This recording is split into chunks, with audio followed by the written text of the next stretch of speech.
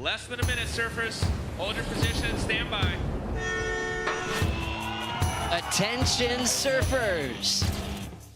The heat is on. Surf fans from around the world, welcome to Surf City, USA for the 2023 Wallex US Open of Surfing presented by Pacifico.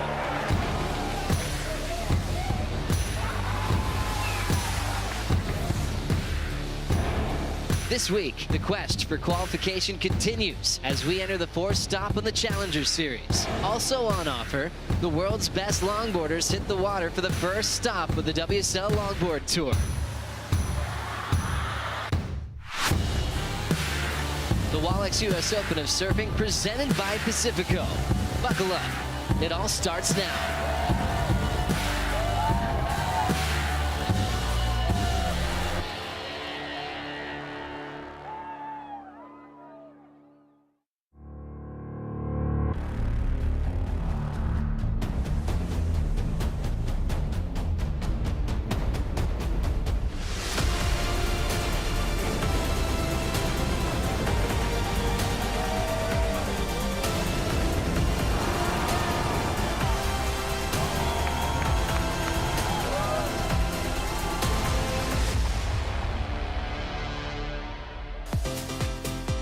It's summertime in Southern California as we welcome you to the San Bazan Dawn Patrol for the Wallex US Open of Surfing presented by Pacifico. Hi Lulu, good morning. We've got all the Challenger Series competitors warming up and preparing for opening day. Not too far of a drive for Nolan Raposa, growing up in Long Beach. He studies the lineup that he's been competing at his entire life. Isabella Nichols, what a charge she's had since falling off the championship tour in Margaret River, picking up some big wins and ready to try to get her spot back on the championship tour. Waves are looking really fun and rippable this morning.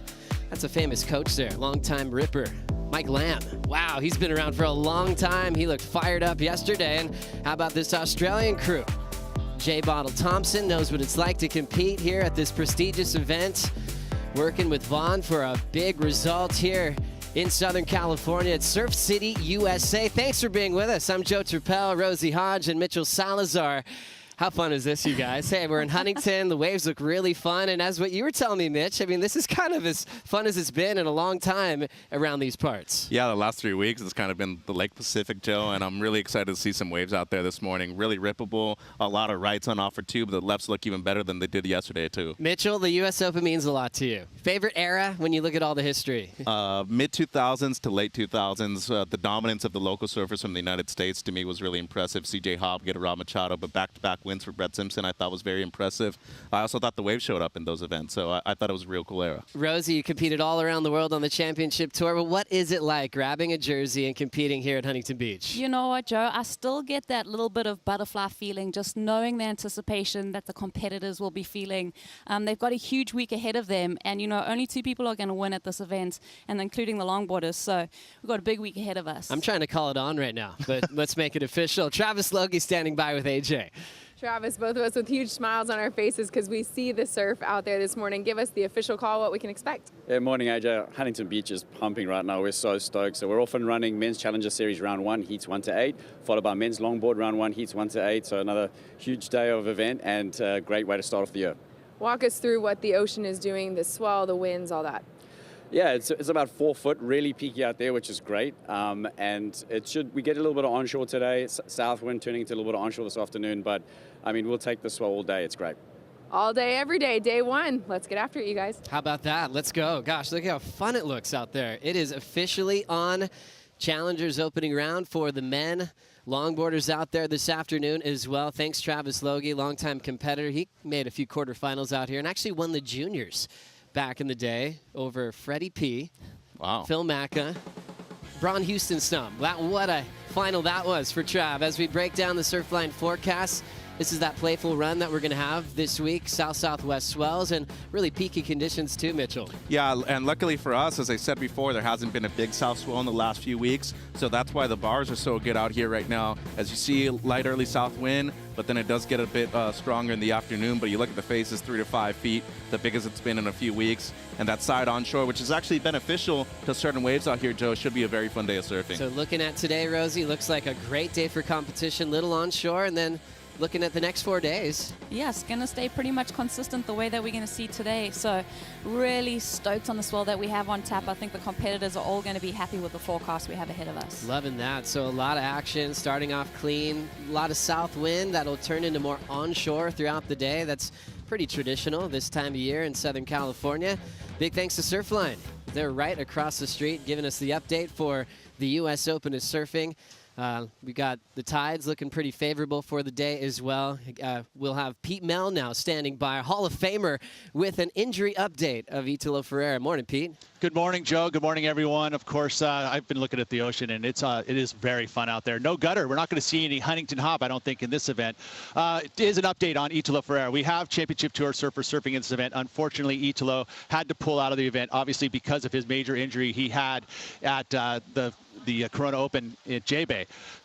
Luckily for him, it is not a torn ligament. It looked really bad if you had a watch of it, but it is just a strained medial collateral, which means that it is a blood-fed tendon, and he'll heal up pretty quickly. He's just got to stay off of it. Although if you follow his Instagram, I will say he is definitely still working that upper body. But no Italo at this event, unfortunately. He is going to be taking this event off as well as Tahiti, so we'll see him next year. But wishing healing vibes to him.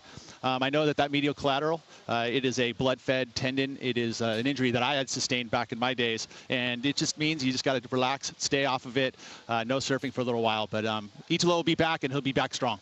Thanks so much, Pete. Relaxing for Italo. We're used to seeing him jumping up and down in competitors' area.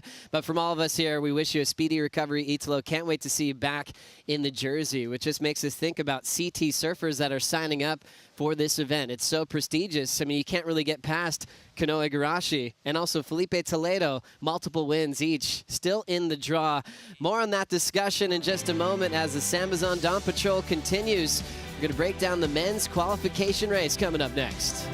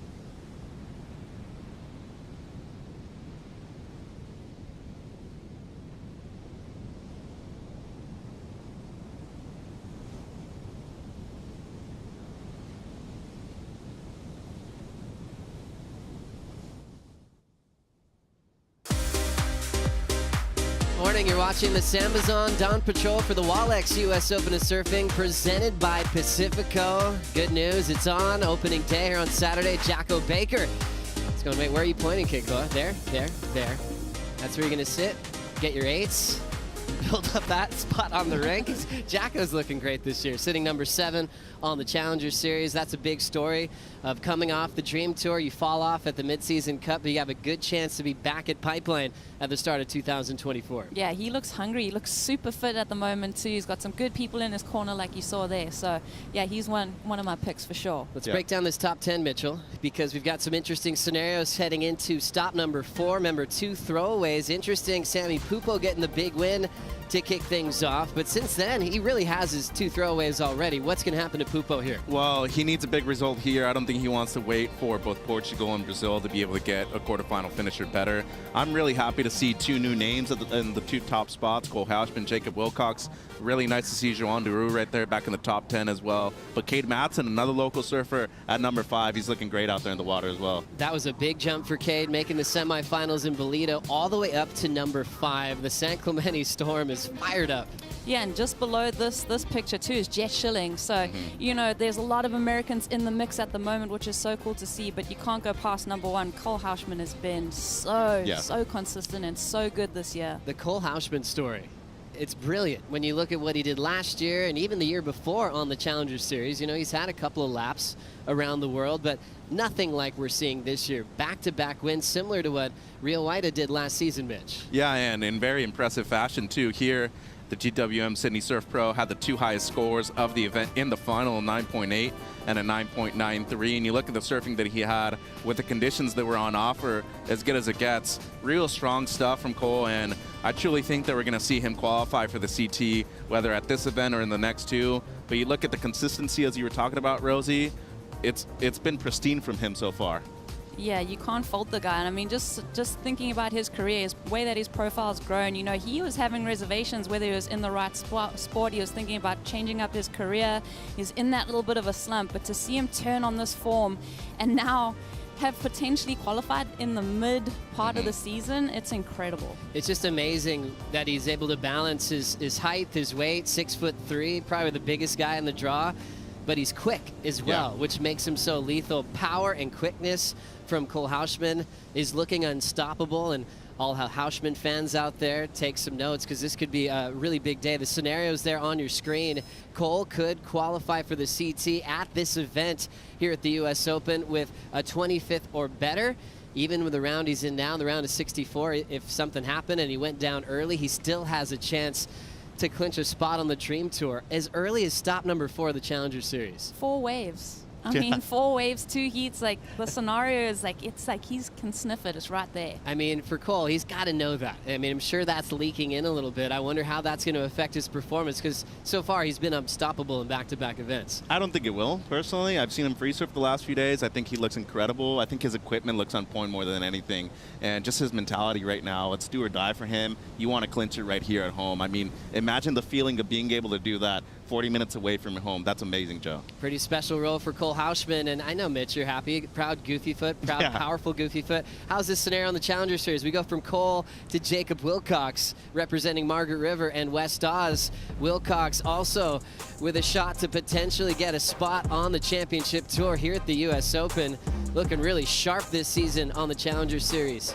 Rosie, this has been impressive because we've seen him for a long time come close to qualifying. And also, you know, similar story to Cole, just having, you know, almost getting there, going through a little bit of a slump and then having to kind of redirect his energy and really focus. But really cool to see this guy. I think, you know, he's living up to our expectations. We're expecting this guy to qualify, but to see him kind of gather his game and do it so well, I've been impressed with him. Always made sense of powerful, chunky conditions. Looking back at Narrabeen, it set up a final well with Cole Houshman. Found the nice sections to pull into, and he's had great consistency. Even got a 10-point ride in Bolito, Mitch. Yeah, and I would have to say the heat of the year on the Challenger Series so far between him and Morgan Siblick, but the consistency that both of you were talking about, it's a thing that has lacked for him to qualify for the Championship Tour, but he's looked great so far this year. I also expect him to be on the CT at the end of the season. So Wilcox fans, Australians, check this out. He can potentially qualify for the Dream Tour if he reaches the semifinals. Well, I'll say will qualify if he gets to the semifinals. There's also some outside scenarios there if he gets to the quarters. We'll see how everyone falls into place in that top 10 picture. One thing we do know, if he gets to that semifinal, he'll officially qualify for the tour. This is a guy who's had 13 wild cards on the Championship Tour since he was a little kid.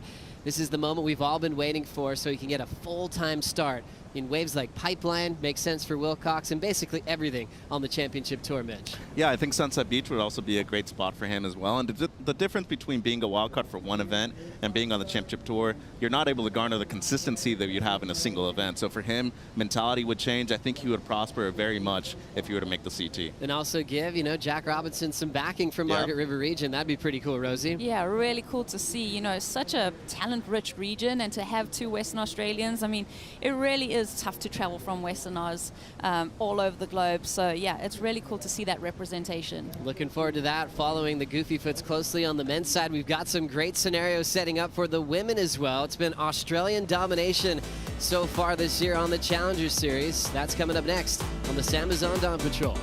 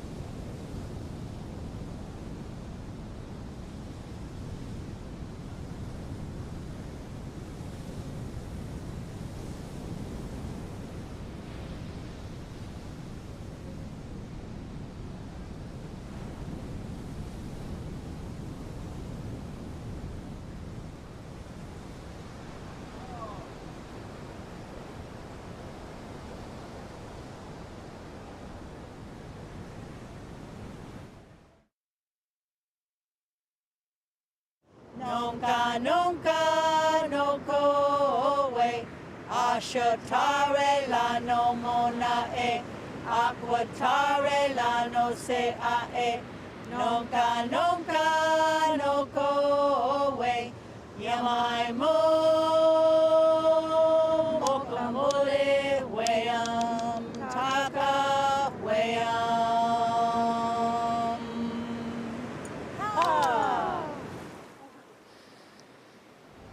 WSL would like to formally recognize that Huntington Beach is the traditional homeland and shared territory of the Ahashiman and Tongva people. It is known by the place Luku and Lukupagma in the Ahashiman and Tongva languages. The Ahashiman people have lived in the place we call Orange County for over 10,000 years and are still here stewarding the land alongside surfers, environmentalists, and others who care about our shared coastline. We thank them for their ongoing presence and participation in this event and pay our respects to elders, past, present, and emerging. We love being here in Huntington Beach. That's one of the longest piers on the West Coast here, and it's such an iconic sight to see, especially for pro surfing. First events here back in 1959. Winner Jack Haley and Linda Benson took the win. Jack Haley Jr. went on to play for the Los Angeles Lakers for 2 seasons. Great history at this event, obviously leading up to what we know now as the U.S. Open. As the Challenger Series continues, we talked about the men's qualification scenarios. Let's focus on the women with some chances to qualify some surfers potentially at this event.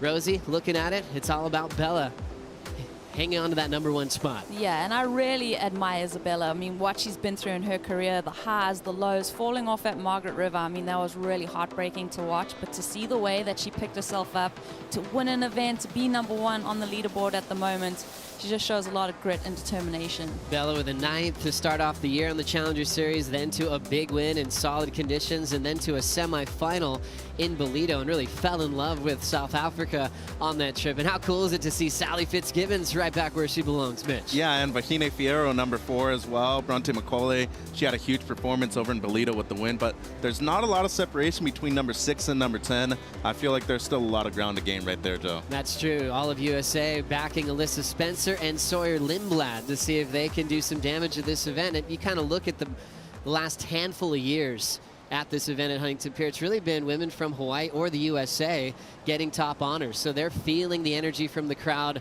that's been kind of putting them right on top of the podium. Let's focus on qualification, though. Isabella Nichols with a shot to be right back on tour next year at Pipeline. Looking at her form, she's looking quick, looking powerful, and boy, she had some wild heats at this event in North Narrabeen. When that bluster came in and it was super windy, like 30 knots, she made so many good adjustments. They got a lot of excellent scores, Rosie. She handled the conditions so well, and I think for Isabella, her career has been character building, and it's really bringing out the best in her. Sally right there in the mix too. A lot of Australian domination on the Women's Challenger Series at the moment. Isabella Nichols started with a World Junior title, the top rookie back in 2021, won her first event, and then just going through this challenge of coming back on, taking it on brilliantly here at the U.S. Open. We know she's got some outside chances. She's probably thinking just try to win this thing and not get worried about the math too much here at stop #4, Mitch. Yeah, I think more than anything, you just need to be thinking about another finals day. It has to be quarterfinals or better for you to qualify for the Championship Tour, especially on the women's side.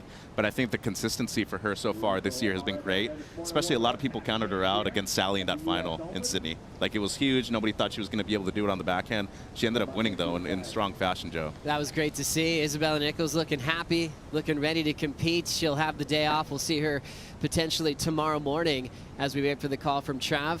Bronte McCauley from West Oz. Huge win in Bolito. She's had a lot of up and down moments in her career, and she's, I think, still getting better every time she hits the lineup. Yeah, definitely brought up a bit of emotion for me to see Bronte win in South Africa, travel up the leaderboard 20 spots, Joe. Just so incredible. Yeah, it's 5 women that qualify on this Challenger Series. You have to be super consistent. It's going to take wins and semifinals to really solidify that spot. And I really want to see Bronte with this new Dream Tour, with waves like Pipeline, with waves in Tahiti. She's such an amazing barrel rider over a shallow reef, so she's in a great spot, moving up to that spot on the qualification rankings, but still a lot of room to move here on the Challenger Series. We'll take a quick break. Remember, this is the first stop of the Longboard Tour. We'll dive into that coming up next on the Sambazon Report.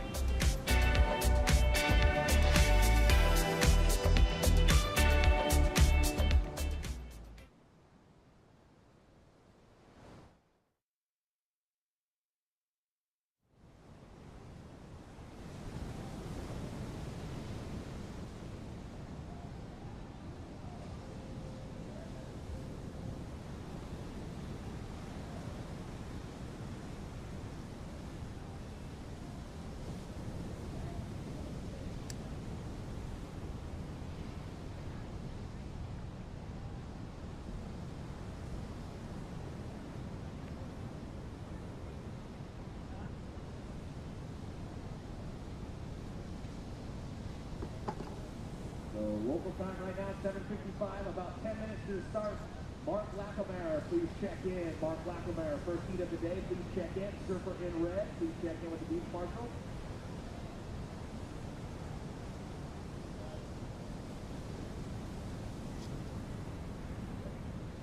I see Mark coming up now, and we do have alternates standing by, so please keep that in mind throughout the day today, surfers.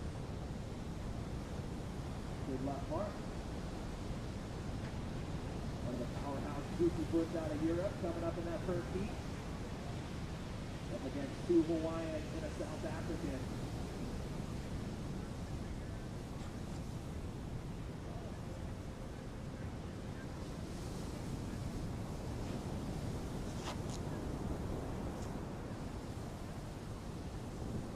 Well, there's still a lot of bodies out in the water. So once again, non-competitors start making their way in. Oh yeah, we're gonna have to scold them on the mic. Oh, for the day we've had decent waves like over a month. It is understandable, and the best peaks are right here, just to the south of the pier. This whole zone. Oh, yeah, let's get you guys onto the beach. The lifeguards are helping. As they always do, and while you mention the words, let's give a shout out and a thank you to our men and women in uniform, all of them, and especially our lifeguards here at HB. David Life 365 here on our beaches. Absolutely, we work in unison.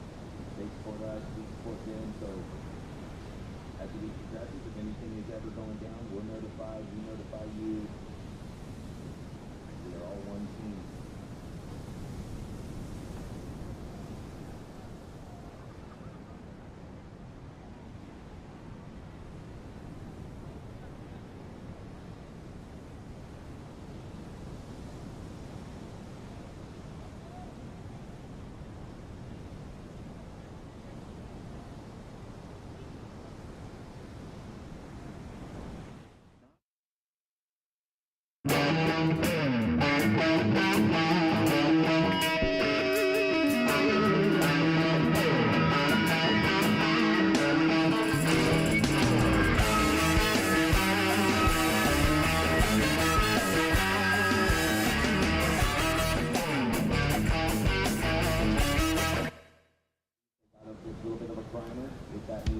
You're watching the Sambazon Dawn Patrol for the Wallex US Open, presented by Pacifico.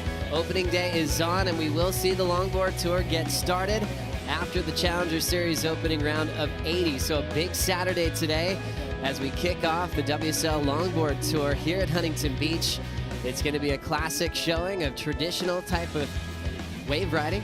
It's where it all began. Nice look back at the past to see the present-day longboarders perform once again. Congrats against to Harrison Roach and Sole Erico, the world champs from last season.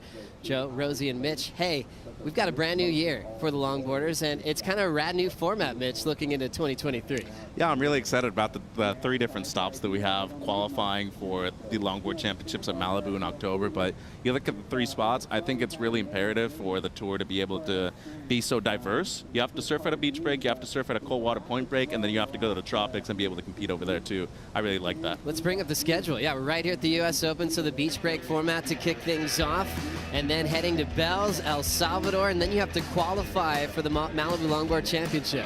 Yeah, what a way to cap off the season. I mean, surfing Malibu with only, one person out, 8 surfers in the mix for that world title, going to pick the best day in that window. I think it's a one-day event to crown a world champ, so it's going to be really exciting and beautiful to watch. Yeah, it's similar to what we do on the championship tour when we always break down the WSL Final 5 for the longboarders. It's going to be top 8 to make it to Malibu. If you achieve that means you're guaranteed your spot on tour for 2024, but it's going to be a one-day surf-off for a world title. As we break down this format, it's going to start off with 3 surfers in the lineup, 8, 7, and 6 in the world, all with the lineup to themselves at Malibu, and it's just the winner that will move on to match number 2, Mitch. Yeah, but what's cool about it is the same thing as the Rip Curl WSL Finals. In your title matches, it's a best-of-3 format, so if you're the surfer that comes all the way from match number 1, you potentially have to surf around 8 or 9 heats during that day, but a real fun format, as Rosie said. Surfing Malibu with 1 other or 2 people out, that's amazing. It's not something that's able to do every single day for a surfer. Oh, it's such a special venue with so much history, going back to the days of the great Mickey Dora and more. And these longboarders get that treat of having that lineup to themselves. You can see there's a long waiting period, October 3rd to the 13th. But they're just looking for the best day to crown the world champions. And just getting some news, and I don't think Harrison Roach can get here in time. However, I'm not counting him out with this type of format. If he shows up, to the next 2 events like Bells and El Salvador with some huge results, like a defending world champ, he could show up maybe with a lower seed and go all the way at Malibu once again. Yeah, we've got some talented people in the mix, though, Joe. I mean, it's such a stacked field on the women's side. I'm really looking forward to that. A couple defending champs that have won out here at various events. So, yeah, it's looking like a really cool event, and what a way to kick off this tour for the longboarders. It's a pretty emotional day when you go back to Malibu last year for Soleil Erico. Being a Malibu local, to get that lineup by herself, that was her favorite part. And then to win a world title in front of her friends and family, she's still pinching herself, Mitch.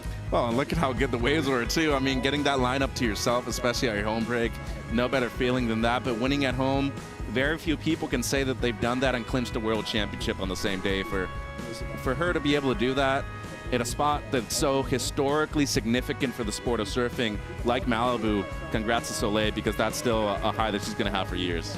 And also surfing against, some of her favorite surfers in the mix. I mean, this was such a highly competitive draw, so to see her come away with the win, that's got to be a special one. Really heartfelt for her, holding up the world title trophy right next to Harrison Roach.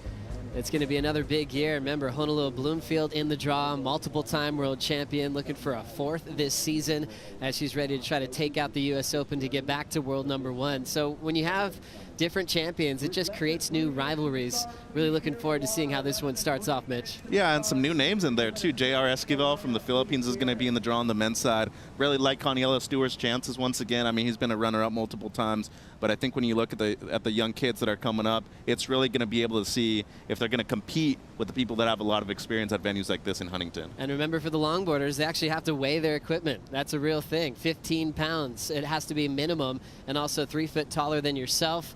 So they definitely check out that equipment closely. They really wanted to have that traditional type of approach. Doesn't have to be a single fin, but not every sport. You have to weigh in your surfboards before you paddle out, which is really cool. Yeah, 6.8 kgs. Yeah, it's so fun to see this different dynamic in our sport, and I'm really looking forward to it because I feel like I'm also going to learn a lot. Let's now take a special moment to catch up with our senator, with AJ.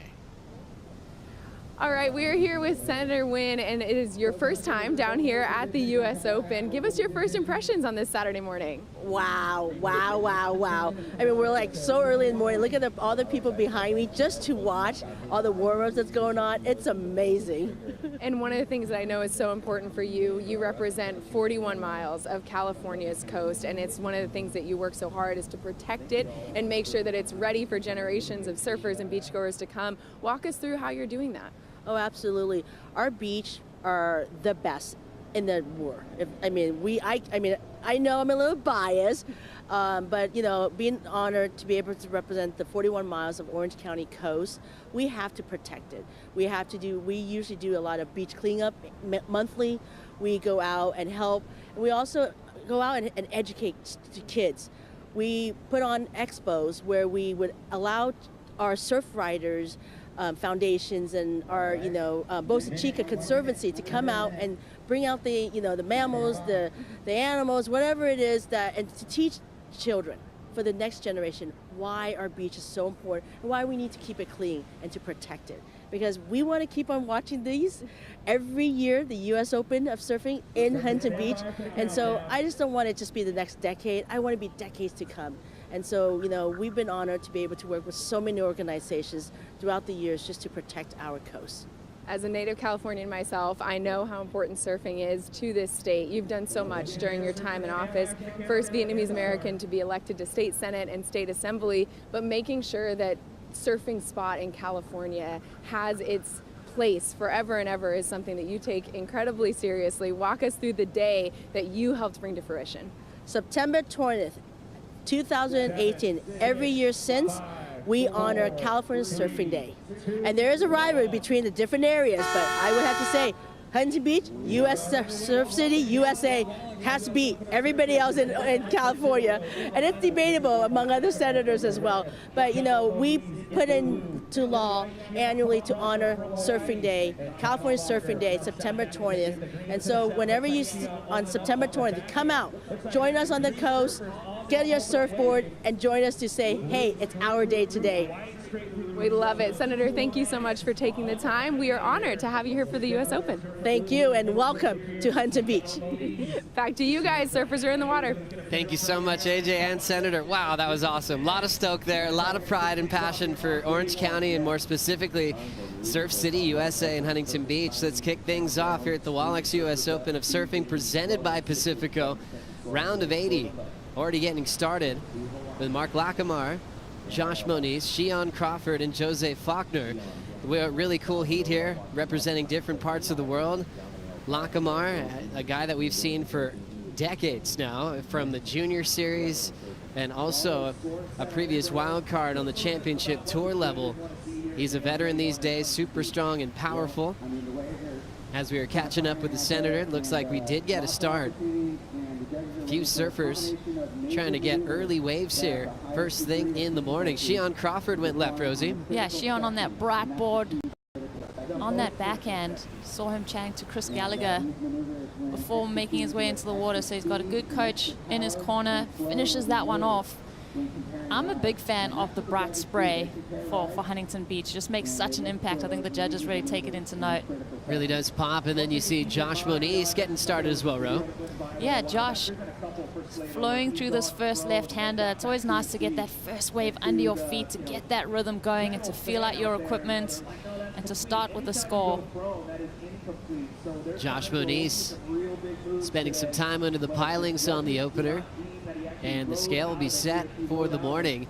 Real fun, peaky conditions. We might see a little south wind creep up, then move a little bit more onshore.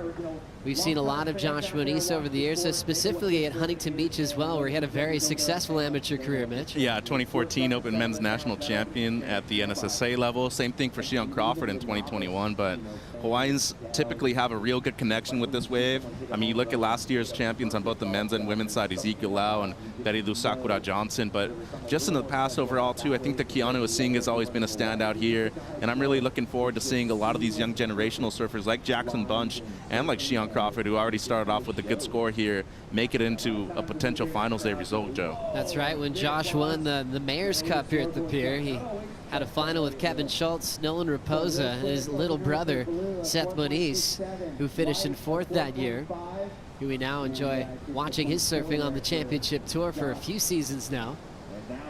As we check out these conditions, early morning scores coming through. 4.67 for Moniz. Shion Crawford, 4.5.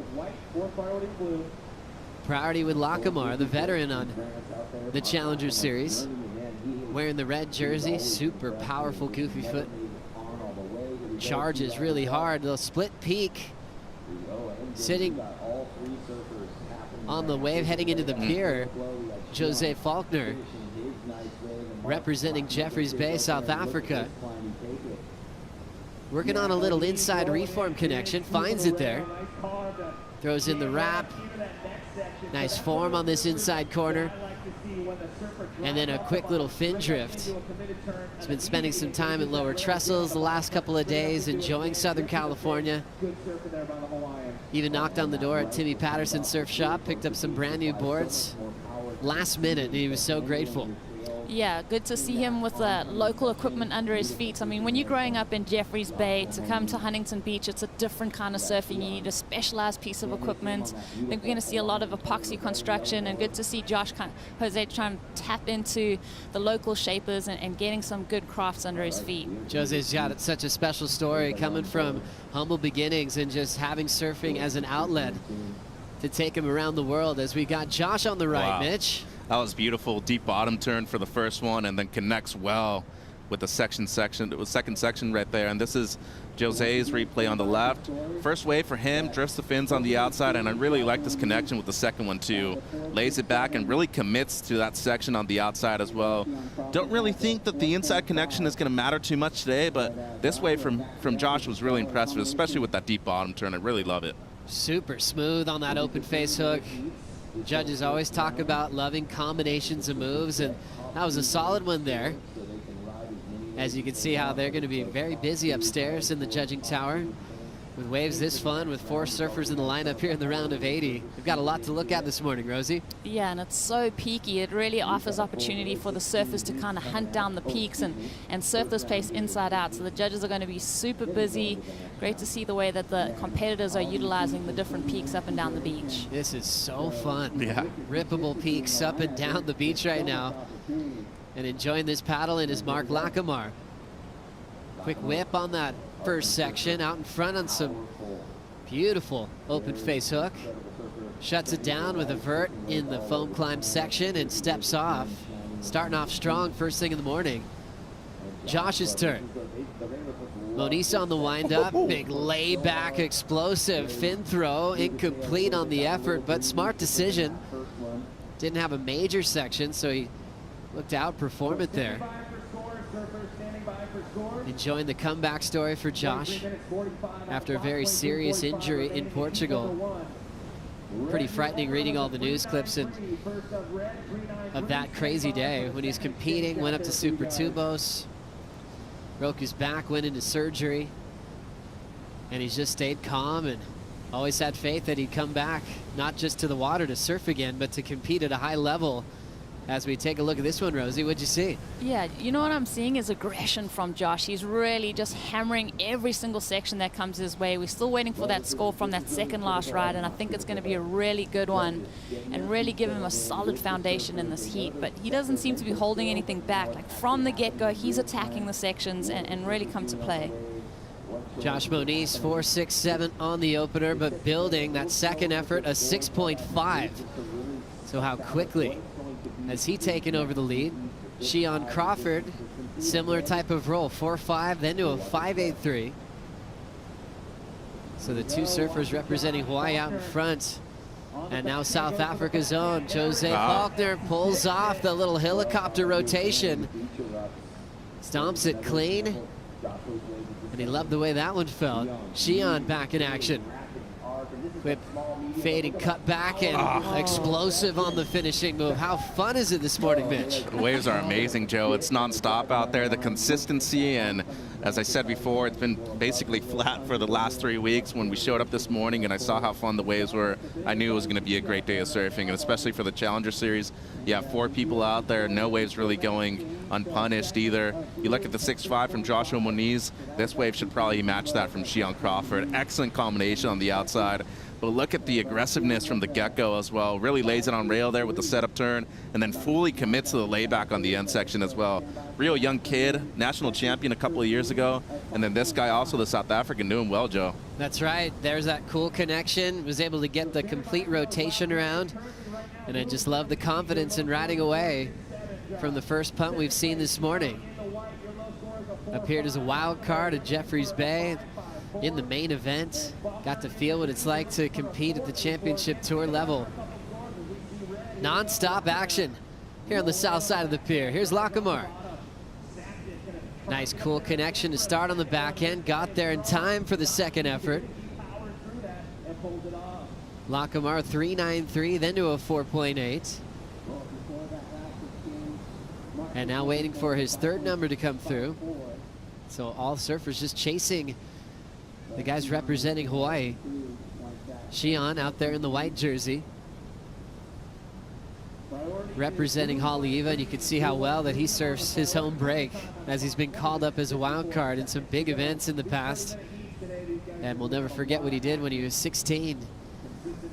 Made it all the way to the quarterfinals, getting past some of the biggest names in the draw, Rosie. Yeah, he went to town in that event. So fun to see someone that knows a break so well and how they utilize that location. I mean, I've seen him multiple events now. It wasn't a fluke. Like, this guy is the real deal. Like, and let's just see how he can bring it on the international stage and surf different places.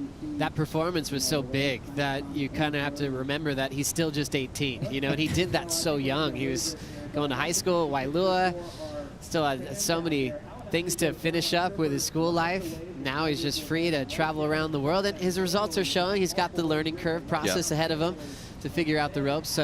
leaving home for a long period of time, figuring out new waves and equipment as well, Mitch. Yeah, it comes from a great family as well, and I think for a kid so young that's really only been traveling internationally by himself, really impressive stuff what I've seen so far. But 2021, that was a shortened year on the Challenger Series. He had a lot of upsets in that event at home, but both him and Josh just seem like they're in better positioning than both Jose and Mark at the moment, Joe.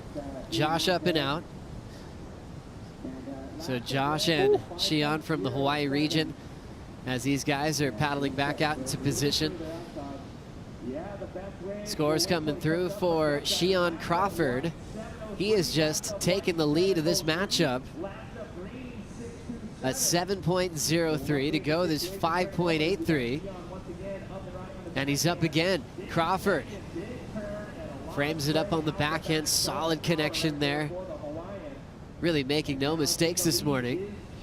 Jose with the backside rotator, 6.27. Bumps Josh Moniz down to third. Lacamar fourth, chasing a 6.7. So great job to Shion, now with the best number of this first heat of the round to 80, getting into the 7 range. And things can change quickly, especially when you've got a very consistent air game like Jose. He's got himself in advancing position at the moment. Little snap to slide as he can't hang on. Ends up incomplete there. And Faulkner just into his second appearance on the Challenger Series this year. Competed in Bolito, got knocked out early. Missed out on the Australian leg of the season. So trying to get some momentum here at stop number 4, Mitch.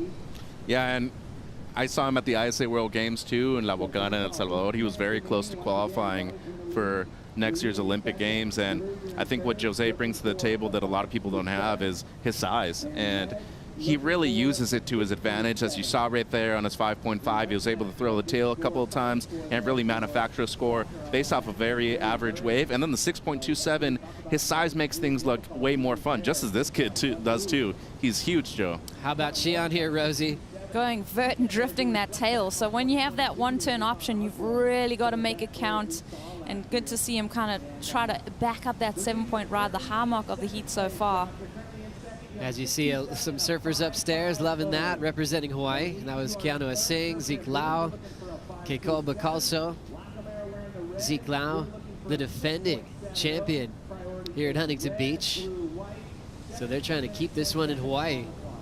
If we're being super critical though, Joe, at that point in the heat, Shion was in the top 2 spots with priority. He was already in the lead. It was a closeout wave when you're already throwing away a 5.83 as your low score. I don't think that was the right decision to make right there. It was a closeout wave. It had the one strong turn, yes, but it wasn't getting a score close to a 6. So that's where you see the lack of maturity for a rookie on the Challenger Series like Shion. You know what, I think it's too, you've got this energy and you're bubbling over, you've got that good score. So now it is time to kind of rein it in and really roam the lineup and comb it for that better wave. We'll see if his heat strategy will adapt now that things have settled down a bit. A lot of scores for the judges to catch up with. Priority with Lacamar, second priority with Josh. Those are the guys sitting in third and fourth at the moment. Faulkner with that backhand rotator, 6.27. I've kind of noticed recently, even on the championship tour, the judges are really excited to really reward individual moves if they're big, especially airs. I've really noticed that in the last few events. Yeah, and I think Yagodoro's been very specific to that criteria too. If you look at what he did in Rio and you look at what he did in J-Bay, he was able to capitalize on those scoring opportunities. Especially the judges send texts out to the athletes every morning as well with what they want to see, what the conditions are going to offer, and these surfers are really surfing to the criteria. I think it's very important for them to understand what the judges are going to want to see during a competition, Jay. So far, Shion Crawford out in front, representing Hawaii. Zeke won last year, but some famous wins have happened the south side of Huntington Pier in the past. Andy Irons winning in 2005 and also at the CT level here in Huntington back in 1998. So many great memories over the years. We mentioned that competition started way back in the late 50s here, but the US Open really took over in the mid-90s. There was some exciting action there, especially with Shane Beshin, Kelly Slater having huge rivalries in the title showdown. as we see an aggressive paddle here. Jose Faulkner with a little wedge. Throws the tail towards the beach, so a consistent air game. Backside rotator gave him the 6.27. But he's trying to better a 5.5 with that one, Rosie. Yeah, he was in that fourth priority, so he was trying to sneak that wave underneath. Unfortunately, as he was taking off, he got a little bit handbrake by a chop in the face, so didn't get the speed that he needed to get a little bit more amplitude. As we watch it right here, that rail just catches. I'm sure he would have wanted to launch just, you know, that little bit higher, have that speed to turn that into something special. So Jose hanging on to the second spot. Great surfer who tells a beautiful story of where he comes from. Really challenging throughout his life on land, but then found surfing as an escape, just to find some peace. He felt like when he was in the ocean, that's when he was happy. He'd forget about everything going on back home. And now he takes all these young kids surfing all the time and tries to give them a healthy lifestyle back at Jeffreys Bay. It's such a beautiful story for Jose. Competing here at Huntington Beach, fighting for a U.S. Open title. So far sitting in second behind Shion Crawford. And Josh chasing a 5.27, and the veteran from France, Lacamar, needs a 6.7. We'll take a quick break. Back for more action here in Southern California right after this.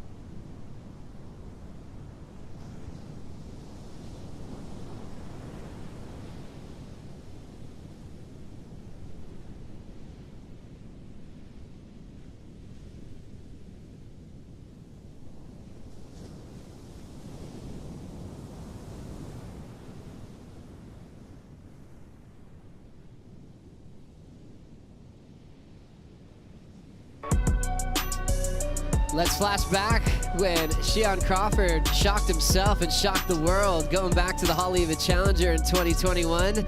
16 years old, came in as a wild card and flexed his local knowledge against some of the biggest names. He was unstoppable all the way to a quarterfinal finish, Rosie. Yeah, he was unbelievable. Really put us on high alert that this kid is coming. Even the next season, he did extremely well. So this kid's on fire. He's grown quite a bit since this event. And he's doing himself proud. Oh, he put himself on the map as a contender representing Hawaii. And I guess when you look at a lot of surfers from a young age, I guess you would call Shion a bit of a late bloomer as far as the competitiveness that they had in that Manahuni division. He wasn't quite the standout until a little bit later, and he just continues to improve and now becoming a household name. He's got great confidence, believes in himself, and he's got a great support crew as well. So far leading this heat here in the round of 80, Mitch. Yeah, and comes from a great family, as I mentioned before. I think his parents did an amazing job with him, and you know, he's had a couple of big growth spurts over the course of his young career as well, and that's something that's really difficult to adjust when it comes to the boards that you're riding, the fins that you're riding, your entire equipment, and I think that he's done incredibly well over the course of the last 4 or 5 years to be able to adjust to that. And bringing that rail game to the Challenger Series is really important too when you look at his size, because you got a wave like Bolito, that's really a performance-based wave, but with the size that they had this year, I was expecting a bit better result from Shion. Here, you'd be thinking the opposite. You know, you'd be thinking, okay, it has to come down to the airs. It's come down to the rail in this heat so far. The 7.03 2 big hammers on the outside and the backup score of 5.83. Things are looking good for Shishi so far, Joe. That's right. That's what all of his friends call him back home on the island of Oahu. Crawford out front of this one, which is a great reminder of how these guys got here, representing the Hawaii region along with Josh Moniz, Eli Hanneman, Jackson Bunch, Kai Paula, Keanu Singh. That's the route through the regional tour. You also have surfers that came off the championship tour like Zeke Lau, who's able to get his spot here.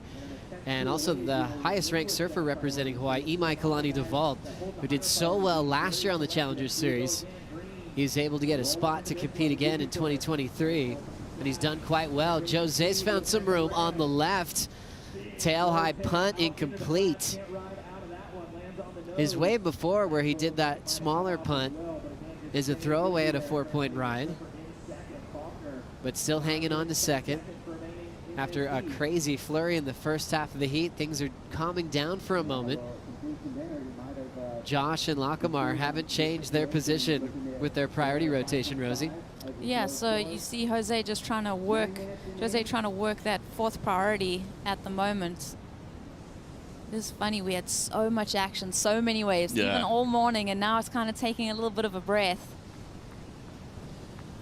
That quick start can be so important at this point in the heat. I mean, with Cheyenne with that 7 and everyone getting a good ride. I mean, the top 3 right there, they've got something substantial under their feet. Mark Lacamar has some work to do, but he's got that priority. So there's opportunity there for him to leap up. 8:25 on the clock. Dimitri Poulos is coming up next against Nolan Raposa, Josh Burke, and Brody Sale. As we see Lacamar set up the back end, always clean with his lines, extends that bottom turn, finds the lip, and just shuts it down with solid backhand surfing. Lacamar chasing a 6.7. As now Jose's found the left again. Whips it through the whitewater. He'll get stuck, so a throwaway there. Guess once you find yourself in the back of the line for priority, he's got a little bit more room to move and check waves out during this lull. But nothing changing the situation for Faulkner. We'll just see what happens for Lacamar here, Mitch. Yeah, I really like this wave from Lacamar. He did get a little hung up on the second turn, but just to be able to convert on a wave this small with the consistency that we've seen so far in the first 22 minutes of this heat. Great opening turn right there, and unfortunately right there when he was coming out of the second turn, he did get a little hung up. Did well to finish with the third one, though, so it's going to be his best wave, Joe. But as of right now, I think he has to move to the more southern peak, break away from the other 3 surfers, and get his best wave in order to move up into the top 2 spots. Your favorite highlights, Mitch, of watching Lacamar in his career? Back-to-back finals at the Oakley World Pro Junior in Karamas. You know, he lost to Dusty Payne and then Sam Wrench the following year. He was always in contention for the World Junior Championship in Narrabeen. But I think that win in 2009 in France at a Pro Junior, he beat John Florence in the final. Winning at home, to me, was the most important win of his career so far. But he's been a consistent surfer on the Challenger Series for how long it's been. You know, I want to say 10 to 12 years now for him. He recently got married, and I was looking at some of his photos. His groomsmen, Jeremy Flores, John Duru, Ramsey Bochheim. So this guy's in good company. He's grown up. He's got good sparring partners. You know, he's been tapping on the door of qualification for a long time now. What a heat that would be. Yeah, wow. They've probably had a few. I'm sure they surfed the morning of the big day. Great news for Mark Lacamar in his life. I remember one result he had at North Narrabeen. He got run over in the surf the day before finals day. Had stitches in his head, had to shave his hair, wore a swimming cap, and ended up winning the event over Nat Young in the final. It just showed his depth, a total warrior. He's not afraid to get beat up in heavy water conditions, and I think that's why it made sense that he got his best result so far this year when Narrabeen started firing. Got a equal 5th place position, so he's the high seed in the water at number 25 in the world as we enjoy this heat recap, especially for Shion Crawford. 7.03, 5.83 in the lead, Mitch. Yeah, best wave of the day so far for Shion right there. 7.03 for the great combination. And the score actually came under, you know, trying to better his low score. It was a 4.27, but you just look at the power and the intensity that he brings to the table. As good as it gets, and strong surfing here from Jose Faulkner too. Really like the excitement level that he brings to surfing out there at a beach break like Huntington Beach. and he's got a solid air game too. His best score is 6.27 for that rotation right there, Joe. Love how he pulled that one off. 6.27 in second for the South African. And Josh Moniz is now holding first priority. Remember, Lochamar just took that wave, a 5.10. So Mark is still chasing a 6.67 to get out of fourth. Mark, the high seed in this matchup, is trying to avoid an opening round loss. He's been doing this a long time, but if he goes down in this heat, this would be a throwaway result for Lochamar. And then he'd have to focus in on Portugal and also Saquarema in Brazil to try to save his season. But Josh is in a great spot, now being incredibly selective. He's already felt a 6.5 in the seat, and he doesn't need that much. Moniz has had the goal to try to join his younger brother on the championship tour. A lot of siblings in that family. His mom Tammy describes Josh as the quiet one, but obviously dangerous in the water. Bit more reserved there, and then when the waves start firing like in Pipeline, he's one of the best out there on any day, and still so proud of that run that he had when he won the Volcom Pipe Pro a few years back.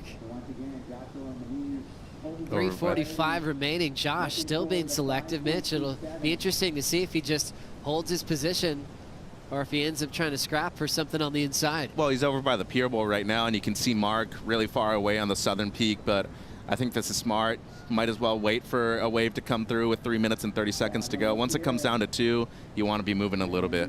Little wedge setting up for Jose up and out. Too small. It's not breaking on the outside bank right now, Joe, those waves, so you do want a wave that will connect all the way through to the inside. You look at a 6.5, that was a wave that broke all the way on the outside. It's probably a wave that he's looking for right now in the last 3 minutes. So high tide about 8:30 this morning, and then it will drain to about midday. Josh winning a big NSSA Open Men's National title here in the past, so a ton of experience here at the Huntington Pier. So kids really are psyched if they're from the United States because they grow up surfing this venue for their national titles. Then it's a prestigious challenger. It's been a CT level event at times, so they work out all their positioning at a young age at this venue. So Josh understanding that well. Time against him now, 2:30 remaining. And looks like Lochamar is going to try to save himself and survive this opening round. First turn looking solid, second effort, nice clean sweep on the open face. And finishes towards the beach. 3 maneuvers chasing a 6.67, Rosie. Yeah, smaller wave, good surfing, but just looking at the scale of this heat, we'll see what the judges say, but my first reaction is it's not enough.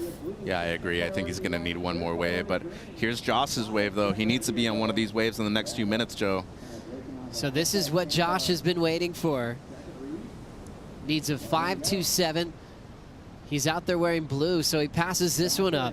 Down the line, a big punt from Shion Crawford. Tail to the sky, great landing, and a really aggressive rotation as well. What a morning for Shion. Now Josh under pressure, doing the same type of move, can't find the landing, and that might be the heat. Gabe Garcia staying engaged, representing Carlsbad, California on the right there. Put in a lot of big performances in his day, the south side of the pier.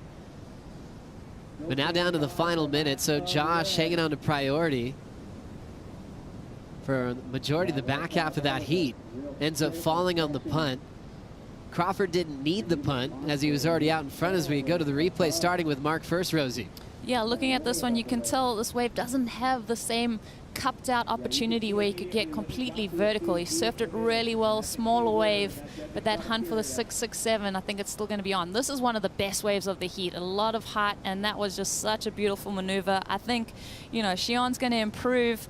Unfortunately for Josh, he waited with priority for so long, and then got that second wave of the set that really didn't offer too much opportunity for him to convert. And Mitch, I mean, Josh lands that air. I'm thinking he makes it, yeah. We're getting him into second for sure, and he knows that as well. I'm sure that is just so frustrating knowing how close he was to landing that punt right after Shion's. Crawford gets a 7.07 for the air, 14.10 combined total. These waves coming in time, so Josh trying to pull off a miracle here on his backhand. Wedge starting to grow, frames it vertical, needs a bit more. And that one's gonna flatten out on the inside section. So Josh trying to pull it off on the backhand, chasing a 5.27. Lockamar stays in the 4th position. He'll be upset here in the round of 80. One more look at Josh's effort here, Mitch. Yeah, unfortunately for Josh, this wave just flattened out after the first carve. Had to generate some speed and go vertical right there, but not really offering up the scoring potential that he was requiring for the low 5. Unfortunately for him, it's going to be another throwaway. Tough one for Moniz, who started so strong in this heat with that 6.5 and 4.67. But he'll be out of the event along with Mark Lockamar. Jose Faulkner moves on right behind Shion Crawford with a 14.10 total. Shion's moving to the next round. We'll take a break. Heat number 2 is coming up next.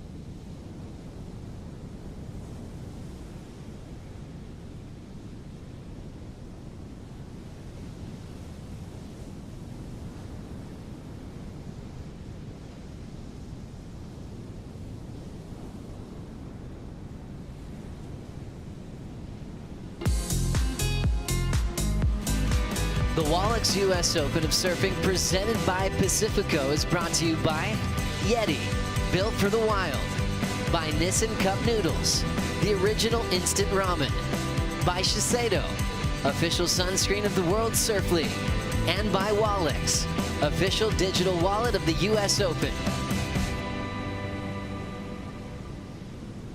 The round of 80 continues here at the Wallex US Open of Surfing, presented by Pacifico. Nolan Raposa, Dimitri Poulos, Josh Burke, and Brody Sale in the lineup now. Top 2 moving on into the next round. Joe Turpel and Mitchell Salazar for the call. We just saw Shion and Jose Faulkner get through the first heat of the morning. Peaky conditions, but you got to get off to a quick start. Things got a little sleepy at the halfway mark as we hit this high tide. We'll see how Nolan handles this lineup. Definitely with the most experience competing here on the south side of the pier. Yeah, and the most consistency recently too, Joe. You look at the lineup out there right now. This is a really tough heat to make. Dimitri Poulos has been on a tear the last year on the regional qualifying series. Josh Burke, always a threat from Barbados. And Brody Sale, the kid from the Big Island of Hawaii, really like the way he's been surfing out here the last few days, riding those Slater designs. I think they're great equipment for what we're going to see out here at Southside today. Oh, so cool. Brody's really taken advantage of some good travels to Jeffreys Bay right before this.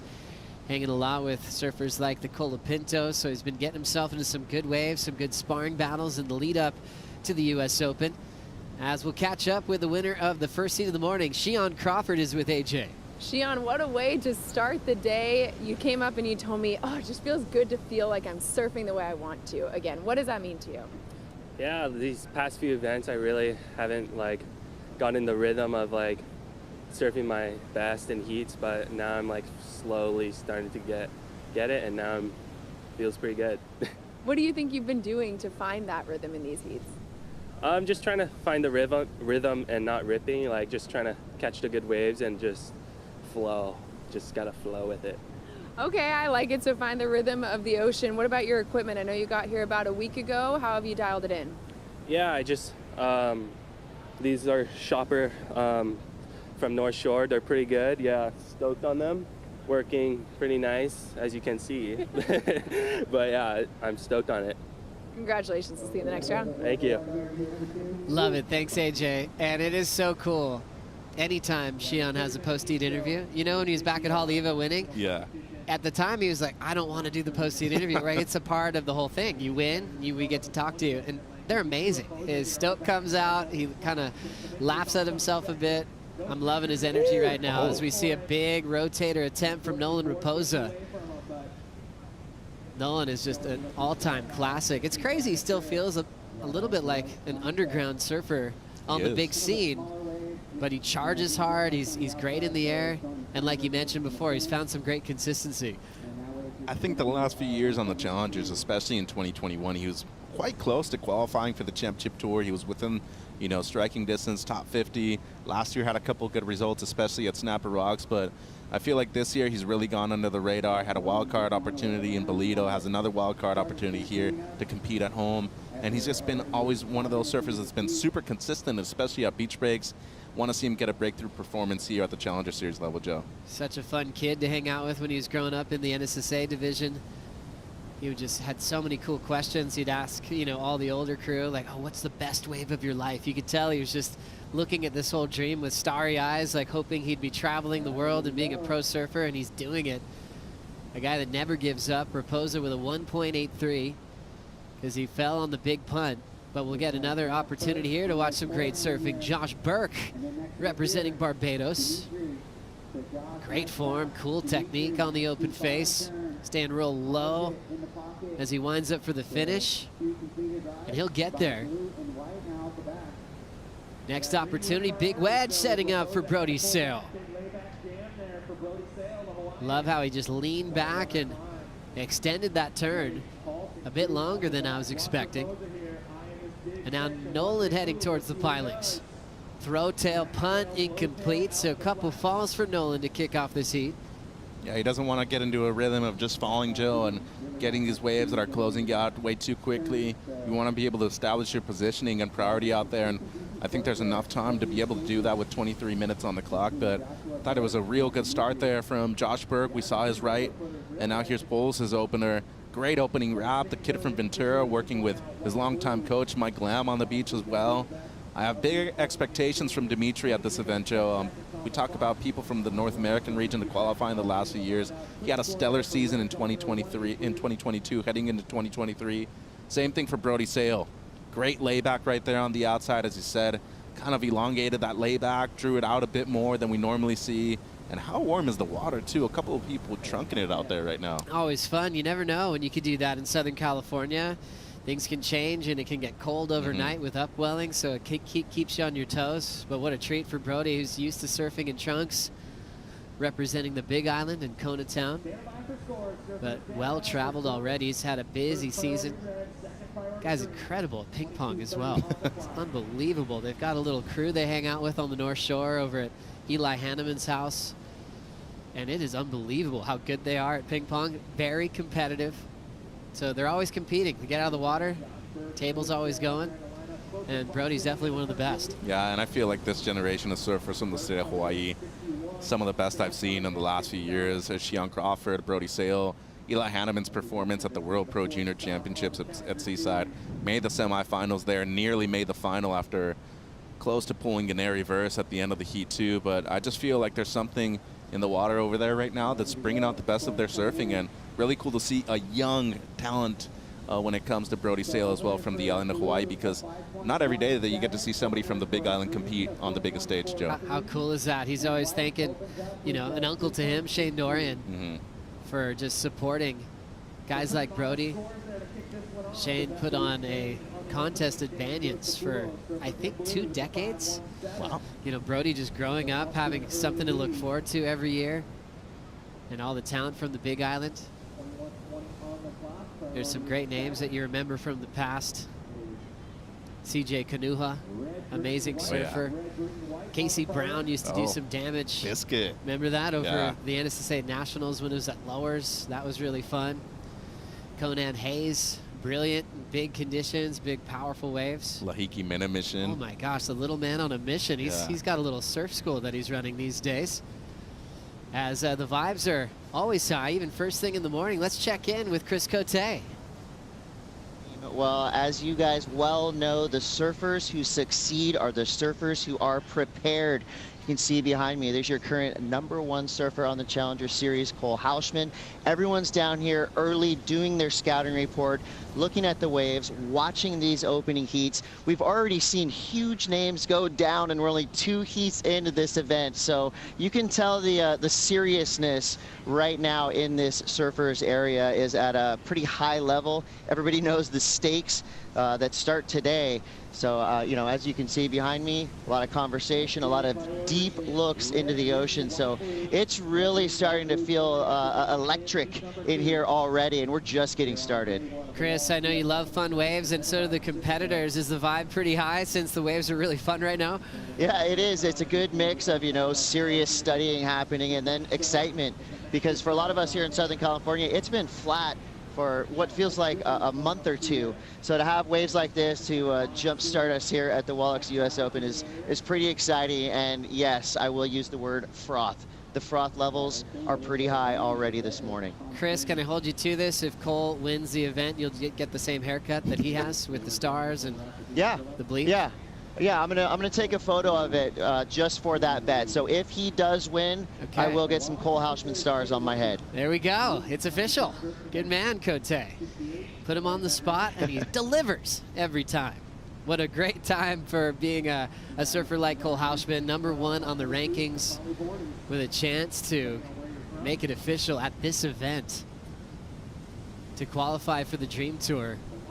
A guy that struggled last year just with his mental headspace. The crew around him was saying that he was even getting superstitious. He didn't want to play cards the night before his heat. He was just overthinking so much, and he just turned everything around this year. As we see Nolan Raposa from Long Beach setting up that first turn. He's fallen on a couple of airs so far in the matchup, and now he's got his groove down the line. Fin throw reverse, he's got that one. His best wave so far. Floating it is Dimitri Poulos. Really exciting wrap in that small inside corner, just holding his speed so well. Yeah. He's got really cool moments where he can be explosive, very spontaneous. He kind of keeps you on the edge of your seat because he can pull off something big on a moment's notice. Yeah, and he has an incredible backhand too, which we haven't even seen in this heat so far from Ventura. Not many surfers from Ventura have been on the Challenger Series or at the top of the QS in the last few years. You have 2 of them now. James Swerkowski coming up in the next heat as well from that same area. But what Dimitri brings to the table is explosiveness, Joe. You saw the amount of speed that he had right there on that right. Can't wait to see him on a left out here, just as we saw Nolan. I thought this was good wave selection with priority with 18 minutes to go. Great first turn right there, has to foam climb that second one, but look at the way he was able to generate so much speed to get to the air right here. Beautiful reverse to finish that wave off. Best wave of the heat for him. And then Dimitri on the right, good progression or lack thereof progression, I want to say, on that floater as just a down the line turn, Joe. So, you know, I thought we were going to see a little bit more on the outside, but it seemed like we caught up with him. It's just a 3.0 for Poulos. Extends his lead, though. Cool to see the Ventura surfer representing that part of the coast in California as we see this left wedge set up onto the lip hook, attempting complete for Brody Sail.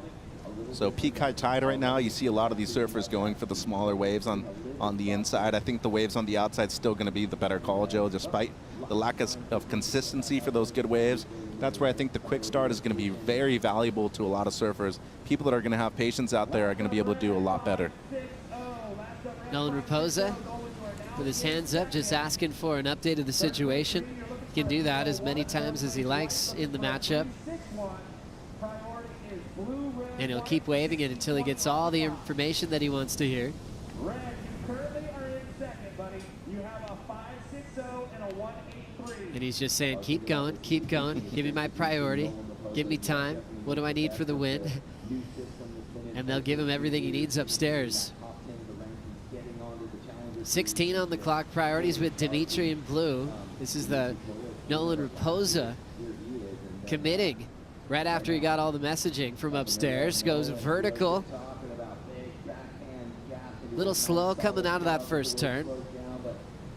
And he'll just chip away on this inside corner. So he's already improved on his low score of a 1.83. And you'll definitely hear a lot of screams for Nolan. Just being from up the road in Long Beach, you'd call this his home break. Yeah. Surfing out here all the time. And a smart decision making the move. First turn, how'd you like it, Mitch? Well, I thought it was very explosive. You see a deep bottom turn right there, drifts the fins all the way around. Unfortunately for him, this wave kind of shoulders off. Still, as you were mentioning, going to replace the 1.83 by a long shot as well. And solid finish right here, too, for Nolan.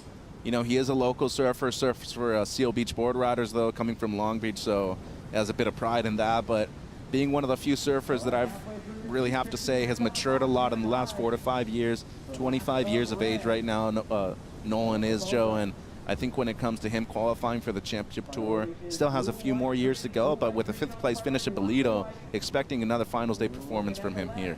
Josh Burke heading towards the pier. Already into his second move. Just such a polished technique.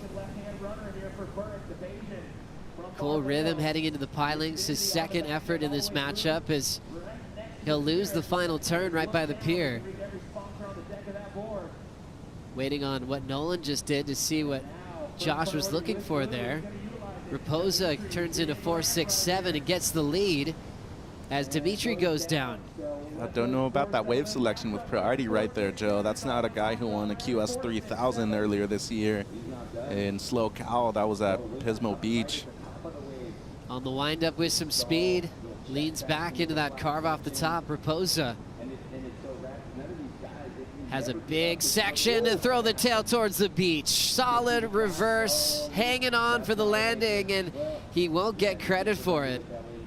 But a big effort for Raposa. Absolutely launched. Matt Myers already taking notes. He's got a big support crew as well. Look at that. John Mell on the beach, working with Matt Myers as always from Myers Surf Mentorship. You see Tyler Gunter, Alyssa Spencer in the background, and the whole Raposa clan standing up behind them as well. I thought this was a decent wave for Josh Burke. It won't be a big score, but still something that he can work on. A lot of flow on this wave. Unfortunately for him, the left never really stood up as much as the rights do, Joe, and I think that's the difference between the rights being way better this morning in comparison to the lefts. If Nolan pulls this last air off, this was great conversion from him. Strong layback there to start things off, but as you look here, this wave flattens out, has to generate enough speed just to be able to get the board above the lip line. He pulls this rotation off, we're seeing something better than the 4.67, no doubt, but unfortunately for him, gets stuck in the whitewater and can't complete the last maneuver. As you see right there, Matt, a little frustrated with it too. And still trying to stay fired up. Yeah, what a great support crew here early in the morning for Nolan Raposa, who does have the heat lead, even though he missed that opportunity on the air. His way before was the 4.67. Dimitri dropped to second. Burke now in third. Back-to-back three Rangers, very similar numbers from both of his rides. And Brody Sale now with priority, only chasing a 3.75, so incredibly close. And a lot of talent in the ocean. Josh Burke representing Barbados, which is always really cool.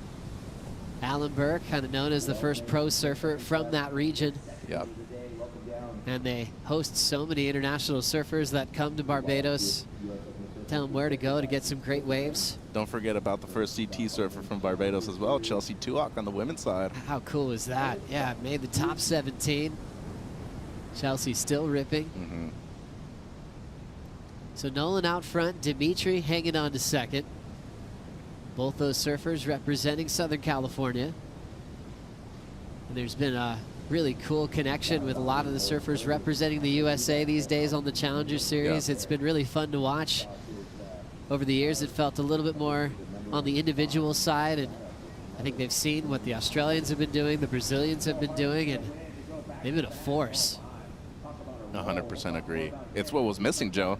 I don't think without that cohesion on the Challenger Series, it can be a lonely place. It can be a place where you have to travel by yourself most of the time, and having that kind of chemistry in between all surfers, it's added to the fire for them to qualify for the CT. What a pretty sight to see. Clean conditions and a pop-up peak setting up for Brody Sale. Wraps it, places the finish, just making sure he shuts it down. Clean surfing. And just made sure he didn't fall off his board on the finish. Almost felt like he was surfing for that 375. Yeah. Nolan Raposa now up and out. Well, I think what Nolan's going to do right now is just work underneath everybody else's priority, especially since he is in the lead, but a great conversion on that wave by Brody Sale. To be able to fit in 2 maneuvers in such a short space was really difficult. So some good stuff right there for the surfer from the state of Hawaii. 10:22 still to go in the second heat of the round of 80 here on opening day. We'll give you this score from Brody Sale when we come back from this break.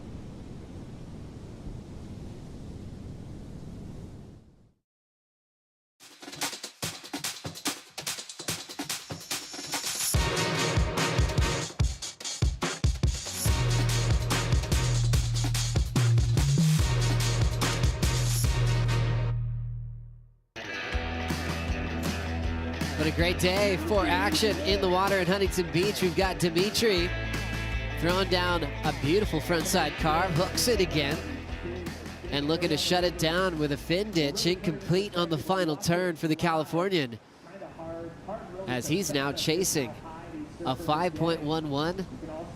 Remember, Brody got that wave before we went to the break, a 5.93 when he was only chasing a 3.75. Enough for him to move into the top 2. He had the lead for a moment and then just dropped down to second because Nolan Raposa just got a 6.5. So a cool battle there that just happened during the break. Nolan back out in front, and Brody did a good job to stay on his feet on that 2-turn combo. Yeah, no.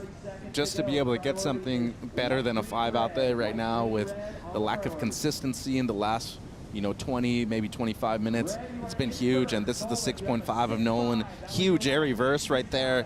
Really love the way he was able to hold onto the rail the whole time. Releases it once he actually lands, but you see the reaction right there from the Maui Surf Mentorship Camp and his whole family. They're stoked because he just retook the lead in a crucial point of the heat, Joe. Oh, so cool. You can see Nolan's dad there, super psyched on that air, 6.5. And he got a taste of it, the one he almost rode out of. So in Nolan's mind, he's like, okay, give me one more section. He'll know how to make that adjustment. And that one was bigger. 6.5, 5.6, Raposa out front. Brody Sale hangs on to second. Dimitri's just dropped to third. So he needs a 5.2, and Josh Burke has priority. Needs a 6.49. I think Josh has learned a lot over the years. Has been competing since he was just a little kid. So he's, heard the judges' scores. He doesn't want to repeat himself and get anything in the 3s again. He's got to double that at least to be in the top 2. Yeah, and you want to be on the best wave the next 6 minutes as well. That score is accomplishable just with one wave, 6.49. I mean, it's a 6.5 that you're needing right here. He can do that in sleep. Has an incredible air game too, and as we all know, coming from Barbados, he does charge. Great barrel rider, but right here, probably needs to go to the air, at least have a combination maneuvers on the outside section. Has priority, needs to hold on to that, but what you've seen from Raposa, and he's been in 4th, 3rd, 2nd, and in the lead a few times now, Joe. It's all been about activity for him. 7 waves so far, a lot more than the other 2 surfers in both blue and green. They only have 4 waves. Meanwhile, Josh Burke only has 2 waves caught in the last 25 minutes. So true, 5:30. We've got some lines coming through here. Nolan, our heat leader, 3rd priority, takes this wave. Creative start, vertical through the foam. Heads into a layback blowtail reverse attempt. It goes down. Now a backhand wrap and incomplete there for Josh Burke. So Burke putting his head down, knowing he still has over 5 minutes left. Brody Sale, fresh off the 5.93, looking for a better backup here. Oh. Nice clean sweeping carve. Steady off the bottom, nice connection off the lip. Blowtail, throwing some nice variety as well. Looks like he'll be getting some improvement. And look at the paddle back out too. He's looking to regain priority out there, and great stuff right there from Brody Sale. Strong surfing for a kid that young as well. Still a junior surfer, but now with 5 minutes to go, I'd like to see Nolan be a bit more patient and selective with his waves. It seems like Dimitri was up and running as well, Joe. Important wave for him right now. Needs a 5.2 at the moment. Goes down the line, goes for the air rotation, pulls it. A lot of speed. The only thing that I'm thinking about is the size of the section wasn't as big. And this wave in comparison, very strong. Beautiful opening carve on the outside. Connects with the 2nd lip line hit as well, and finishes with the 3rd. So they don't count turns. They count the combination of maneuvers. There was a combination of 3 maneuvers on that wave, which I really liked. You look so calm as well. I love that when you just look so relaxed when you're in the heat of competition. He's got that cool style, whether he's surfing real hollow, big barreling waves on the North Shore of Oahu, or if he's ripping small surf in Huntington. Real clean read from Brody Sale. He was able to fight back to get 2nd priority. You saw that intensity. Nolan got 1st priority. And that's going to be really important coming into the final 3.5 minutes. Huge, especially when you consider that Poulos is on the edge of getting the score or not. And then Josh Burke also had another wave. Nolan Raposa, though, in the lead, holding down the 1st priority. I think he will be a bit more patient here at the end. Brody Sale, though, needs to be on top of Dimitri right now. The lack of pressure by a lot of the young surfers has been noticeable in big heats and big moments.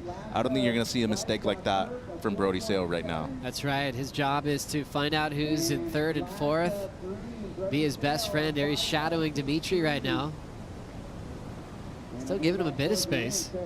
At least he's taking away the left, though, which he knows is Dimitri's best option. It's a strength, no doubt, but with 3 minutes to go, I'd definitely be a little closer to that myself, Joe.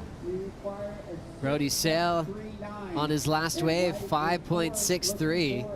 Strength in 2nd. Nolan still has the lead. Dimitri and Josh need elite scores in that 6 range. 6.39 for Dimitri. Burke needs a 6.86.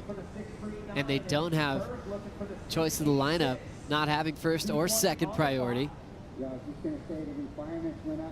But Dimitri works hard for these moments. Yeah, he does. Kind of like what we're seeing from San Clemente, backing each other. They kind of modeled that actually after the crew up in Ventura, always led by Dane Reynolds, and creating a surf shop up there and making little video parts of the next generation.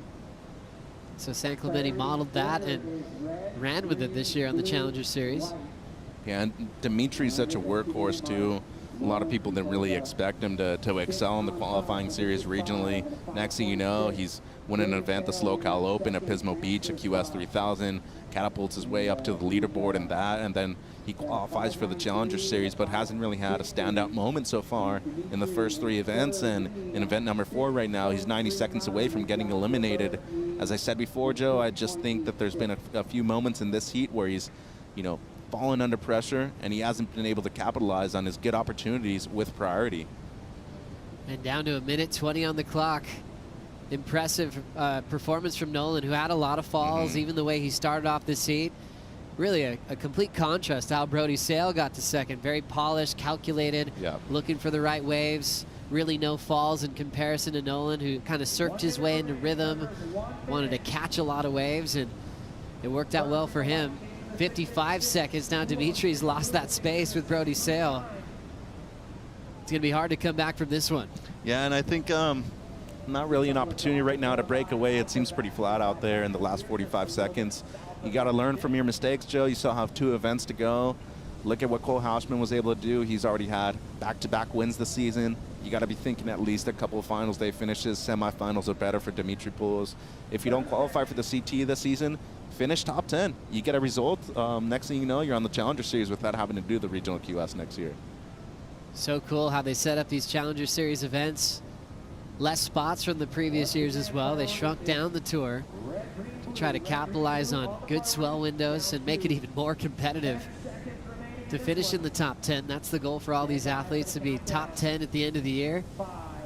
It's all about Nolan Raposa going to the air and catching a lot of waves. The most active in the matchup got the win. Brody Sale moves on to the next one. Matty Myers and the crew celebrates that victory. And we lose Dimitri and Josh from the US Open in fun, rippable conditions. Round of 80, heat number 3 coming up next. We'll bring in Chris Cote, Peter Mel, and 2-time US Open champ local hero Brett Simpson for the call right after this.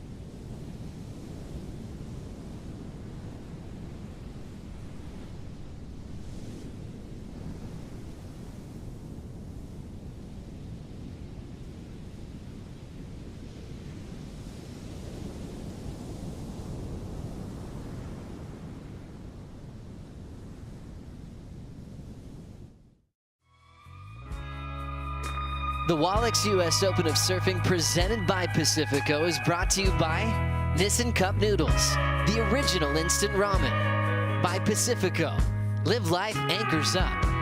By Hurley, born from water. And by Wallex, official digital wallet of the US Open.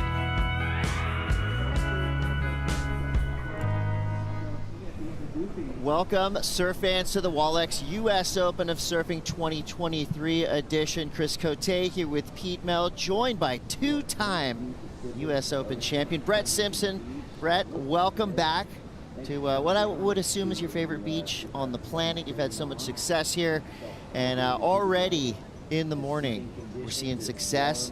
We're also seeing the unattractive truth of Challenger Series surfing. Top candidates to potentially make finals day already out. So things start off in a pretty epic way here early on.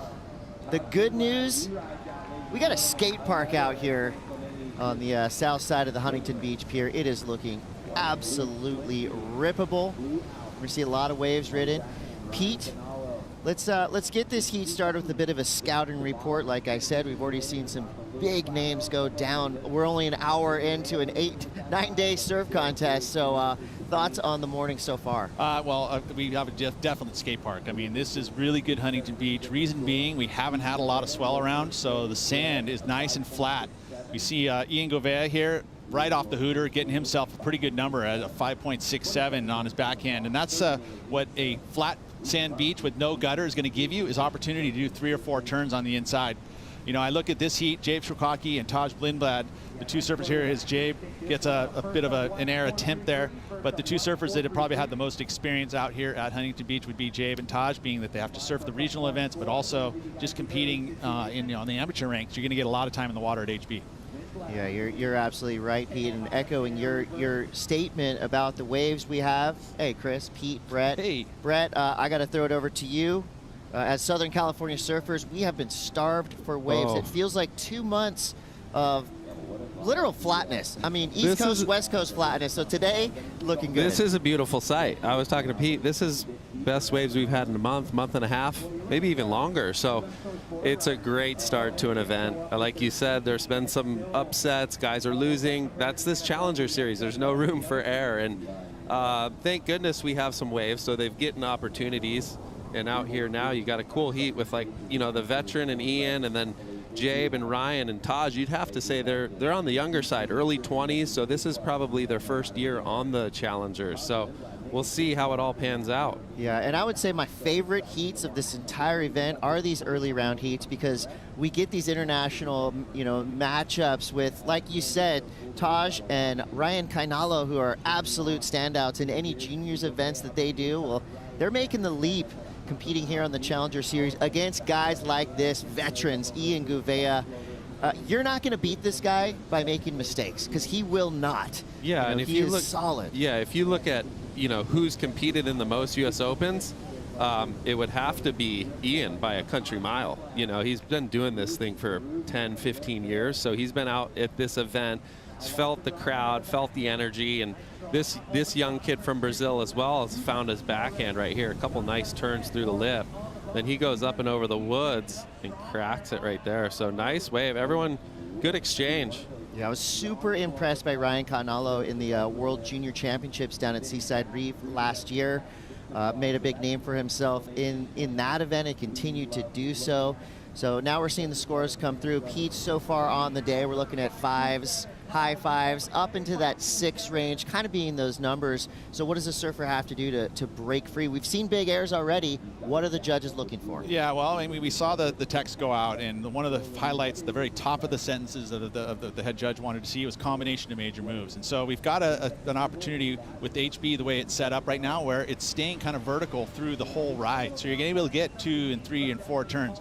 We have not seen anybody go excellent yet. We've seen a couple nice airs too. I mean, we saw a full rotation from Josh Falconer, yet it only gets in the mid-7s. So you need to have some excitement to the above the roof when you start seeing excellent numbers coming, maybe with a nice big turn and then an air, and then we'll start to see some excellent numbers. But ultimately right now, you know, and one thing that, you know, looking at today and the first 2 heats, there's a ton of opportunity. I mean, it is fairly consistent. Usually summertime right now, we have, like, you know, it'd be waits of 10, 15 minutes between sets. Not today. It's just been nonstop. You know, when the flurries are coming, there's lots of opportunity. Plus, you're able to surf up and down the entire beach. So, I mean, you can get away from your competitors if you want. You can go to that south end of that Machado Peak. For sure. And it's not any different up there. It looks very similar to what's happening right at the pier. Yeah, well, we got wind swell too, which is great, and that's what's like comboing it up. And a lot of times that does show to the south of the beach, so you really can. And I think what it's showing is, like, you're almost looking for a wave that has a big, like, you're always looking for a wave that has a big finish, but sometimes today it could almost be too peaky. So you're looking for those ones that have those bigger sections, and I think that's where it's going to start to go excellent, where if they can get that combination. And I think this is Taj's first wave, 5.27. Gets a nice, you know, air rev, clicks it up and over, and so that's a 5.2. And then this is a 5.77. So there's the combo backhand, right, in and out of transition. That's exactly what the judges are looking for, right? They want to see you be able to string them in ultimate maneuvers, like top to bottom, rail to rail, and you're going to see it lift. And I like the judges are sticking to what they actually have sent to the judges, because sometimes it can be kind of tough. I mean, today I watched the very first exchange, 3 surfers up all at the same time on the same wave. There was no interference because they're all on different peaks. And you got to be, like, a chameleon. You're like, look. I mean, and it's tough. And you have to pay attention. You're just like, okay, you just have to scan and kind of almost pick up what's happening. You can't just watch one single surfer. So that's probably the most challenging for the judges, is the fact that it is so consistent, it is so peaky that you're going to have multiple rides happening at the same time. Yeah, power surfing on a good wave is always going to get you points. You know, your airs are really going to be crucial, right?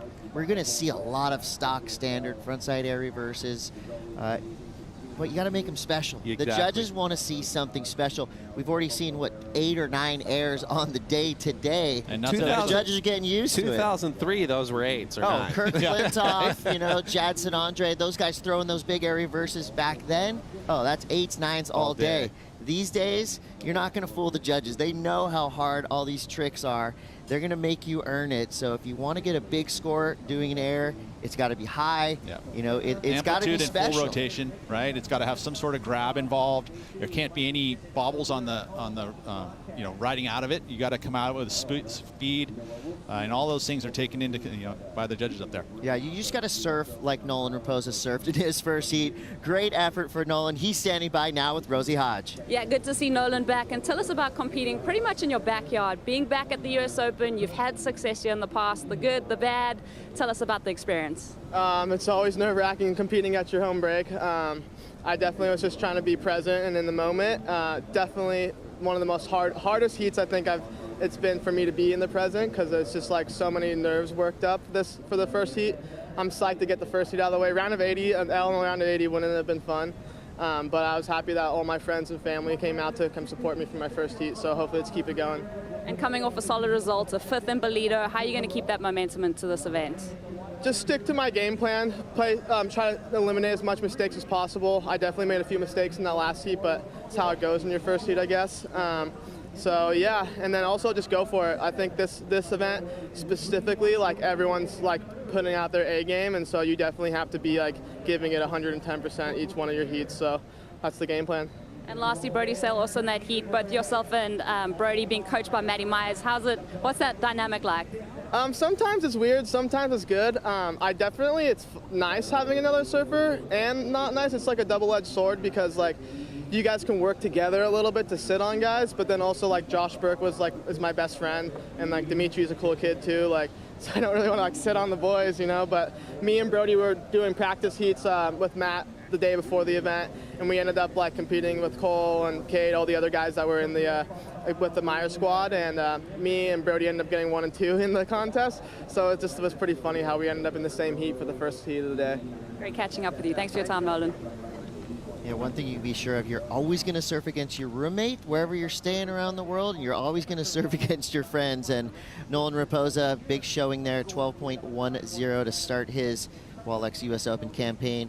So Dimitri Poulos and Josh Burke, 2 incredible surfers. Brett, if you have a heat coming up down the line and you're seeing names like Dimitri, Josh, Moniz go down first heat, how do you stay positive? How do you tell yourself that you can make it through these tough first round heats? Well, you just know it's competition. That stuff happens, you know, and I think you ultimately are just game planning. You're riding pretty much every wave you see out there. You're ironing out like, okay, here's where I've seen the most consistent best waves come through, and you're just trying to check all those boxes of like, this is what's going to give me my best chance to make this heat. And that's at this level, that's what you do. And like, is it a mistake if you make the heat? Like Nolan said, I made some mistakes. Well, he ended up making it, but he understands as you go through, you make those mistakes next heat, it really does get harder. So yeah, you got to iron those things out. You got to capitalize on when you have priority, and you can make ground when you're under priority, like Jabe was looking right there, maybe to back it up. He just got himself a nice score, I think. So he's back in the heat. And this heat's kind of anyone's ball game. And I think you're going to see this a ton today, because everyone's getting good chances. Well, yeah, this was actually the best wave of the heat, was 6.2 here, and it's just a 2-turn combo, right? A little flare at the end. You're talking about that end section having to be important, and I think that's exactly what the judges have just said right there. Hey, that last section, you're going to get a nice vertical punch. It's going to be a critical section, so you better capitalize on it. That happened for Jabe, and Jabe, that wave wasn't a set wave. That was like literally just a mid-sized little wave there, and he got the best number of the heat. So it's not necessarily the biggest waves are going to be the best always. Obviously, that's kind of your goal, is to get set waves. But if you can find one with little punchy sections, the judges will reward you for it. Yeah, a big, stylish, slam on an oncoming section knee. is never going to go out of style. It's always going to get you points. Love what Jabe did there. That was kind of a nice free, screen grab moment. The end of that turn, it was beautiful. It was powerful. Well rewarded. It'll be on his Instagram later. I'm sure that shot. That'll be one of those money shots. Competing here, you get a lot of social media. Yeah, touching a point on just the competitiveness of that last heat where we had 2 surfers that are competing against each other. I was able to sit down there and see the dynamic where a coach is having to deal with 2 surfers in the same heat, and you give time, right? Matt was able to give time, and when he found a moment, he was able to go talk to Brody, right? Where Nolan's kind of demanding attention. There was a time where he just kind of had to Nolan, you go sit over here. I'm going to go talk to and he gives that time to Brody. Brody was there. One of the funny things I saw Brody do, he had a jar of honey, and literally, little honey hit. He sucked on some honey before his heat, get a little sugar, little sugar rush. I like That's that. his little secret, that he likes a little organic honey before his heat, and then he had some breathing exercises, and he said he felt nervous. He was very nervous, so I think this is a big moment for him to be able to get through that heat, settle those nerves. I think honey's going to be something he'll have. I don't think you lose the nerves. And if you do, it's kind of like, maybe it's my time to wrap it up. But these kids, they should be nervous. Yeah. It's excitement. It's more excitement. It's more that opportunity to maybe win the biggest event of your career. But it's a long path. It's day 1. It's Saturday, and you got to finish next Sunday. Right. It's a different type of nerves, right? Going into day 1, heat 1, as opposed to going into the semis or the finals. That's kind of like nervous excitement. You're amping. You're ready to go. Right now, all the things you've brought with you throughout the entire season are with you as you enter the water. So it's about leaving all that baggage on the beach, going out there, you restart every event, you restart every heat. Right now, Ian Gouveia with a 5.67 and a 5.20 in that top spot. Big things from Ryan Kainalo as well, the 5.77 and a 4.33. The score of note that we're looking at so far, Jabe's 6.20, that highest single wave score. Surfers that have posted anything above a 5 in those previous heats have been doing pretty well just in terms of averaging, getting through these heats, as we see Kainalo now. So smaller wave, standard, good smaller frontside wave, air. but like Pete said, it had the little entry on the inside where he nice little click, speed snap, and then nice little up and over air. Wasn't obviously humongous. It's probably going to fall in that range. He might better. Good chance he betters his 4.33. So maybe pressure in green and blue a little bit more. Here we go. Ton of opportunity, right? I mean, there's just wave after wave. Takes his time, nice little pop snap, and then races it. And I will say the judges don't like when you have to hop or drive too much to the section, where Jabe's was like in and out, like one rail, and I think the flow part was what kind of stood out on Jabe's wave, where he, Ryan had to kind of crack it, and then he kind of 1-2 air. So yeah, we'll see how that comes in. That air was fine. That was fine. 0.5 better. It was good. He better to score by 0.5. So yeah, I mean, we got sets on the way. It seems to be nonstop, which is amazing. It looks like Taj with priority. Having a look, maybe he's 13.25. He's rolling in. Here we go. Taj Lindblad from San Clemente, California. Ooh, lost his Not footing how you right want to start there. your wave. You see that slip just impeded everything. Yeah, it looked like Red was going left too. I heard some screams, so it could have done something cool. I don't know. Anytime a surfer San Clemente stands up today, you're gonna hear screams. Yeah, I think huge group of competitors, friends, family. They all show up in force, and it's fun to see. No, it's support here. We were just noting, Brett and I, when we were kind of coming into the set, like the beach is loaded. It's got a lot of people down here. I know it's Saturday. But day 1 of competition can generally be a little slow and sleepy at times, but not today. I mean, straight into it. I think one thing that brings any life to a beach is surf, right? Yeah. And surf does that. It lights up a community. All of a sudden, you just feel the light foot going around as we watch this attempt from Ian, just a throwaway score. So both these surfers, squandering that opportunity, really. Yeah, this one was funky. Like, it looked like it was going to wedge up, and it went pretty flat on him. And he definitely lost the edge, and then he knew he kind of had to go for it there. It was kind of a write-off, but he's going to have to get back out there. 12 minutes, plenty of time. You can't, like Pete was saying, there's peaks all over. So right now his goal is just to maybe distance yourself from first and second priority and find a little nugget. We're inside of that 12-minute mark here, a round of 80. Heat 3. We're just getting started here at the Wallex US Open of Surfing. Gouveia in the lead, and it looks like he has identified a little inside wedge. This kid is a powerhouse, super consistent. It is rare to see him fall. There you see a nice, tidy two-turn combo for Ian Gouveia. Nothing super flashy, but just good, solid power surfing is now Taj Lindblad. Nicely recovering from a bit of a mistake on his previous effort. There he took all his aggression out on that poor, unsuspecting little right-hander. He absolutely smashed it. Smaller wave, so we'll see what the judges give him there. So with 11 minutes, 10 seconds to go, can Gouveia hang on to his lead? You're gonna have to stay tuned and find out. This is the Wallex US Open of Surfing. We'll be right back.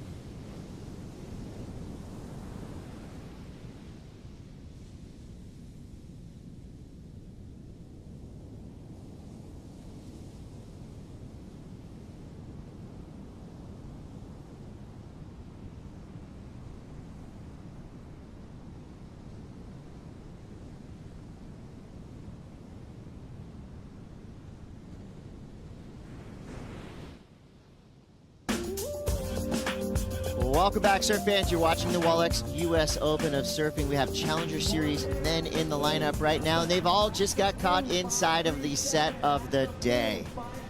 Except for Taj. But definitely didn't get the best of it.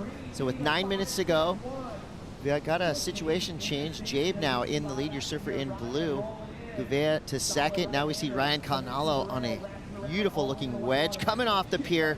Perfectly placed finishing turn. During the break, we were all discussing how a surfer can stand out in this deep field of talent, and you can stand out by just adding extra flair, extra, fire to every turn you do. As we saw Canalo, you gotta give maximum effort without looking like you're trying too hard. Your timing has to be perfect today. We've already seen the judges rewarding surfers who place their turns in the proper spot and make those turns look as good as possible. And maybe adding some extra drama to your act. The point, though, of that is literally having your board accelerate through the turn, right? It's literally, that's that speed element. So when you go into a maneuver, it's not like placing in the lip and just kind of gliding with it. Sometimes that might have to be the case, but if you can get yourself accelerating through the turns, accelerating through the air, and then all of that gives that moment, right? It's just framing it too, where you can see that you're doing something on a big critical section. And I think surfers that just look like they're going faster are going to get more points. That seems to be the case here, as you see Canalo. Right, he accelerates through that turn, right? There's that moment where you're like, whoa, okay, he saw the whitewater and everything. He had so much speed going through the maneuver. The judges will kind of acknowledge that. It didn't go into his top two, per se, just because a little froth on it, and the first turn was out on the face. But yeah, again, I think it's that speed through the maneuver, like the execution, because sometimes out here you could go too fast and you miss it. So it's kind of like that sturdy and purdy. Like you want to make sure you're not too far out because you got to be in the pocket, but that takes like technical ability to kind of hold those rails, and I think that's what they want to see. Where if you go too fast, you just fly down the line and maybe you get the air section. But I think it's that pop, like we were saying, through the turn where you're like, wow, I think that was. John's the one who's prime of that, right? His cars where he's like speeding through it, almost picking up speed as he's doing his cars, right? Same thing here. You know, if you can find ways to get acceleration through a maneuver, that is going to be a point of difference, especially if you combo it with a couple of them, right? Like that's where you're going to start to see excellent numbers come. Well, all these surfers are amazing. You don't qualify for the Challenger Series without being an incredible surfer. Now it's about standing out in the field. Yeah, and the qualification process is pretty gnarly now, right? Like it's yeah. all through each region. It doesn't, there's not one world where you just go into an event and you qualify through that. You literally have to go into your region now. Like, for example, North America, which includes Mexico, it includes Canada, it includes, you know, East Coast, West Coast. Get back to that. Yeah, here we go. Jay straight up through the lip, up and over, big blast, and kind of loses the fins. It's interesting. I wonder, you know, there's definitely a lot more swell in the water today, and everyone's probably been practicing on their kind of gravelier boards, and so I know the waves aren't like it doesn't look ultra powerful out there. I didn't surf, but it doesn't look like it's ever like grunty, but it still looks like everyone's kind of finding, you know, whether they're riding the board they've ridden the last few days or it's something new, just because there is a little bump and swell. It's an interesting thought if there's some theories out there, but I know Taj has had kind of a magic poly board, you know, that he's definitely riding. That's that round tail that he's had under his feet for a while now, yeah. Oh, Here's skate park is open. Look this at is a good peak. situation because red has priority, kind of has to go. It looks like a good wave. Zien Gouveia. So a little slower start, but this thing definitely looks like it has a nice line. Ooh. Snaps it there, then hits it again. So nice combination. Second turn was a prime example. Quick, snappy, through a ton of spray. Actually got speed out of the turn, so the judges will notice. One of the subtleties here, Brett, you could probably help us with this. So when it's peaky like this, it seems like you got to take off and almost go straight and then into your bottom turn, or else you're going to miss that first opportunity. Yeah, Do you have any tricks on how to take you off want to here? be, it's like a wedgie peak. You want to be behind it, Yeah. you know. So It's you're like, taking off on the opposite side of the peak to come around it. because if you take off right at the peak, you're going to realistically be missing that You're on the first shoulder turn. already. You cut back, and then you're kind of hop into that end, where if you come behind it, your timing's so good where you click it, you coming down with all this speed, and then it's coming at you. So that's ultimately the perfect scenario. It doesn't always happen that way, where Ian dropped in kind of on the corner, but he was holding Taj off. He didn't want him to go. So gets the first kind of wrap carve, then he gets his speed up and over, and just had good pace on that wave. Wasn't going crazy fast, but read it well. Well, Yeah, since still we waiting are on on that number too. Since we are on day one, we're only a couple heats in. Are we going to see an underdog get the victory here, or are we going to see a tried and true CS warrior take the win at the end of the week? Yeah, it's the age-old question, man. Like a little early for me to be starting to answer that one there, big guy. But I mean, I watched that wave again, and you know, an improvement for him. He was very similar to the right-hander he had before. The second turn was definitely money on that one. The first turn felt like, yeah, it was out on the face. It didn't quite have the punch that you would like for that first section.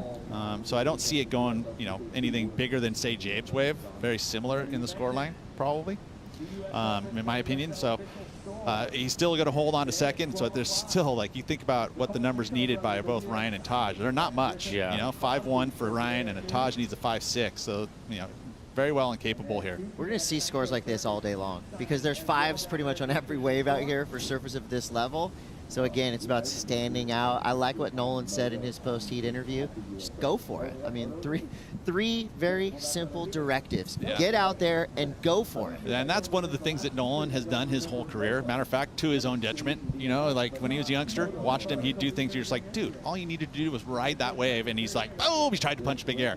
Now, later in his career, and I've seen that actually happen a lot of times with surfers that have had, you know, careers early in the amateur status. They weren't able to complete waves because they were just going too big. But now they're so consistent at pulling that stuff off that he was able to do it. And that's exactly, he blew 3 or 4 waves in that heat. It's such a fine line with the surfer like that too, where like if you're a coach, you're kind of like, go for it. That's what you do. Because if you pull them back, then they make mistakes the other way. So it's a really hard balance, and the surfer has to identify that. But we got a bomb on the way. I don't know if it looks like a really good peak, but I don't know what it's going to do beyond that. Yeah, it feels Maybe like those left. bigger waves are a little soft. Yeah, they're kind of outside the sandbar almost. Well, Jabe right now, your current leader, comes around this section. kind of similar to his previous wave. Attempted a turn, goes down. That wave really flat. Gouveia on the right. Ian Gouveia's last score came through, a 5.40. So he's kind of firmly getting himself into that second place spot. But Ryan Kainalo and Taj Lindblad, both very dangerous. If given the opportunity, either one of these surfers can blast right into that top spot. Ryan needs a 5.30. Taj needs a 5.80. You got Taj with priority and Ryan with second priority. So Ian and Jabe right now kind of have to sit back and watch and see what happens next with a minute 30 to go. And all of these surfers that are at this level now on the Challenger Series have like an air in their bag of tricks. So you can't really compete this level without having some sort of aerial in your arsenal. That's just how it is nowadays, right? Yeah. So ultimately, we've seen single maneuver errors get and fetch 7-point numbers. So it's possible still, right down to the last second. Yeah, there's waves on the horizon too. We got a little split peak. It looked like he was going to come in, call it a day. And Jabe, those ones are tough. You kind of have to keep your speed up and over. You wish you were almost on this right, you know, coming at it. But he's in a nice little spot, sitting in the lead, 50 seconds on the clock. Now both these surfers that are in third and fourth have priority over the other surfers, so they have kind of the right of way. Like right now, Taj is just going, please, send me a wave. Meanwhile, Gouveia just doing what he does, smashing waves from beginning to end, super consistent. 3-turn combo there, adds a fourth. Nice. And I think that feels like it's going to be better than he's had already. I think he liked it.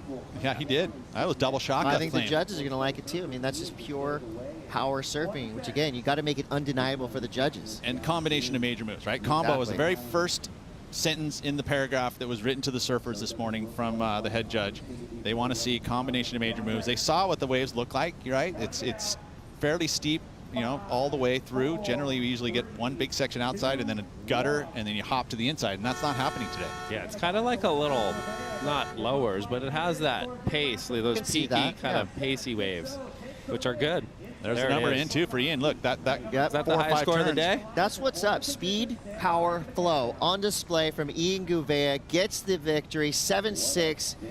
Pairing that with the 6. He's going to move through with Jabe Swarkaki. And we got more action coming up. Stick around.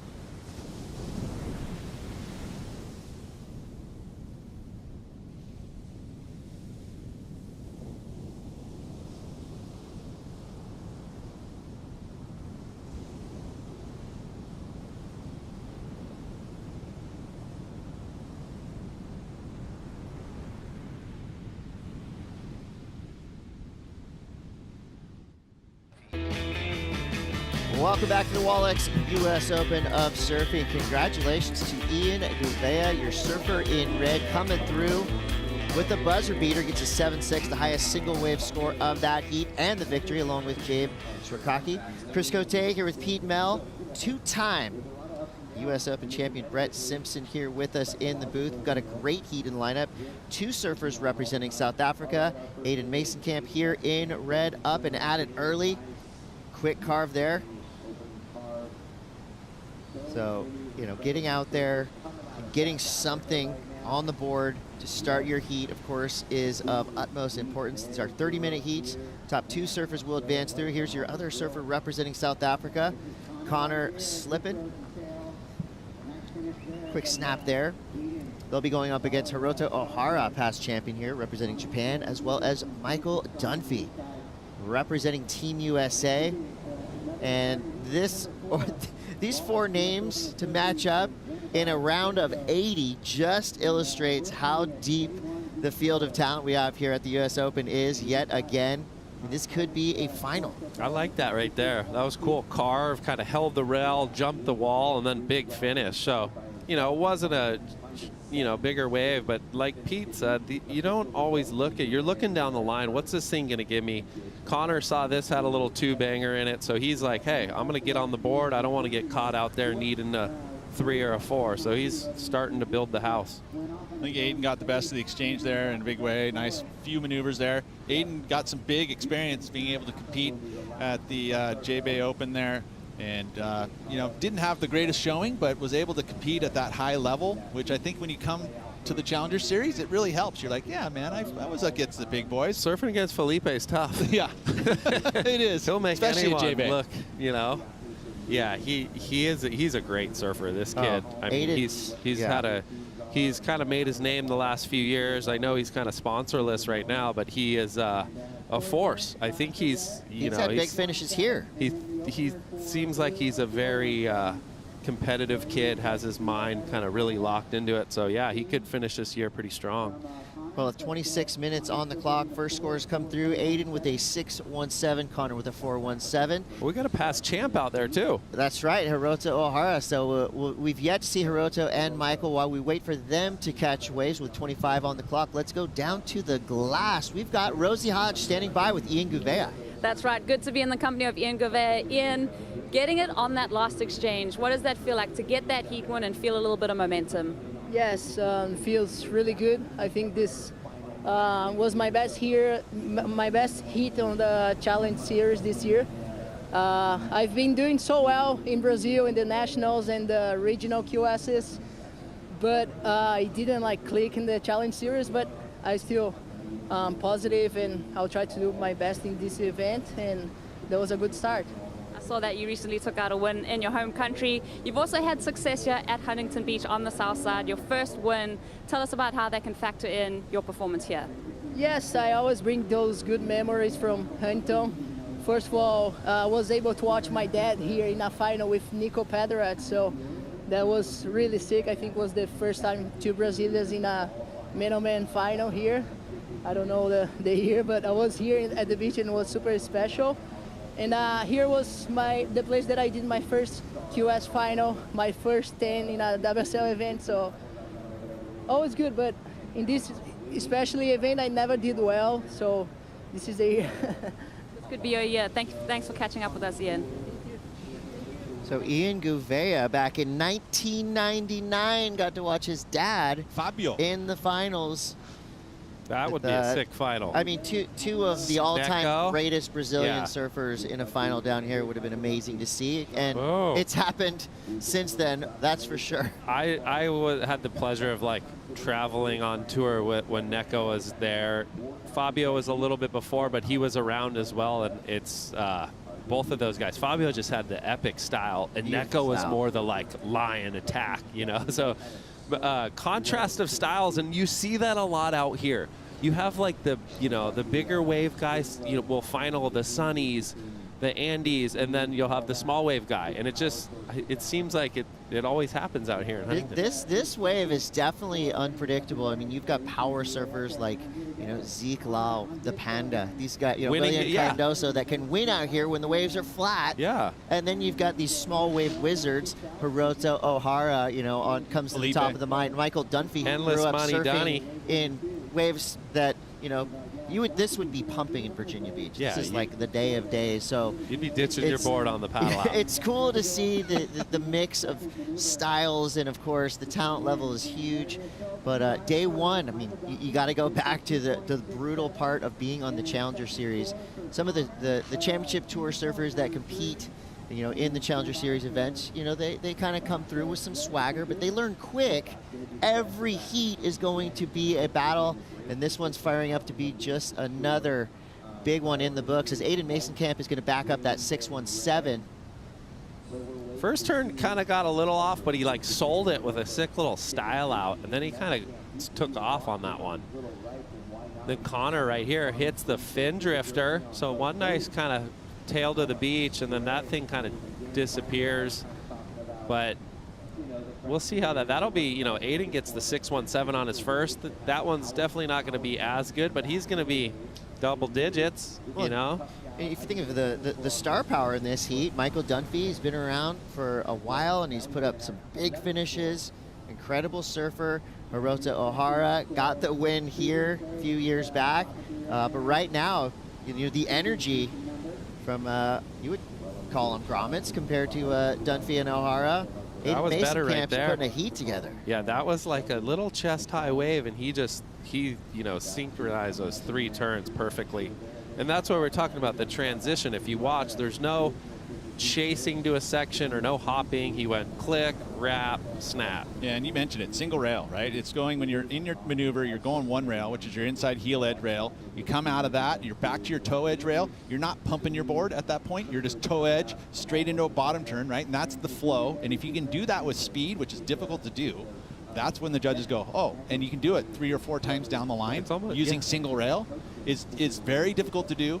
That's when you're going to separate yourself, is going to be able to combos and major moves with the speed, power, and flow element. That's really, having that at Huntington Beach, being able to carry it, and then all of a sudden have some acceleration and some excitement in a maneuver, that's going to separate itself. That's when you're going to become the champion. It's almost even more difficult to do, too, when you're not going fast. To keep your body, like, the technique to look like you're driving it off one rail, whereas like you watch good small wave guys like Mike's really good in small waves, and he's able to like you almost surf a small wave like it's a big wave.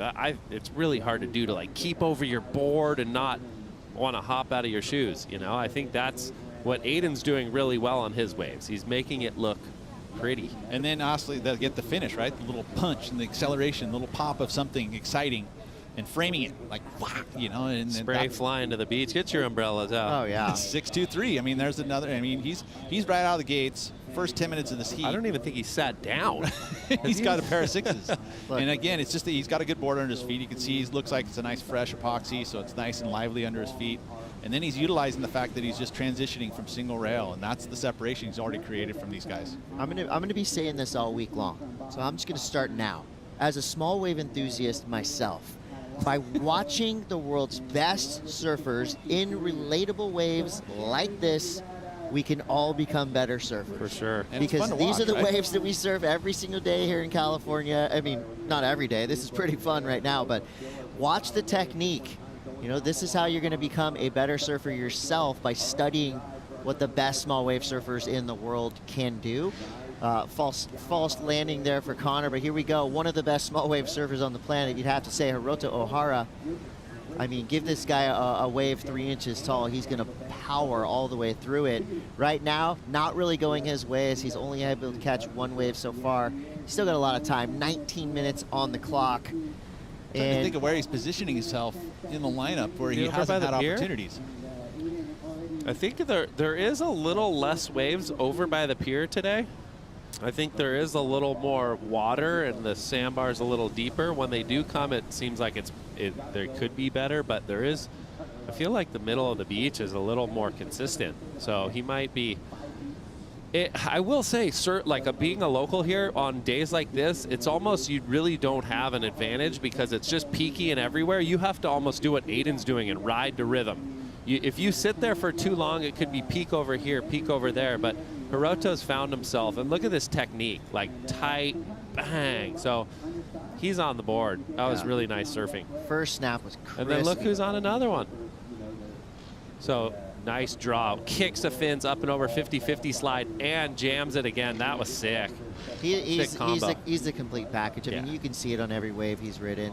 I love those like canoa griff, like you're flying down the line, but you click it and you're kind of up and over your board, but you're drifting because you want to keep your momentum flying down the line. If you don't, you're going to get caught behind, you know, and that set him up to where he went AI style, jumped up there and then got the fins up and over. That's sick. The subtleties are going to get you through heats, adding a little bit of extra flair to the end of your turn, just giving the judges a little something more to think about. Speed, huh? Like that speed on that wave, it was like he was on edge the whole time. Like, oh my gosh, boom, up and in, then clicks it. I think that was, I think he'll better his situation. Bigger wave. We touched on Aiden. You know, I was mentioning it actually in J-Bay, that he's one of the most improved surfers over, you know, on the Challenger Series, and how he's changed his approach. And I think there's a mental thing where he's basically didn't have the sponsorship. He's had to like work very hard to get here and get on this thing. Yeah. So he doesn't want to squander any chance he has, and it's obviously showcased in the way his performance is. He doesn't look like he's squandering any chance he has. And most of the South Africans, I feel, are very diverse. They're comfortable in big waves. They can go to Hawaii. They charge. They'll put it on rail. They have those waves. So I feel like still be able to surf a little teeny wave like this, right? Yeah. Find a beachy and grind it. Here we go, Hiroto on a right-hander. Little bump on this one. I don't know, the wind's kind of puffing up a little bit, but that was nice. Little combination. Kicks the fin, so he's, you know, that'll back up his 5.3. And then Slipen now, which he's got this, little aggression in there. He's feeling like he's behind, right? He's had some tough goes, even though he's sitting in second. I think there's going to be a little swap now. Hiroto's probably going to pick up the number needed to get into second. I just feel like he's been riding. Sometimes you have to identify out there, like he's got a 4-1, a 2-8. That might be, you know, near his 4, but he's riding a lot of the same waves.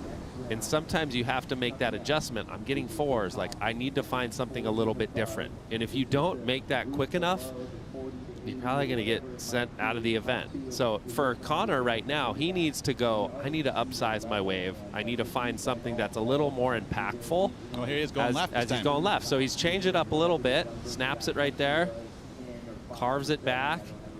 And if he gets a nice finish, there you go. So, you know, you could say he's made the adjustment. Yeah, good. And for me, though, the point of difference that right there, Slipen's not in order to make Aiden, who's leading this heat, is the pop and the acceleration out of the moves, right? Like he just kind of hits it. He does it. Technique's good. It looks good, but there wasn't that X factor of just this little moment of flair that just it's missing that. Yeah, he's blending. And that's what I'm saying. It's almost it may or may not be the surfing right now, but it definitely is the wave selection.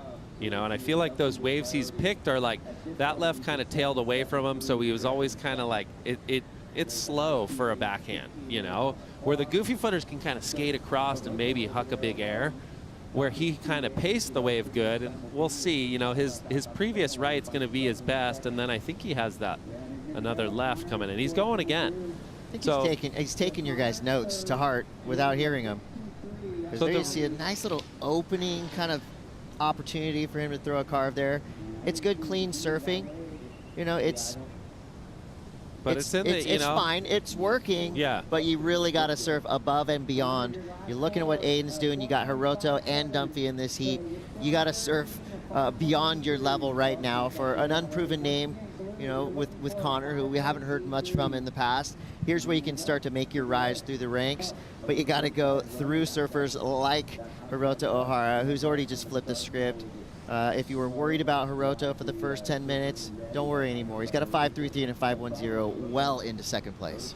Yeah, I think it just really comes down. I don't think it's the quick start's always a feel-good story. Like you personally, when you're out there, feel good, but you got 30 minutes, huh? It doesn't always mean you're going to win the heat. It doesn't mean you're going to win the heat, but you could put pressure on people, and you could. But at the end of the day, you still have to sit there, be calm, select the right wave, and perform. So he had plenty of time. If this was a 20-minute heat, he might have been in real, shambles. But right now, there's still 13 minutes left in this thing. More wedges coming towards the pier. It's a all wedge-a-thon surfers out there. in position. Ooh, I like this. A 3-surfer paddle battle. Meanwhile, O'Connor just on the inside. Quick snap there. A medium-sized wave. He's going to hope for a big finish here if he wants to get anything on the board of note. Good vertical turn there. Looks like he's starting to loosen up a little bit. Maybe the nerves kind of washing off as this heat transpires. 13:13 on the clock. Is it going to be Aiden? Is it going to be Michael? No, it's going to be Hiroto, surfer in third priority. Sneaks this one from under his competition. And you guys have been talking about rail surfing throughout this heat. Hiroto has sharp rails on his board. He is so good at that rail-to-rail transition. You just saw a little bit of that on the opening turn, but here goes Michael Dunphy. Nice little pop in the pocket right there. Jam. And so that'll be Mike's best score. He needed to get a ride for sure. He needs to get in that 4 or 5 range to, you know, shorten the gap. That wave that Hiroto got, everyone was looking at it. He had third priority, so it made it a little freer to go. It actually was a decent wave. He pulls that second carve, and he's, you know, maybe gets one of the top scores of the heat. So we've got 12:19 on the clock for now. Aiden Masonkamp representing South Africa well into the lead with a pair of 6s. We got a lot more action to come. What's Michael Dunphy's score going to be? Stay tuned to find out. We'll be right back.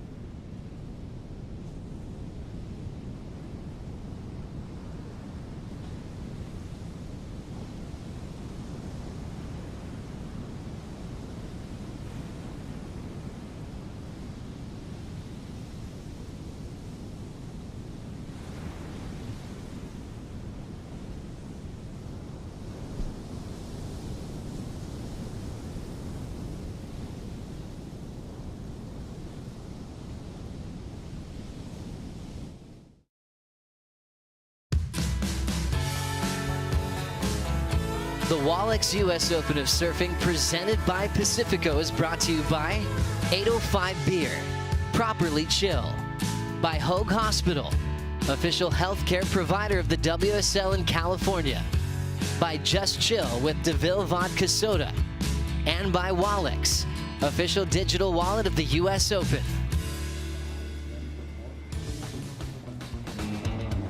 Pace yourself, surf fans. We are on day 1 of 9 here at the Wallex US Open of Surfing. Stay hydrated, but stay hyped, because we're seeing amazing surfing happening right in front of our eyes. At the moment here in round of 80, heat number 4, we got Aiden Masonkamp from South Africa in the lead. Hiroto Ohara, Team Japan in second. Connor Slippen in third. Dunphy in fourth. So an international superheat in the lineup. Chris Cote here with Pete Mel and Brett Simpson. A lot of waves ridden so far. You got Connor in blue with 7 waves ridden. It's still 9 minutes and 24 seconds to go. Here we go, Michael Dunphy. Can he climb out of that 4th position into the top spot? Surfing like that says probably. Nice little combo. I mean, he came a little late on that last turn, but the first turn was cool. He clicked the fins, and then yeah, the thing was coming together really fast, so he didn't really have a ton of time to get there. So we'll see. His last ride was a 4.73, so he's back in it looking for that 5.67. I mean, I don't know if it's going to go there. We'll see. Let's see a replay right here. He drops in, nice form, drives it, nice fin drift. That would have felt nice. Then right there, you know, being super critical, he kind of went into the wash a little bit more and maybe got hung up a hair, but still technically well done. It's not going to be enough. So looking like in the 4, there it is, 3.97. So he needs that second turn on that wave to be a little more impactful. More flash. Not touching whitewater, right? Yeah. I mean, that's what he did. He came up and almost, you know, flared out on whitewater. You need to be hitting lip. So getting there late, you know, that's all the only choice he had. He didn't have the opportunity to get there early enough where he could hit it right where the crease is with whitewater and open face. Those ones are tough when they're crumbling. Yeah. It's one thing if there's like a little lip there and you could kind of like jam it, but when it's crumbling at you and you're late, you're like, what do I do? Yeah, you It turns into try a and do it. slide more often. Yeah. It's just your energy. There's no energy there. Like when you have actual lip, right? That's going to give you rebound. It's going to give you coping, right? If it's not there, it's just foam. It's just that your board just fluffs into it. All the energy goes into that, and it just doesn't have the same kind of impact. It's a hard move no matter what. Even if you're coming at those crumbles at you with speed, you're like, what do I do? You almost have to turn early and low and go lay back. Yeah. There's not a lot you can do, like in a way, or you carve it back into the, hit off it and kind of rebound. But yeah, if there's not a lot of lip there, it's like, it's a tricky one because you could easily go out the back. Overpower that inside section. So with 7:16 to go, Dunphy not quite there yet, but he is a very technically sound and tactically savvy surfer. That was nice. You can tell he's not nervous. He knows exactly what he has to do to jump into one of these top 2 advancing spots. So better first turn, bigger, like really drawed out that bottom turn, got the fin release, but then that one tapered really quick. It'll be fun to see the score there because that was a very similar looking setup, but the moves were just bigger. Yeah. Bigger and better. Yeah, we'll see. The wrap and then the finish. Aiden got a decent wave there. He has a little room to kind of push it a bit more. He's got his scores on the board. Here we go, Connor, another surfer representing South Africa along with Aiden Masenkamp. Good section to work with on the inside. A very awkward looking frontside air. Almost a parallel pull. If he could go back in time and not do that, I'm sure he would be happy. Sure, but you know what? It happened. He had to try, right? It was just the slightest bit of missed timing and everything went wrong. And as a surfer who's maybe tried an air in the past, you know if you mess up on the takeoff, everything's going wrong. Yeah, you're in the air like, oh my gosh, I'm disconnected. Here we go. Clicks it. So I really like that. Gets a little added release, wraps it back, and then right there, had to force it a little bit because the speed was, not really there. And then this is Connor's wave, slashes it a little bit, and then right here, ooh, gets up and over. I did my ankle one time doing that where you like launch and then you disconnect and then you reconnect and you don't know what's going to happen. The board shoots up. It's not a good feeling. Yeah, it leaves you very vulnerable. And when you do get a section like that and mess up a little bit, like Connor just did, you're going, I want it back. Can I please get that one again? That's the crazy thing in the ocean because you're like, I might never see another one like that. You might get other sections. Yeah, well, this one's winding down, 5:10. Mike has a score coming in. They must be replaying it. Looking for that 5.67. Connor needs the what? 5.83. Dunphy needs a 5.6. Yeah. So they're still in it. Numbers in, it wasn't enough. 3.73. Yeah, they didn't like that mid. First turn was nice. Yeah.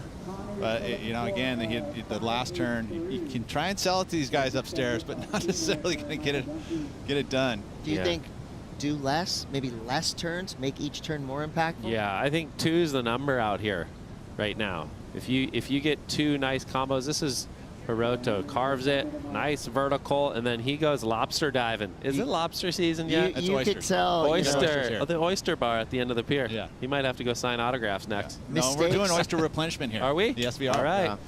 Mistakes are heavily magnified here in Huntington Beach. You saw that there was a very subtle little slip on Hiroto's opening turn, ruin the rest of the wave for him. So that slight mistake is going to hinder your performance because these waves are so short. We're talking 3 seconds long. And Pete, you guys know, like as a surfer, you make that, like in a heat, you make that little mistake on the first turn. You're like, oh, I gotta pin this next thing to like kind of make up for it. And that happens a lot.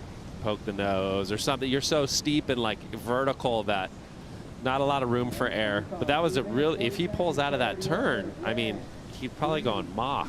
Here goes Connor again, surfer in blue. He's trying.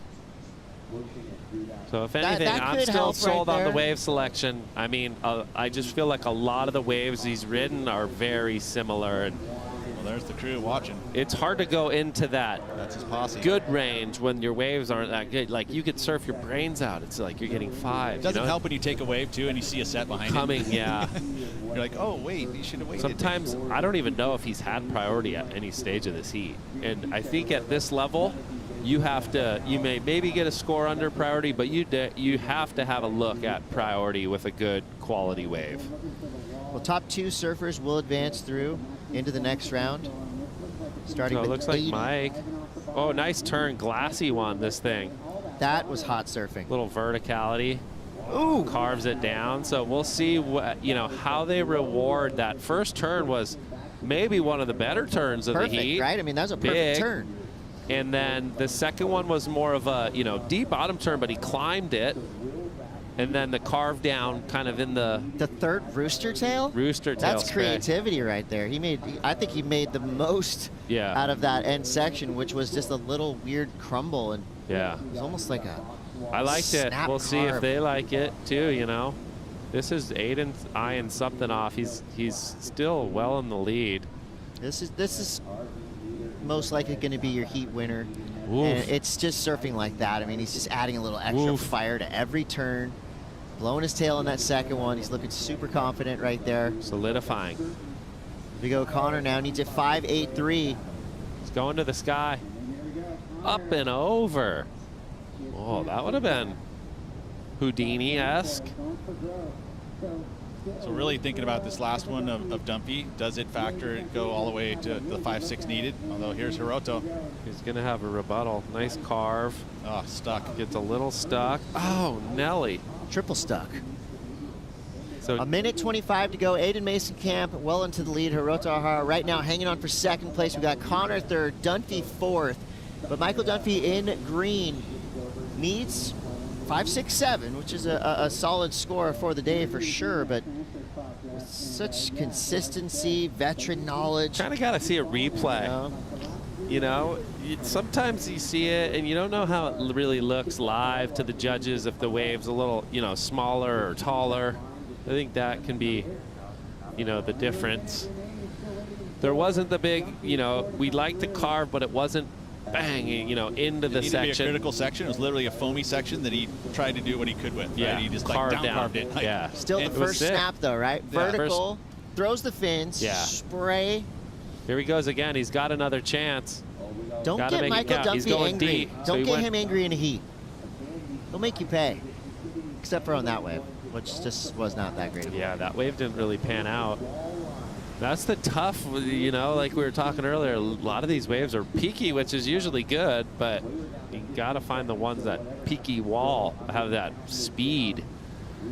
It's just nonstop. This could be Connor's best looking wave. This is 11th wave ridden. So snaps it right there.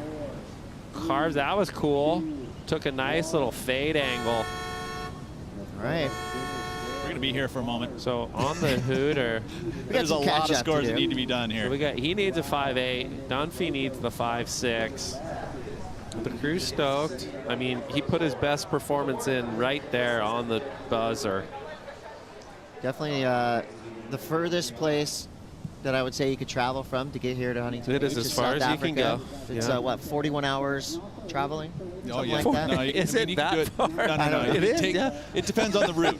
Okay, that's a bad route. You stayed in Doha like Felipe did for 2 nights. No, it's about. I mean, you think about it, it's a 14 plus 5 in the, you know, depending on if you're going to Joburg, it's 14 to the States. There used to be some ones like the JFK, like land, hop on a 15-hour. That's what I just did. I did Newark, Joburg, yeah, Newark, Cape Town. Straight. Boom. Actually, DC. You're Cape there Town. in what? What is that? 15 hours. 14 and a half to 15 hours on a plane. Yeah. It's pretty gnarly. It's like the longest flight you'll get. Well, plus the are you counting the 5 there? No, I'm not. No, okay. That's another. I was going to say. Okay, so that equals 41 hours. Probably, I was right. It's a day. Yeah. It's a day's worth. 24 hours. Your round of 80, go. heat 4. How's it going to shake out? This is the last wave from Connor. Oh, was this a 5.83? I like the fade down, wipe speed. Dumpy. Like, cool read. Dunphy's got one. Oh. They gave it. And there it is. Got it. 5.73 for Michael Dunphy. He jumps up into second place, knocking past champion Hiroto Ohara into third. Are we losing champions in round 1? Oh, that was Aiden's score. So now we're waiting on Connor's. Connor needed what? He needs a 5.89. This is it. Those two are to take it. It's Aiden Michael. So it went down to he needed a 5.83. It went to a 5.89. You know, they really like on Mike's wave, that first big turn was probably the best turn of the heat, you know, and those are those moments. Yep. You know, the moments, they matter. And we're going to see the reaction. Look at he's just there like, it oh is. gosh. He did it. Oh, that was a shaky heat. It ain't. all He agree did. right What was there, a Michael 5-2? Dunphy. Wow. So Money Mike Dunny. So Aiden Mason Endless Mike Money Dunphy Dunny. advanced through. And we have more action to come. Stay tuned. It's the Wallex US Open of Surfing. Throw it up for the 2.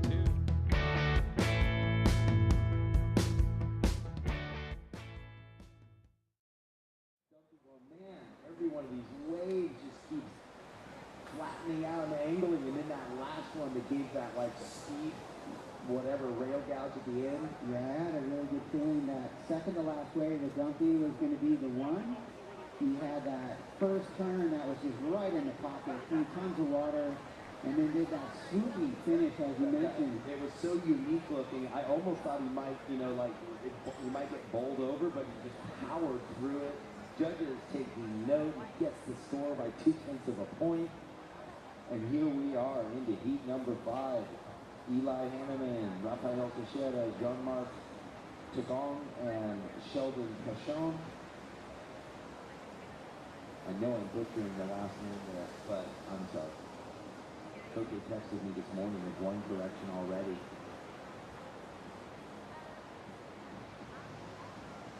Here we go, battle, battle. Oh, well, there's no priority in the beginning of a heat, so that means everybody can go. I mean, whoever has the inside position, we do see weird things happen. But Eli Hanneman, a surfer from Hawaii, Rafael from Brazil, Jean-Marc. Presented by Pacifico, and it is a rumble to start off this heat. Eli Hanneman forcing his hand at the beginning of this heat. This is our opening round for the men's in this Challenger Series, and Eli had to battle for that wave and came up with. So we'll be waiting for that first score for Eli Hanneman. Eli's joined out in the water along with the Brazilian Rafael Teixeira, the Filipino surfer Jean-Marc Tagong, and from Hawaii, Sheldon Paijan. Again, this is the round of 80. Top 2 surfers move on into the next round. Day number 1 here at competition. We've had great waves, a great way to start this Wallex US Open of Surfing. Hi, I'm Kaipo. This is Mitchell Salazar, and our special guest, rankings leader of the Challenger Series, Cole Hausman. Thank you for joining us, Cole. Thanks for having me. Stoked to be on here with you guys. What's it like right now? You're a top dog. Yeah, it's kind of a feeling I've never really had before. So a lot of emotions I've had to deal with the last couple weeks or months, and yeah, it feels good. I'm just taking it all in. Yeah, well, what a year you've had, Cole. You've won every heat this year except for 2 heats. Yeah. You would probably remember those 2 heats, one in Snapper. One in Snapper, and then the one I lost round 1, I think. But you still made the heat. I still made the heat, yeah. So it's crazy. It's definitely my best track record I've ever had. Here's a friend of yours. Yeah. Marmar. Marmar from Philippines. I stayed with him in Australia for about a month, so good kid. Yeah. Jean-Marc Tagong, Mitchell, our first Filipino representative on the Challenger Series. Wave number 2 here for Eli Hanneman. Eli, the Maui boy, looking fast on his feet, throwing that around. 2 scores owed to us for the judges for Eli Hanneman. And here's our Brazilian goofy foot in the way of Rafael Teixeira. And Teixeira gets his start in this heat. So rapid fire, Mitchell, and we'll be waiting for some scores. Hey, why not? Sheldon Paijan, doggy door, he gets into the action as well. Surfer from the west side of Oahu, 30 years old, Sheldon Paijan, and an inspirational story. Yeah. One to check out. There's a documentary called Through the Doggy Door. I urge everyone to check that film out. But Mitchell, we're waiting for some scores. What do you think about this opening exchange? Well, what a heat, first of all. 2 Hawaiians, the Brazilian surfer Teixeira, and then Jean-Marc Tagong, as you were mentioning, the first Filipino surfer to qualify for the Challenger Series. Big moment for the Philippines and that part of Asia specifically. But Rafa Teixeira, that guy has a lot of experience on the QS and the CS. You know, we've seen him win a couple of events on the qualifying series before. He's been a champion at the Coldwater Classic, won an event in Mexico. But this guy, Jean-Marc Tagong, to be able to qualify in a difficult region like Asia through the QS over there, big moment for him, Kaipo. Really looking forward to seeing him surf. This wave right here kind of drifts the fins a bit too much on that opening carve. especially after recovering after that initial situation with Eli Hanneman. Good stuff right there, but I really like what I'm seeing from the surfer from Maui. Capitalizes on an inside opportunity, Kipes, with the full rotation right there. Really like the nose pick from the surfer from the Valley Isle. Here's the veteran. I really like this wave. His technique is so good. Working with Vinny Fortunati, who resides in Oceanside now, a very similar wave to Oceanside Pier. And off, as I was mentioning, one of the best techniques on the Challenger Series. Expect big things on the backhand. And then Sheldon, you know, I didn't initially think that he was going to qualify for the Challenger Series, but he's been a great addition. I really like the way he's been surfing overall, especially over in Bolito. I thought he competed well. But here in Huntington, he's going to need to be on the best waves in these 30-minute heats, Kaipo, to be able to make it through. Yeah, Sheldon Paijan on your screen here. Got a late call. It came in the second stop on the Challenger Series over at Narrabeen. Got the call, first time to Australia, first time traveling alone for Sheldon Paijan from the west side of Oahu. I talked about the inspirational story of Sheldon and the Through the Doggy Door documentary. There was a time where Sheldon, growing up, was actually houseless, living on the beach in a tent. And he's made his way, under the guidance of Mason Ho, made his way all the way to becoming a professional surfer. You know, Cole, this professional surfing thing, it's not all barrels and good times. It's a grind. Yeah, it's a grind for sure. It's not easy. And a lot of ups and downs and a lot of different backgrounds that come into it. So it's cool to see. But here's Marmar. Super electric surfer. Light on his feet, too. And really connecting with this wave. Talk about some flow through here. Yeah, and especially for a guy his size, too. You know, he's not very tall, but he wants to be able to make these turns look a lot harder than they actually are. Yeah. And we're still waiting on the decision for that first priority exchange, Kaipo, at the beginning of the heat between him and Hanneman. It's going to be an interesting one. Yeah, and everyone's continued to surf through. This way, left into the pier, Mitchell, for Teixeira. Yeah, I don't know about the wave selection right here, but got a lot of speed for this finishing section, Kipes. Wow. Strong. That was electric. And Cole, you mentioned right now the sandbar pretty good on the south side. All the waves connecting all the way through to the shore break. Yeah, it's a crazy thing right now. We've never really seen it before. There's no hole, so there's sand all the way through, and it's kind of like a normal beach break. Normally, you see everyone doing the Huntington hop, and I think this week you're not really going to see much of that, at least the first few days. And yeah, the sandbar is really good. It's kind of bowled up all the way to the inside, and yeah, I think that's why you see it's super peaky and fun right now. A lot of opportunity. Here's a replay for Teixeira. Yeah, lefts are really hard to surf out there, as you can see right here. After the first snap, the thing goes flat. He needs to generate a lot of speed. I had kind of given up on him, Kipes, and the next thing you know, throws the big layback right there at the end, fully extends. Some good explosiveness. So we're waiting for scores. We're also waiting for our judges, and it did come through. Wow. We're gonna stay with this right now. It has come through, and unfortunate news for our surfer from the Philippines. On that opening exchange, we saw some bumping out there, and Jean-Marc Tagong will be getting a non-priority interference. And Mitchell, here, let's take a look at this right here. So this is open priority. So positioning is how the surfers are establishing priority, and without priority, we're gonna have a non-priority interference. Mitchell, explain to us what a non-priority interference is. Yeah, so it would only be half of his second best wave in comparison to a priority interference. That would have been his second best wave entirely. But a missed opportunity right there to just let that wave go was clearly a right. So Eli Hanneman with better positioning on that one. Interference goes to the Filipino surfer in white Kipes. Yeah, so unfortunate he's going but it could be worse. Could have been a priority interference. Hey, South Africa, you did good. We got two South Africans against the glass right now. Rosie Hodges with Aiden Mason-Camp. He won his heat. Hey, I'm in good company with Aiden right here. And Aiden, just to be in control in a heat like that, to feel the momentum. You're talking to me earlier, just saying that you've been working through an injury. How good does it feel to be back in form? It feels amazing. It's just, it's crazy going through something like an injury and trying to surf through that. It's like you're surfing in pain the entire time. And I've been seeing good doctors here, and I can't thank Kevin Dean enough from the Olympic surf team, and yeah, it's amazing. He's fixed me up properly in the short time I've been here, and yeah, awesome to be working with him just on my body, you know, and fixing me up for the event and keeping me in form, you know, allowing me to actually surf now, you know. So I'm stoked, and good to be in a rhythm out there too. I've got some good boards under my feet as well, so. Yeah, I'm pretty happy I'm moving into the next round. How do you keep this momentum up, and how do you even up the ante going through the next round? just sort of keep it even, you know, keep the mindset the same, keep the surfing the same, and wave selection was key, and obviously, you know, just enjoy my time too, and keep the focus, you know, calm focus. Aiden, looking sharp. We can't wait to see you in the next round. Thanks for your time. All right, on into the round of 64, where we're going to meet the top seeds, round 2 for the men's. We saw a couple of waves ridden during that interview, Mitchell, and some scores come through too. It looks like Rafael Teixeira currently in the lead. Yeah, with that 5.4, that was the best score of the heat so far on the left for the one big layback, and the 1945 to go a third of the heat has gone by, and I think that Teixeira right now, just being able to work on his low score of a 3.83, he has plenty of time. Still waiting for a few scores for Paijan as well. Should be some decent ones, Kaipo. Yeah, well, you know, we'll see if we have a wave written here before we get to what our fans think about this heat, because you can go to worldsurfleague.com, check all of the heats, and pick who you think is going to win, because that's the way we get all of that information.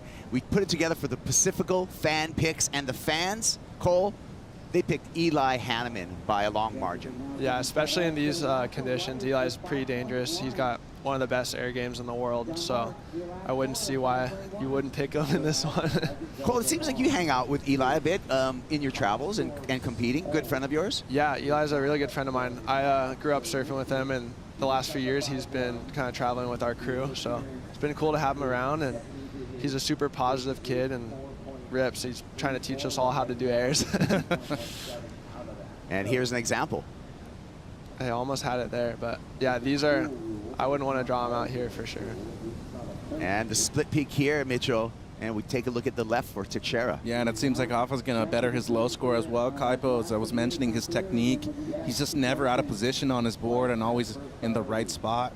And then Sheldon's been busy too, 3.87 and 2.87 here, but he needs to be on better waves than this one. And it definitely does come down to wave selection out here at a wave that is so difficult to read, like Huntington Southside. Sheldon Paijan, he's out there on Matt Viola's shape of Mayhem. Eli Hanneman rides Mayhem boards as well. And Cole, you ride Mayhems as well. What's so good about those boards? I don't know, it's got the magic sauce. Yeah, no, Matt's been shaping boards for us for a long time now. And these are, it's like, I think he makes the best boards for the California conditions. And on tour right now, he's leading the rankings too. Yeah. So it's pretty awesome to see how well diversified he is in making boards for every conditions. And yeah, I think he has a really good relationship with all those surfers too, and that kind of like makes it a lot better. So it's just cool to see. On the championship tour, Matt Viola's Mayhem, he's leading that Vizsla CT Shaper rankings. And Cole, when we look at 2024, you're getting pretty close to being a participant when we talk about that CT Shaper rankings. This is the big question. You ready for the championship tour, young man? Yeah, I feel ready. I feel more ready this year than ever, so I think everything comes at the right time. And so yeah, I'm excited. I'm looking forward to it. Now I'm just more anxious to get through this year and see what next year has to offer. But yeah, it's exciting. It's a lot of emotions I'm just kind of tripping on, because it's like my lifelong goals seem like they're kind of coming true. And I mean, there's nothing official yet. I think they said I have to make one heat to make it official here. Two? Yeah. Mitchell just upped the ante for you. No, it's one heat. Just 25th or better. Yeah. That's one heat. Oh, yeah, right. Leave the guy alone. You're right. Yeah. So, I mean, but yeah, so I'm excited. It's a lot to look forward to, and I guess just try to dial it all in now. I just hey, look at the. I'm gonna take look at our current rankings right now as we take a look actually at some live action. We'll get back to the rankings after this next ride. We're gonna see Marmar, Jean-Marc Tagong, trying to get out of the situation that he put himself in right at the beginning of this heat with that non-priority interference, Mitchell. Yeah, unfortunately for him, maybe a bit forced right there. He's needing a 5.72 at the moment for second place with the interference too, so at least needing something excellent to be able to move up into the top 2 spots right now, Kaipa, with just under 16 minutes.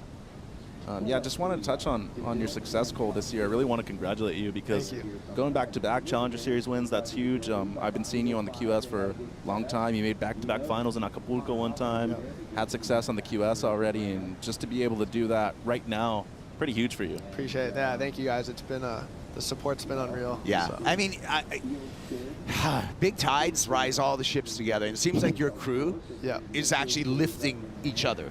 Like yourself, Cade's been having a run as well. San Clemente, Jet's been having a run as well. You guys, I really feel the collective energy is helping all of you folks. Yeah, it's awesome, especially with our whole crew this year. It's been unreal, and I saw Crosby and Jet get semis at a snapper, and I feel like that's what pushed us to do so good in the next few events. So. Sharp backhand surfing here for Teixeira, our heat leader. Mitchell may be improving upon his heat score. What do you think? No doubt. I mean, that was beautiful stuff. Just technique to go rail to rail, bottom turn to bottom turn. Amazing stuff right there. And it's all about technique, as I was mentioning. He's always in the right spot on the wave and on his board.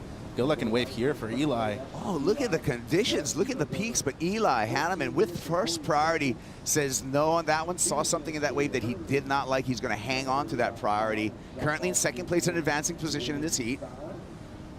Sheldon Paijan needs a 4.41 to advance. And our Filipino surfer, Marmar, is still in the running. A 5.7.72 will get him into that top 2 in advancing position. Here he goes. He's not out of it, so. Let's see what he has.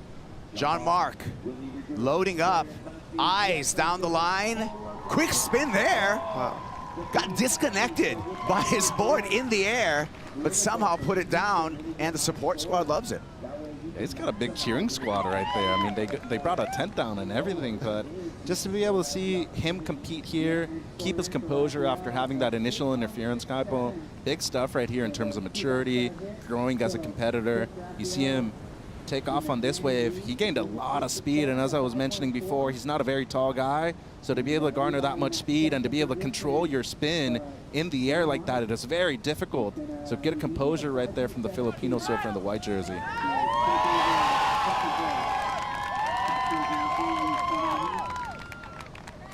Of course, John Mark coming through one of our 7 regions in the qualifying series. He came through from the Asia region, and that's how we put all this Challenger Series together, right? We have 7 different regions in which you qualify to get to here, which is the path to the championship tour. We're going to see the path continue here. We're going to step away for a bit. We'll be more Huntington Beach. It's the Wallex US Open of Surfing, presented by Pacifico.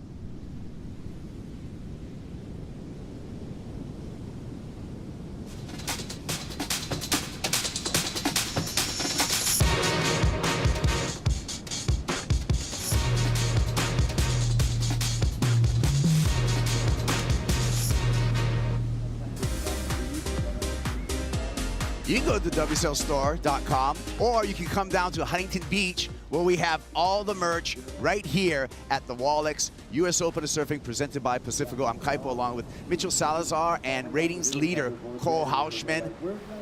Rafael Teixeira out in the lead, and Eli Hanneman on screen here, currently in second place, looking to advance into the next round for the Maui boy. Yeah, and Sheldon Paijan right now with priority, needing a 4.41, but Eli looking left now. First time he's gone left in this heat, Kipes. Up and over that first section, smaller wave, but able to capitalize on a good scoring opportunity with the second blowtail. Some amazing surfing right there on a small one from Eli. Oh, wait a minute. A little bit of an equipment shift here. Goes for from Eli. A round tail to just standard right there. Thumbtail almost at the end. And this is the best score of the heat, a 6.67. Or excuse me, this is a 4.13 from Hafa. So doesn't improve on his low score right there, Kipes. Remains in the lead, however. Teixeira, Brazilian Goofy Foot. It's been on the qualifying series for over a decade. So a lot of heat experience when it comes to a guy like this. And the grind, Cole, I mean, yeah, it's a 10 grind. years, 10 years on the qualifying series right here. Yeah, I've seen him doing it since I started when I was a kid. And yeah, it's a grind. It's not easy. How many years have you been on? I started doing my first couple QSs when I was 15, 16. Okay. And then full time probably like, I don't know, 17 or 18. Yeah, maybe 17. So, and then COVID happened. It was a weird year. I didn't compete when I was like I was like 19, I think. So, yeah, it's a grind for sure. A lot of ups and downs, but if you stick with it, I think keep working hard, it eventually pays off. So. You remember the heat we surfed here together? Yeah, you know. Shoe City Pro. Yeah. I think I was 14 or 15. Yeah. Did you beat him? He did. We both I can't beat him, remember. though. You can say it. Yeah, maybe I did. So, no, it's fun. I've been competing here forever, so it's been good. I mean, what's the ingredients? What's the recipe for success here in Southside Huntington Pier? Stay light on your feet, go fast, and try to go above the lip when you can. Yeah. So, here's Eli. Hanneman here. Talk about above the lip. Looking for a launching pad. Finds it. Forces that backhand air reverse and gets the board back under his feet somehow, Mitchell. Yeah, some good rotation with a lot of speed right there, too. And Sheldon Paijan just throwing that one away. He hasn't broken more than a 3 either, Kaipo, with 4 waves already under his belt. As I said before, just hasn't been on the right waves. Want to see him on more of a set wave. It seems like right now he's just kind of trying to force things with 8 minutes to go. And he's still in contention, only needs a mid-5 at the moment for second place, so not out of the heat. But Hanneman definitely looking to improve on the low score of the 4.4. He doesn't have anything better than a 4.77 himself. Cole, I want to get your opinion on Eli. He's a good friend of yours. Yeah. His results, I feel, don't speak to his results don't speak to his actual talent. No, it's I mean, you can see a glimpse of it here in this wave, but he yeah, the heat surfing is totally different than free surfing, and it's a different mindset, and you gotta kind of be smart and surf your heats a certain way. And I think this year he's kind of starting to click in the gear. You saw it at Bolito, he's dropping 9s, and I think for him, he's just got to stick to his strengths, which is his airs. And, I mean, he can get 9s and 10s with airs. So I think sticking to his strengths, which he's kind of doing this year a lot more, is a good thing for him. But, yeah, it's crazy. I mean, you watch him free surf, and you're like, how's this guy not on tour? Well, how do you keep your mindset? I mean, it was a clutch performance for winning Bolito, and then in Narrabeen, your first win this year, that was a near perfect heat in that final. How do you get into that mindset for those performances? Yeah, the heats like that, like the Narrabeen heats, it's kind of just like you go into like a blackout stage where you're not really thinking about much, and everything kind of just seems to happen and go your way. So I don't know if it's like an aura you carry around with you or the mindset. It's just, I just found it just being confident in myself and believing in my surfing has kind of got me to have those moments where I can just go out there and almost free surf and get scores like that. But it's a full rhythm thing, and it kind of just happens. You're like, when the comp's over, you're like, well, how'd I do that sometimes? Yeah, well, that was a great performance. One necessary tool that you need for a great performance is a good surfboard. For more on that, let's talk surfboards with Pete Mel with the Hurley Board Breakdown. Yeah, thank you, Kaipo. And of course, we both love surfboards. Every surfer loves surfboards. I've got Daniel Emsley's board here. This is an EPS Smith Shapes. Now, he is not riding an EPS board, which is kind of surprising to me out there now. There is a little extra size. He's got a swallowtail, but the same dimensions. This one is a 5'8". It is 18 3/8 wide, 24.5 liters. This thing is way too small for most me, and it is one of the smallest boards we'll actually see. From this guy's a little bit shorter, so it's actually going to work out really well for him. This board here, very, very light. These Smith shapes got the Geordies in there, and I'll tell you what, this board looks like a high performance, just a little bit small for me, but I love these boards for Huntington Beach because you're going to need to have a board that's going to give you a little extra speed. This thing's got a ton of concave in it. That allows you to kind of squirt water through out the back, again with the larger fins. I love this design. Good to see finally I was able to look at a few Smith shapes a little bit closer, but again, he's out there on a swallowtail, same dimensions, same width, same kind of design, just a little bit different with the swallow, and the fact that he's riding PU out there just with the extra size. For the breakdown, always informative from Peter Mel. Talks about PU, he's referring to polyurethane, polyurethane core on the board, and when he talks with the EPS, that's expanded polystyrene, more of like a styrofoam core. So we'll see a difference out here. To equipment, Cole, your preference, EPS or normal, just standard blank out here for Huntington? For Huntington, I usually always ride epoxy. Unless it gets anything bigger than this, then I'm usually on epoxy, and you'll probably be seeing me riding one of those the next few days too. So looks like we got a Sheldon again. Sheldon Paijan skipping that section. Looking to make a comeback right now. He needs a pretty meaty score of a 6.67 to get into second place. Here's our heat leader, Mitchell. Well, and he just extends his lead too, Kaipo. Another great score from Hafa. As you can see, connecting 3 maneuvers consecutively in a row. Just beautiful stuff there from the surfer from the northeast part of Brazil. He's from this place called Espírito Santo. It's not very known for professional surfers to come out of there, but he's been one of the few surfers that has really stood out, making the opportunity count here at the U.S. Open again, Kipes. Yeah, well, a sharp start for the Goofy Foot out of Brazil, and he's in a commanding position right now in this heat. It's really a race for second and advancing position because we're under 4 minutes right now. Lines coming through here.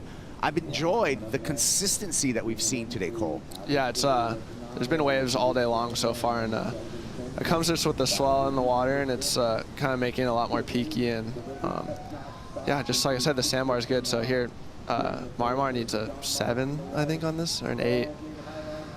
Floats through that first section and some frustration at the end there. It's hard to come back.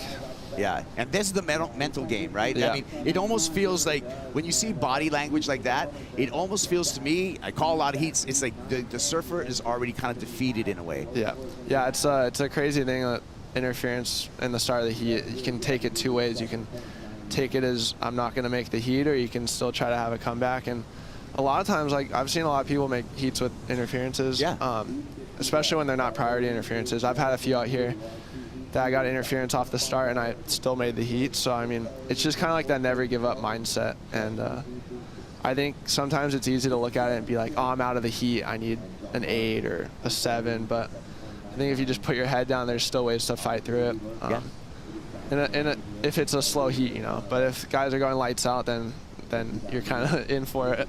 But hey, Cole, you've had a lot of consistency on the qualifying series, whether the year before and even this year too. You already made a final here at the Jax Pro, but can you talk to us about the regional development that you've had so far this year within North America? Yeah, it's been awesome. Here's Rafael again. Our heat leader. His board looks good. He's sharp on this thing, isn't he? Wow. But yeah, it's the regional series is kind of what kicks everything off for us. Kind of where you get the ball rolling and the year started. So I had a lot of consistency on there, and we have a lot of events, so it's good for us to practice. But Eli there. Yeah, so it's been fun. I had my first win on the regional series in Dominican Republic. That was my first win in 6 years. And I credit a lot of that to my success now. Just kind of getting that winning feeling back and a lot of the success. So it's a great program. I like it a lot.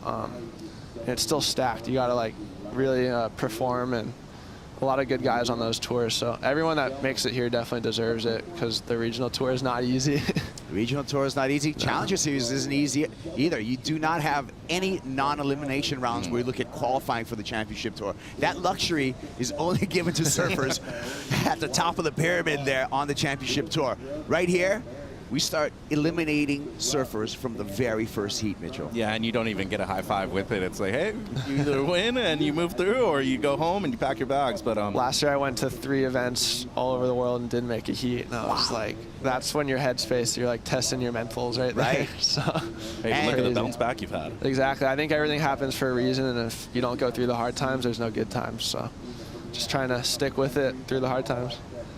I love the mindset that we're getting here from Cole Hauschman. We're going to close out this heat in 30 seconds.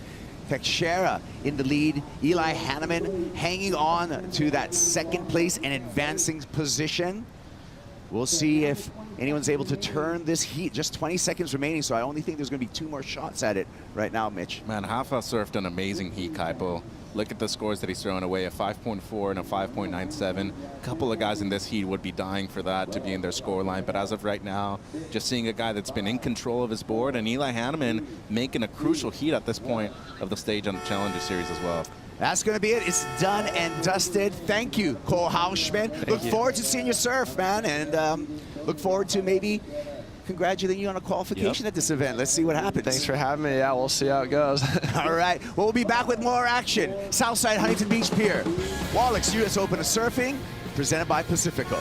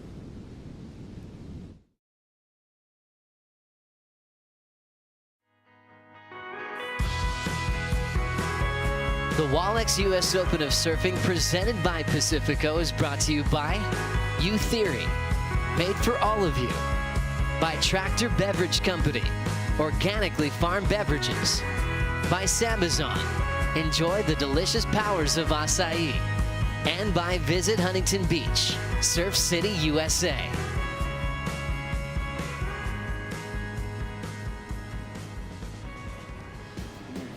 That's right, we're back at Surf City Southside, Huntington Beach Pier. This is the Wallex US Open of Surfing, presented by Pacifico. Opening round for the men. We got another heat in the water. Daniel Emsley, Alistair Reginato, Billy Stearman, and Sheldon Simkis. Top 2 advance into the next round. I'm Kaipo along with Mitchell Salazar. Mitch, your thoughts on this heat? Well, a great one out there. One South African up against 2 Australians and a surfer from New Zealand, Billy Stearman, who is a great beach break surfer, Kaipo, out there with priority at the moment, as it seems there's a couple of waves that have been ridden so far in the first 3 minutes of this one. A lot of action out there with the consistency of these waves. Let's hear from our last heat winner with Rosie Hodge. A solid heat win for Rafael. Well, we were just talking about the quality of surf we have on offer. This is the 4th time that you've been to the US Open. Today is super fun. How good is it to be competing in these conditions? Yeah, today like so fun. I arrived here like 3 days ago, and every day like I catch really good wave, like in Rob Machado Point, I'm sorry. And then I talked with my coach Vinny this morning, and I saw like a couple rides in Rob's left, and yeah, I'm stoked to be here. I'm stoked to make my hit, so I just wanna like surf, relax, and do my job. After Bolito, you climbed 15 spots up the ranking. What kind of consistency are you going to need in these last 3 events to qualify for the championship tour? Yeah, just putting my might. I work my might just for show my surf, you know, not putting much pressure on my head, because in the last 2 years I put too much pressure on my head and I can't surf. And this year I changed a lot. I just want to have fun and enjoy the moment. Enjoy. Well, we can't wait to see you in the next round. Thanks for your time. Yeah, there we go. On to the next round. And great pointing out, you know, how you can turn the season. This is stop 4 on the Challenger Series. We have 6 total stops. Top 4 results count. Here's a replay, though. Let's check out Alistair. Yeah, great looking wave right here from Reginato. Goes down the line with the setup turn, then the floater, and was able to capitalize on a great section at the end, too. Throwing a lot of spray. Powerful surfer right there in the blue jersey, Kaipo. Yeah, 22 years old, out of Australia. Came in number 3 on those on the regional rankings, the QS rankings for Australia. Has a lackluster year so far on the Challenger Series. 73rd, 33rd, 65th. 3 throwaways so far out of the 6 events. But we did mention, and that's the point I was going to make, is that season's not over for a lot of guys down on the rankings like Alistair. You can still turn the season right now in these last 3 events of the Challenger Series. And I think that's what's so cool about this season in comparison to the previous 2 is that you have 2 throwaways and you're keeping your best 4 events. And look at what Cole was able to do. Back-to-back wins. He catapulted his way all the way up to first place. And next thing you know, he's 1 heat away from qualifying for the championship tour now. Amazing stuff right there. And as you were saying, the CT much more different in terms of the quality of the waves and the quality of your competition that you're going to have. Here's Sheldon Simkis. A couple of snaps on the backhand. We know Sheldon likes to go right. He's been an outstanding surfer, runner-up last year at the Challenger Series over at Snapper. And down the beach, the South African, Daniel Emsley. Youngster, just 19 years old, out of South Africa, East London, South Africa. Billy Sterdman. We'd have to call him a tour veteran. The Kiwi. Regular foot out of New Zealand, likes to go left. He's from Raglan. Yeah, and I've always been surprised that he's never been able to qualify for the championship tour despite being very close a few times, Kaipo. But a consistent surfer, great at beach breaks, as we were mentioning, and an incredible backhand as well. But, you know, get a variation in terms of the age groups in this heat. Sheldon Simkis kind of right in between. Emsley, the youngest one. Reginato, 22, as you were mentioning. And Bill right up there, close to being in his mid-30s now. Oh, dynamic finish there, but cannot. You got to ride out of those to get the score, don't you? Yeah, I mean, you would have had at least 10 points on the board if you closed that one out. And next thing you know, a wave that could have been a 5 or a 6 is going to turn into 2 or 3 because of that fall in the end. And those little mistakes, especially as a rookie on the Challenger Series, they'll cost you. You're going up against Simkis, who has finals experience, as you were mentioning, got his home break at Snapper Rocks. Bill Sterman, who's been on the qualifying series for 15 years, and a young pup in Daniel Emsley, who was just waiting for his breakthrough performance. Tough heat to make it through. You got to be able to complete those waves. Yeah. Here we go. Sterdman with a nice air and showing some variety. A lot of times we know Billy for some solid rail surfing, but showing us the depth of his surfing with a nice air reverse. And a lot of patience right there on that wave too. He waited for the section to pop up and he didn't launch until he really saw that wave offer up the one section at the end. And he's going to have a good scoreline within the first 8 minutes of this heat too. Look at the scoreline so far, the 5.17 of Reginato. Simkis with just a 4.17 as his best. I think this is going to put him up into the lead types.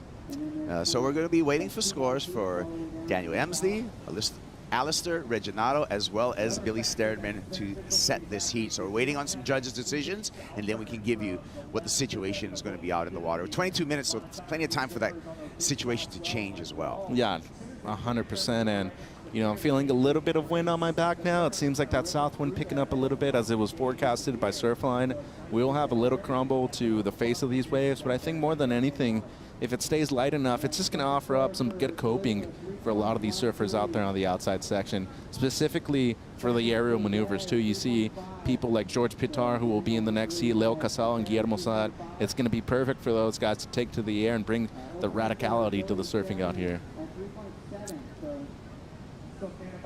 Yeah, the consistency, I think, is the key thing. The conditions will change, but we are just so happy to have opening day here with a consistent swell. We got something out of the southwest as well as this northwest wind swell, so the combination giving us these great peaks. And one thing that I've been mentioning too, I saw it a lot yesterday when I was surfing, is that since there hasn't been a big south swell in the last few weeks, the sandbars are the same as they were for the month of May, which still had a lot of west in the swell. That's why the rights are offering up a lot of scoring potential. The lefts aren't as good yet. As we look at the air here from Bill Stearman, as I was mentioning, was just able to wait for that 1 second to pop up. Dropped a good score on that one, and then Emsley going left here. This wave just kind of petering out, but was able to find a second section for him and just gets caught up right there at the end. So, you know, young surfer looking for something better than that, Kaipo. Yeah, 2.3 for that last wave for Daniel Emsley. And Billy Stearman, 4.6 for that air reverse. So Stearman second, Emsley, he's searching for a 4.8 to get into that top 2 position. Sheldon Simkis is out there in the green jersey with first priority. And Reginato and Stearman tied at the moment, but since Reginato has the best score out of the 2 surfers, he takes the lead. Looking at this heat and looking at the experience that Simkis has, he's a great surfer at point breaks, but you know, a lot of people underestimate how good he is at a beach break too. Has a great backhand, but with the consistency that we've seen in this heat, I'm really expecting him to go to the rail and be able to combine that with an air. I think there's sections out there that will be able to allow that. I thought Eli Hanneman was able to do that very well in the last heat, but for somebody like Bill, seeing what Hoffa was able to do in the last heat, I expect him to keep it on rail. You know, let everybody else take to the air, have them commit mistakes, and you just got to be smart and surf your own heat out there, especially with 20 minutes to go, Kaipo. Yeah, we got a vision of Shelly here, Sheldon Simkis. He's got first priority, so he's going to have first swing at anything coming through. He's activating right now as you see a set hit the sandbar on the south side, Huntington Pier. It's a good wave. Long wall in front of Sheldon Simkis. Let's see what he's got. Nice quick snap to begin. Second, more dynamic turn. He's going to get 3 in on this wave and a little bank to boot before kicking out, so that's going to help his cause. The Aussie crew right there. You see Jarvis Earl, Joel Vaughn. And a quick couple of turns there as the wave closes out for Billy Stearman. Well, some real strong surfing there from Sheldon Simkis. I enjoyed that wave a lot, Kaipo. Emsley. Beautiful first turn. Just a little roundhouse cut back there, and that wave just tapers off, so he decides to get ahead of Billy Stearman and try to establish priority above Stearman with the paddle back out. A little bit of a paddle battle, but Daniel Emsley with a good head start. Well, Bill's catching up, though. Oh, no. I mean, look at him. We saw this at J-Bay between Jack Robinson and Leo, and you don't want to be able to give up priority in a crucial point of the heat either, when Bill's probably going to better his situation, and Emsley still hasn't improved on either of his 3.5s, Kipes. Interesting, because you have to make it out to the takeoff zone to establish your priority. And to your point, Mitchell, it looks like Billy really did gain ground there. We'll see what the priority judge thinks as they hit the takeoff. I think Daniel Emsley got him by a hair. Yeah, just barely, but in those situations, if it's close, just keep paddling. Don't stop paddling until you hear your color being announced, or until you look back and you see the priority board having your color up there. Yeah. And when we talk about that, you know, surfers and the priority judge will be hesitant to give you priority if you don't paddle all the way out to the peak. Yeah. You can't establish priority halfway out. Right, and if it's close, there's a rule that says if it's a close one, it'll usually go to the person who caught the first wave out of the exchange, which was Bill, but since he was further inside, Daniel Emsley was able to recover in time. There's our priority cubes right there, Mitchell. Yeah, and this has been a huge improvement. LED boards, having these now really does, well, first of all, it changed the way you compete. Yeah. But more importantly, it takes way more pressure off the beach announcer to be able to give you updates all the time too, because remember, you're not the only surfer out there. If there's 4 people out there in the water, that person has to give and announce the situation to all 4 surfers, whether it's priorities, scores, and especially time. Yeah, this is true, and that's, to your point, that's been a great improvement. The priority system now has trickled all the way down to the amateur ranks. So when we look at surfing in 2023, We have 10-year-olds, 11-year-olds already knowing how to play this priority game. Well, that's why they're so good when they reach this level, because they've been competing with it for so long. And Billy Sterdman, currently in second place, gets caught up there. That's not going to change the situation. So good execution right there with priority from Sheldon Simkus. Drops the best score of the heat Kaipo, moves him all the way up into the lead. Yeah, 6-point ride for that last 4-turn wave for the Australian. And he has a pretty distinct lead at the moment with that 6-point ride. Very, very valuable number for Sheldon Simkus. Yeah, and the only person that's been able to break double digits so far in this heat too, Bill, in second place now, looking to improve on something, you know, close to a 4. And I think right now what's lacked from Daniel Ensley so far, he's had 3 scores in the 3-point range. He hasn't been on a set wave so far. Meanwhile, Sheldon waited a long time for this with priority. Great opening snap into the lip line, and then, wow, the way he was able to keep it on rail and finish with the layback on there. Beautiful stuff right there. Yeah, Point break surfing got a beach break. Yeah, that was the 6-point ride for Sheldon Simkus, and great angles that he was able to attack that wave in variety. Great rail work, and I like the fact that he was able to fit that last snap as the wave just kind of disappeared into nothing. It was cool, right? Yeah. And it's something unique, too. You wouldn't normally see somebody take that angle of approach at the end of a wave like this. Oh, we're halfway through the heat here at 15 minutes, and priority sitting with Alistair Reginato, another Australian. We'll see if Alistair can come back. He needs a 3.4. We'll find out when we return to more action here in Huntington Beach.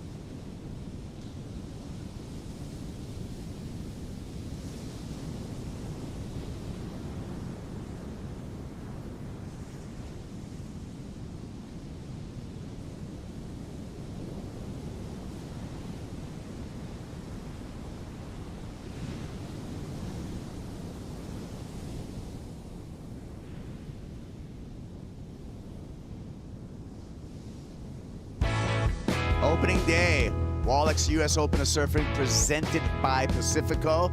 And Pacifico giving us a little information, some data. You can go to worldsurfleague.com, pick a heat, pick who you think's gonna win. We tabulate all of that information, and that's how we get our Pacifico fan picks. 38% of the fans pick Billy Sterdman, Mitchell, to win this heat. Yeah, no surprise there. I mean, definitely the surfer with the most experience, but surprised about Alistair, though. Finished within the top 3 in the Oceania region, and looking at his results, throwing away a 13th place. Shelley, our heat leader, and he's just looking quick on his feet, bouncing through sections.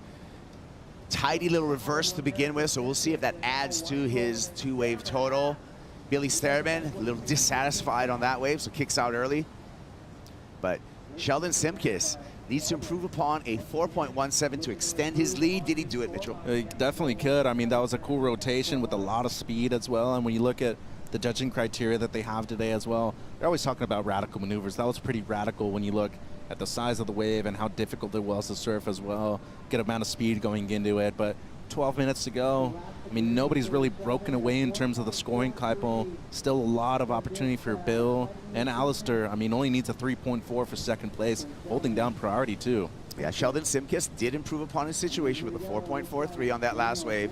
And here we go, the South African Has to glide through that first section, loads up here, and hammers the oncoming section. You could see him setting up for that, and just one maneuver, but that was a powerful maneuver. Yeah, and anything that betters the 3.5 is a big victory right now, too, because that's still your best score. You need a 5.0 second for second place. So even if you get a 4 or close to the score that you're requiring right now, you should see that as a clear sign of victory, Kaipo. You're improving on your scores, but I just think, once again, the lack of experience of competing here, the wave selection has not been on point for him. Yeah. So this is the previous wave for Emsley here, and just gets a little slide, gets caught up and goes down, so that's an 0 for. That was just a fractional score.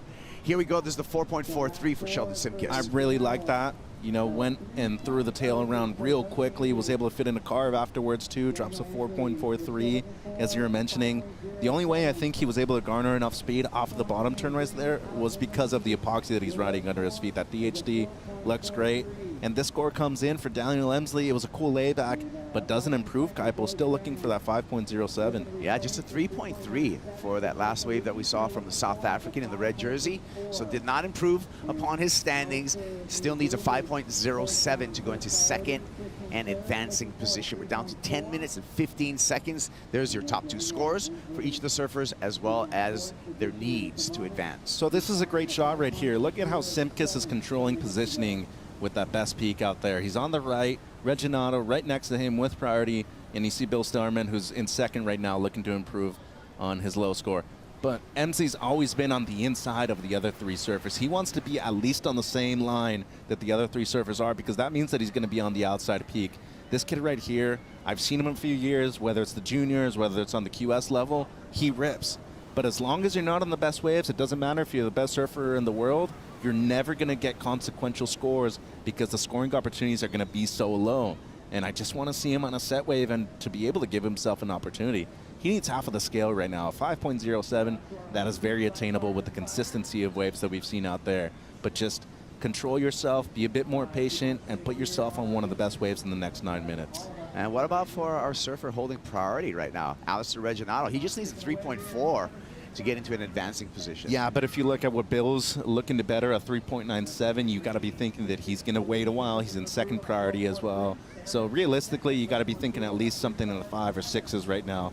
He has the 5.17, which is better than even Bill's best score, the 4.6. So anything that will match the 5.17 will add more pressure to the surfer in second place, and the requirement will be higher. Let's take a look at our heat recap here, starting with our heat leader, Sheldon Simkis, Mitchell. Yeah, some great stuff. Drops the 6-point ride right here. Great rail surfing. Love the way he was able to attack the lip line, but laying it on rails, I was mentioning before, point break surfing at a beach break. It's not easy to do that on any given day, especially at a wave that's as difficult as Huntington. Throws the rotation right there, improves on his low score, drops a 4.43. And I think just the composure that we've seen from Bill Stearman has kept him in the top 2 spots all heat long. Goes to the air when we normally don't see him drop a lot of airs. 4.6 right there. And then a backup of 3.97 right here. Kaipo for some good rail surfing. Clean, methodical, and stuff that is getting Bill through this heat. Yeah, hanging on through there, some solid surfing, and currently in second place. And that puts him in an advancing position. Looking left this time. Billy. And he just has such a polished backhand approach coming from that left point in Raglan in New Zealand. And you can see the connectivity here, but Mitchell, you talked about that dead section on the lefts. Yeah, it's really hard. There's not a big sandbank right there going into the pier. Somehow able to find a connection right there and fit in 2 at the end. That was some good stuff right there from Bill. Catching up with Alistair Reginato, and we'll see if he got the score he needed. He's going to need a bigger score from that last performance from Billy Stearman. Eyes on Sheldon Simkis here, our heat leader, and more sharp surfing from the Australian. Really like what I'm seeing from him. He's kept to the rights after his initial 4-point ride, and just to be able to control the peak out there, be able to have a commanding position all the time on the outside when you're going up against a lot of experienced competitors. This is some real good stuff and a necessary moment in the year of Sheldon Simkis as well. He doesn't have a keeper result so far, Kaipo, and being the low seed in this heat, he's wanting to make it out of here with a statement performance as well. So we're waiting for scores for all 4 surfers. So we could see a mix-up here. Did Reginato do what he needed to do? Needs a 3.4 right now, but I have a sneaking suspicion that Billy Stearman is going to improve upon his scoreline, making the need for both Reginato and Emsley a bigger one. Well, he does. He gets a 4.2, so Bill upping the ante, but Reginato only needs a 3.63 now. That's not a big score. So still waiting for that score for Daniel Emsley that we're seeing here, as well as Alistair Reginato. We did not see this wave. We're catching up here on the replay for Daniel Emsley, I'm sorry. Yeah, so it goes to the rotation. Maybe a little bit of a mistake right there, but somehow was able to pull it, drops his best score, 4.1. This is the left that we saw from Bill Stearman, came in as a 4.2, so did improve on his low score. Great opening snap, had to carve it back. And this is what I'm talking about, the energy with the lefts. There's a real deep spot, so it doesn't necessarily go into the pier and doesn't allow you to garner a lot of speed. Bill did very well, though, to be able to get enough to fit in a couple at the end. So was able to improve on his low score, but this one came in as a big one, Kaipo. A 6.83 for this effort for Alistair Reginato, and he turns the heat. Well-deserved, too. I mean, he blasted those first 2 opening sections on the backhand. Great technique as well for the young surfer from Oz. Waited patiently with priority. Reginato, you can see him in the blue jersey, and got the job done. The patience paid off. The highest single wave score of this heat, that's 6.83. Close to 20 minutes holding on the priority right there. That is a lot of time, and to be able to hear everybody else catch a wave and drop scores, I mean, that definitely affects your mind, but it motivated him to get the best score out of the heat. A 6.83 moves all the way to first place, and now both Stearman and Emsley needing good scores, Kaipo. Oh, look at this action here. Another set coming through. Simkiss slides the tail. And he's going to have to navigate the soup here on the inside. A little bit of reform on the inside, but nothing scoreable for Sheldon Simkiss. He will not improve his position. Stearman takes to the air, catches that heel rail on the way out. Yeah, unfortunately for him, as you were mentioning, a bit too much weight, and maybe he stood a bit too upright at the end as well. Big moment here for Emsley. Right against the pier. Pier bull rights for the South African. Loading up and just throws that away. So both Bill and Daniel needing, something better than mid-6s right now. And Simkiss, it was an interesting wave. It was really hard to read, hard to surf, and Stearman really forced him into that one too. He pressured him into going, and it was a decent ride, had a good air section, which was, Bill was looking for at that moment. As you were saying, doesn't improve. It comes in at 3.73. So right now, priority for Bill Stearman is huge. Recovers second, has 3 minutes and 30 seconds. But what is Reginato going to do? Is going to stick to the right over there, or is he going to go back to the backhand and drop another 6.83 like he did on his last wave? A couple peaks coming through here. You can see the blue jersey with priority. It's a good wave. He's going to go. Alistair winds up off the bottom. Big snap off the top there. Cruises through that section, smashes a second turn. Nice rail work there, keeping the rails clean as the wave tapers off.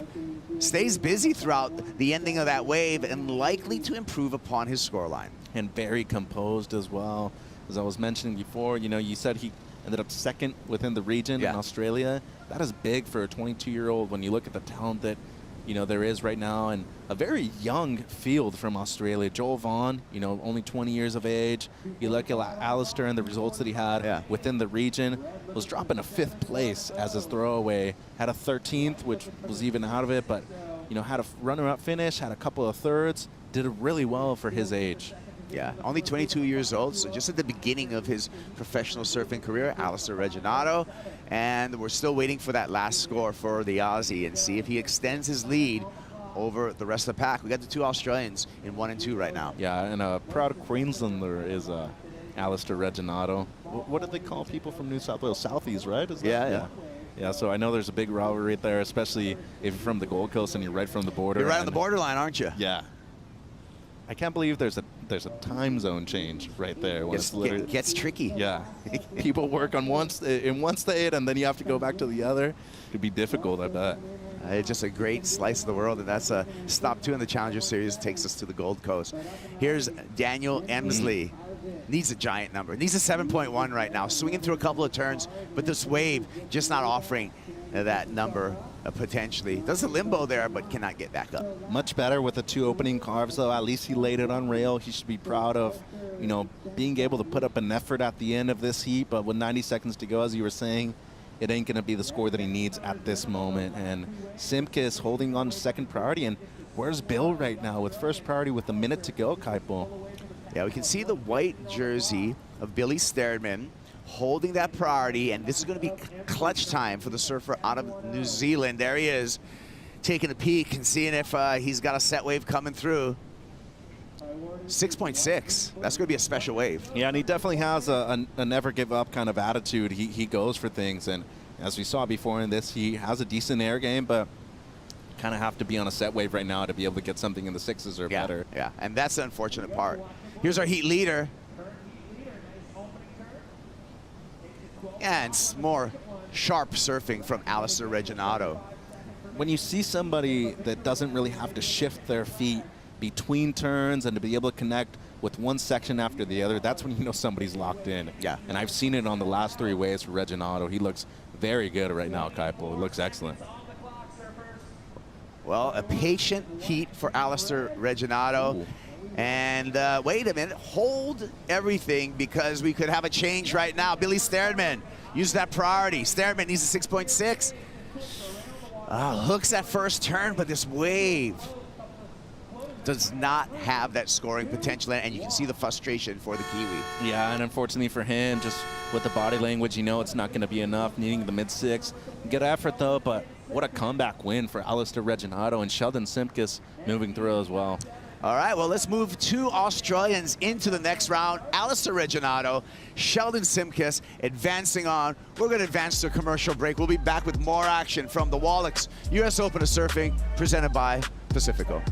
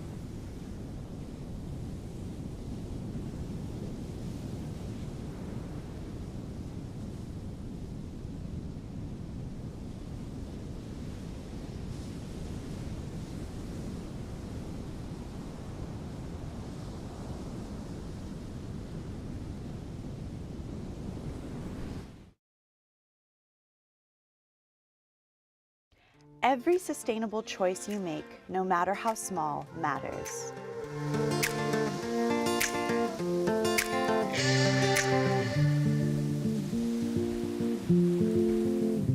Es muy importante para nosotros, los integrantes de la Escuela de Surf Cuyagua, entiendan que parte de la esencia de un buen surfista está en proteger nuestros océanos y el medio ambiente. Speak up for the ocean. Your actions can inspire others. We love all the great things happening with WSL One Ocean all around the world. Also here in Southern California as you check out the fans here on Saturday morning. It's not even lunchtime yet. We've got a lot done in the round of 80 as the brand new heat's just getting started. We've got George Pitar representing Australia, Tanaka from Japan, Casal representing Brazil, Guillermo Sat representing Chile. Great representation there in the round of 80. Top 2 move on into the next round. Get more out of the prize purse. Every round you get closer to the final, and also more points on road to qualification. Top 10 for the men join the championship tour starting at Pipeline. That's the goal for all these athletes. We'll see how this one kicks off. Surfer in blue, Tanaka, been ripping. He's been in the spotlight for a long time. Always has had hopes to get onto the championship tour. And getting started during the break, Leo Casal, Joe Chappelle, Rosie Hodgin, Peter Mell.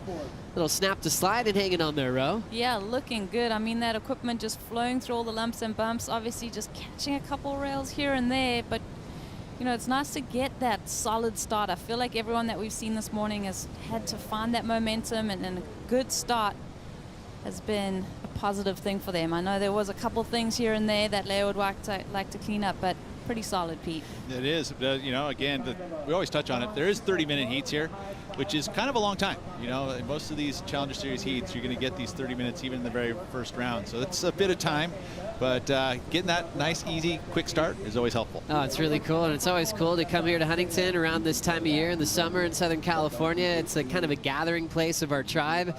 From Rosie, coming here for the first time as a young competitor with big dreams from South Africa, and even special moments that's still happening for Pete Mell as he got inducted into the Hall of Fame recently, and that's going to be happening while we're here at the U.S. Open this week. That had to have been one of the top moments in your career so far, Pete. It was pretty cool, I will say that. And also sharing the win of John this year here at Huntington Beach, right? Like my son was able to win here, and you know, there's a lot of fond memories, but you think about competition and how long it's been here at Huntington Beach, since the 50s, 59, I think, something like that, right? That's right.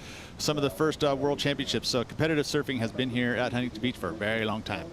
Now with 25 and a half to go, we see a couple of little lines out the back here. Taiki Tanaka moving into position. He hasn't caught a wave yet, neither has Guillermo Satz, so no priority established between blue and green. Casal's opener that we saw during the break, 4.67. And now here comes George, representing Manly Beach. Frontside whip in the pocket, super clean. Nice motion with that twist and wrap, and we'll shut it down with a tap on the inside corner. Continuing on with that little wedge there, Tanaka up and out. So all four surfers now with their warm-ups out of the way, feeling today's conditions. And coming off a little rotation there was Guillermo Satz from Chile. Over in Chile, they've got a lot of great surf, a lot of big waves, a lot of lefts. Doesn't mind surfing in colder water. Satz also loves a slab in Arica. Picked up a win there back in 2011, which reminds you that he's been competing for a really long time. Leo Casal already has the 4.67. Trying to find some room to come around the corner. Another guy that had a lot of talent early in his life. I'm not sure if he's ever going to update his WSL photo on the website. He looks like he's about 5 years old. He started competing so young. I hope they keep it throughout his career. Let's catch up with the winner of last heat, Alistair's with AJ. Alistair, I asked if you consider yourself a patient person because you did exercise a lot of it in that heat, holding on to priority for nearly 20 minutes. What were you telling yourself? Yeah, I did kind of try and tell myself just to be patient and know that there's been a lot of sets, a lot of good sets today. They're just a bit slow, but it kind of went against what I'd been trying to work on a little bit. Like I'm trying to be a bit more active and give myself some opportunity to show my surfing, which is kind of a good thing because it shows that no matter what, I can still back myself and be patient and get the score. And the patience did pay off because then that 6.83 came through. You turned the heat on that wave. What did you see? Well, mostly the rights have been good today. So I kind of spoke to Bottle, my coach, before, and he kind of just said, don't write the lefts off. Like, if you can see a good section and crack it, you're going to give yourself some opportunity to get the score. So I kind of saw one section at the start and then a little line on the wave to have an end section. So yeah, just identifying one section on the wave to get a crack on. Well, it worked out. Congratulations. See you in the next round. Thanks. Cheers. Well done for Alistair, working with a smart coach. Former CT standout, Jay Thompson. Little wedge setting up again. Leo Casal. Nice clean bottom turn, wraps it. Strong stance and spins into the top section. Will take a little bit of time to ride away, but set up for a third maneuver. So that kind of worked out. Casal 4.67 opener and staying really active in this one, Rosie. Yeah, he is staying active, got a solid start there. That board looks really interesting. It looks like the perfect construction, has that EPS, has a lot of buoyancy to it. It's fat up the top there, but there was a moment there where it seemed to slide out a little bit, Pete. What do you think? Yeah, no, I would agree with that. You know, we've seen him already. He's had little hitches throughout, the lack of flow. You know, obviously that's going to affect the score slightly, especially on that last wave. You know, you saw that was golden opportunity, but the fact that he got hooked up in the lip and stayed up there for a little while, didn't ride out with clean, with that acceleration and flow, judges take note of it, and it ends up going into his top 2, but not a score that he's going to want to keep into this at the end of the heat. So we're getting caught up here. Guillermo Sat heading towards the pier on this replay, Rosie. Yeah, beautiful flow. I mean, this is a little bit of a burgerish wave, but he really makes the most of it, throws that tail around, does the reverse. Good, easy flow, even with the chop that he had to contend with. And then George heading right, Pete. Yeah, this guy has been a bit of a, not a surprise, I guess, because I'm sure that he's done really well through his younger years. But like just now watching him this season, he has been on fire, man. The guy is always getting good, solid numbers every single heat. So watch out for a guy like George Pitar. And then Guillermo after the left went right, Rosie. Yeah, again, just that easy flow through this wave. I think that left-hander is definitely going to play into the scoreline. That right's kind of an ease-through wave. And then also Tanaka looked clean on that first turn, Pete. Yeah, he did, you know, and he had to wait to get to that final section. You saw how he stalled off the bottom turn. He kept his speed, though, got it done, going to get himself that mid-range 4. And then behind him, I mean, this is what Huntington has brought us today. This is where he got slightly hung up, you know, a little tight in the arc. Wasn't able to flow out of that move with a bunch of speed. Gets it done, but the judges take note of that stuff. Those little stalls, those little hitches are going to, you know, affect the score negatively. As we see the split peak staying with Leo Casal from Florianopolis. Stretching this one out in the flats. Looks like he still has the connection. We'll get the redirect, and now on the backhand looks to shut it down. Like he's saying, still looking a little sticky at certain points of that wave, but pushing through and trying to get enough to move into the top 2. Riding surfboards shaped by Havenga, same shaper of Neko Patarats and Wiggly Dantas. So he's been enjoying the equipment he's been getting this season. I will say with equipment, you know, you can look at his board and it feels like it draws a very tight arc, which means it probably has a lot of curve in the rocker. Of course, that's great for mobility, being able to turn tight, but sometimes it turns a little bit too tight and you're not able to get the squirt and the flow out of it. So you want to find for your surfing that special blend of rocker that's going to give you enough speed. You know, flatter the rocker is, the faster the board will go, but you can't turn as easy. So you want to have that nice blend. And right now with this wave, you know, this wave is a beach break, and generally tighter rockers are good for beach breaks, but this is a special beach break. It's not a very tight arc, right? It's a very kind of flat-faced, so you can kind of ride a little straighter rocker at this type of beach break. So sometimes, you know, like, you know, Leo, I'm sure he's surfed at Huntington Beach, but maybe he doesn't have the same experience as someone who's grown up surfing this beach break. And finding that blend of rocker can be kind of a challenge sometimes. I agree with you. I think, you know, you almost want a transformer into your feet because there's so many different sections and it shows you so many different moods in this wave. Like, it'll stand up out the back. You got that flat section. You got to work through, you know, absolutely no water and then come into that quick transition on the inside. So it is, when we look at past winners, a lot of them have really thanked their equipment and their surfboards. They've got boards that they kind of put on ice just for Huntington. As we see 18:25 on the clock, George taking the lead, and Chris Cote has found himself back in the athlete zone. It looks like it's filling up there here on Saturday morning, Chris. Absolutely, it's filling up with friends, family, and of course, talent. You've got a huge percentage of the Women's Challenger Series behind me. They're down here early again. They're doing their own research. Most surfers in the draw have had plenty of experience here in Huntington Beach, but every second that you're watching the water, you're gonna learn something. So right now, you know, the vibe's a mix, right? You've got competitors coming in, some have won, some have lost, so you've got the ups and downs there. But for the most part behind us, it's kind of that first day gathering, right? The first day of school type of feeling. Everybody coming together from all over the world to watch surfing, to link back up with each other, and it's a good feeling on day one, that's for sure. Great feeling. Good man, Chris. I love where you're standing and enjoying the energy from the athlete zone. I think that's really cool that a lot of the surfers are coming down here to check out these conditions, identify what the judges are rewarding here on opening day. but it's probably a little bit of a balance because there is energy being expended there. There's some serious moments with coaches, and you know, for the women, knowing they'll be up there probably tomorrow competing, they can just kind of feel it, go back to their hotels or their accommodations and be prepared for their opening day. George with a quick whip in the pocket. Pitar blows the tail and pulls off the reverse. Two cool moves from the Australian to improve on a 4-point ride, Rosie. Yeah, I love that ride. I mean, he is a tall guy, and just for the way that he's fitting his frame in these smaller conditions and just really operating that surfboard with a lot of flow.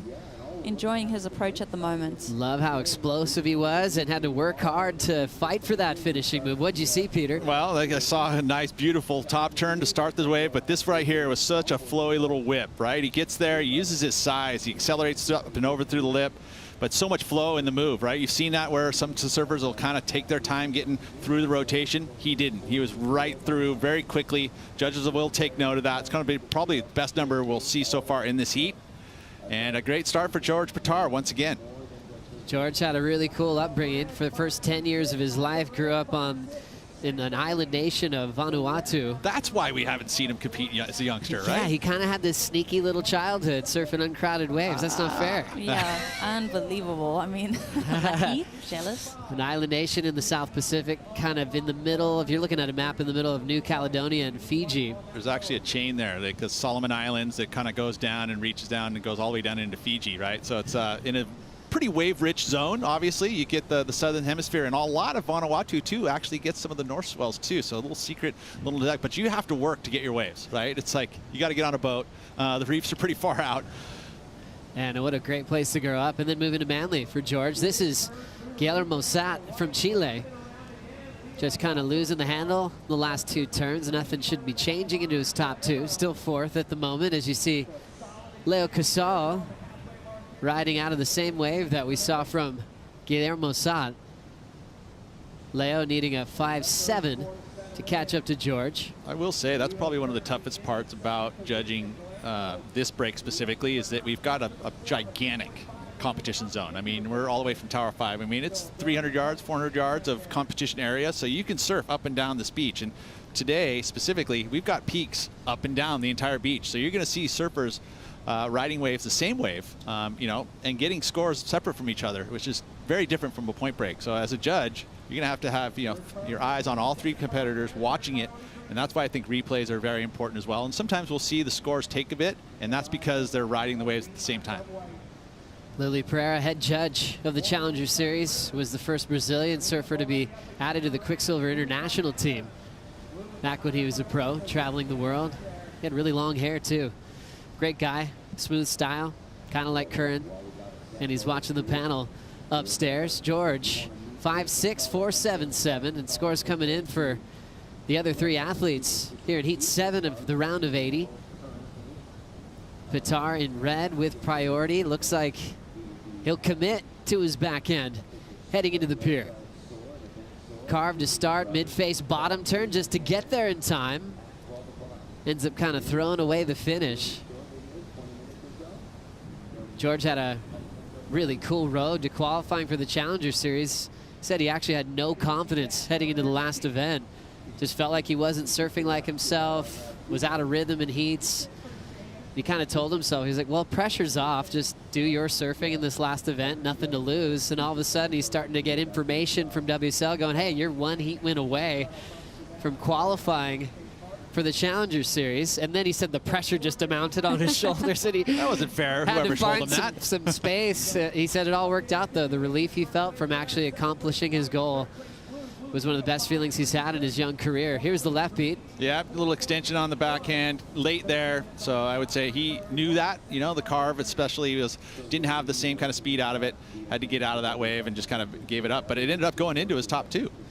Well, we're still waiting on that last score. Yeah, playing a little catch up. That was Casal there. Pete, what'd you see? Yeah, backhand again, you know, a little tighter arcs. The rocker that is a little bit more curved tends to work better for that backhand, especially when you can press on it. Let's see what he can do here. Now swinging right off the lip. Great connection there for Casal. Looking smooth now. Two great hooks and gets dropped off after the second turn.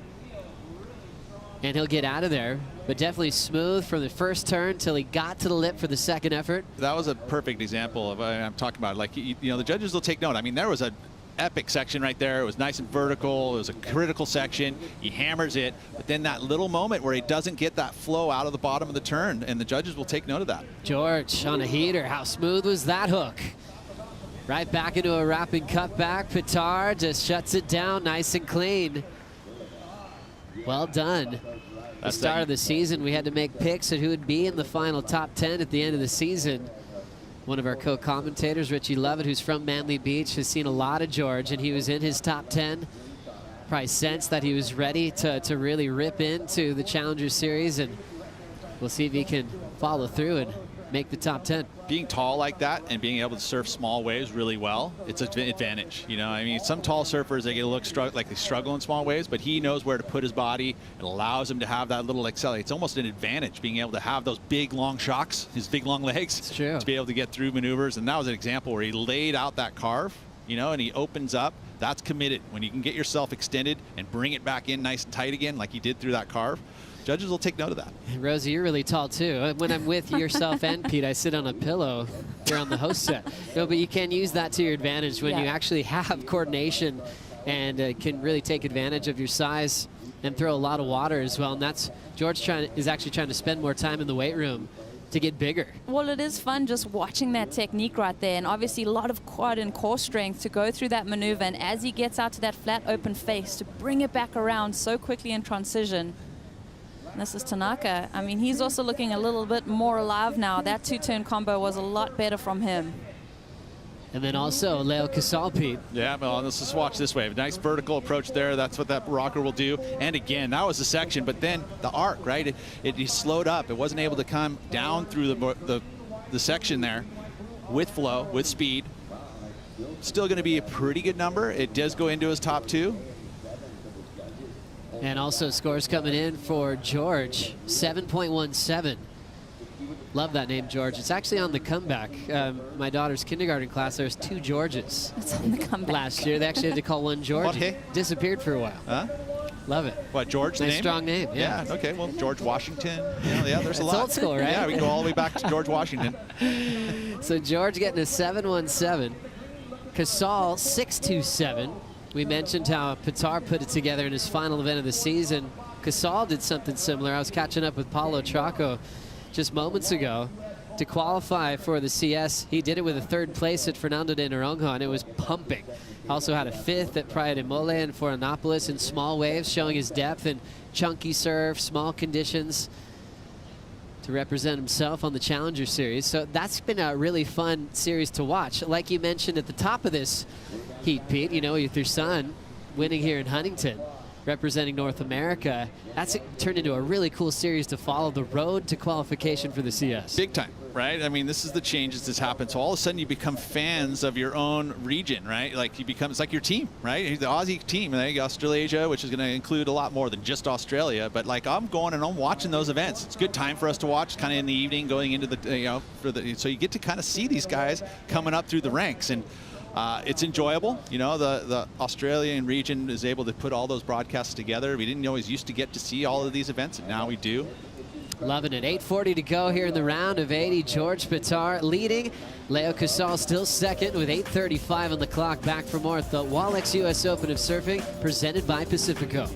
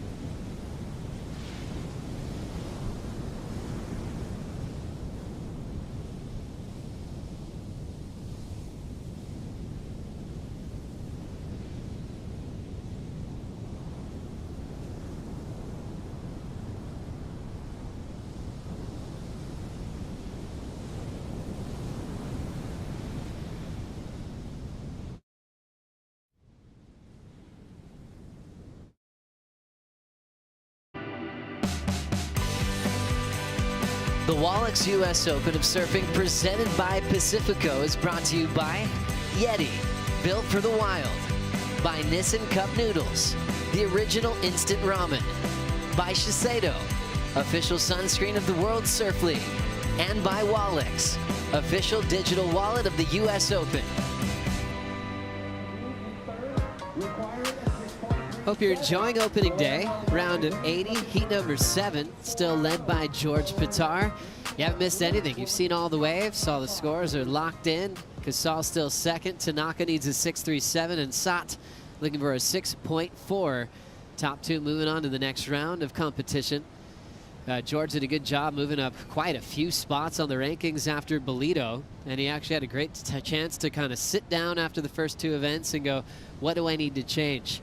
He realized he had to get bigger, so he's been spending more time in the weight room. I mean, if he stands next to Ethan Ewing, he's going to see a size difference there. You know, those guys put in so much time, so they're throwing a lot of water and a lot of power. He also said he wanted to work on variety and actually changing gears with his turns when he's on a wave. He identified that and then put it into practice in Bolito. So for quick turnaround to identify how he could improve, and really impressive that he was able to do that, Rosie. Yeah, I mean, if you've got the talent, you really do have to be looking for new waves to improve and having a look at the Championship Tour surfers, because if you want to be at that level, you've got to make those sacrifices, put the training in, make sure your boards are good. Kaipo always gets to hang out with some great people, finds himself over at the Hogue tent.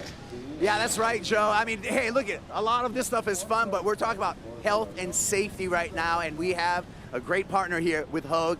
Henry Liu here. Henry, what's Hogue doing to contribute here at the U.S. Open? First off, we're proud to be a sponsor of the U.S. Open. We're providing a couple things. One is, at this table here, we have information on how potential patients or people can access care through our physician groups, to our specialists, to our hospitals. The second thing we're doing is, right across the way, we have a medic tent with a big Red Cross on it. And we're providing urgent care type related services, but more for small injuries and acute injuries. But if somebody gets injured, they can go over to our tent. It's right next to the main tent. And we're just a proud sponsor. We're happy to be here. Our hospital is right down the street in Newport Beach off of PCH. And we're just thankful to be here. So we're here for the participants of this event. Thank you so much, Henry. Thanks to all the efforts that you guys do at Hogue. We feel healthy. We have safety here. If you come down to the pier, you have a minor injury, white tent, big Red Cross, the people at Hogue can help you out. Good man. Thank you, Kaipo. Thank you, Henry. And also Hogue Healthcare. Definitely one of the best healthcare systems in the country. And it's just right down the road and also right here on the sand during this great event. 3:45 on the clock in this one. Ocean taking a little break, but that's just changed. Look at the Lions coming on the horizon. Priority is with Guillermo Sat from Chile. But it's going to be rider in white, Leo Casal. Little bobble to his feet, but exploding with a nice backhand carve. One maneuver option, and he's out of there. So he's in the back of the line. Decision time for the Chilean. And now digging in. Clean wrap to start. It's full in the face, forcing him to hunt down the pocket again. Wall starting to stretch out now. Big tail high whip. Guillermo misses the landing. But nice idea there, Rosie. Yeah, really nice connection with those first couple of maneuvers. You see that little bit of frustration as he kicks his legs there. He needed to finish that one, Pete, to really get a staunch score. He did, you know, and it came down to really the only critical section he got with those two wraps outside, which is great flow and all, but not a lot of points on offer for that. It was that end section where he really needed to commit, and he did. You know, he almost had it. It looked pretty unique, too, the way he was able to twist his body through it. Just couldn't get the ride out, and unfortunately, it is not going to be the number for Guillermo. Different type of surfing from what his clips are famous for, slabbing waves down in Arica, and where he's pretty reliable with big results. A slab that haunts some of the best surfers in the world. The search stop there on the Championship Tour years back. But outside of slabbing waves, there's long point breaks, there's big wave spots. Whenever I think of Chile, I think of Ramon Navarro and what he's done for his country, you know, putting surfing on the map as well. For his ability to charge all over the planet. So a cool nation in South America. Well, that's what I feel like this regional play is happening too, is that you're going to start to see a focus on some of these athletes that we don't necessarily get to see all the time. You know, and Guillermo, he's one that we've, you know, seen on, you know, his great video parts, and you know, he's been a part of professional surfing for a while now. But yeah, it's just the regional play is just something that's really interests me. You know, especially when you start looking at, like, you know, the Asian continent's starting to get their play in there.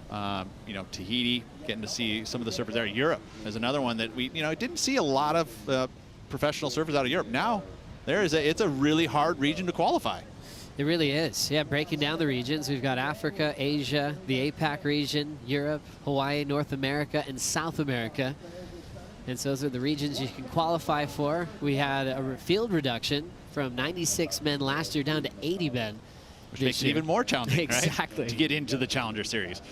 As we enter the final minute, priority with the heat leader, George Pitar.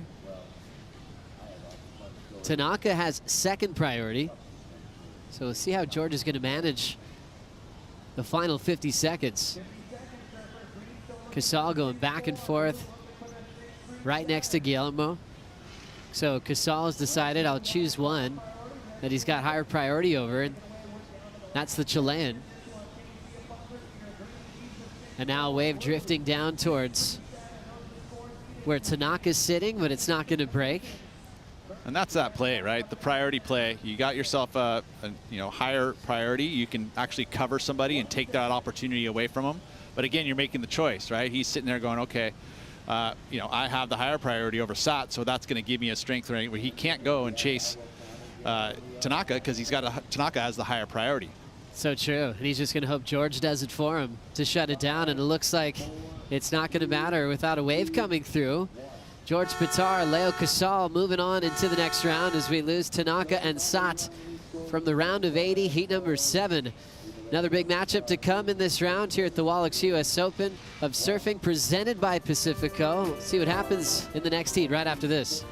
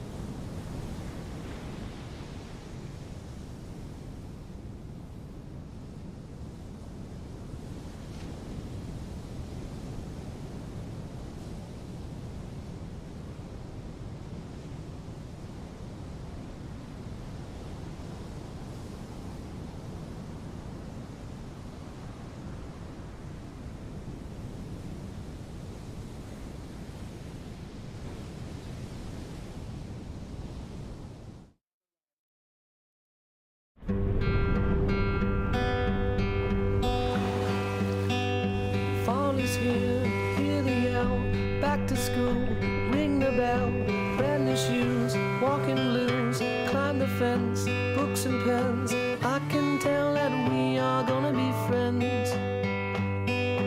I can tell that we are gonna be friends. Yes, I can tell that we are gonna be friends. We always recommend joining the Surf Rider Foundation and the cause to clean up our beaches, protect your local breaks, but also invest in cleaning up the world's oceans.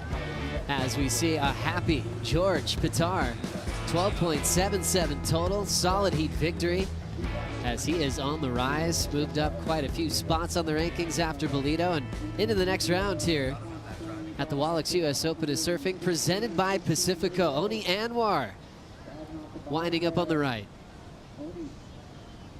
Quick carve back into the pocket, fits it in well with that snap to fin ditch. Looking really springy on the end section for Oni. Oni Anwar representing Indonesia. Lives in Australia for a long time now. Often see him at Snapper Rocks. Went to Currumbin High School. So a standout for many years. And great to see him open up there. We also have Tiago, who we saw back as a wild card in Peniche. Ended up going down to Jack Robinson, but he got to get his feet wet at the CT level. Ooh. Yeah. That looked like a bit of an error there. Did it take priority away, or no? He stayed outside, so he keeps it? Yeah, that was interesting. Geordie going for a paddle there with a priority on his name. So Geordie Lawler representing North Narrabeen. That's what Rosie and Pete saw there, just a paddle. But Pete still standing next to his name.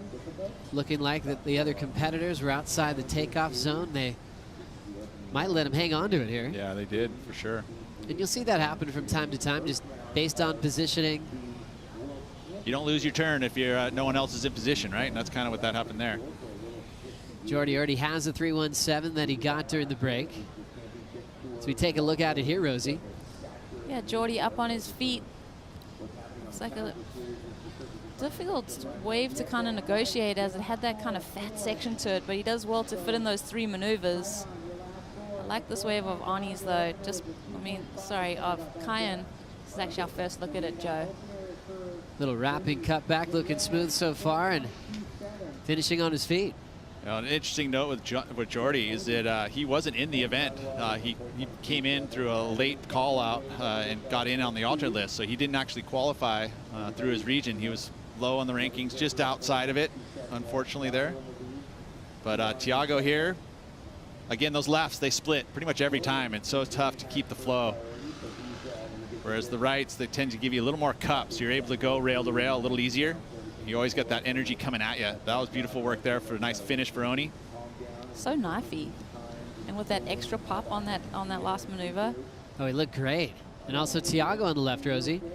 Yeah, this wave fattens out, and it's really tricky for him to get to that section, but I love the way he makes it through the fat section and releases that tail. You can always see that the unique EPS look to it, real white surfboard.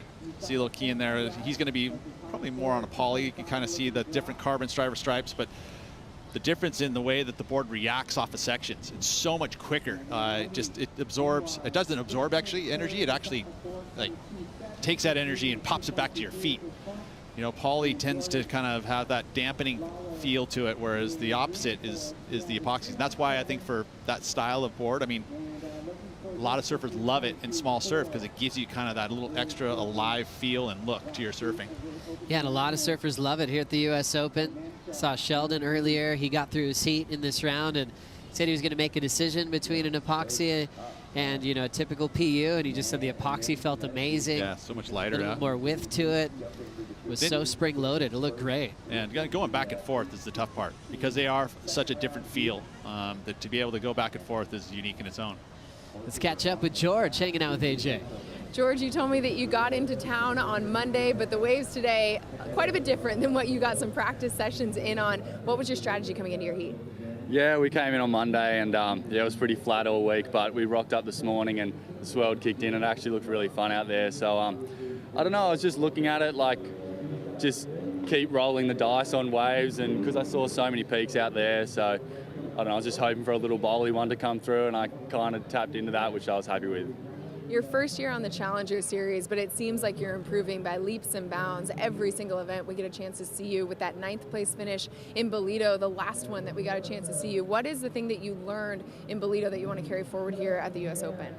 Yeah, I've actually been really happy with my results so far. I feel like I'm kind of starting to get on a bit of a groove, but I don't know, even though I had a pretty good event in Bolito, I had a massive melt in that last heat, and it was a lot to do, just like mental stuff and just dealing with the new pressure. But just coming into this event, I've just, worked on just calming myself down, breathing, and just making it pretty straightforward out there. So I don't know, I guess I felt pretty nice out there, but we'll see how we go in the next couple, hopefully. Well, first one's under your belt. Congratulations. Thank you. Well done, George. Just working through the mental aspects of professional surfing, which has been just a giant topic. I mean, I guess since day one, but it seems like we're discussing it more and more because surfers on tour are actually willing to be more vulnerable. I think maybe led by the Griffin Colapintos out there, Brisa Hennessy's that are willing to open up that space as we look at Tiago heading towards the pier. Wedge section, tail whip reverse. Little slowed up on the landing, so incomplete on the finish. Jordan Lawler heading that direction. A little laid back blowtail, and can he recover? Not this time. Jordy's explosive, really fun to watch. Has come incredibly close to qualifying for the championship tour. Was one spot out in the past. Had to go through that sting, that pain of going into the off season, knowing how close you were to qualifying. But resetting for another big year. His opener came in at a 3.17. I think that could be the toughest part, right? Is getting close, sitting right there, knocking at that door, and mentally being able to turn it around, having that time to have to sit on it and go, do I want to do this? Am I going to keep doing this? And, you know, you talk about being able to have that mental capacity. It's not only competing and that mental capacity there, but also taking the losses, you know, and understanding how to develop yourself after those losses and not give up. It can be easy sometimes to let your mind win in those battles, right? You want to go, no, I'm going to give myself, it's just going to give me more fire, more drive.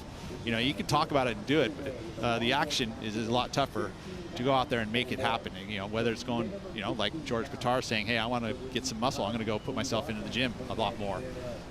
Whether it's going to actually, you know, hire a sports psychologist and talk to somebody about it, right? Or even the therapist as a whole, right? Those are all things that are beneficial, because there's a lot of great things you can do to get through trauma. Obviously, this is a little slight trauma, we can call it that. You know, losing a heat can be traumatic. Oh, for sure. Especially when you're away from home and trying to pay some bills at the same time. Oni Anwar goes down a snap. Hanging on to the lead at the moment. And I would say that most of these surfers that are actually surfing in these events, it's really about the love and the passion of surfing, because it's not like you're looking at this sport going, oh man, it's really lucrative, right? Like, you know, it's truly not. I mean, in comparison, I was just listening to, you know, the NFL, and these guys are talking about getting new deals for $600 million. Like, I'm like, what the heck? You know, it's a whole different ball game. I get it. It's a, you know, that sport is going to be making more money, but you're really doing this because you love surfing and you love competing.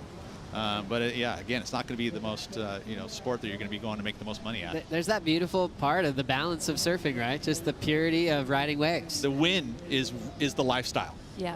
As we have Tiago setting up a wrap, super smooth. Little punch out on the reform there and hits it again. Nice easy tempo, not trying to rush anything down the line. And still chasing just a small score, 3.42. to take Jordan's spot in second. Battle of the fours here, you know, all kind of stuck, nothing over the 5 range. I mean, that's where you have to create some sort of separation here. It's interesting thinking about that mental space. Rosie, was that something that you felt was common when you were on the championship tour? Were there a lot of surfers already like diving into those people that could help out their mental headspace? Yeah, it's been interesting to see that progression of people really tapping into sports psychologists and finding that mental space where they can find some strength. And you said it, just surfers and athletes that have been vulnerable to and open.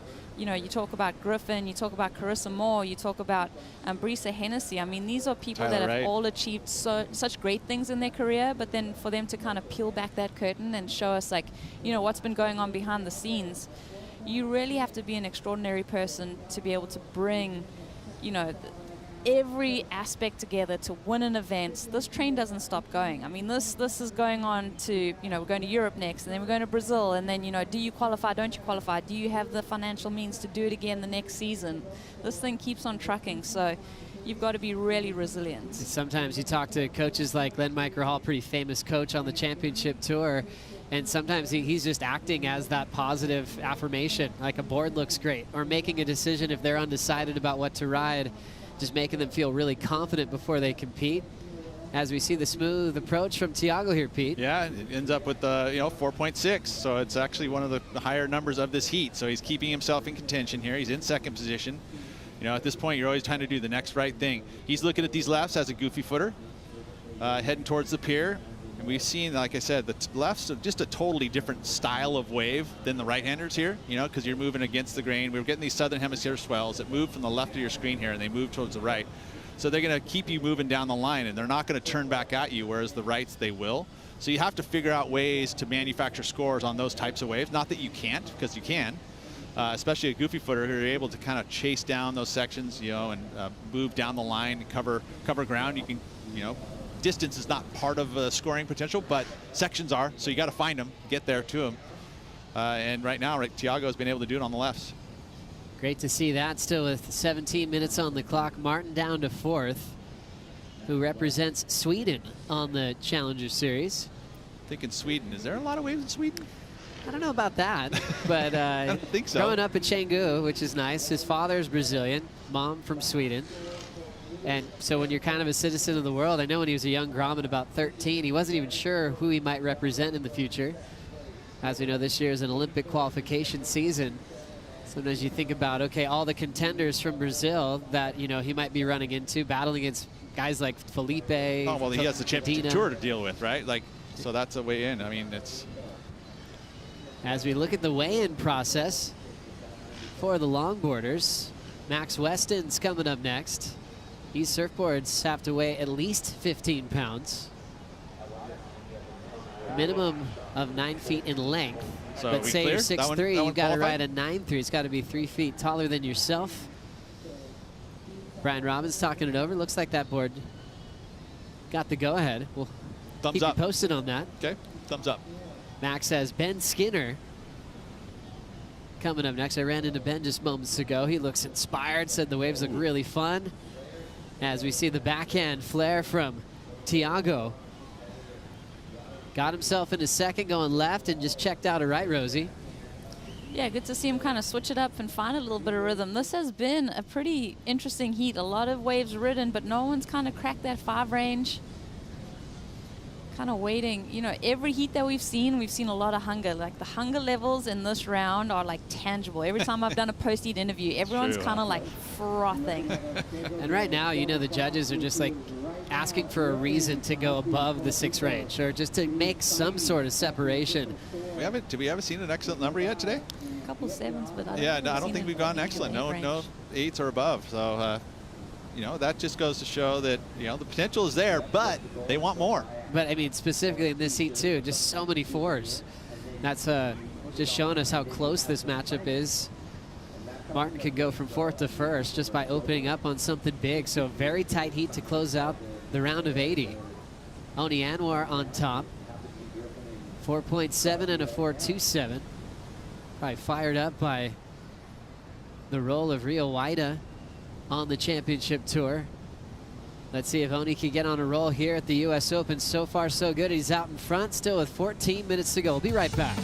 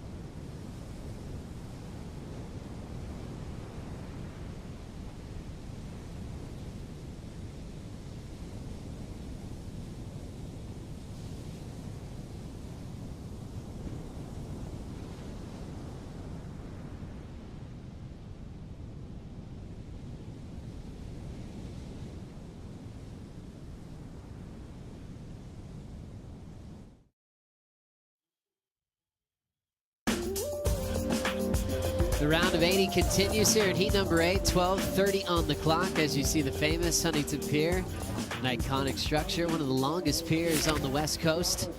Fans can use it as kind of a grandstand. They can look down into the lineup and cheer on their heroes. They could also root against the ones that they don't want to get through. It's all part of sport. You see that a lot around the world now. A little bit of heckling from up at the top of the pier. Typically happens also at Pete Mel's home court, Steamer Lane, during that event. I think probably more than anywhere. The banter, it's unbelievable off the cliff true. there. I remember a story, Alan Sarlo, Vince Collier, late Vince Collier was up there, and he was nicknamed the Wave Killer, and you'd sit there, go, dude, Wave Killer, yelling at Alan in his heats, and like he was trying to get in his head, and sure enough, Alan was just tripping. He's like, who's this guy yelling Wave Killer at me? Like, why is he doing that? And it was just like, he was just funny just to heckle, calling him Wave Killer. Oh, it's amazing. Yeah, I guess that's kind of carried over. You know, it doesn't happen as often anymore. I think it's more of the cheering, right? It's more of a positive influence. Yeah. There's a nice balance there. You love the sport, you love the intensity. Some surfers feed off that when they're not the favorite.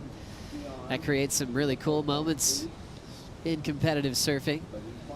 11:15 to go. Scores coming through for Tiago and Martin as well. Tiago in that second spot trying to protect it. Jordy Lawler built to a 6.0 to help his lead out front with priority. So he had a couple of falls, but broke out of the fours, which is nice. Man, look at this surf, man. It's still pretty darn good. I mean, it feels like to me that a little above forecast slightly. I mean, it's overhead. It was 3 to 5 feet, you know, but it feels like there's a couple bigger sets here and there. Yeah, great start. Waking up to waves like this, peaks up and down the beach. Martin winding up. There's the climb. Quick little slash on the open face. Blows the tail out a bit more and controls it. Solid finishing move, chasing a 5.48 to take this man's spot. Here comes Jordan Lawler. Wrap and now resetting. Staying low and compact, tight jam there. Fading cut back for Lawler and steps out of there. So important exchange for advancing position with 10 minutes to go. And Tiago will catch up to this wave, our heat leader. Deep bottom turn, super smooth, just one turn and he's out of there. So not sure if he needed to do that with his lead out front. Oni Anwar will take first priority. Nothing should be changing for Tiago in the one turn option, just focusing on Jordy on his last and also Martin to see if the second position might change a bit here. Let's go through the replays. Really close heat still, Rosie. Let's take a look. Yeah, Ani's still looking, you know, pretty sharp at the moment. Throwing that one around, finds the completion, knifes into that section, completes it. I think it's still going to stay in that kind of subdued 4 range. That's right. It just came through to 4.07. How about Tiago, Pete? That's the 6.13. So he finds the right now and has more cup, able to get the 2-turn combo. That's where we start to see it go into that 6 range. And good adjustment, really, in this heat to be able to find that wave and get himself the number. And also Martin here, important rider, sitting in 4th, just punches out the reverse quickly. And this score already in at a 4-point ride. Didn't factor in, staying in 4th. Split peak now. And we'll hang out with Jordy Lawler. Just trying to create some speed, heading towards the pilings. Little wedge section there, throw tail reverse. Incomplete. And now Tiago heading left, Pete. Yeah, and this one's split. And that's, again, a little tougher for, you know, the way to get yourself that split in the combos. They're just very challenging. But good work there from him to be able to find, just keeping the options open, right? Whether it's rights or lefts, it is a beach break. Got to do that. So that left to 6.13. Tiago's right before 4.9. Solid top 2 at the moment. He's just happy to break out of the 4s. Jordy with the other 6 in the heat is hanging on to second. You can see what that can do for your season when you get called up to the big stage. Watching Tiago in Peniche earlier this year. You get to have share the same locker room as the best surfers in the world and prepare yourself to see if you could come up with some big wins. I mean, he did have a heat where Kolohe Andino was eliminated from the contest. That's just all about building your confidence and profile, understanding what it's going to take to qualify for the championship tour. Getting a taste of it. Right? Things are so different when you get to the big stage. Yeah, it sure is. And you get to see the guys you've been looking up to, how they are, outside of the jersey and outside of the horns, how they get prepared. I mean, that's always the most interesting thing to me, is just how, and every venue is different, and trying to find your way. Griffin's a prime example of somebody that really brought a different approach to his preparation here at the U.S. Open when he got that win. You see him, he was hiding behind the scaffold, going for a full 15-minute meditation before his heats, where he wasn't watching surf. He was literally just trying to clear his mind. And I think that's also obviously something he brought to the championship tour, and a lot of surfers have now. But as each venue is different, your space is changed too, right? I mean, example, we were just at J-Bay. A lot of the competitors have homes that are right there, so they're actually getting their preparation done in their rooms rather than down, in the athlete zone. Whereas here you got to prepare on the beach. You're not going back to your hotel room right before your heat. It's a pretty good hike to get there. We got a little wave popping up for Tiago. He's got the speed. Board looks really lively, really responsive, even through the flats. It's not going to be a important score. He just stays moving down the line. 6:10 to go. Remember, the first stop for the Longboard Tour about to start after this. Looking forward to seeing how they set up this opening event of the season here in Huntington. They get to go to Bells this year. They also get to go to El Salvador to all qualify for the championship in Malibu this October, which now is a similar format to what we see the Rip Curl WSL Finals. It'll be all about the top 8 for the longboarders to qualify for the World Championship Day. And also, the top 8 will officially re-qualify for next season. That's all starting in about 5 minutes. What better place than to decide a world title for longboarding than First Point Malibu? Doesn't get any better than that, Rosie. Yeah, I mean, that is like the cherry on top. That's kind of maybe, the prize money, the prestige of winning a world title, but also just having that lineup to yourself for those few heats. Even if you start in that 8th position and go all the way to the final, how many waves would you get to yourself? Oh. Just dreamy. And there's a solid waiting period for just one day. So fingers crossed they score on that championship day, but a lot of great longboarding to enjoy till we get there in a real short period of time. 4:55 to go in this one. Jordy Lawler working hard to keep that second spot, coming from North Narrabeen. Such a solid board riders club with a lot of big titles in Australia, a lot of world champions representing that part of the world, like Damian Hardman, a 2-time world champ. So he's had a lot of people to look up to ever since he started surfing. And also pretty happy that it's turned into a Challenger Series stop. So he gets to compete in his backyard. An absolute warrior, though. Great ability above the lip. Was already identified as a childhood superstar, and still with his head down, committed to making the tour. Kind of similar road for Oni Anwar. We've known his name for a really long period of time. He's down to 3rd with priority, needing a 5.48. He's just got to hope the ocean gives him a section to work with. It'll be his best wave so far if he gets it.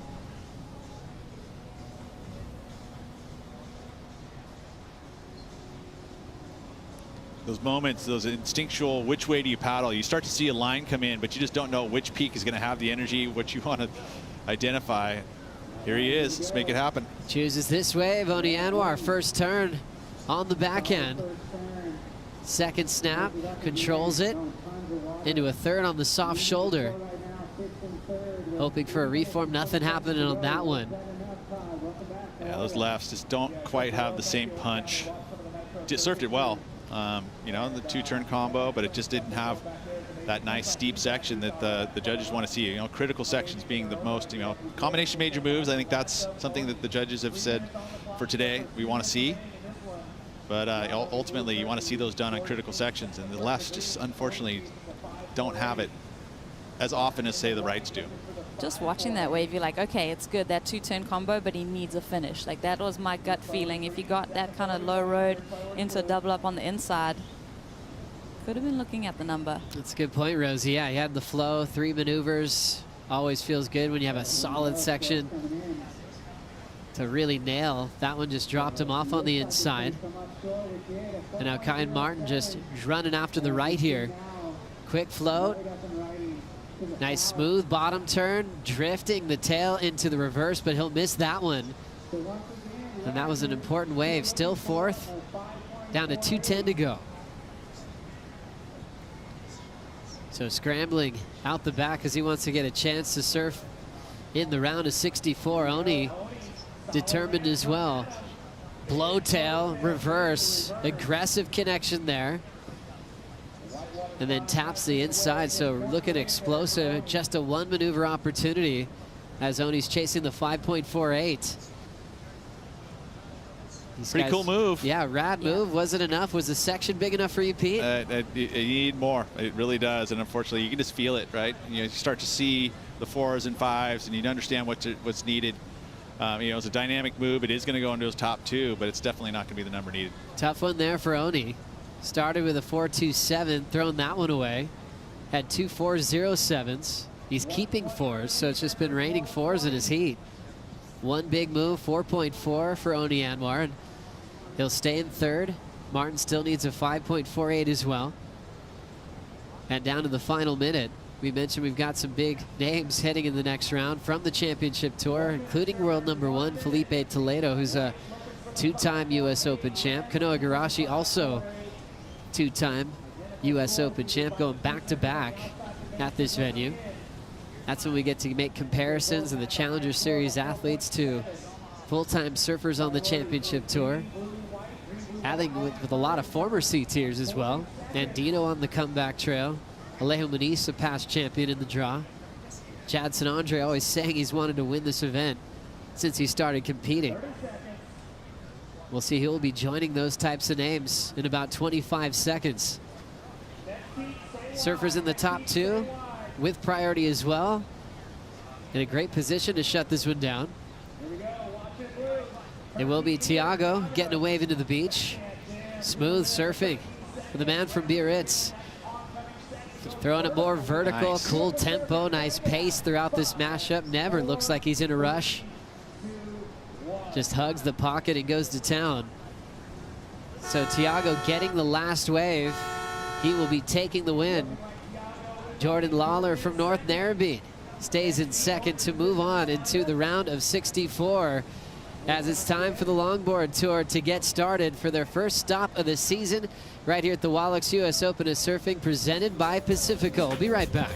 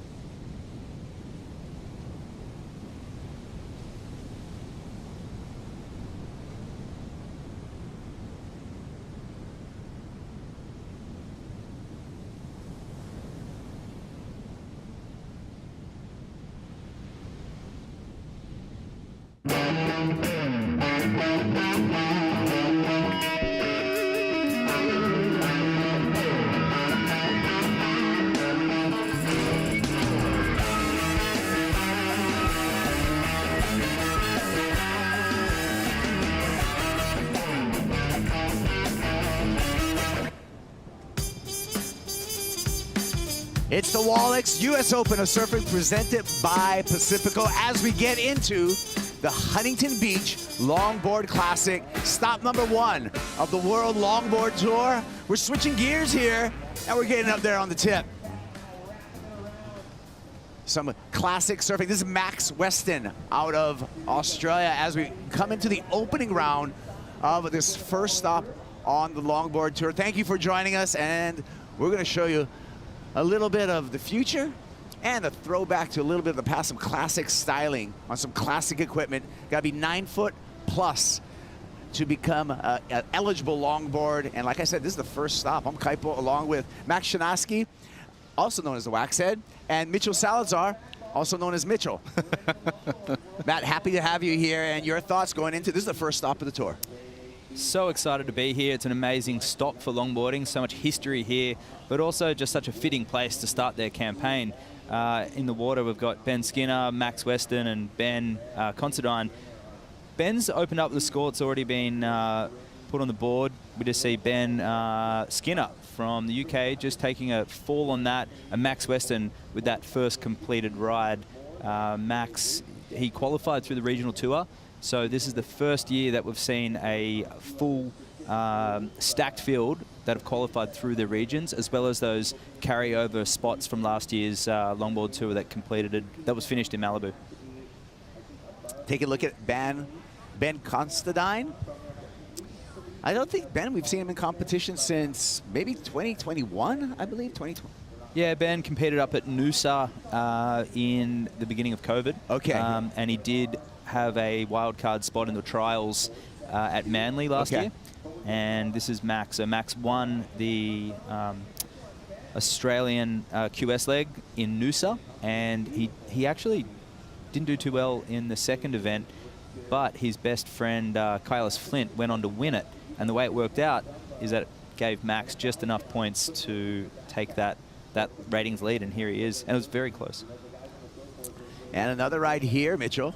Well, great 5 right there. As Matt was talking about, this kid, national champion last year in Australia, owns his own coaching business as well, and he's also a physio. But, you know, Constantine brings a lot of good stuff to the table here to Southside. I specifically think to the lefts, Kaipo. You're seeing a lot of goofy footers that will be opting for the lefts just because they have that deep zone. They're able to get to the nose a lot longer than the regular footers will on the rights, even though the rights are a bit steeper. But what a heat. I mean, Ben Skinner, great result last year, top 10, and here he goes again. Big Ben Skinner from the UK on his self-shaped Skin Dog surfboards. Got us a little caught up there. Unusual, actually. Ben Skinner usually is just so sure-footed and actually very light-footed for a big guy. He was runner-up in the world in 2021, Matt. And Ben's actually riding a 9.4 out there, so for his size and weight at 90 kilos and 6'1", that's on the smaller scale of what you'd be considered a traditional style longboard. And I was expecting Ben on that board to be quite explosive, as we saw in Manly last year in particular. It was like well overhead beach breaks, and he's really hammering it. And you could draw similarities to that right-hand rip bowl that we did see at Manly last year to the right-hander that Ben's sitting on. And one interesting note is that Ben's sitting to the south, chasing that right-hander a little further down the beach, where the other two competitors, Max and Ben, are splitting the peak closer to the pier as well. So there's a little bit of chop down the beach. Yeah, a little bit of shifting as we have a rising tide through the rest of the afternoon, going to a high at about 7 o'clock this evening. And so we'll see the playing field change just a little bit. Playing the field really well. Tiago Carrick went out with a win. Tiago is with AJ. Yeah, Kaipo, Tiago, we were talking your first heat win of this Challenger Series this year. Just how important was it for you to get this moment and build some confidence? Yeah, really important, to be honest. It's been a couple hard losses, but really stoked to make this one. What feels good about your surfing right now? Everything, to be honest. I've been feeling great this whole week. I'm staying with my mom. I came with my mom, so everything's been great. Did she give you any advice before you paddled out? Yeah, every day, every minute. What'd she tell you? My mom's really good with nutrition, so she really helps me out with nutrition and physically too. All right, so eating right, surfing's right? Yeah, everything's right. There you go. Congratulations. We'll see you in the next one. Thank you so much. Thank you. On to the round of 64 for Tiago as we look at this opening round for the longboards, the Huntington Beach Longboard Classic. And Max Weston looking smooth, Matt. Yeah, Max is connected from that left back into that clean right, where we saw Ben Considine lock in a 5.33 on that wave that he redirected away from the pier. So perhaps Max saw that from behind and saw there is a reform section, because as we know, as it gets closer to that pier, sometimes that connection doesn't feel like it is there, and that's where you get the Huntington hop. Right. But on a longboard, we have a thing called trim, and you use that natural momentum to drive through the section in the middle of the board, and if the board's rocker is placed accordingly, and you've got that weight, which was 6.5 kilos, 15 pounds, you will see a lot of those connections being made without that Huntington hop initiated, because that's really what the judges won't be looking for, a disconnection. If you have to pump for speed, that's showing the judges that you don't have it. Longboards have speed, so it's up to you to maintain it. Well, it takes away from the flow, too. Correct. So it doesn't look good. What do you think about the positioning out here in the sandbanks, Mitchell? Well, actually, I'm glad that you brought that up, because I was just talking to Brendan White in the competitors area, and Goofy Footer himself, he was able to look at a few of the lefts out there, and there's two determined peaks to me, Kaipo. One towards Machado's peak where that ski is, and one where Ben Skinner's taking off right now. Skinner on the nose, got that trim line and handles that. So utilizing the entire board that's in the criteria, got up on the nose for that nose ride, back on the tail for a nice roller coaster on the inside, easily making the connection through to the inside. And of course wants to show off some of his footwork, which is also in the criteria. Matt, can you go over a little bit of the criteria for our longboard competition? So the judges are looking for much the same as shortboarding, speed, power, and flow element, but with longboarding, that flow element can be incorporated as style. So for surfers, it's more so what you don't do and how you do it, because on longboarding, like Ben is doing right there, every one of these guys can hang 10, and every single one of these guys is able to connect the lip. If you can do that like Ben just did, showcase it in critical sections and combine those flowing elements and maintain that speed throughout the wave. And if you can do it in a way with your hand movements actually complementing the maneuver, not fighting it, winding up the windows, so to speak, you're going to find some really nice scores. We're just looking for... longboarding is more like a performing art. We do have a time limit, and you do have to get a minimum amount of waves. But if you can incorporate all those elements together, at the end of the day, it's somebody who's... You know, you turn up to the beach and you go, whoa, that was pretty gnarly nose ride. It's the same thing with an end section or a first wave, a first turn where they're blowing the fins out. You're blown away. It's the same thing with a critical hang 10. It's jaw-dropping almost, Kaipo. Like, when you see the best surfers in the world be able to get to the nose and control that positioning in the pocket the whole time in the steepest part of the wave, that shows a lot of control, and especially as Matt was mentioning, the flow factor. Style does go into that. It doesn't necessarily mean that it's in the criteria per se, but it does affect you, and it does affect the way that you judge a certain wave as well. Well, speaking of judges, we're seeing some scores drop. This was a 5.9, Matt, for Ben Skinner. And a lot of these points will come from this moment here, where he's up high and his tail is actually out the back of the wave there. Kind of shuffles back and then jams that one perfectly in the pocket. And as we know, that right-hander here at Huntington is deceptively fat. So it's very mushy. So you can hit it with a lot of emphasis, and sometimes it just goes into nothing. So Ben timed it really well. And here we have the other Ben, Considine from Victoria, shuffling back and not as... cleaner connection in the lip. It was more of a just getting it up there to finish the wave, but it was complete. So we'll see what that one locks in at. I think that could have been the 5.93, and yeah, Ben, a 5.9 for that for Skin Dog, now looking for a 5.37 to move into the lead. So Considine in the lead again. These three surfer heats, the winner skips around, goes into the round of 16. Second and third, Mitchell, in these heats go to that elimination round. We'll go head-to-head. Yeah, and I think it's super crucial, too. You give them 3 opportunities, 3 different stops around the world. You want to have a non-elimination round, and I think it's really crucial for them to be able to find their footing, especially a wave that is as difficult to compete at like it is at Huntington Southside, Kaipo. Well, to qualify for that world title, you're going to have to show some adaptability in surfing, because we're going to go from here, from beach break in Huntington Beach, we're going to go to the chilly waters of Bells, and then to the tropics of El Salvador. At the end of those 3 competitions, 8 men, 8 women going to be dueling out in Malibu for a world title. Here we go. Ben Skinner, Skin Dog. Nice little 5 there. looking poised through this connective section. Catches a rail there, has to grab onto his board. All three surfers, none of them utilizing a leash, Matt. That's right, and they're actually using boards with soft rails. Ben's got a little edge in the tail, so we won't get too heavy. I'm sure we're gonna have a lot of time to dive into the you know, the hydrodynamics of these surfboards as we see some cleaner conditions in the next few days. But Ben's trying to use his power and his frame to put that one up on the lip, and sometimes you do realize it is a 9 feet plus board and it weighs 15 pounds, so it's always gonna go one way or the other, and that time it just caught a rail. Tours and competitions. We're starting off this longboard tour right here. Let's hear more from Tours and Competitions. Will Hayden-Smith with AJ.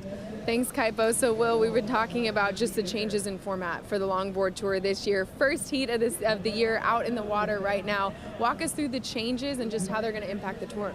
Yeah, I can honestly say this is the best the longboard tour has been in years. We have 3 stops before finals, so obviously we're here at the US Open of Surfing for the stop number 1. Then we go to Bells Beach, which is super exciting. I know I've already had competitors today frothing out over that. And then we go to El Salvador. And this year, all 3 of those events count towards your ranking. Then the top 8 go to the finals at the longboard finals at Malibu. So we've got a finals 8 format, similar to the CT finals 5, but we've got 8. So it's a really exciting year, and we've kicked it off today. And so, of course, we've been watching the Challenger Series for much of the morning. The longboarders in the water now. Walk us through the difference in judging criteria we can expect. Yeah, so some key differences between the shortboard and longboard criteria is that the longboard criteria mentions words like grace and style and footwork and using the whole of the surfboard. We want to see them on the nose, but we also want to see great turns on the tail. So it's just those little nuances are really different. Style in the criteria is something that we love to see, and traditional surfing is also mentioned in there. So that's the main differences between the two. Awesome. Well, we're looking forward to a great season, kicking it off here at Huntington Beach. Thank you so much. Yeah, let's go. Let's do it. Let's do it. Back to you, Kaipo. Thank you, AJ. Yeah, we're kicking it off here, and we got a full tour underway for both men and women longboard. Ben Skinner levitating there through that section. That was difficult to do. Way on the tip there, and then showing some power. He gets back into the middle of the board to get some turns off. And standing proudly as he's making his way into the shore break. But what a start for Ben Skinner. 5.37 will give him the lead. Waxhead, what'd you think about that? I think Ben's firing up. Look at him looking back at the judges. That's something we love about Ben Skinner and what he brings to competitive longboarding. He is a very relaxed and cruisy guy on land, and his frame does look intimidating when the camera zooms in on him and he stares at those judges. Much like Nat Young in 1966 when he won that world title, he stepped off on the sand, looked up with his hands on his hips at the judges, and said Nat Young's taking the world title. That's what we call it. That's why we said Nat's Nat and that's that. That was a magazine quote back then, and he's still one of our original world longboard champions, Nat Young. Of his biography too. So really? Yeah, Nat's Nat and that's that. But Nat was obviously and is a he had a huge wingspan. He was tall, apparently very handsome, and you know, he really was a powerful surfer, and he was one of the first power surfers in the world. As we see Max Weston here, not really finding that connection. I knew he was going to be looking for bigger size waves. We haven't seen any big sets come through like we did a couple of heats ago, but here's Ben, bang, stepping back onto the rail, driving into the foam and using that momentum and just tapping that one off the top. So pretty relaxed tempo for Ben, just surfing what's in front of him, not over surfing the wave, and that came in at a 7. So I think that flow element and utilizing the tail and the nose. And for those of us who are just joining us, listening to Will Hayden-Smith describe what the judges are looking for in further detail, these surfers were using their feet to cross-step up and down the board because that's how we get momentum on a traditional style longboard. On boards that are a little lighter, with more rocker, concave, multiple fins, you generate speed off the tail with the foot not moving as such like you would see in a shortboard event. But hey, you've actually got 9 feet of foam in front of you, so if you use your feet like Ben here, driving that one back, not really getting that clean connection that he wants, and back up forward again. Now he's up the top of the wave, back in the middle, and probably not the best example to use, and Ben can show us some shore and redeem himself on that next wave. But it's just about controlling the tempo of the wave with the footsteps. Yeah, you know what I'm seeing a lot from Skinner right now too, Kaipo, is that the fact that he's coming from a beach break originally in that area of Cornwall, it just shows that being a beach break surfer coming to an event like this at the US Open at Southside Huntington Beach, it is so beneficial. Positioning is important, and he's just been on the 2 best waves in this heat so far. Hey, Ben Skinner, he's going to hear from our on-site commentators that he's got the lead right now. We talked about the equipment, minimum 9 feet in size. There's aggregate dimensions also required as a longboard. We're going to talk more about equipment in just a bit because we're going to go live right here. Max Weston, nice nose ride to start. Bit of a drop knee there for the Cuddy. Oncoming section, banks it nicely, way in control. And this heat, it will be tightening up once we get the score in for this last ride for Max Weston. So you can see some of the footwork, and again, he's stepping right off from the sand. Taking a look at Max, we talked about the dimensions that you need for a longboard, but also it's got to be a minimum of 15 pounds, Matt. Yeah, this rule caught everyone by surprise. A lot of people rocked up at the qualifying events and found out of this rule, which is fine because majority of competitors do ride these styles of boards. So reason being, at 15 pounds, it's to ensure that the spectacle of longboard surfing that we're seeing is carried out in a way that's in line with the judging criteria. So longboarding went through a hiatus through the 1970s, and through the 80s and 90s it made a big resurgence. There was an issue with surfboard blanks where they weren't making those 60s style blanks anymore, so they were heavily rocketed and in turn were lighter weight. People were adding concaves and thrusters and incorporating those modern elements that shortboarding was experiencing in the 80s, and it didn't really stop developing until 10 or 15 years ago with this traditional style resurgence. Well, in the 60s, we just called this surfing. Now we call it longboarding. He's on the nose, coming through here. Ben Constantine making his way into the pier. And a little bit of a troubled water where you get to near the pilings, Mitchell, but doing a good job staying smooth through here. Well, and he has an incredible style, too. I really like the way he's able to get to the nose immediately once he steps up on the board, too, and that is very difficult to do. As Matt was mentioning, being able to cross-step that way and control the balance of that board, especially it being at least 15 pounds heavy, that's just incredible for a guy his size. And there's a reason why he's a national champ in Australia last year. A very young kid, first year competing on the world stage, and big moment for him right here. If he's able to knock out Ben Skinner and move him into the elimination round and move straight into the round of 16, be huge for his confidence, Kibes. Well, he needs a 6.98. Scores are trickling in for Ben Constantine. So basically needs a 7-point ride. As we see, it's the challenge. You got a 9-foot board, you got a 9.4, you got a 9.6. You're not going to duck dive it. You're going to have to find other ways to get out through the white water. And that board Ben's riding is actually 9.9 by 24 inches wide. Wow. So that's an enormous board for Ben. So he's got one plan, and that's to go out and nose ride, which is what he did in that last wave, which we'll see locked in shortly. But Max Weston with a 6.23 on that right-hander that we caught up with just before we showed the board being weighed in. I really liked that wave of Max. It sort of felt like he was getting momentum in this heat. And that turn, that sort of slash that he did, reminded me a lot of how Harrison Roach does his cutbacks, and a very similar body shape to Harrison as well. So sort of wrapping it around, getting low through the end of the turn and rotating the body, where smaller frame guys can't do that. Right.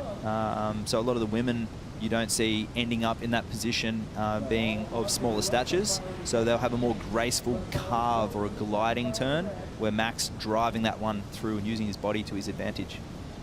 Oh, we'll see who comes out of this heat. We're going to find that out at the back part of this break.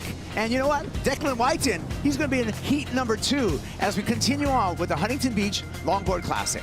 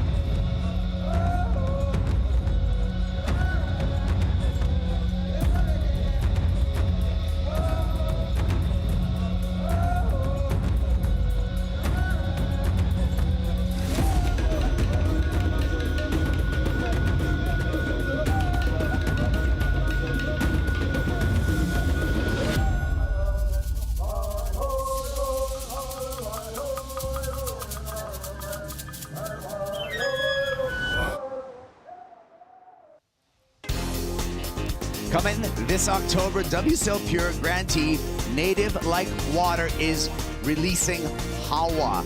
And that is a film that you're going to want to check out with our friends from Native Like Water.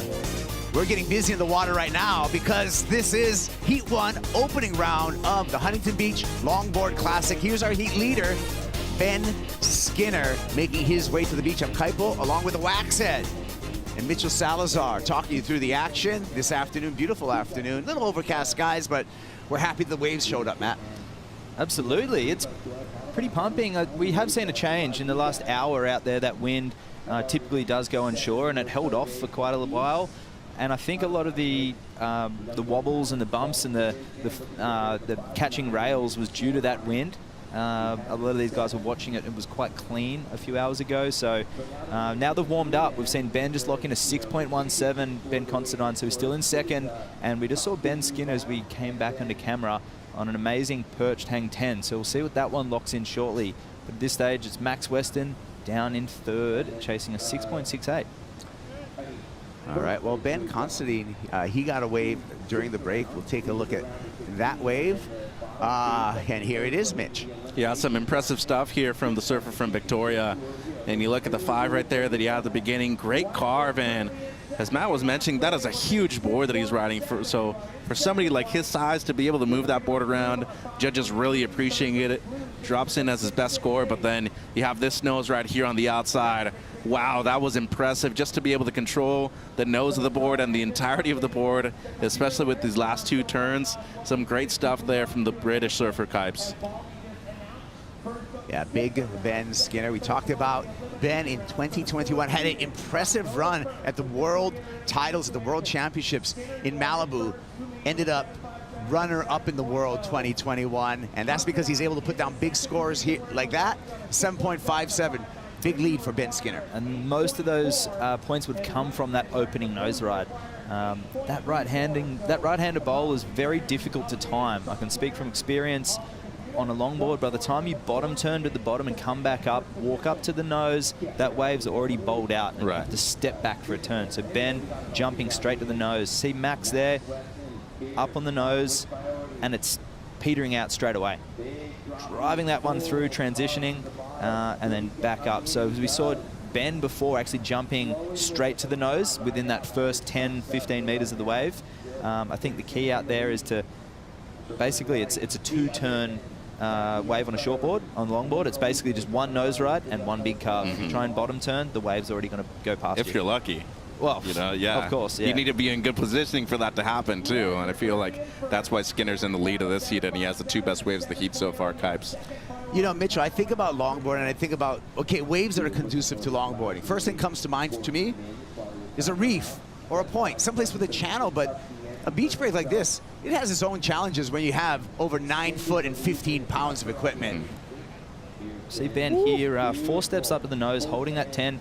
He's shuffling back on the tail here to get into that carve. That was one of his better turns so far. And popping or hopping back into that drop knee. That board's big, so he's trying to, you know, almost lunge into that drop knee to turn it.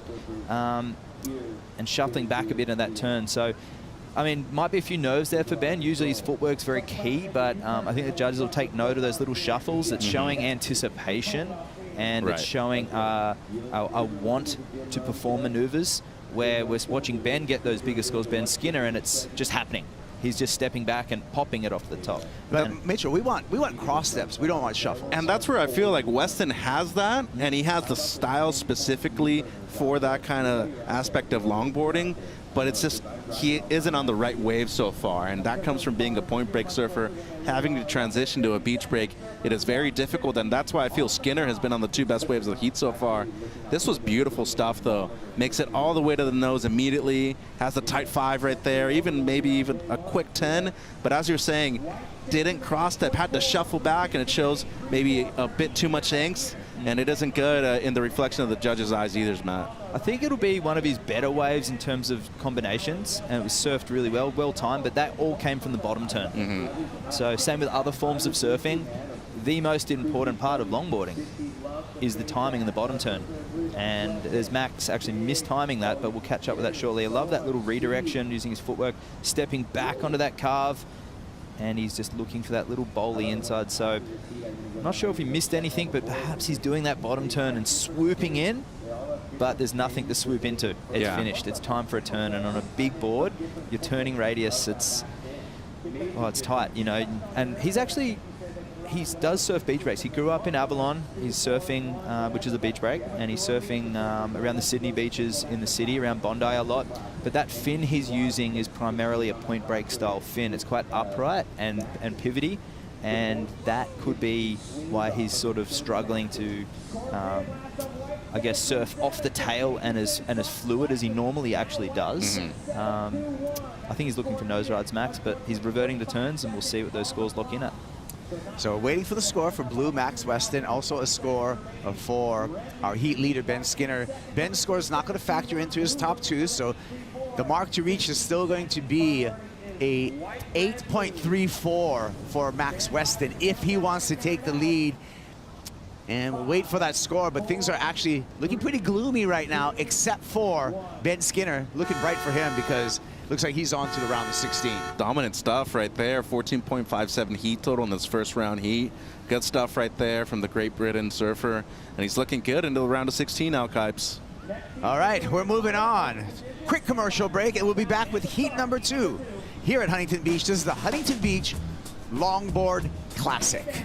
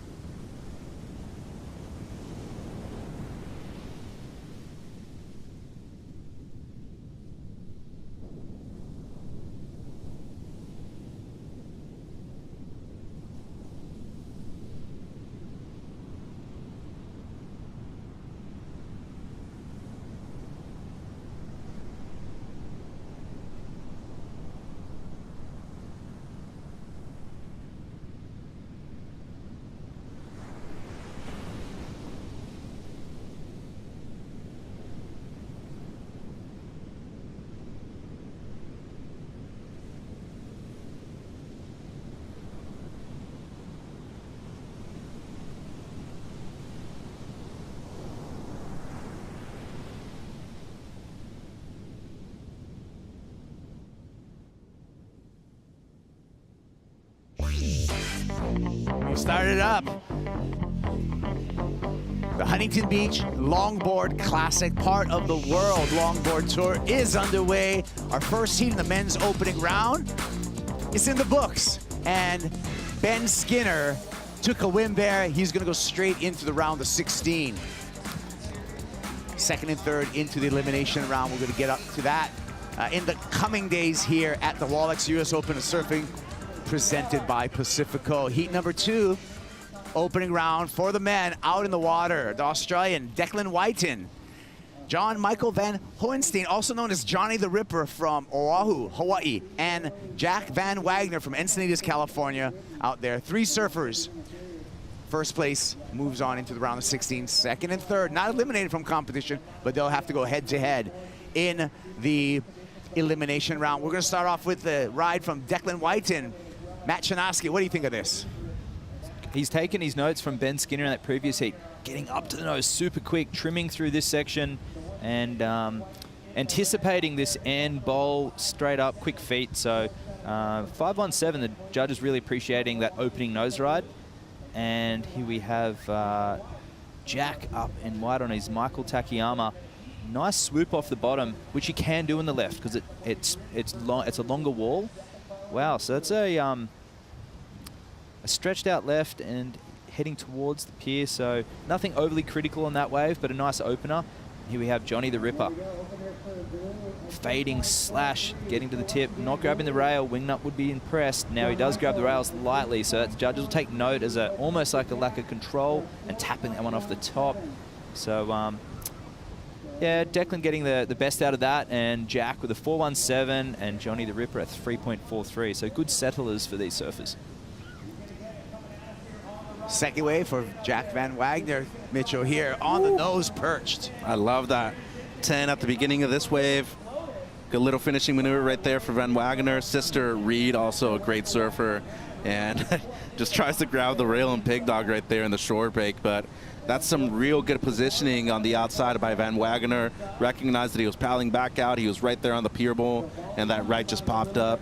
Good use of third priority, basically, when he made it back out. Long raked fin on his board, Waxhead. Just noticed that, and what that does is holds in really nicely on the nose ride. But when you do initiate a turn, it does have that rake, and it's quite slender through the rake. So when you can get it to turn, it releases quite nicely. So that's been quite popular on the World Longboard Tour, that style of board and fin from Michael Takayama in the last 5 years. We have seen world titles won on those types of boards, and that was a pretty nice opener, a 4.17. I think he's going to back that up with that pier bowl right. So have a look at that. It's a lot further in than the right-handers to the south. So this is the inside bowl. This is the inside section. It's not usually favored unless you're under priority in a shortboard heat. But here, he just taps that one off the top. Not a super clean connection, but a backup score of a 5.67. The judges are awarding that. So maybe because of that critical, the pier bowl section. So. Well, and what happens too on those inside waves rather than the outside ones, they connect all the way through. It's not like you're having to chase it or having to bounce over a section or one or the other. This wave rolled straight through. It was the one hang 10 on the outside and gave him scoring opportunity from the get-go as well. So I thought it was great positioning. And then you look at the lefts that have been ridden in both this heat and the heat previous to this, they've been a lot flatter, Kaipo. So the right there from Van Wagner, the 5.67, that thing stood up from the beginning of the takeoff. All right, Mitch, it's 12:47 local time here in Huntington Beach. We're just coming off the low tide right now, Mitch. We're going up to a 6.1 high tide this evening. How are this waves going to change with this incoming tide? Well, it's definitely going to be on the inside sandbar for the most part. I think a lot of these surfers, especially the surfers in heat 4 and 5, will be having to adapt a lot to those inside connection waves. I think rhythm is going to be a huge thing for a lot of these surfers. They're just going to have to be able to be active out there and find some consistency with a lot of these breaks. But in terms of the heat out there in the water right now, it's still breaking far out enough to the point where you are able to get on the set waves. So we have Declan 2 steps up to the tip, which is an indication that it's kind of hard to see on the camera that right-hander, it's bowly and it's tight, but it's not stretched out. And these surfers are trying to make use of that tight initial section, and that's why they're jumping straight to the nose. But usually you will see them at Malibu, Bells, El Salvador. They're going to be drawing out their bottom turn a lot more.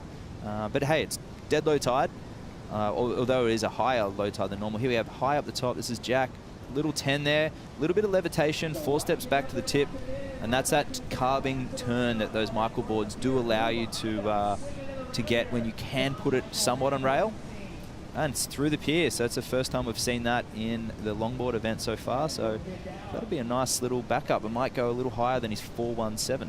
Classic longboard move there, going through the pier, shooting the pier. Mitchell, we talk about the history here at Surf City, Huntington Beach.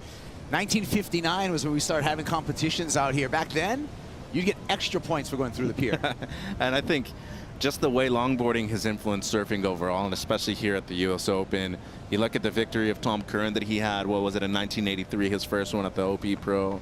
I think just the transition of longboarding to that shortboarding part of the era in the early 80s, it has affected a lot, and in the most of positive ways. And you look at Johnny the Ripper right now, looking for his best score so far. I think there's a lot of scoring opportunity out there for a lot of these surfers, and as Matt was saying, they're looking for a wave that backs off. Unfortunately, at a beach break, and especially one that moves so much, a lot of these waves don't back off, Matt.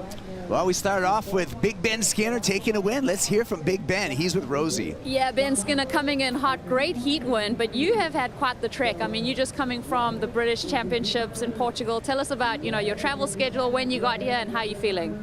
Yeah, I arrived last night after surfing an English team in the European Champs, and finished like I think it was yesterday, I'm not quite sure, day before. It's all kind of blurred into one, but really stoked to be back here in Huntington and kick off the first WSL event of the year with a win. It's a nice feeling. Yeah, and you also won the event that you just came from, so you're on a bit of a roll. You're into the round of 16. What do you think of this new format and, you know, the contest that we have set up?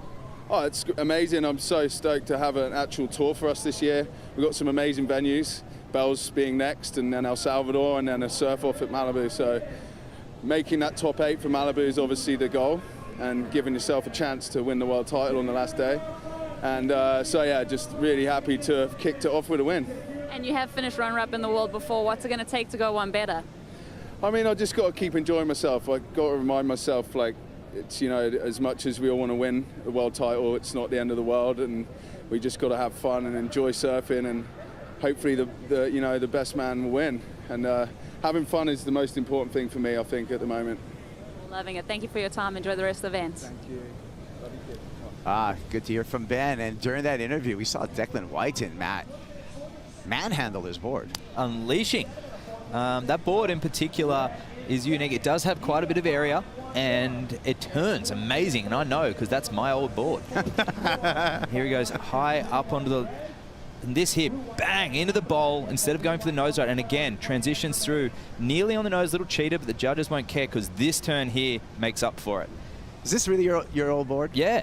Yep, that is. You rent it to him, or did he buy it off you? No, I was just trying it. Local shaper Steve O'Donnell from Brookvale. He's got a long history in the surf industry, and he's a very reputable shaper, and he's, yeah, just a pillar of knowledge. And we talked about some ideas and put it in a board once, and Declan ended up loving it, and he's had it for, I guess now, like 4 years, 3 years, something like that. Wow. So that's obviously an old favorite, and it works. It's lively, but it's got the area and stability, as you could see, when you can find a board that nose rides, but also turns well, and is in the criteria, and bang, fades and projects using that 10-inch FCS Connect fin, which is a big fin with flex, and he's pushing off that bottom turn, and that fin is actually like, you can imagine like an elastic band where you pull it back and you release it, much like flex in a shortboard. That fin is just the only little bit of, and the blanks flexing too.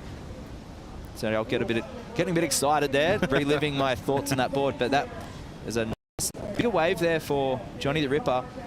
Oh, wow. Really nice use of 3, 2, and 1 on the wave. That's what we reference in longboarding as those action points, you know, driving off the bottom in first gear, second and third. So Johnny locking in his best wave, I'm sure, and we didn't catch the beginning of Jack, so we'll see very shortly in that replay. Really interesting talking point as we talk about equipment, as we're enjoying the ride from Jack Van Wagner, is that these boards last a lot longer than short boards. People develop relationships, like you talked about Declan's board. But I know Kaimana Takayama has a magic board. I don't know if he's going to have it in this comp that's so old it has like, stress marks through the board, but it's just these old faithful boards, and maybe it's just because the boards are built heavier, but people hang on to their equipment. Yep, the weight has definitely something to do with it, but a lot of these surfers are surfing point breaks, leashless. They don't fall off much, and so the boards, they stay just in really, really good. And an exit like that. Because he doesn't have a leash. Well, classic exit, because that was purposeful. Yeah. To kick out of a wave without a leash and not lose your board. I mean, these are obviously the best in the world. This is a designated surf zone where there is lifeguards on the beach, so there is no one within a couple of 100 feet north and south. So, but Declan obviously being experienced surfing Manly Beach and some of the point breaks up north with the crowd, that's very common, where you just jump off the front and push the board behind you. Oh, here's the opening for Jack, and yeah, nice hang 10 on the outside. So his low score at the moment is a 4.6, so we'll see if the judges lock that in. And this is that set wave for John. This is a real good wave. I love this here where he goes to drop net, gets back, and now fixes it with that really nice transition. And I said about 3, 2, and 1, so he's driving off the bottom like you're in first gear, up second and third, and he reaches the top and readjusts, and using his footwork in between. So here's that opening nose ride, steering on the nose for Declan, and boom, pops that off. So you see him sort of redirect straight and back. That's what the flex in the board can do as well, and the wide point on a surfboard where it's placed, if it's placed forward or back. So the hip on that board is just a little further back than center, which means the straighter rails lock in, and you can steer from the belly of the board, and you're using that big old fin to guide you as you're steering on that belly of the board. And we'll see that in a lot of the heats coming up, and some of the women really execute that steering on the nose, like Khalees Kaliopaa, very, very effectively. Somewhere like Queens, where you're going straight a lot and then turning, but you can do it on the nose. Yeah. You're very good. Speaking of equipment and fins, most of these boards single fin. Do you think are we going to see any 2+1s in this competition on the men's or women's side? Yes, I think we will.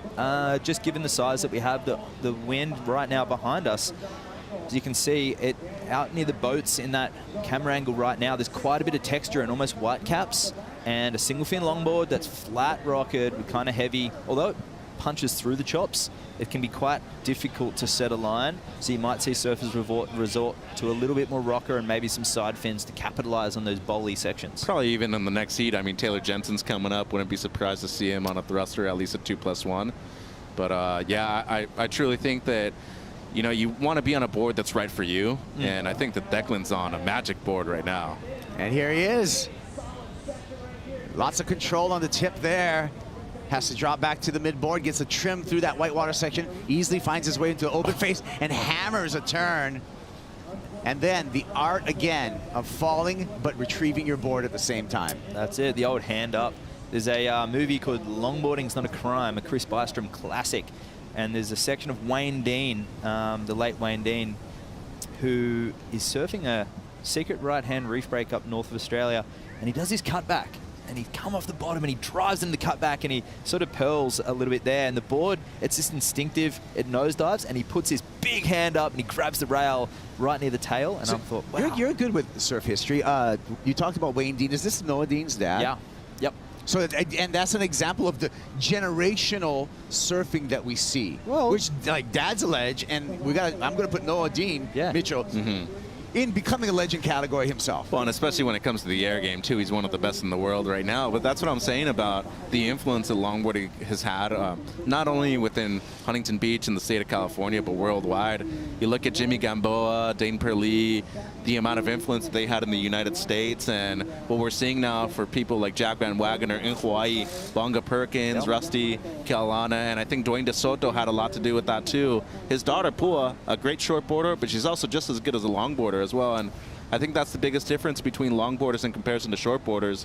They surf all the time, regardless of the equipment that they're riding. They're usually on different equipment, but they ride equipment that's appropriate for the waves that they're surfing. Yeah. Well, I agree. We're enjoying some history, talking story, some classic longboarding. We'll continue on with this show when we return to the Huntington Beach Longboard Classic.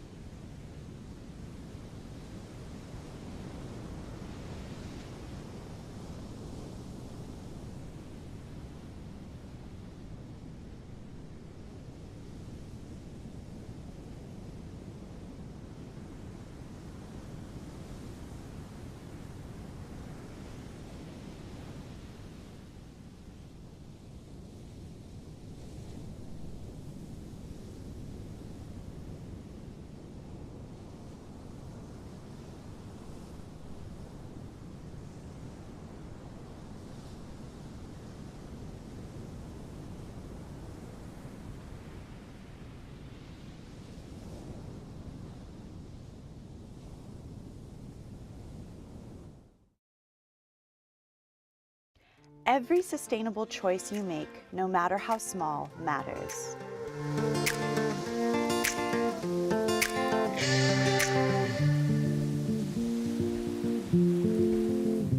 Es muy importante para nosotros, los integrantes de la Escuela de Surf Cuyagua, entiendan que parte de la esencia de un buen surfista está en proteger nuestros océanos y el medio ambiente. Speak up for the ocean. Your actions can inspire others.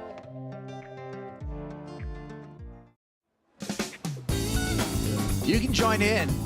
Record yourself doing a sustainable action, big or small. Post it on social with the hashtag WSL1Ocean. Tag WSL and WSL1Ocean in your posts. Get involved.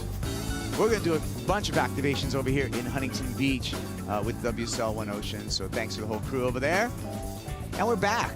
Heat number 2, opening round. Huntington Beach Longboard Classic, all part of the Wallex U.S. Open of Surfing, presented by Pacifico. I'm Kaipo, along with the Waxhead and Mr. Salazar. And Declan Whiten, Mitchell, the surfer from Manly Beach, has showed great control, great grace, and he's in the lead. Yeah, and he's been very active, too. 7 waves caught so far in the first 19 minutes of this heat. You know, Jack Van Wagener right now, the youngster from Encinitas from North County, San Diego, with an opportunity to move up into the lead, needs a 6.18, and then you see Johnny the Ripper there in third, needing a 5.45. Big opportunity to upset things from Whiten, a guy who's been around on the tour for a long time. If you're Van Wagener and Bo Van Hogenstein, you want to be looking for an opportunity to really move up into first place, get a heat win, move into the round of 16, and say that you're here to stay, Kipes. Yeah, and again, this opening round does have consequences. It's a non-elimination heat, but a win here, you're on to the round of 16. Second and third will go head-to-head in that elimination round when we return to competition for the men. We'll get through this entire round for the men to start off the World Longboard Tour before we conclude the day. And Matt, Declan Whiten representing a culture in Manly Beach, coming from a strong, I think he's from North Stain? Yes. A strong surfing community there. Absolutely, and it's got stronger throughout the years. Board rider clubs in Sydney were actually the most, and they still are, some of the most dominant in the world. And it's that board rider culture that bred the evolution of shortboarding. And right from the 60s through the 70s, a lot of the major surfboard designs came about from that that performance that was there. We have more world champions between Palm Beach and Manly than any other place in the world. Wow. And that stems from surfers like Lane Beachley, Nat Young, Midget Farrelly, Damien Hardman, Barton Lynch, Tom Carroll. And that's just naming the professionals. Yeah. That's not including the amateur world titles that have been won as well. Guys like Stuart Entwistle. Yeah, Sydney's North City beaches really producing. Add in Oki and all our city surfers as well. So it's a very dominant surf scene. And Declan's, I guess, a part of that, well, 50 years on, that accentuation of that board rider culture down there at North Stain, the Manly Malibu Longboard Club and North Stain board riders. They've got George Pitar surfing really well through the event on the shortboard side. So yeah, they've got that collaboration between short and long, and equipment isn't as much as a dominant factor that it once was, that judgment. Yeah, I mean, Mitchell, in the 60s, we didn't call these longboards, we just called these surfboards. Yeah, and I mean, I still have no idea how a lot of these surfers are able to control the amount of speed that they gain when they're going down the line. Case in point right there, Jack Van Wagener, he was just flying down the line on that wave, was able to get the tight 5, a quick 10 it seemed like, and with 8 minutes and 20 seconds to go. If Whiten doesn't improve on the 5.17, Van Wagener's not needing too much, but you know, I think the evolution of boards has obviously paid a big dividend when it comes to riding certain types of waves, especially hollower waves like Pipeline, like Chopo and Tahiti. I think when you come to a beach break or a point break, you can still ride anything you want. And the surfer that's having the best time out there is really the one that's gaining the most. And you know, it's something different that we don't talk about in longboarding very often, because we do have our finals at Malibu, is paddling out. And the logistics of that I know a lot of amateur and beginner surfers that are tuning in thinking just that perfect example. Just saw Jack sit back on his board and push over. And you see Declan pushing through here, sort of punching through the break. A lot of these surfers can't duck dive these boards. If you are a bigger frame surfer, you can tip the rail in and sort of get some sort of a duck dive. But here we have that replay of Jack's wave. So choppier, bigger set, and a little bit of a 10 there, and shuffles back, waiting for that connection, and taps that one off the top. Really nice timing there. Just seeing if he gets an inside section, so not that lower tide, not allowing that reform at this point. But yeah, chasing a 6.44. What's the advantage of knee paddling there, Matt? It's just to give the thoracic and the ribs a little bit of a break. So when we're obviously breathing and we're laying down in our chest and our stomach, everything's pushed up against us. So when you jump up on the knees, it frees up those QLs, your ribs and your thoracic spine. So there's paddling, you're paddling from a different set of muscles here. And it's pretty easy to do, and you can have better vision when you're looking out there. You've obviously got another 3 feet sitting up, so that helps a lot. You'll see a lot of surfers, especially Joel Tudor, he actually gets up on his knees and like pokes his head up into a set. Well, there was actually a time when surfers would develop a thing called surf knots, a callus knots on top of your foot. Wax heads. By knee paddling. Yeah, the ultimate wax head feature was like a bunion on your foot, and it was a growth that was developed from knee paddling. Ouch. I got hard and good. You don't have to say ouch, Mitchell. Oh, maybe a little bit. Your body's a wonderful thing. It adapts, and that's exactly how those surf bumps would... Surf bumps didn't lie. Like, you could have a surf wagon, you could have the cool shirt, you could have the Caden board shorts, but I tell you what, if you had board bumps, you were the real deal. You didn't need any of that. Okay. So no beach blonde hair. It's like if you had the bumps on your feet, that means you were like cool. Oh, yeah.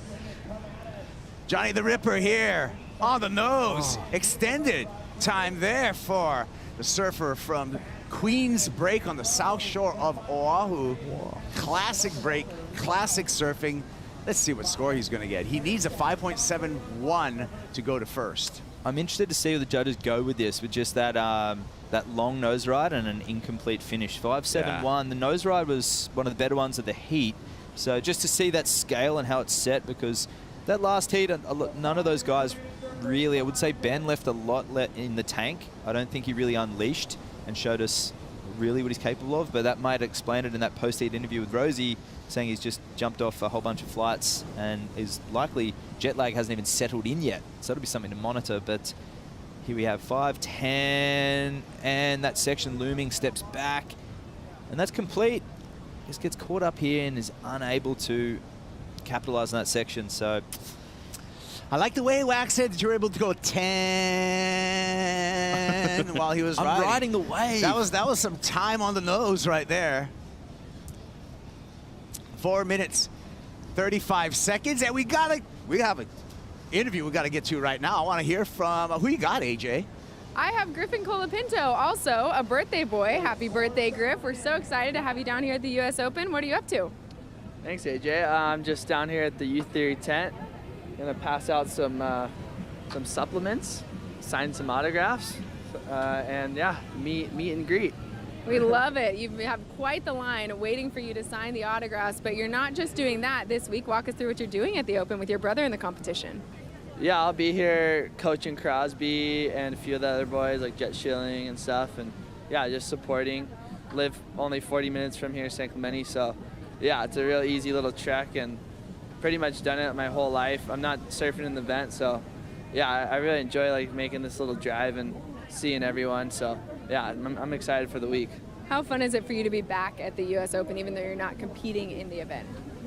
Yeah, it's really, really fun. I mean, I get to see a lot of my friends that are on the Challenger Series. I don't really get to see that much, which is super cool. And then, yeah, I feel like I didn't want to do the contest just to save my energy for the end of the year. Like, we've been on the go a lot, and so I think, I mean, surfing a heat, if I'm going to surf a heat, I'm going to go all out. So don't really want to blow myself out before the end of the year. Fair enough, fair enough. With Crosby, that's a pretty cool relationship to get a chance to coach your brother in an event. Is it something you guys have done before, or is this a new thing? Yeah, I've kind of done it ever since we were like 13 and 10 years old. Like, I'm 3 years older, so yeah, it's like the perfect age gap where he can like have respect for me and like my advice. So it works well. Awesome. Well, we're so happy to have you down here at the U.S. Open. We'll let you get to the signing autographs. Thanks for taking the time. Yeah, AJ, thank you. Back to you guys. Yeah, we'll see Griffin Colapinto, stop number 10 on the championship tour coming up right after this. That's the Shiseido Tahiti Pro presented by Outer Known. We're going to see him at the end of the road. Te Ahupo'o. Or we could say Te Ahupo'o. There's been a lot of talk about this. I know you like languages, Mitchell. Te Ahupo'o, Te Ahupo'o. Which one? Te Ahupo'o. Yeah, aye. Ae-o. Maikai. All right, here we go. Heat recap. Declan Whiten He's in the lead, and that's because of great control on the nose like this, Waxhead. Absolutely. He's been putting in the time, practicing most days, and it is showing. He's feeling super confident, and he's got the flow. So he's going to be dangerous in this competition looking forward, and rightfully so in the lead. And the judges have kind of kept the lid on a lot of these scores, I think. I thought this combination could have been a little higher just to see that transition of footwork and turning, but I think they're going to be leaving a lot left. They've got a lot of heats coming up. That was a nasty turn on the outside, too. This is a pretty decent wave right here from Van Wagener, though, the 5.67. See that? I just realized that. Well, that's what I'm saying. You catch those insiders, and they have so much push down the line, you don't have to be chasing it. And the judges can see that. We can't on the camera as such, you know. It comes from behind the section. Oh, this one. Jack Van Wagener. Yeah, and unfortunately for him, it still hasn't been enough for the lead. I mean, that came in as a 5.37. A great nose right at the beginning. I just feel like the wave quality wasn't there enough in order for him to get the 6.4 needed. But, I mean, good stuff from Declan Whiten. So look at this. Here's the unabridged version right here, Waxhead. All the waves written, highlighted are the top 2 waves for each surfers. Whiten, 11 waves. Talk about a session. Well, the last day we had 27 waves surfed between 3, so this one's catching up pretty close. And tell me, 50 seconds left. Mitch, we've got Jack needs a 6.44 and he's got priority. What are you waiting for out there as you glance behind your shoulder? Well, right now you just got to be moving and hoping you even get a chance. But, you know, based off of the best scores that we've seen in this heat, the 6.67 and the 6.4, you got to be looking right, especially as a regular footer. Probably your nose right at the beginning. And if you could combo it up with a great carve as well, do that. But it just needs to come down to him getting the chance. Let's see if he can even get a wave in the next 20 seconds. 20 seconds. There is something out there. 15 seconds. I don't think it's going to come in time. Ooh, there might be something, though. 10 seconds. Well, longboards, they paddle fast. And I think this wave might be a little too small. Yeah, and too late as well. Well, it was nice to see the judges come in at a 4.03 for that single nose ride of Johnny the Ripper. So that's something to note without a clean completion, that there was a solid nose ride and he still got that 4. All right, well, the numbers are in, and it's going to be Declan Whiten straight to the round of 16. When we return, last year's champ, Taylor Jensen, he's going to be out in the water. Join us for that.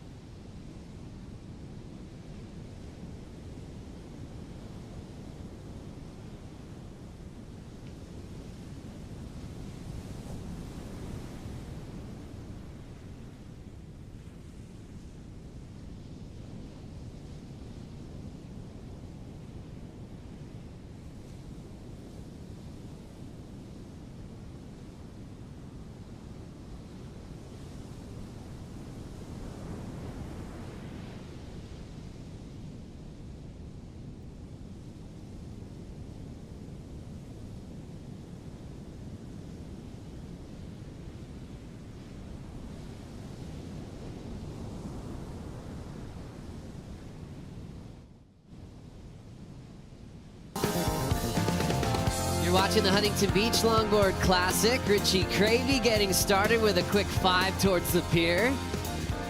Now setting it up.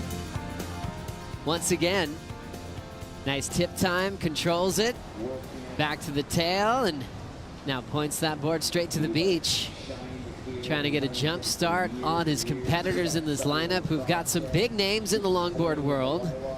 A 3-time longboard champ, Taylor Jensen. Some nice footwork as he'll step off on the inside, completing his opening wave.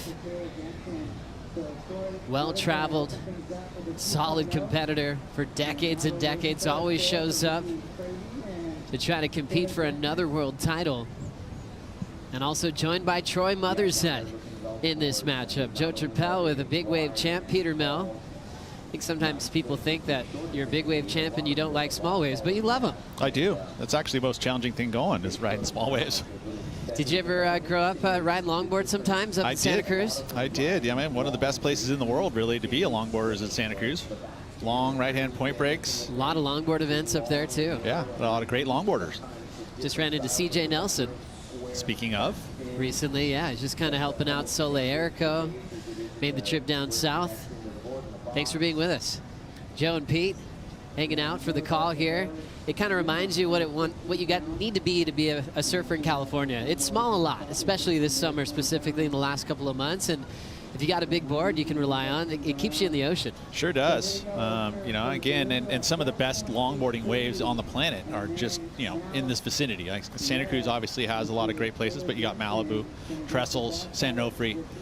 You know, even down into San Diego, there's plenty of great surf to be had, especially for, you know, this style of board riding, which is very unique. It's obviously where it all began. You know, you think back to Kings and Queens and the Ohana of Haleiwa, right? They had the first boards ridden, big longboards. So it is the foundation of our sport. You love it. Win of the last heat. Declan's hanging out with Rosie. Yeah, Declan, great heat win for you. Talk to me about preparation. How long have you been here spending time out at Southside Huntington? Yeah, we got here on Tuesday, and we've been here every day. The waves have been really fun all week, a bit different to last year. Last year was like 4 foot and closing out. So, yeah, it's been fun. And what do you think of this new format and the events that you have stacked up? Yeah, it's good. It takes a bit of pressure out of the first round. I mean, it's always been non-elimination, but to win, you get to skip that elimination round and go through the round of 16. So, good incentive to get through. And being in that round of 16 now, what do you think you'll change going into that round? Not too much. I mean, that one was really scrappy, that heat. I felt like I didn't really get in the flow of anything. And I'd like to get better scores, you know. 5s and 6s is kind of in what I was getting last season as well. So hopefully get up into that 7-8 range. Well, we'll see you in that round of 16. Thank you for your time. Declan is stoked. Yes, you can feel it. It's tangible. Getting a heat win here at the Huntington Beach Longboard Classic. Straight to the round of 16. Second and third go to the elimination round. Richie Cravey from Cardiff setting up some tip time. There's the fade. Back to the nose. It'll stretch 5, but it'll sink. So he loses control there. I think one of the most interesting things in regards to longboarding and, you know, what the criteria calls for, and, you know, I think there's a grace is kind of part of it, right? Like the footwork, right? And some people, Richie Cravey for that example, moves his feet very quickly up and down, and then there's other surfers that kind of glide up and down. So there's a different kind of footwork, and it's really important. As a matter of fact, it really creates the flow of a wave, especially when you're able to control the surfboard by moving your feet up and down. I mean, it's 9 feet of board, right? So you're gonna have to move up and down in order to get the tip time like this. You know, you see Cravey here, just how quickly he glides up and down the board to get control. We're out of beach break. You're gonna get these sections that pop up very quickly, just like that. So it's important to be able to glide those feet and not trip, you know, and it's almost like a dance. Look at Taylor Jensen now. Ton of experience riding these LBs. Taylor's always been one to be able to turn these 9-foot boards pretty darn easily. He's got a great drop knee, carve styles of cut down. He certainly does. It's kind of interesting. You brought up all these classic longboard destinations in Southern California, Central California as well. And then you look at Taylor Jensen. You know, he's one guy that kind of turned everything into a longboard wave, didn't he? Like when riding, he didn't mind riding high-performance longboard, surfing really heavy water waves and beach breaks, didn't mind just big hacks, surfing off the tail. And there's a lot of shots you could find of Taylor Jensen actually doing airs, you know, over the years. With a longboard. On really big equipment. Yeah. Which, again, I think we're seeing there was a transition over the last couple of years to kind of go back to a more traditional style in the way that the judging was done. We didn't want to see longboards, or some people didn't want to see longboards being utilized as a oversized shortboard. You know, going back to that laid back. There's a lot of surfers that kind of push to see that, and that's why we have weight limits now on your boards, right? There's not going to be this high-performance 6-pound longboard out there, is there? There's only going to be the 16-pound boards. You still could ride a thruster, right? Not a lot of them out there, I don't think. Probably not a lot in the draw. Yeah, you're allowed to use 3 fins if you want, thruster or 2+1 setup. But ultimately, you most likely will see the nice traditional style longboard with the nice little V bottom. There'll be definitely some, I mean, if you think about equipment and, you know, the different styles of boards, I think that longboarding will bring you a really different, everyone's got a different look of what kind of surfboards they're riding, considerably different than what you'd see on the shortboard side. A lot of traditional straight thrusters, right? And they're very similar in design. Whereas here, you're going to see that some guys will have really wide tails, they'll have wide front ends, narrower front ends, you know, all different styles and approaches, the way that they're going to, you know, surf. They're surfing to the criteria in which we have on hand. And it's been a fairly recent transition in regards to, you know, pushing towards that traditional style of longboarding. Yeah, there certainly have been a lot of different eras. I think if you ask Taylor outside of a jersey, you know, what he likes to do in longboarding, he's basically just going to say the right board for the right day. You know, like if he's down at Bell's Beach and it's 6 to 8 foot, you know, he's going to ride something light and something that he could do some unforced carves on a big longboard. Where then if he's at Malibu and it's about waist high, he'd ride some heavy equipment and really work on some great footwork and nose riding. So he kind of likes to kind of balance the tradition and balance high performance as well. Well, and he's also been able to follow through all of the different criteria and the way it's changed over the years. He's been able to change it, right? Like, oh, okay, if you want that from me, I can do that too. And he's done it. Yeah, you always wonder what's next for a guy that's been around so long. He's won 3 world titles, and you know, Taylor started off the year in Bali and is really focused on training for the tour. He really wants a 4th title this year. Quick to the tip and then back to some footwork off the tail for the float. Nice stylish fading turn from Taylor Jensen. What's neat about him, right, is that he can bring that to the table too, as well as the graceful footwork and get to the tip, and he can ride the tip for as long as anyone, right? And being able to have that, being able to go through all those different transitions and ride so much different equipment, it gives you just all this great adversity or diversity to your riding of waves. It's amazing when you look back at history with some great longboarders. A lot of them adapt well to surfing really big waves as well, and sometimes actually staying on their longboard equipment when the waves gets really big. Taylor loves surfing in some size.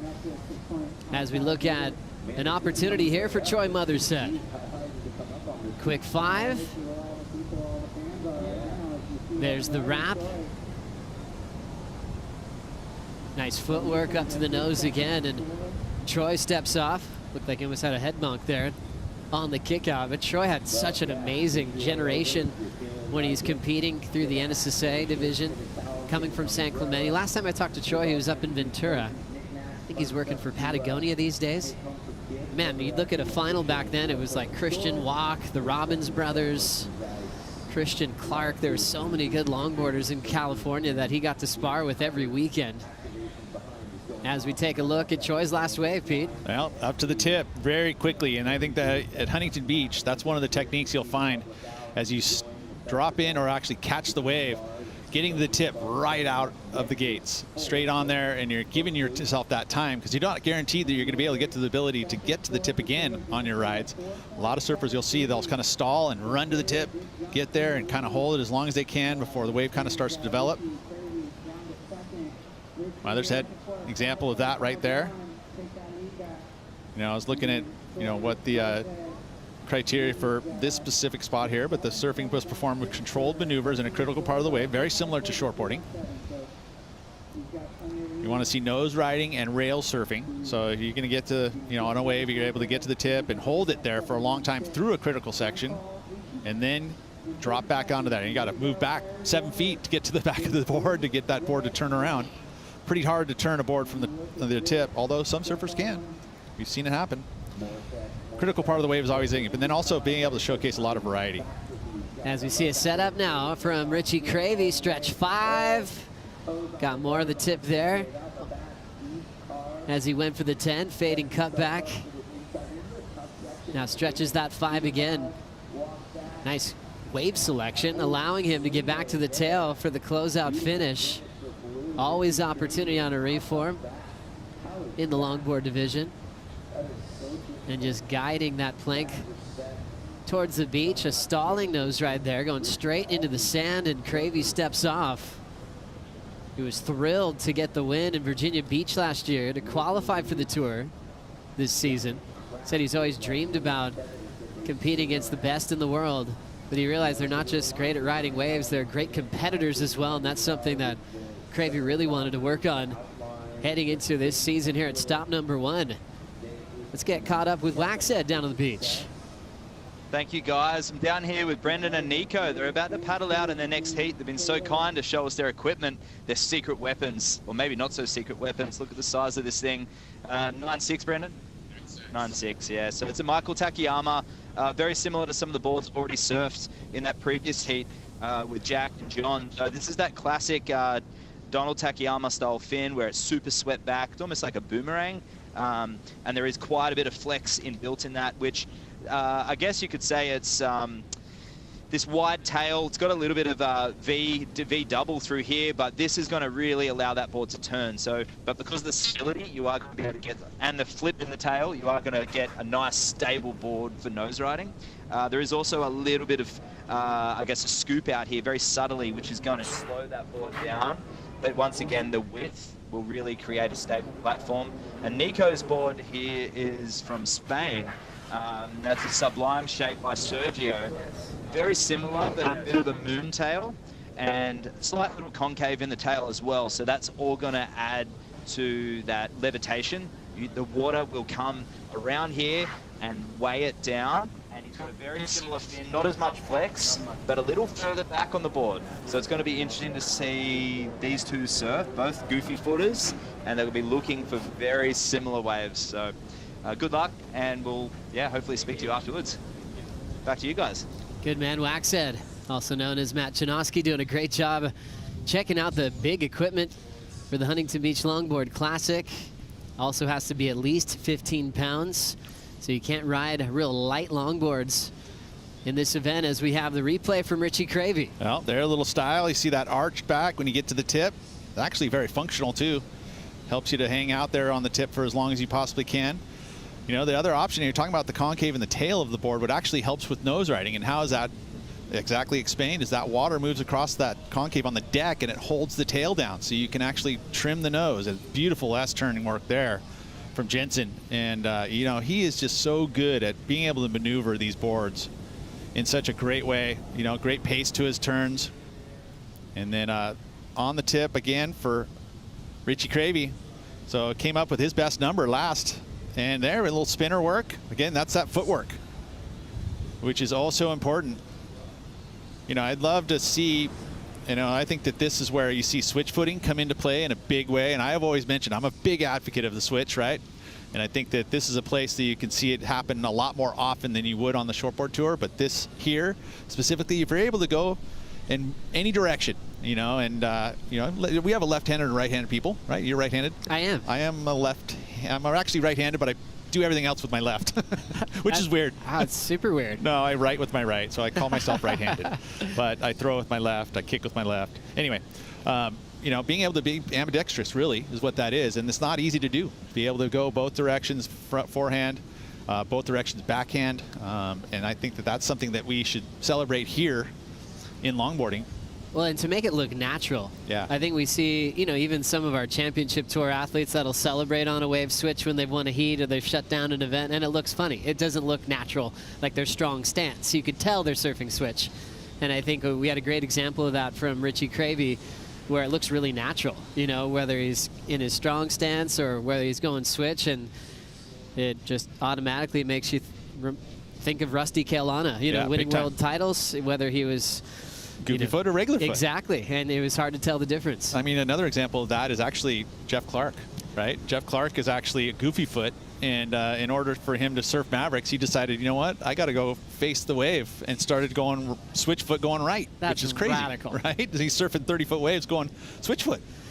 Ashley Lloyd, one of my favorite longboarders in California, grew up surfing Malibu, but now lives close to you, Pete, up in Santa Cruz, and sometimes I forget. I'm like, are you regular or goofy? Just looks so natural. And it's not easy, right? There's not that many people in the world that can really do it naturally going both directions. I mean, I remember back in the day, Bobby Mack was another surfer that used to be absolutely the same, going left or right, front hand. And I didn't know if he was ever naturally goofy foot or regular foot. I never knew. That's amazing. Richie Cravey so far doing a good job in this heat. 6'8" and a 6'2" He's representing Cardiff down south. Taylor, as we know, grew up in San Diego, splits his time between Southern California and the north coast of New South Wales. Taylor glides in straight to the 5 on the takeoff to the 10. Hold on. Through all that soup, still maintained control. Nice cross step back for a nice, cool looking down carve. So great balance of both disciplines, using the tip well and the takeoff. Didn't even wait to get to the bottom of the wave. I love that stalling type nose ride and then the down carve, Pete. Yeah, and the down carve, you talk about that type of maneuver, whereas I think that Jensen brings to the table something where he, you get different placements of that back arm as you're moving through, and he drives it through low to the waist, which I think is unique to him specifically. You'll see a lot of the surfers, when they're, whipping around a 9.6, you end up having your back arm, it goes over your head. There's an example of it right there. You see it comes from low and it actually goes over the top of your head, whereas I think Taylor brings it from a different direction and drives it down, which gives him a little distinct, different look. As we see Richie Cravey shooting the pier, ending up on the north end. 5th wave ridden for Richie. And now checking his time, 11:20 on the clock here. And just as for people that are watching and you see that they shoot to the other side of the pier, we're lucky that we actually get to see the surfers ride on the other side. You end up catching a wave on this side of the pier, you're going to get judged even if you go out of the contest area, which is on the other side of the pier. You're able to keep getting points. That's right, you're still on the same wave. Yeah. Great job to Richie Cravey, but some big scores coming in from Taylor Jensen and Troy Mothershead. Still a lot of room in this heat to decide a winner. Be right back.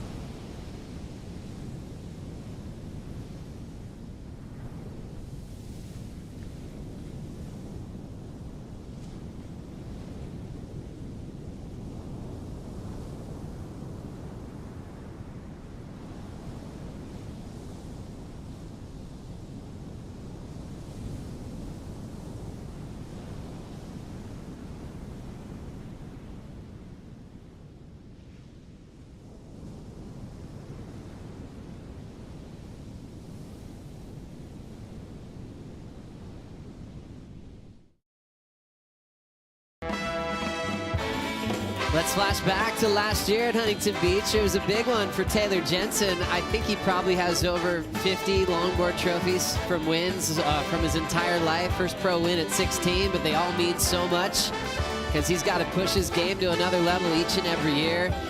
Beach break conditions, I always feel like Taylor's going to be a favorite. Great going backhand, forehand, solid with his rail, and great on the tip. Champion from last season. And just great footwork. I mean, that's having that great footwork here, especially in the beach breaks. You've got to be able to be quick and anticipate what's going to happen. And he did that last year all the way to the win. Spends a lot of time with board design, with Firewire. Has his own signature model, but really enjoys it. Outside of the water is always thinking about improvements, little adjustments to be made, not just for his personal equipment, but for all the consumers out there purchasing Firewires. We got a little afternoon glisten, little Southern California glass. Not bad. Bad. Good place to be. So much history here at the Huntington Pier. Talked a lot about US Open champs on the men's side in the shortboard division when we were in that round this morning. I think one name that always comes up is David Nuevo and how to perform out here on a longboard. became famously known as the Rob Machado Peak throughout those U.S. Open era. But before that, it was all about David Nueva. He loved that portion of the beach, didn't he? He absolutely did. Still the benchmark for how to perform on a longboard in Huntington Beach. 7:30 on the clock. Mothersed's found some room. Oh, a little different angled swell, too. That's right. That's a little northwest there, a little different angle. Yeah, 2 world titles, multiple wins, our 3 world titles. Mothersed now finding a little inside wall to work with. Solid 10, holding the 5. Great footwork in a tight space, hanging in there. And I love that. Don't even crouch down to paddle, use that foot. That's been going on for a long time. Does it actually work? I think it does. You gotta have webbed toes. And you just well, even if you miss the water, it's like a momentum thing. Oh, okay. Like I got you. I'll back that. Shoving that board forward. Love watching Troy compete. He obviously surfed a lot of the waves in the Trestles region growing up. Also Sano is the classic where you can park on the beach and surf all day. What'd you see here, Pete? Well, this is on the tip. Once again, that footwork, watch it, and then the driving cutback. And that was a little point of difference in my book, is just really whipping that board around. And again, 2 in a row. Control was there, speed was there, and he liked it. Earns himself the 603. And this one that he just got, Pete. Yeah, and then this is the one little different angle. And you can see that because now the swell's moving from the right of your screen to the left. Generally, south swells, you're going to see it come the opposite direction. This almost looks like one of the lefts we would see, kind of moving out to sea. But did well at that moment. Not going to go into his top 2, though. But you never know, a little point of difference going a little different swell direction. You're like, oh, maybe this thing will just showcase a little something different. And he definitely milked everything for that wave that it had on offer, but does not go into his top 2. Pete, how is the weight of your surfboard your friend? You think about these boards being at least 15 pounds, and a lot of the big wave guns you ride have some serious weight to it to get down some gigantic faces in the ocean. What does it do to really help you in conditions like this, though? Smooths it out, right? It's going to cut through the chops. It's not going to feel it. It's going to have momentum. And I think that's the biggest point of it all, right, is the momentum that it drives through. These little, wind bumps that are on the face aren't going to affect the board as much. So it's important for that.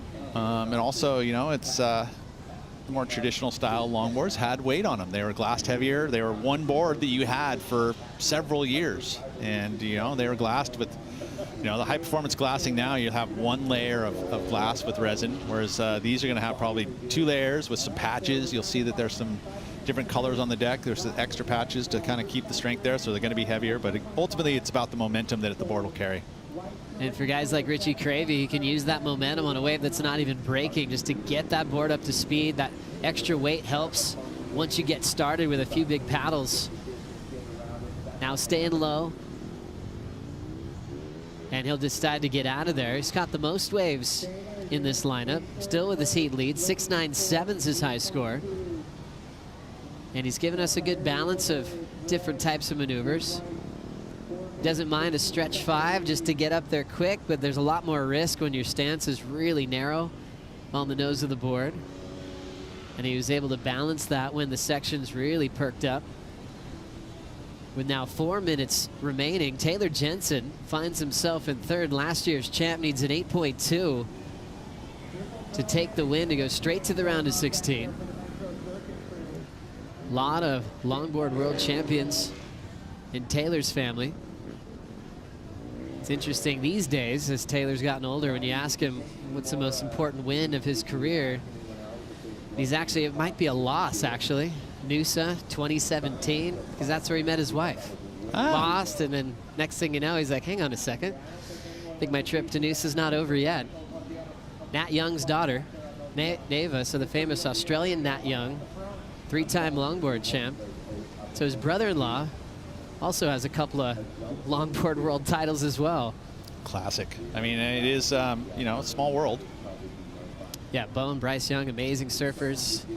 As we see a little backhand connection there for Mothersed down to the 3-minute mark. So that would be the family with the most world titles? You'd got to think, right? I mean, who else? Pretty special. And really cool, I mean, especially on the longboard family, you know, on that tradition specifically. A lot of talent there in the Jensen family. Troy trying to catch up to Richie Cravy's lead. And Taylor being patient with priority now, needing an excellent score, an 8.2. So remind me here, first goes and skips around, second and third? Elimination round. Elimination round, but they'll surf again. So no one is eliminated here. Which is nice. A little warm up in these conditions. For Taylor, I feel like he's been surfing great too, Pete. Yeah. I think his commitment to the nose right out of the gates on his previous wave. He also hasn't been really stretching out the fives too much. He's been really perched solid on the tip of that board. I feel like you're kind of insinuating there might be a little underscore there. I just have been enjoying his act out here today. But, you know, it's a close heat. It is a close heat. And priority here is with Taylor. Decision time, Pete. Yeah, there's a big, you know, there's a solid point or point and a half difference between the two. Let's see what Taylor has here. Setting up the fade. Classic approach on a longboard. 5 to 10, back to 5. Great footwork. Almost a little bobble there, and can he recover? Swinging that big single fin off the top. Just a little disruption of flow. And I think Taylor knows it. Started off really well. Just a little off balance on the finish. 1 minute 20 to go. Needing an excellent score, Pete. I think he needed to be perfect on that last turn. I would agree with you, Joe. I don't think it's going to be enough. He'll be in the elimination round, most likely. And probably a little frustrated. Oh, I see Instinct on the deck of the board there. That's a brand that is still around. Look at, yeah, right there. How cool is that? So Taylor, winning out here in Huntington last year, might have an extra heat. Started off well with some great footwork on the nose. Judge is still thinking about it as we close this one out. Richie Cravey, though, got off to a great start and to a lead early. And he's been pretty solid in first ever since this heat started. Welcome to the Longboard Tour, Richie. Troy Mothershead staying in second, chasing down the 7.77. Last score for Taylor Jensen, 5.87, not enough. His best wave of the matchup.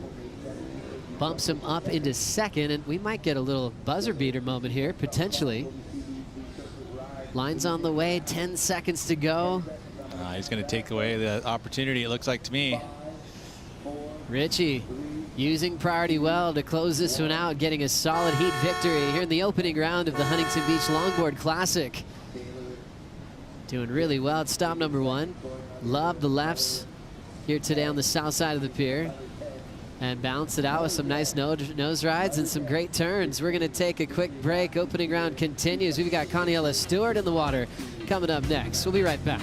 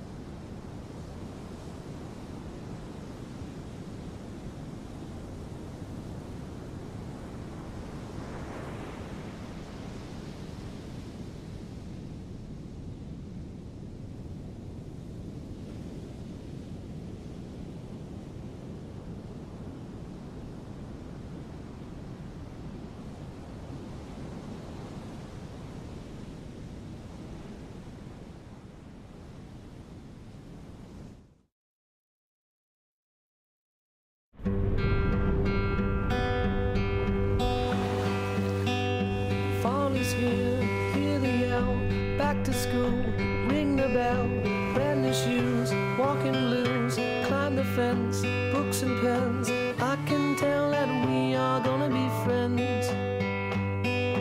I can tell that we are gonna be friends. Yes, I can tell that we are gonna be friends. Welcome back to the Huntington Beach Longboard Classic. We're here in heat number 4 up this afternoon. Still plenty of great waves out there. The light onshore breeze. Caniela Stewart's in the lineup now. Nicolas Andrade representing Spain, and Brendan White, a classic California longboarder who got the wild card to compete in this event. How cool is that? 30-minute heats, scored on their top 2, and a special time of the day. Joe Turpel, Peter Mell, and now Ben Skinner joining us in the booth after a nice heat win this morning. Ben, you looked really connected. Thanks for joining us for the call today. Thanks, man. Thanks for having me on. Oh yeah, this is Caniela Stewart, flowing. Always has this real cool presence when he's riding her wave. Looks like Hawaiian royalty when you watch him free surfing at Queens. It's really special to watch him in motion, coming close to a world title last season. Ben, your thoughts on this Hawaiian? Well, we'll get there in a second. Probably gonna have a lot of activity in this heat as we see Nicolas throwing down the fading turn. Nice footwork, quick 5-10, all the way back to the tail in transition. And now a fun moment to shoot the pier. Be careful through there. Yeah, it gets a little dicey. Gosh, we've seen a lot of collisions over the years.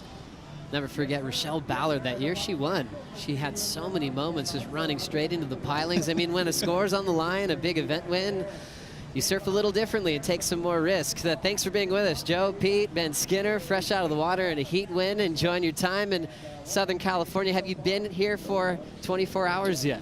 No. I arrived last night straight from the European Championships in Santa Cruz in Portugal. Was there competing for England. It was a great event, long week, like an ISA style event, full, repechage rounds all the way through to the final.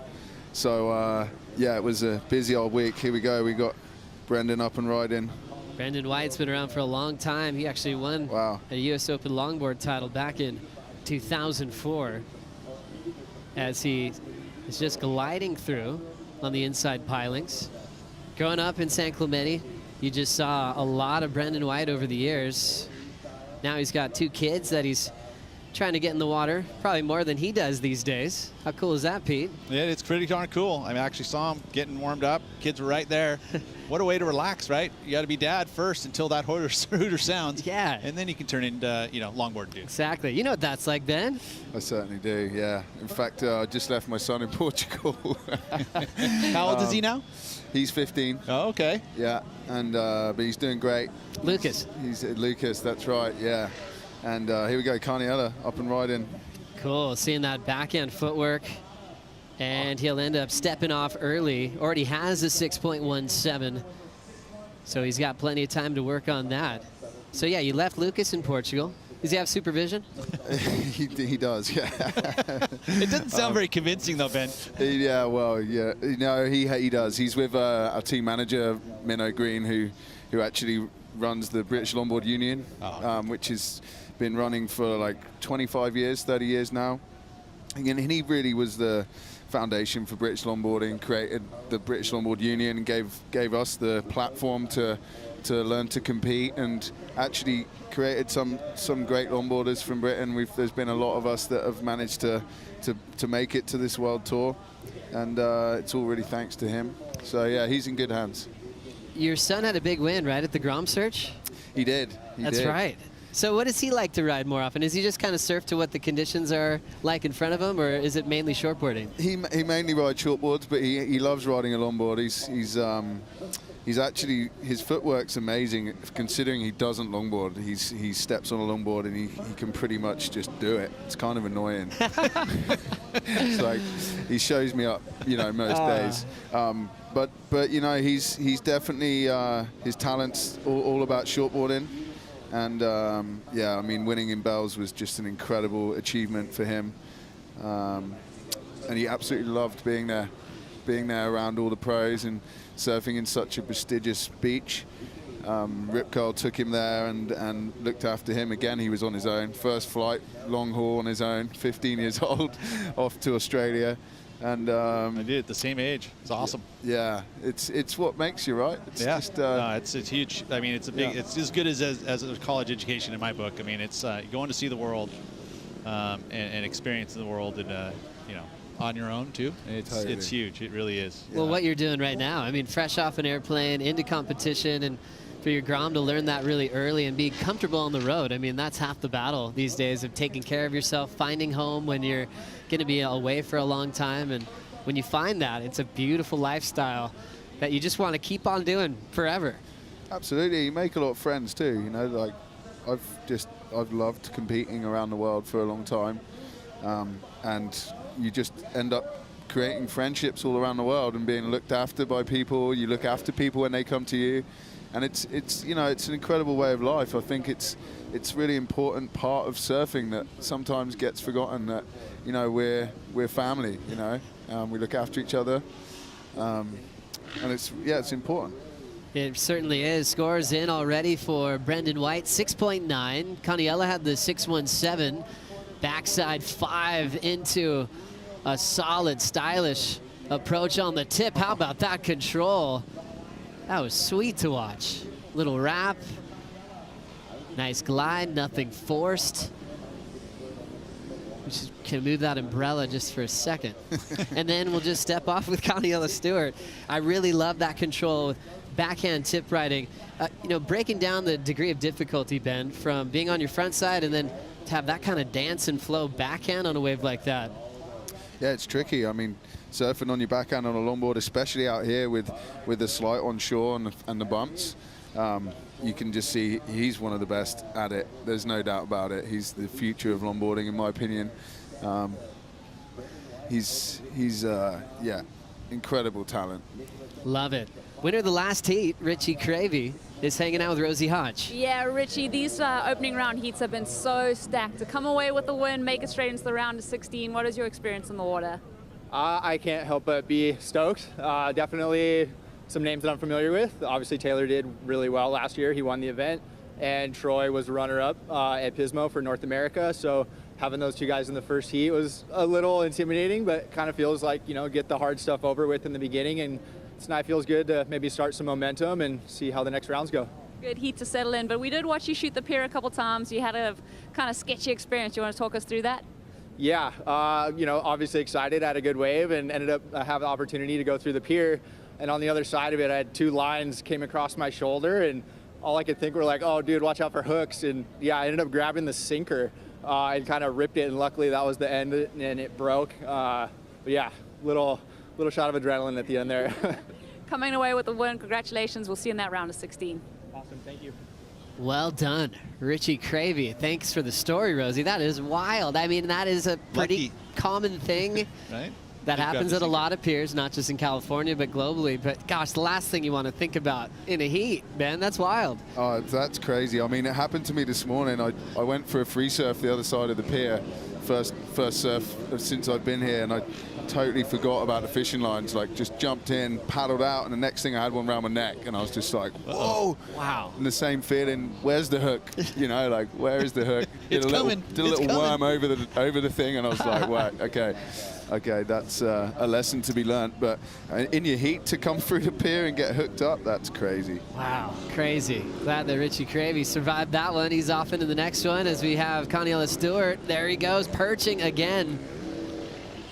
And then a little attacking type move. Big foam climb effort from Caniella Stewart.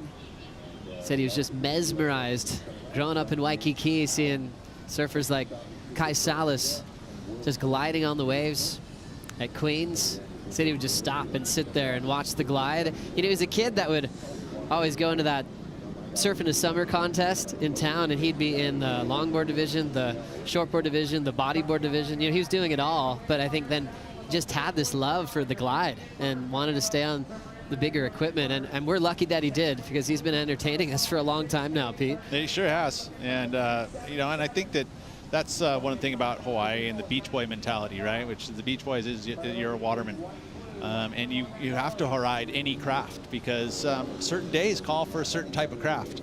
Obviously you get accustomed and you get more comfortable with a certain type of board. Maybe it's longboard, maybe it's a gun, maybe it's a bodyboard, maybe it's a shortboard. But whatever it is, being able to utilize all equipment, even a surf mat for that matter, it can be entertaining and fun because every day you can ride some sort of craft and have a good time. Solid 10 for a moment there from Brendan White.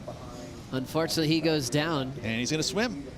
That's actually a crucial body surf just to keep up with your equipment. That's why you need body surfing. Exactly.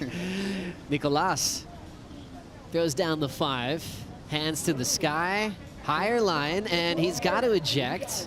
Well, we'll see if... look out, Brendan. Yeah, Brendan's going to help him out. Here you go, bro. That's part of competition, right? Okay. Ben Skinner, what would you do? Are you going to grab the board for your competitor? It depends on the situation. That's totally fair. Pretty early in the heat, right? What about you, Pete? Now you probably could do it. Did you let it go? If it's the last few minutes, maybe not. Maybe not, right? Scores on the line, a lot of travel to get here. It's all part of competition. Yeah. But Brendan's a good guy. I'm pretty sure he would. They're right next to each other. We'll find out right now. Exactly. This is the moment. Oh, look at someone else is helping. Nope, not allowed to do it. Might get an interference. Exactly. Brendan's going to just get back to business here. 2.93 was his last. So he's still chasing Caniella Stewart.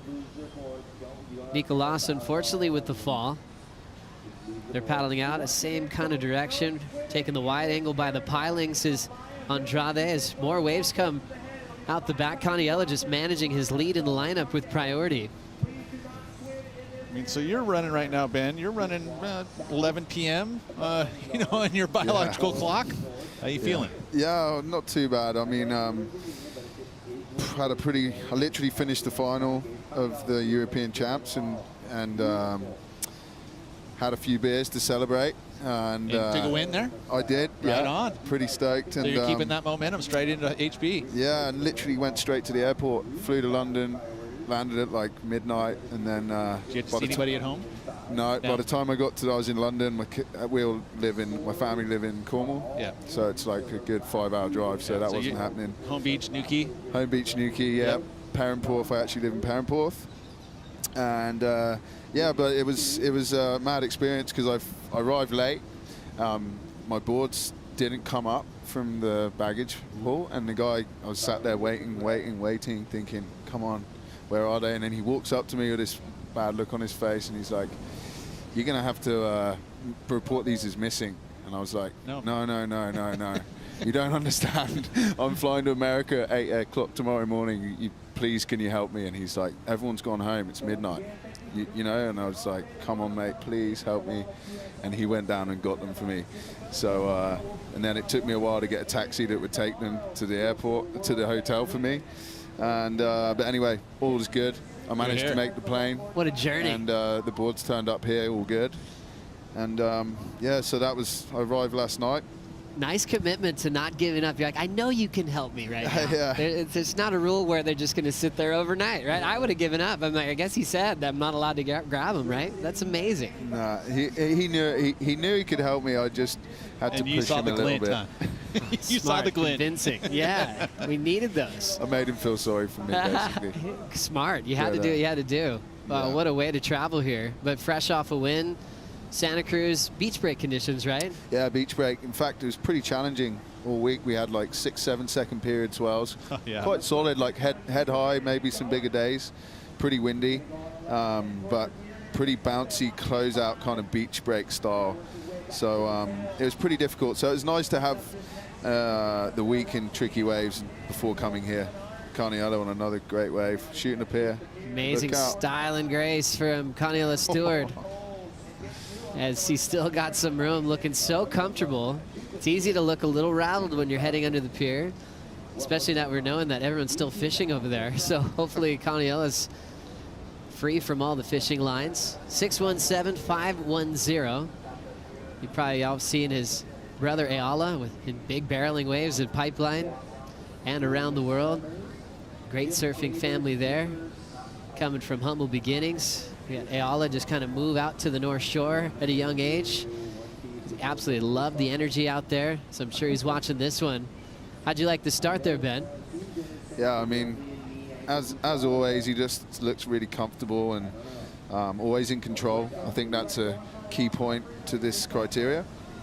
And the wave wasn't great wave, but he always makes the most out of everything. And that's why he's one of the best for sure.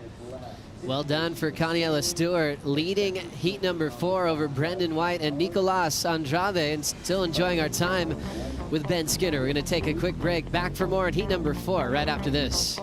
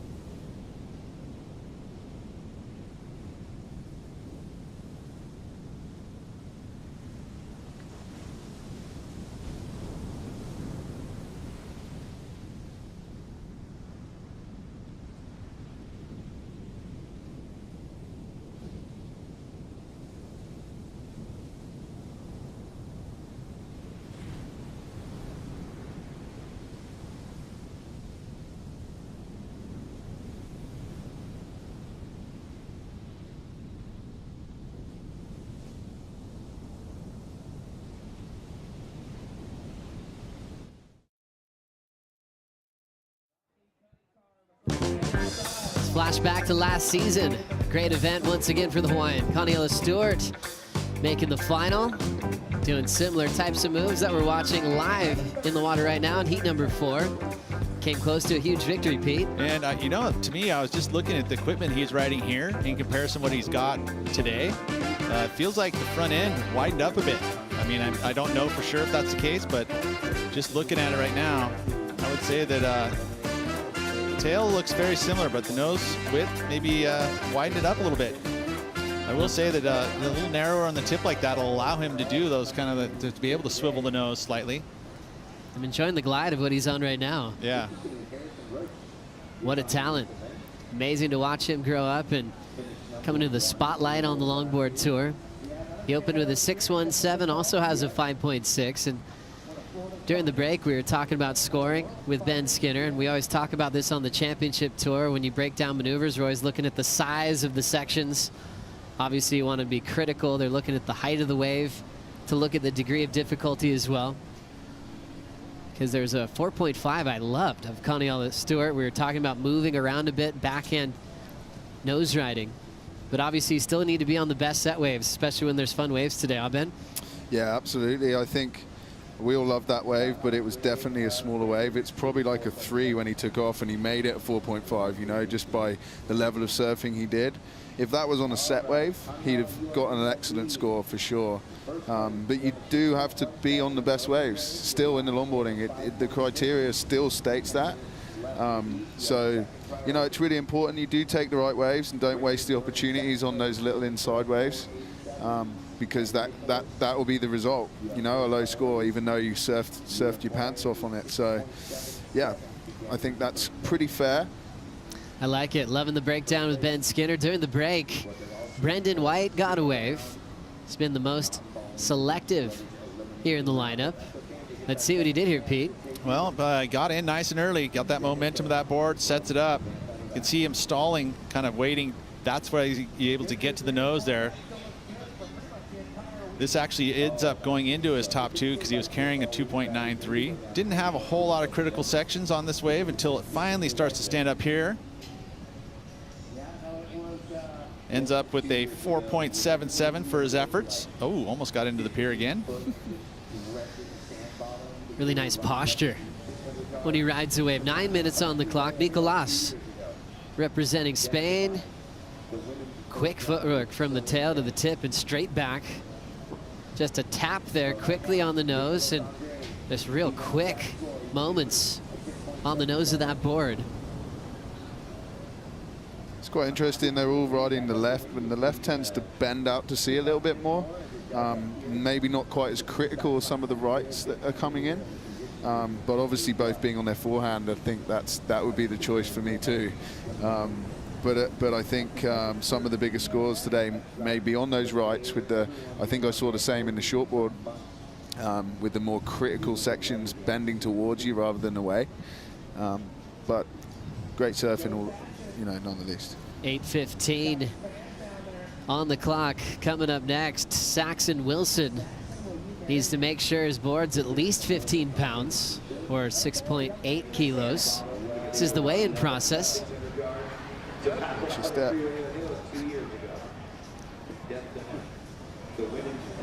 And we'll see if he gets the thumbs up. I wonder if the weight distribution is an issue. It only has to be a certain amount of weight, right? You could actually probably loosen a board up by moving your weight back. Is that something you ever think of doing, or? How do you mean, sorry? Like if you have your pendulum weight, right? You could actually loosen a board up by moving your weight back into the tail. I did that with big wave guns back in the day. I actually put weight in the tail. Yeah. That gave you less swing weight in the nose, which gave you a little more performance. I don't know if it's something that you ever thought about, but. Yeah, absolutely. I think wide point back on the longboard is also one way of really loosening the tail up, and also that ultimately puts more weight back there and a little bit less in the nose. Yep. So ultimately, yes, I think that's definitely the case in some of these longboards. It's time for the Pacifico fan picks. Thanks for joining the conversation here. 74% going with Connie Stewart for a win in the opening round. So an overwhelming amount of support for the Hawaiian.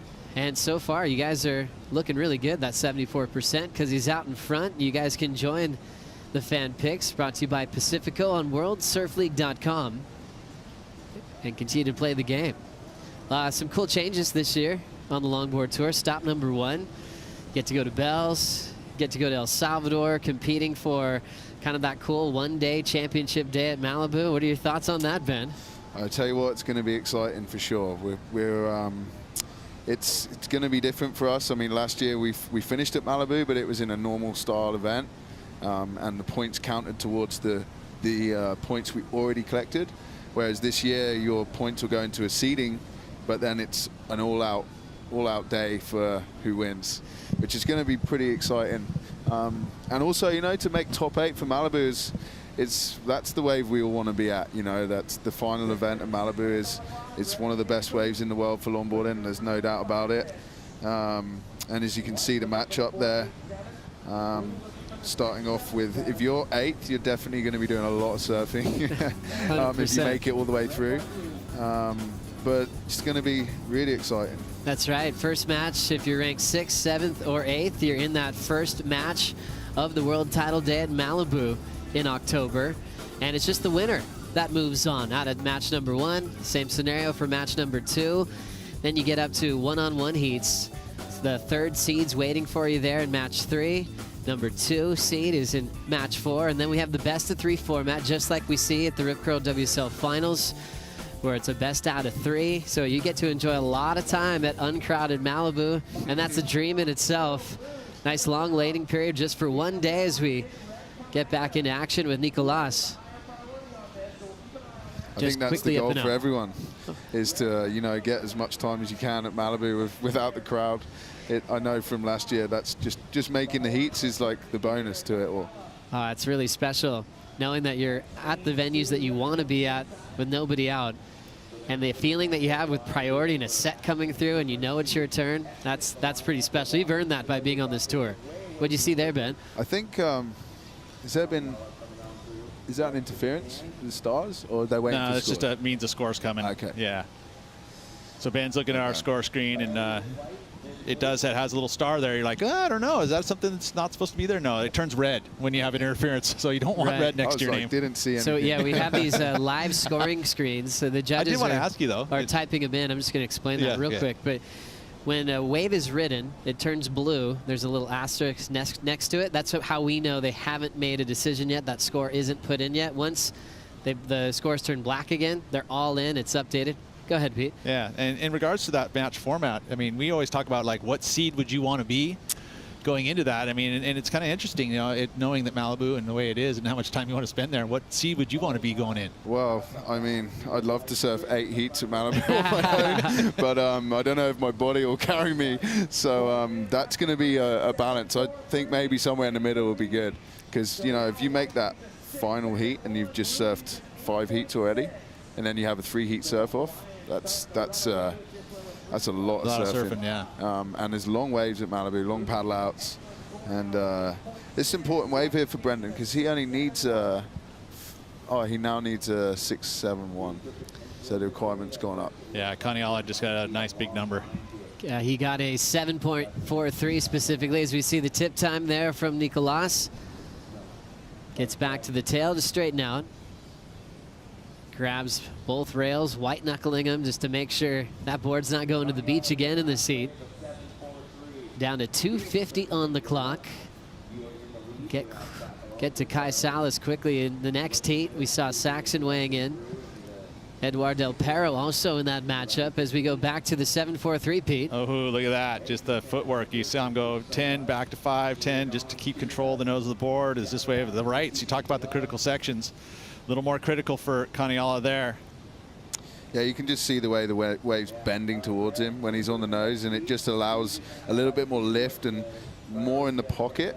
And I think that's why he got so rewarded in that wave. And obviously his flow was pretty exceptional too. All about flow, making it look easy from start to finish.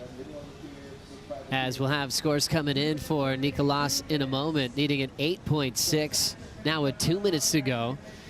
But quickly, Ben, before we run out of time, I was just thinking about Bells and your style of surfing. You got to be looking forward to land it down on the Bells Bowl this year. I'm really excited to just go there. I've never been there in my life, and it's something that as a kid I've watched from day one. Remember the skins heats with Oki, and just like such a prestigious wave. And obviously I think it's going to fit longboarding really nicely as long as we get nice conditions. I think primarily we get a lot of offshores at that time of year for Bells, so hopefully we get some big swell to come with it. And yeah, I'm really excited for that. Your son got to go to Bells before you.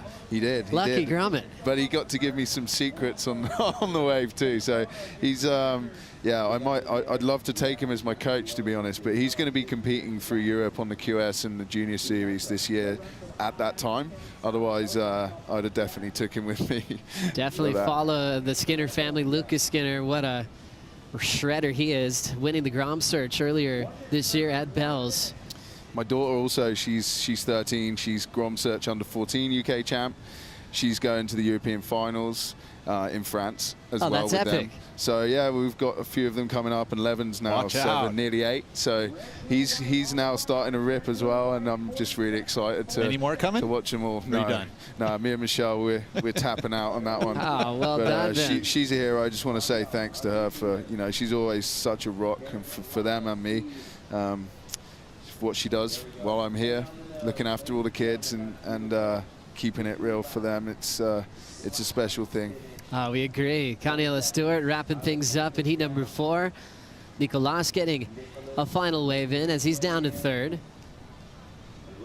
Nicolas chasing excellence, needing an 8.6 to skip right to the round of 16. And that'll be the last effort from Nicolas. Brendan White not able to get another wave in before the buzzer, so Brendan stays in 2nd. And now just waiting for last of Nicolas. But it looks like Stewart will be getting the jump straight into the round of 16. Ben, can't thank you enough for the time hanging out in the booth and for what you do in the water. Always love running into you around the world. Best of luck, best of waves in the next round. Thank you very much for having me. Let's do this again. Yeah, for sure. Kaniela Stewart enjoying a moment there on the sand after a solid performance. 7.43, 6.17, which might even improve on that last wave. We'll be back for more in Huntington right after this.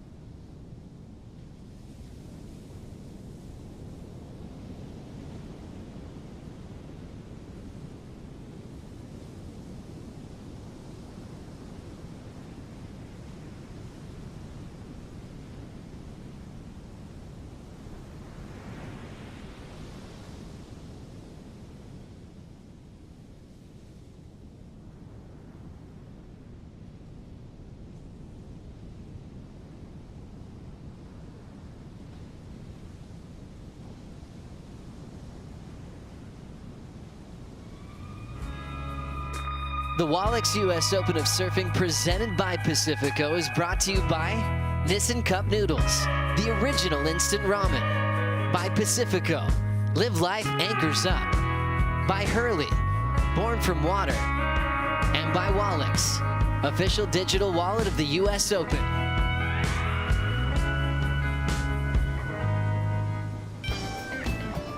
Welcome back to the Huntington Beach Longboard Classic, part of the Wallex US Open of Surfing. We're right into the opening round, Heat 5. Chris Cote here with Rosie Hodge. And we've got Matt, the Waxhead, in the building. We've already got surfers up and cruising. Kai Salas, Edward Del Perro, and Saxon Wilson in the lineup. And in looking at the waves for the past hour or so, things appear to be cleaning up. The sun is out. It is a beautiful Saturday here in Huntington Beach.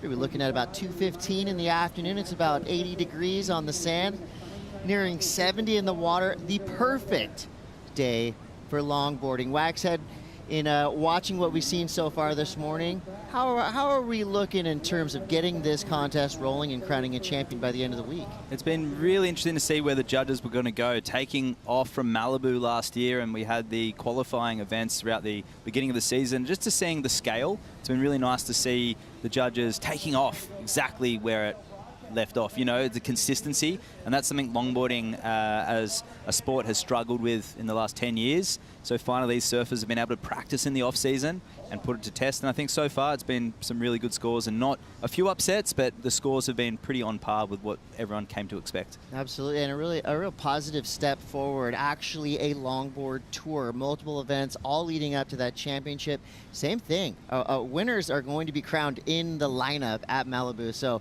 very exciting things happening in the future and exciting things happening right now. In looking at this heat, I would think that Kai Salas would be the favorite just in terms of star power. We've seen his name a lot of times in these events, Rosie, but newcomers on the scene have been wreaking havoc through the field already this morning. Yeah, there have been some solid heats throughout this opening round, and you know, by virtue of being in the red singlet, he is the highest seeded surfer in this round, so he would definitely be a favorite, Kai Salas. And one thing that was pretty interesting to watch before these heats go in the lineup, all of these boards are weighed.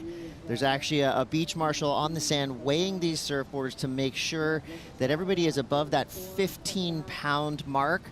Heaviest board so far, 21 pounds. Not sure whose it was, but it's a hefty piece of lumber there. 25.50 on the clock as our judges get the scores settled in this opening salvo. Let's go down to the glass. Daniela Stewart standing by now with AJ McCord. That's right. So a runner-up at this event for you last year. What does it mean to you to be back at Huntington? It means a lot. I love it here. The waves are super fun, but the goal is probably to try and win the event now. Makes sense, given how great of a competition you had last year, first stop on the tour. How have you prepared for this season? I've been training a bunch at DNA Performance with Bryce, my trainer, and we've just been working on a bunch of strength endurance and everything like that. And just surfing a bunch too. You've also been very busy outside of the water as well. Walk us through what you're doing, what other licenses you're working on. I've been working on my pilot license, trying to be a pilot, been flying little Cessna planes back at home, and yeah, just doing a bunch of schooling for that. You already have your captain's license, so by boat, by air, by longboard. Yep, that's how we do it. Well, congratulations, you're on to the next round. How important was it for you to get on to the next one? Super important. Just focus on the next heat to come, take it heat by heat. All right, well, one heat down. Congratulations. All right, thank you guys. Aloha. Congratulations to Daniela Stewart. So Waxhead, give us the scoop. What are his chances of doing one better than he did here last year? I think very high. He's consistent. He's been training in that off season, and training and longboarding isn't usually or something that's synonymous. Interesting, with it, right? But with 4 events, and we're talking about leg burning waves. So for those in the audience that are tuning in, if you have surfed a point break, you'll be familiar with what happens to your legs. You build up lactic acid. When you're running up and down, you're doing big power carves, and you're surfing somewhere that might be hollow, you're bracing in that squat position for quite a number of times. And longboards, we're getting low, all these different positions, stretch fives, you know, you're bending and twisting and contorting your body to be a part of the wave and flow, that element of criteria. really means that the body and the surfboard have to work together in unison, and you can't necessarily fight it. So the better your body is, the better conditioned, and that's what Carniel has been working on. I think he's going to be going one better, and the chances will be very high after what we saw in that last heat.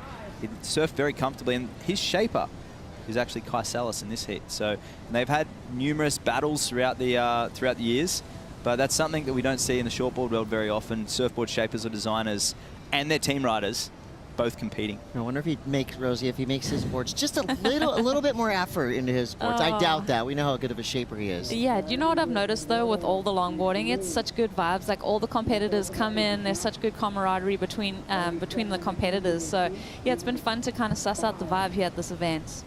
You know, and I will say giving yourself an advantage is always going to help, as Daniela was talking about the training, and we see a quick little 5 there from Eduard Del Perro. So not a name that we've seen in many competitions in the past, but Waxhead, you could tell us what we can expect from the surfer in blue.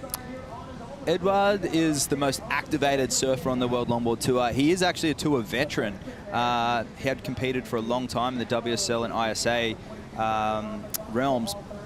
But I must say, the duct tape side of things, which you're more familiar with, Chris, apart from last year's collaboration, Eduard's name isn't familiar with those Okay, that makes events. sense. Yeah. So Eduard's, he's a power surfer. He's smooth. He's worked a lot on those little specifics that are in the judging criteria, namely the flow element. His power game is right there. His extravagance through flair is there. But often a smaller surfer on a bigger board can have a lot of struggle making it look super easy. As we see in the Shortboard World Tour too, when the waves get a little bigger, you have to get lower, grab those rails and really be activated. And I think he's also someone competitively who's got more experience than the majority of surfers, so he could also take this event. It's good to know. So a veteran in the game. So it's great to see his name in the draw as we see Kai Salas now inching towards the nose. Judges, I'm sure, paying such close attention to the subtleties and the details that these surfers are showing them. I think a main difference would be that longboarding itself is inherently, filled with subtleties. Just if you look at the juxtaposition between longboarding and shortboarding, but the footwork comes into a crucial role in getting a big score. The speed, power, flow equation, I would think, is reversed. Flow being paramount to getting a big score. Power, you're going to see that in kind of different ways. Drop knee turns that are meant to look graceful are powerful maneuvers when done properly. And then, of course, the speed element there, they have a license to slow things down, but also needing to generate that speed to make these waves, full use, let's say, from beginning to end. One thing I would really zero in on is the degree of difficulty. I mean, just what we saw on display right there, making the difficult look easy. I feel like Kai is such a great example of the way that he's riding that board and making those subtle adjustments with his weights and unweights and spending a lot of time on that tip. Absolutely. Kai, as well as Eduard, from 1 to 10 feet, have a very similar style of surfing. Doesn't change too much, except maybe the fins and the rocker and the surfboard will change. But there's Kai driving through the section, gets 10. The board is way back in the whitewash, carving that one around, setting up for the inside bowl and tapping that one off the top, and a little reform. So getting the most out of that wave. We haven't seen many waves do that, styling through the pier. That'll make a nice little photo. But Kai's, he's always been really silky smooth, locking in a 7.83. I think the judges really would have appreciated the variety in that wave. In terms of the hang 10, right? This is one of the most classic maneuvers in all of surfing. We see variants of it. When the feet are apart, we just saw one where the feet were just a couple of inches apart, but is the proper hang 10 feet close together, all 10 toes off the nose, or is there a little bit of wiggle room in what is considered the perfect hang 10? Yeah, there's wiggle room depending on where you are. I know a lot of the Hawaiians specifically and a lot of the East Coast surfers really think of the hang 10 as 2 feet over each side of the stringer. Quite wide and really definitive, but that happens if you're on a 19-inch plus nose, which is considered like a platform nose rider. It's obviously easier, but on the narrower Australian style boards that were at the very end of the longboard era before shortboards came into play in the late 60s. They had narrower noses and wider tails. And what that allowed you to do was surf off the hip of the board in the back third. And the nose is narrower, which means the nose riding actually was performed way back in the pocket because there's no area for you to float on out on the face. So those narrower noses, Saxon Wilson is riding a Thomas surfboard with a slightly narrower nose. I would say it'd be about 18 inches wide, maybe a tad under, 17 3/4. Edward's on probably maybe about 18, and Kai might be on about 19. So there's more area there to put your toes. But to answer your question, Chris, I mean, our former world champions with Harrison Roach, Joel Tudor, and Justin can do both. But you would see them all do a tighter hang 10 with their back foot together, but more so on the rail, which is what you'll see those pocket nose rides, because you're shoving the board in the pocket and the rail's right in there. And when you actually put your left foot or your right foot over the outside of the nose, it actually tips and can change the momentum of the board. So it's kind of hard. I'm using my hands in here in the booth, but anyone who can nose ride will understand what I'm trying to say. But we just saw a nice smooth second wave there for Edward. We'll see what that one locks in at. Yeah, again, the subtleties are so important in the current state of longboarding. 17:28 on the clock. We got Kai Salas in the lead for now with a 6.83 and a 3.17. So back to the weight discussion, which is something that's happening behind the scenes. All surfers arriving know their board has to be above 15 pounds. So far, we've had boards all the way up to 21 pounds. And one thing about these the longboarding events that I love is to get in there and just take a close look at these boards. While they all, from the beach looking out there, look relatively the same, I mean, we've got a vast array of types of boards ridden. Rosie, I know you've got a longboard in your quiver for sure. So give us a breakdown on what you would ride on a smaller day around home, and is that relating to what they're riding in the water right now? Do you know what? I'm so out of my depth. I absolutely just admire all of these athletes because I'm just like soaking it all in. I definitely have a longboard at home, but I am like, look out for me, like coming through. So yeah, I'm just taking it all in. I've really, come to notice the subtleties in the longboard shapes, like the scooped out nose, the spoons in the back and the front, really helping to leverage that on the nose ride and when you're turning off the hip or when you're turning off the middle of the board. So just looking at the fin placement too, moving it back and forth in that fin box. There's so many variations that one piece of equipment can lean itself to in so many different conditions. As you see Saxon here, utilizing that hip in that back third. So he's just arching back there, sort of tipping the board over. It wasn't so much as like a rail turn, and then a little bit of hot dogging there. So classic East Coast style there for Saxon. Quick feet. I just love his little redirects, and I see a lot of my own little features being a smaller frame surfer in Saxon. He uses his feet for speed on the wave, stepping back, and those features on the surfboard. A lot of these longboarders, not all, but a lot of them do understand what's beneath their feet, unlike a lot of our professionals that are just studied on what they've practiced as a child and they don't change and they don't know. A lot of these longboarders do understand the subtleties that you mentioned, and that's part of the beauty. A lot of these surfers make their own boards, design them, and they're active with their communication with their shaper.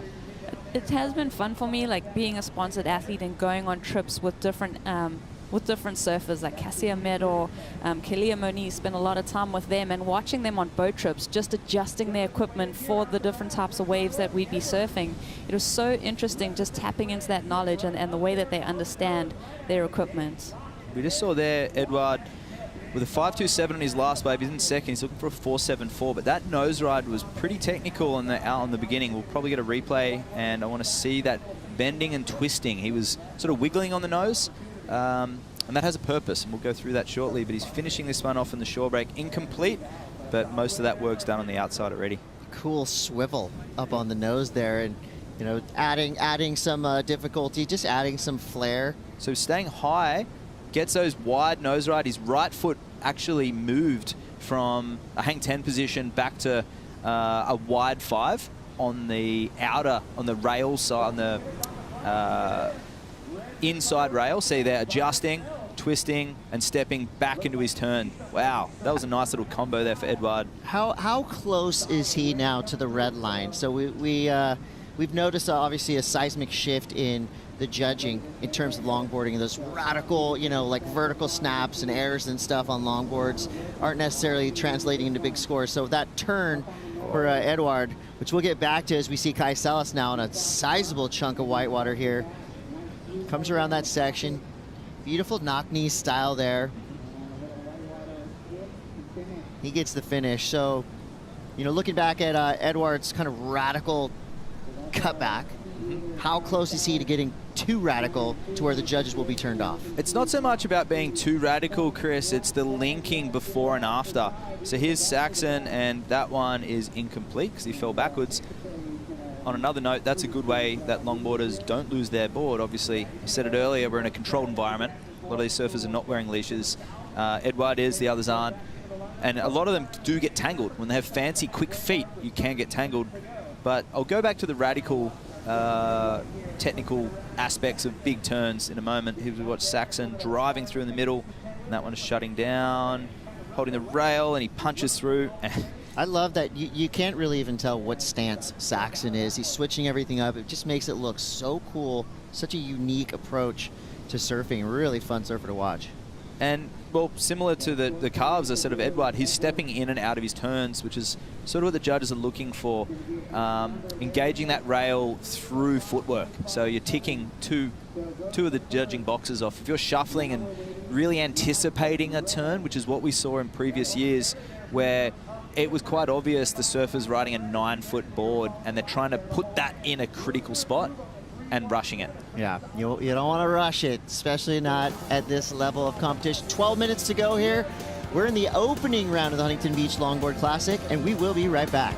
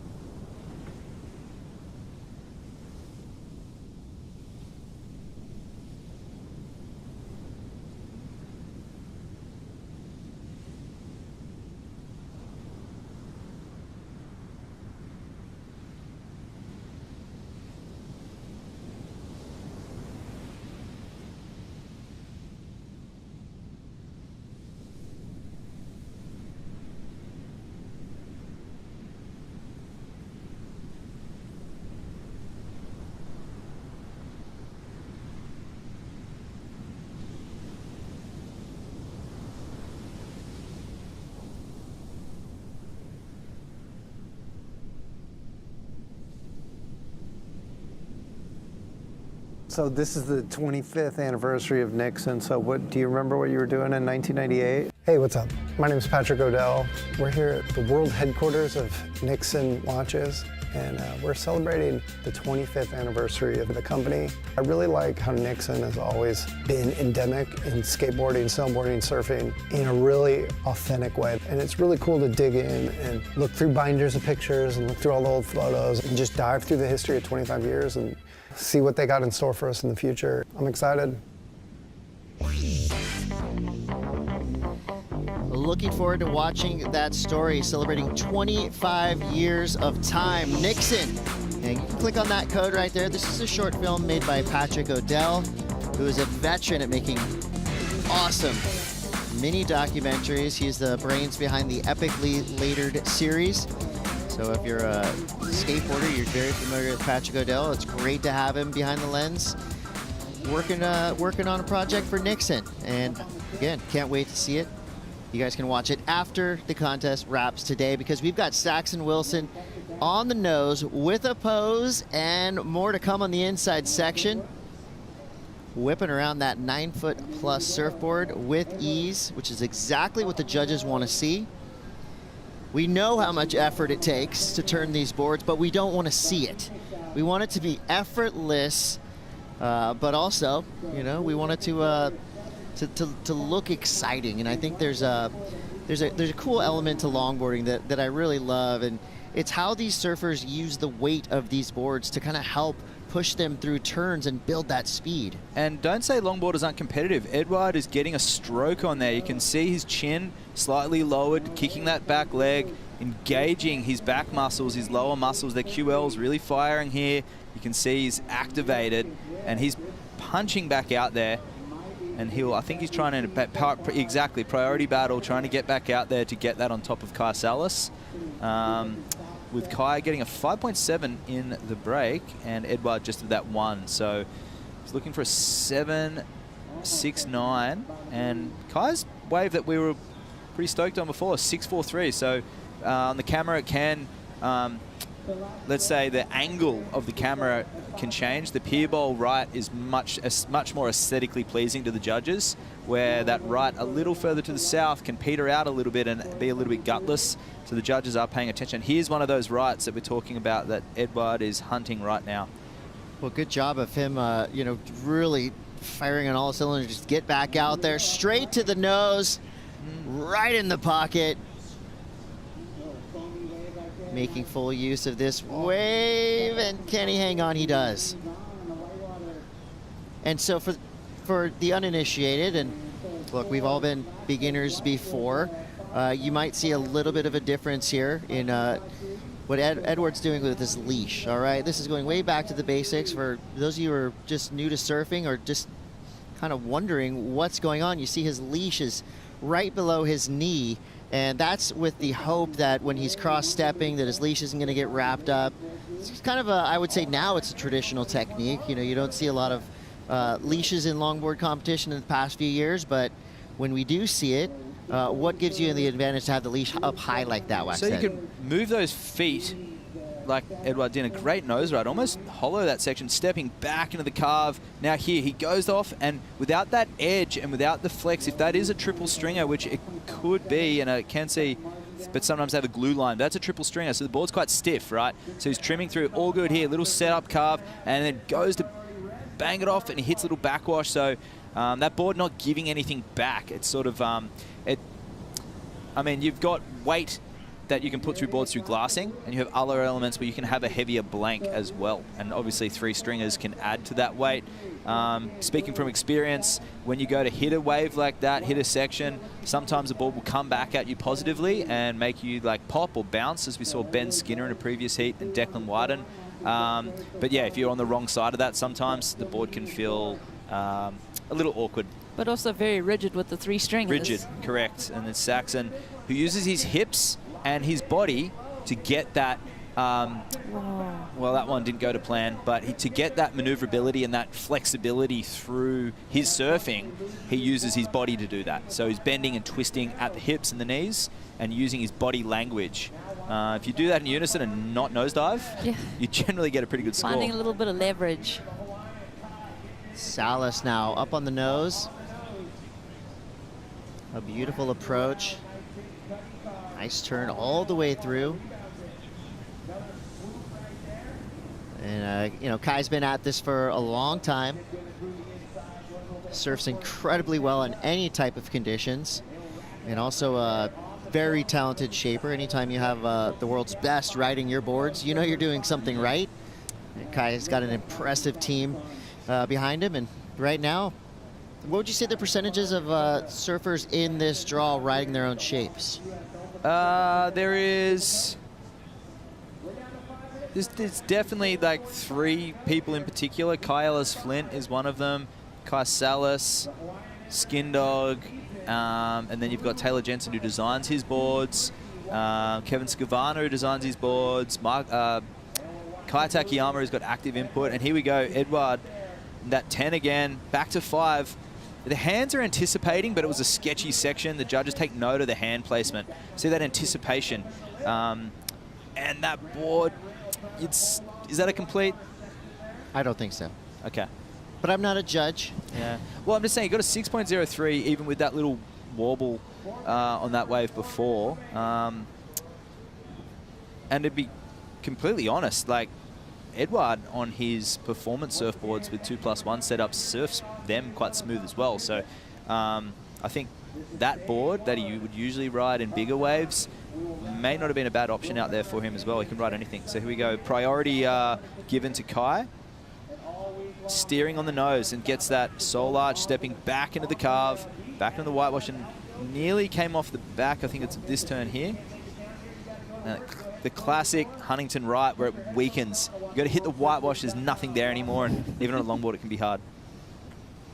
And there's Edward, gets that 10, very technical. Another 10, driving through the section, trimming through the middle, stepping back, and nearly dug the nose. Didn't necessarily fall off, just on that shore break, maybe a little. That's right on the edge. Yeah. Almost had a hang 10 air.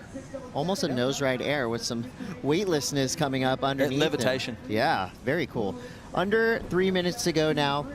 An element of longboarding that I think can be misunderstood a little bit. A lot of times the style elements we see, the sole arches, the swiveling, these are functional maneuvers to keep your board engaged in the face of the wave a lot of times. So it's kind of a double duty, right? It looks cool and it actually works. It gets you to where you need to go, which is going to be a lot harder when you're riding a 9-foot+ board on a 2 to 3 foot wave.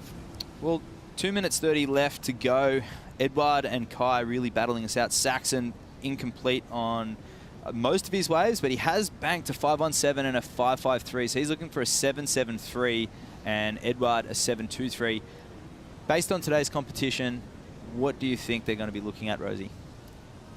To get a mid-7. The judge has been quite tight. Yeah, that's what I was going to say, because if I'm looking at Kai's 683, and that's the high mark of the heat, like, for these guys to reach into that 7.23, the 773, like, you're going to have to get the biggest wave, you're going to have to find a critical section, and you're going to have to spend a lot of time on that tip, and then come out and do some really good rail surfing. But definitely that utilizing that outside section on a bigger wave is going to come into play, and the flow throughout too, degree of difficulty. Yeah, you're going to have be, crossing your T's and dotting your I's. Yeah, and it's tricky at Huntington, as we see. Although it can happen, you can get a big long left. It's going into the pier, and it adds some danger element. And yeah. There's also got Machado's left down there, which are just peeking out to my shoulder. There's waves out there. If you're a goofy footer, there's lefts. It's pretty cool if you just put the judging criteria side by side. It's a lot of the same things, right? Combination of major maneuvers. It's just in longboarding, the major maneuver could be a long nose ride into a beautiful carve. And I feel like the less is more approach has been successful throughout the day-to-day. The surfers we saw earlier in the Challenger Series men's division, 2 big turns was getting those big scores. We're kind of seeing it right now as well, right? That nice long setup at the beginning of the wave, get yourself on the nose, and finish, with just a beautiful carve, and keep it simple and effective. And I think that's what Kai's been doing, and of course, getting the best waves is going to help you get those big numbers. With 34 seconds to go right now, Kai Salas is in the driver's seat. He's in 3rd priority. Saxon Wilson has about 25 seconds now to save his event. It's non-elimination, though. So for those that are listening and tuning in, there will be another round that 2nd and 3rd will go into. So that is the beauty being a World Tour event, not the Challenger. So we'll see these guys again. But Kai taking that one out convincingly, and I think that was a really nice critic. I think the judges may have boxed themselves in. Some very similar scores there, so it wouldn't have been nice to be a judge during that heat. It was a tight heat throughout in our opening round. Heat 5 goes to Kai Salas. We got more surfing to come. A big one coming up next. Don't go anywhere. You're watching the Huntington Beach Longboard Classic.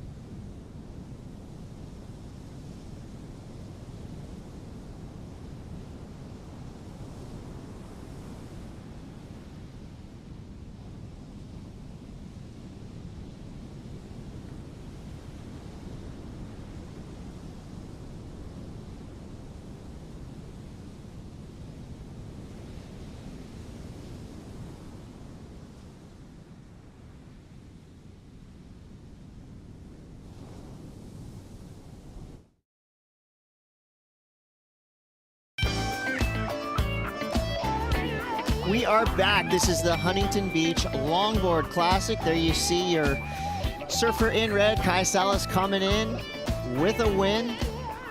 All surfers in this opening round will advance through. This is how we get our seeding in the next couple of rounds. If you do win, you get to skip around. 29 on with 30 minutes on the clock. These surfers have had plenty of opportunities out in the water, tons of waves coming through. Cole Robbins, Steven Sawyer, and Chase Leader. 2 surfers representing the USA. Steven Sawyer representing South Africa. I would say he is a global citizen. Every time I catch up with Steven Sawyer, he's somewhere cool, doing something cool. He's playing guitar on the beaches of Morocco. He's riding the nose at Malibu. The dude gets around, and I've never heard anyone say one bad thing about Steven Sawyer. Everyone loves this guy, as they should. His Instagram stories will make you weep. He's like opening his front patio door and looking straight into Super Tube. So the guy, although he's a citizen of the world, like home doesn't suck for him either. And we got young Chase, who qualified for the World Tour through the regional events, and that's another success story. He's been knocking on the door and competing even throughout COVID with what little events there was. But his first indication of potentially being a professional longboarder was back in New York in 2019 when the tour went there. He was probably about 14 or 13 years of age, and he got a run through the trials. And there he is. That's not a replay. I believe that's his second wave on a Michael Takayama shape board, yellow and black. The spear under there you can see, and he rides up on through the pier. So that was his aim. I spoke to him before the heat, and he said he wants to go shoot that pier. So he can tick that off the box. He's done that already. 27 minutes to go, and he's already locked in a 4.5. We'll see what that one comes in at. What a start for Chase Leader. I mean, we're calling this kid a rookie, but that right there was, I mean, straight up veteran surfing. Already has 2 waves in just under 3 minutes here in this opening round. Cole Robbins, Steven Sawyer out the back, just getting things set up, trying to figure out their spot in the lineup. So let's take a look at the last wave from Chase Leader. All right, that one hasn't been broken yet, so he's pretty close to the pier.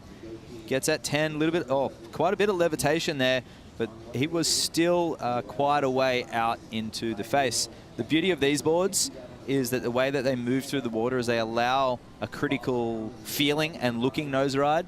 And the judges can go either way with those. Although there was quite a lot of air under the nose, it wasn't way back in the pocket, and degree of difficulty, but the wave wasn't challenging per se. It was a little bit soft. Whoa, late turn for Stevie. He just gets hung up. You know, I was just talking to Steven Sawyer before this heat, and he was doing something pretty interesting, actually putting weights behind his fin, in his fin box, and taping them in. I didn't ask him if that was a trade secret or not. I hope I'm not giving things away, but what it does is just helps a little bit with the weight off his tail. So again, some strategy happening right now. It's Cole Robbins. A critical maneuver made clean, you know, like, again, you don't want to see these surfers trying to shortboard on their longboards. That's more of an 80s style longboarding approach, but what we do want to see is power surfing. I mean, if you can make power surfing look as smooth as Cole made it look right there, you're going to be in the points for sure. Yeah, that was, can't wait to see that replay. I talked earlier about positive and negative flex and using your surfboard and your body to your advantage. And Cole's very unique. The boards he rides are very unique, and his style is quite upright. And we'll go through that very shortly. His chase on his third wave. Clicks a little heels, and so here he is, the section lining. Oh, is he? And just pulls that off. So, I mean, that's, I think that's Stevie on the shore break who was punching through there. That was dangerous for everybody. And look, straight through the pier again. So his goal was to shoot the pier. He's done it twice now. So I'm stoked. He's off to a, it's just nice. Yeah. Someone has a plan and they stick to it, and you see it in a heat. Well, that was exciting too, because in days of duct tape past, we've seen this pier eat longboards. More than a few times these boards have gone, and even though your board's upwards of 15 to 20 pounds, it will be no match for these Huntington Beach Pier pilings that have been around a long time. Just where that Yeti banner is on the outside, that little kink, a lot of people got caught on that last year in the shortboard and longboard. And there's Stevie's wave. Wow. He knows this wave really well now. And then stepping back through a stretch 5, falling backwards. Judges will see that as a little mishap and then tapping that one off the top. So a lively first wave for Stevie Sawyer. And coming back around to the right, and this is Cole. 2 steps up the tip. Gets a little 10, nice.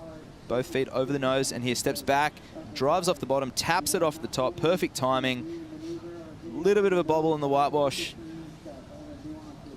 So nice complete wave there for Cole, and this is Chase. So he's more out in the face. We can see the pocket of the wave is to the left of the screen. And now he's waiting for it. He's up high. Still not really in the pocket, so not a huge degree of difficulty. It was a little tricky maneuver and gets caught up a little bit in the whitewash.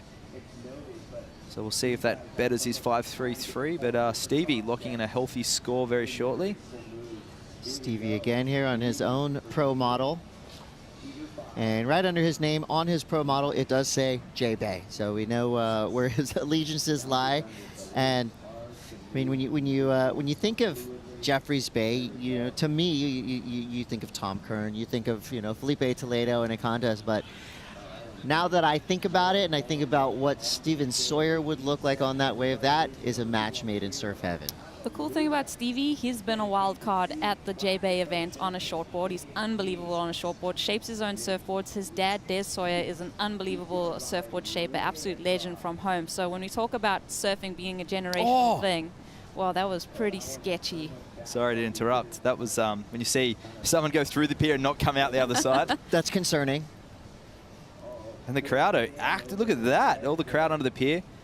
So did he lose his board in the pier? I think I just saw a glimpse of it. No, he's paddling out, yeah, on the north side. He stuck it. He's just putting on a show. It's a cat. A stunt show. And Stevie, we didn't mention Steve. Stevie does make his own boards and works with his father Des as well. So what's that? That's Kai, Stevie, actually shaping Skin Dog. It's about 40%. I don't know why I'm hung up on percentages. That's like 12 of our surfers. You do the math. Well, yeah, Stevie also shaped Ethan Ewing, a little fish, while they were in J-Bay. So he's a really good shaper from home, and he makes beautiful crafts. And that's, you talked about the fish. Alternative surfboard designs are synonymous with professional longboarders. Obviously with the likes of Joel Tudor, but Justin Quintal, Harrison Roach, all riding all boards in all waves. And generally speaking, the way that the tour is represented now with quality locations, these surfers are surfing the best of their ability on their traditional longboard equipment in good longboard waves. And then when it gets a bit bigger, like Pipeline, for example, Justin, I mean, could have almost won a wave in the winter with that roll in at Pipe, right? I also saw Harrison Roach did a little thing where he had to ride performance shortboards, and that was super fun viewing. Just seeing his style and the way it meshed with like a high performance banana rocket out board. Yeah, that was a cool little experiment. But look at the numbers we have on the board now. Things are amplifying here. Cole Robbins with a 7.17. Steven Sawyer's first wave comes through a 6.33. So Waxhead, what was it about that opening wave from Cole Robbins that got him the edge over Steven Sawyer's first wave? Tell you what, it could have a lot to do with the design of his board, obviously his experience with this wave too, but I'm holding one of his fins in my hands right now. It's a backup fin, one of his True Aim's fin models. It's got the Cole Custom written on it, and we'll go through that shortly, but it's a combination of stability, but also that maneuverability that he had in his style and the way he approached that section. A lot going on out there. 20 minutes and 30 seconds to go. Surfers getting themselves reset in the lineup as we have a paddle now from Chase Lader. Working hard to get into this wave. And nice casual takeoff. A little fade going left. Gets up onto the nose and kind of a strange part of the wave, but falls down right on top of his board, saving himself a swim to the shore break, and he's out of there. 20 minutes on the clock now. Kai Salas with a Mass Pro performance, a 13.26 total to get the win in Heat 5. He is on the glass now with AJ McCord. Kai, a really strong start to your first heat of this 2023 season. How did you want to attack it? Yeah, just to make it, I didn't have any plan. I just wanted to make that heat. Being able to skip the elimination round was the goal. So yeah, I'm stoked. As you should be, and also riding a board that you shaped yourself. Walk us through what you wanted to dial in and make sure your equipment was ready for Huntington.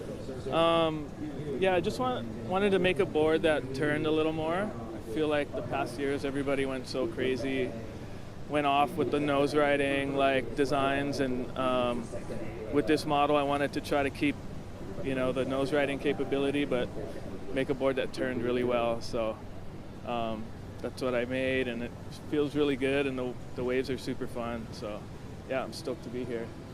We know that equipment and the board that you ride always makes such a difference in your confidence. For you as somebody who shapes your own board, just how much of an advantage does that give you? Yeah, I think it you know, definitely gives me an advantage being able to test boards like in the, you know, from the time we finished the events last year till now. It's all I've been doing is working on design, and I'm designing boards specifically to beat the best guys in the world. So you know, every little change I make is super important, and yeah, they've been coming out really good, so I'm happy.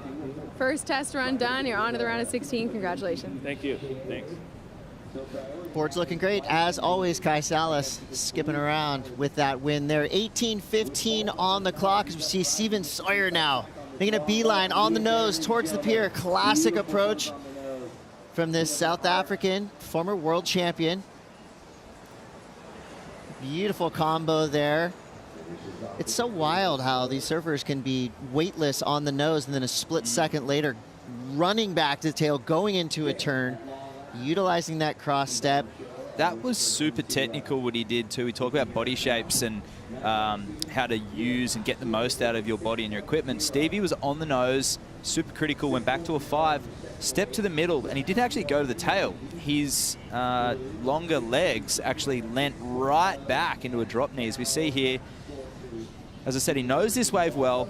In the middle of the board, 5-10 through the section, some legitimate levitation, step, bending, twisted. Now, bang, that back foot just went straight over the fin, and his front foot is planted, not in necessarily an ugly wide stance, but it was so low to the board that it actually flowed through. He didn't have to shuffle back or lose any momentum by unnecessarily rushing his cross step and trying to jam that turn in. It wasn't anticipated. It flowed. Really nice use of, well, it's feeling for him. Stevie's just a natural. Yeah, that could be a good t-shirt. Never rush a cross step. Waxhead, you've got a special piece of equipment there that's actually being used in the water right now, and that thing looks huge. Yeah, we talk a lot about equipment. It's the first round of the World Longboard Tour for the year. And just to educate anyone out there about some of the equipment is Cole Robbins is in third at the moment, but he does have the 7-on-7, and we talked about the big off the top, and he didn't lose any of the momentum like we've seen some people do in the previous heat. This is a really solid fin, not a whole heap of flex, but when I grab the bottom and I grab the tip, and I'll try and face it in the camera, I can feel a little bit of torsion in through there, but for the most part, this fin is what you would see on surfboards from 1965, maybe early 66 in Australia. It's super raked, and it's got lots of volume from the base through to the tip. Most of the time, we'll actually see the fins a lot more slick. They have a wider base, and they'll have a typical George Greeno or a shark-style or a dolphin-style fin where it goes thin at the top. These wider, as we see Chase there, Chase is actually on a Michael Takayama fin, which is quite similar to this with less area. And what it does is it does hold in on the nose rides, and it releases through turns. This thing is like an anchor in Cole's board. So he'll use this board to, I guess, base his bottom turn, drive off this single fin, and let the board project, and all the little features and idiosyncrasies of the rail and the rocker come into play in the stringer. So here goes Cole now. So you can imagine as he's riding, that fin that Waxhead has in his hand is under the board right now. And I mean, again, there's probably a grommet out there that could actually surf a wave on that fin. Yeah, it's so big. But you see, and even when he walked back there, I saw the nose just twist and just a tiny, subtle little adjustment in the nose. And that's the board moving while the fin is nice and stable under his feet. And that allows his momentum to continue, but also his style is so upright and he maintains composure. And that has something to do with the feel. He feels stable under his feet. He seems like a bigger guy too, and then that rudder just kind of setting the line and having to kind of negotiate weighting and unweighting, also noticing his footwork on either side of the rail when he is going for those bigger maneuvers to kind of change the direction of the rail and of that fin. The rudder, very, very nice use of the word there. And there's Chase really getting the pocket. So he's listened to those scores, those first 4 waves that he caught with 4.5, 5, 4.7. Surfing well, but just not critical. And I think that wave might be justified from surfing the pocket. And there's Cole. This one shut down on him, unfortunately. It'll be a backup score for him. And then, yeah, he knows that. He looked back out. Looking at Chase, though, he's ridden a lot of waves, but he hasn't necessarily caught the best waves. I feel like the surfing that he's doing, is really impressive, but he hasn't found those critical sections. They've kind of been mushier waves. His heat leader, Stevie, paddling for this one. He does know the waves. So this thing's going to have a nice section coming up. 4 steps up to the tip, gets a legit 10. Love that mid-board bottom turn where he just comes high. And that board's spicy. So those weights on the tail, Chris, may actually have something to do with getting the board over that weight limit, because I can see that board is quite reactive. The way that he sort of handled that thing into the lip, that could also be something to do with the weights that he's put in. Yeah, you know, you see that a lot in tow surfing.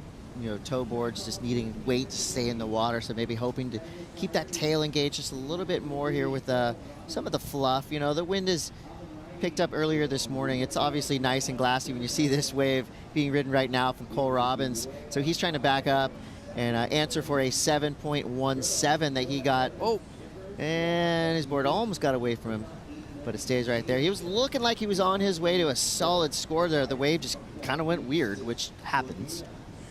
Yeah, it sure does, especially when the wave just twists and bends. If you're on a shortboard, you can pop over it and hop, which of course isn't ideal in the judging criteria. You're destined, don't want to see hopping. You're destined for a mid-range score when you've got a link between sections. But often, same with longboarding, often it's the case when the surfer takes off, they need a score. They've used their priority, so they kind of got to manufacture a score.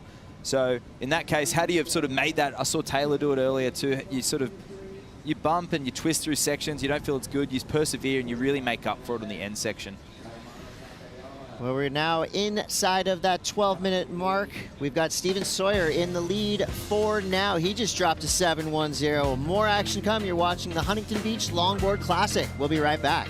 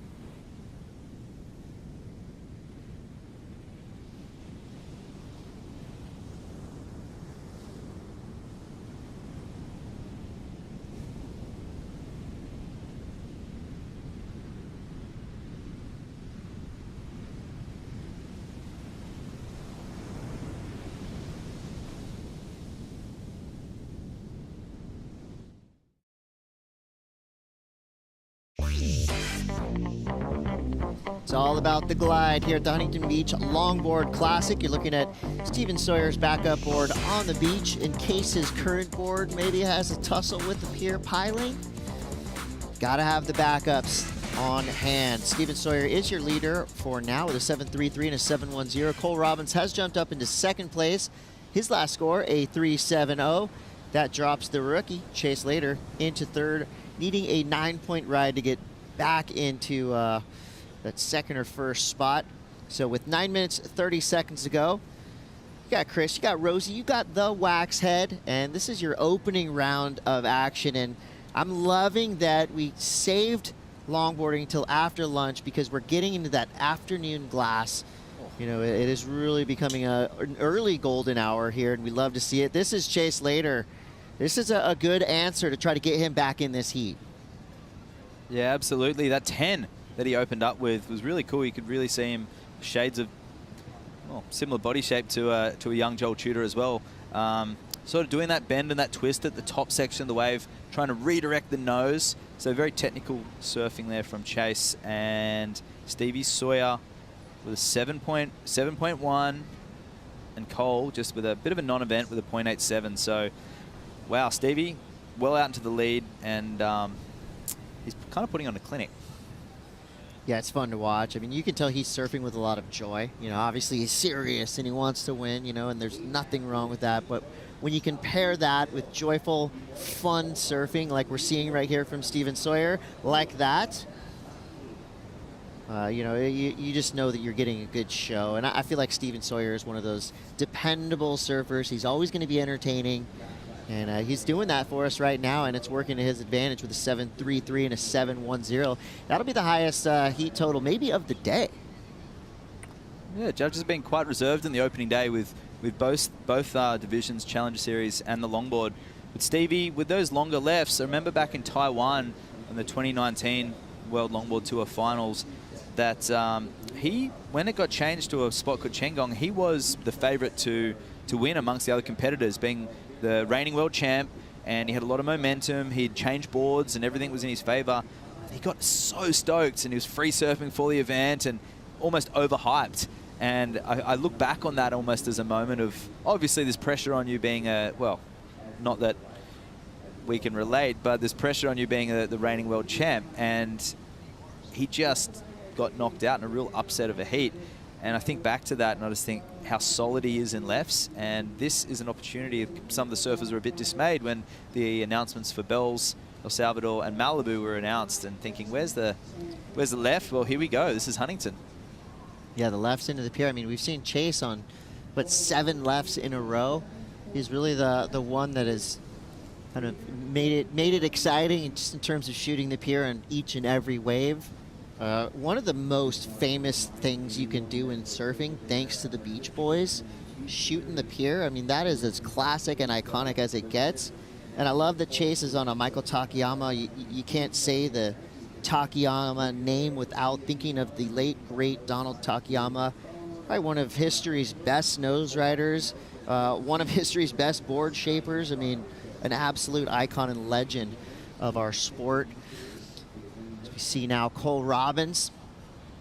So far he's pretty much ridden the biggest waves of this heat, so maybe he's kind of switching things up, looking for an insider. 6:15 on the clock. We've got AJ McCord with a special guest. With me down here at the beach, the pier in the background, no one better to welcome to the broadcast than the mayor of Huntington himself. Welcome, Mayor Strickland. It's so nice to have you. Thank you for having me, man. What a special, exciting day for everybody here. What a great day for Surf City, USA. Huntington Beach, nothing better than this. The crowds are massive, and everybody's having a great time. I know you just got down to the beach. Walk us through your first impression. It's amazing for the for the jump start. It's packed. Again, people are in lines, and people all through it are having a great time. And it's so special to be mayor of Huntington Beach, Surf City, USA, and to have the open here. It's just a special event every year for Huntington Beach.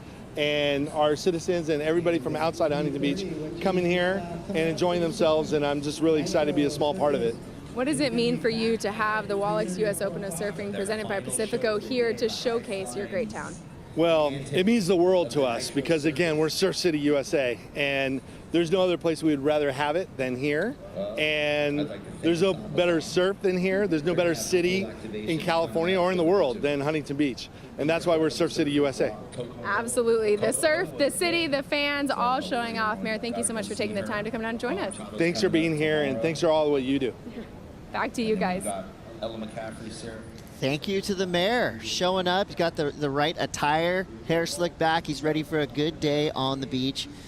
Happy to have him. 4 minutes, 30 seconds on the clock.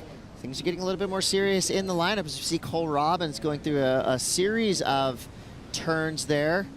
Waxhead, I love that you said hot dogging because to me that is an underused term. Yeah. Can we get into it? Fits perfectly. Well, I mean, we're talking about Surf City.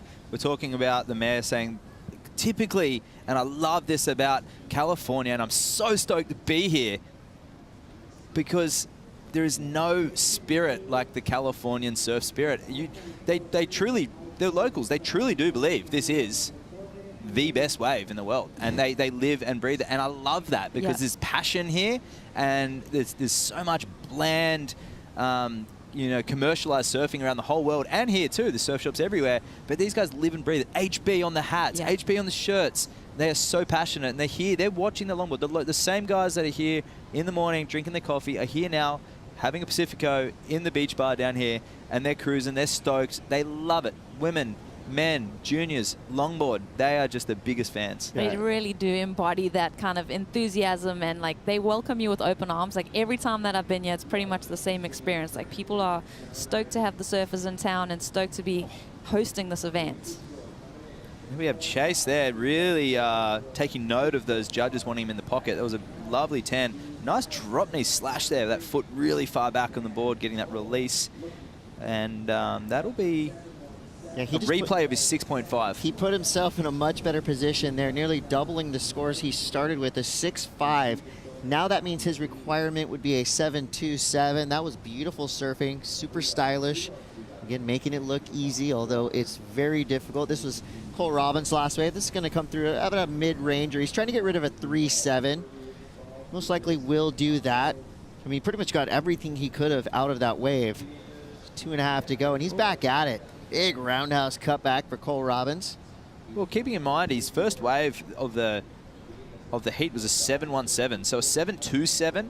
He sort of knows he's got a score close to that. So the whole heat he's been trying to emulate, but he hasn't been able to click on one of those right-hand sets. A lot of lefts in this heat. And Chase is at it again.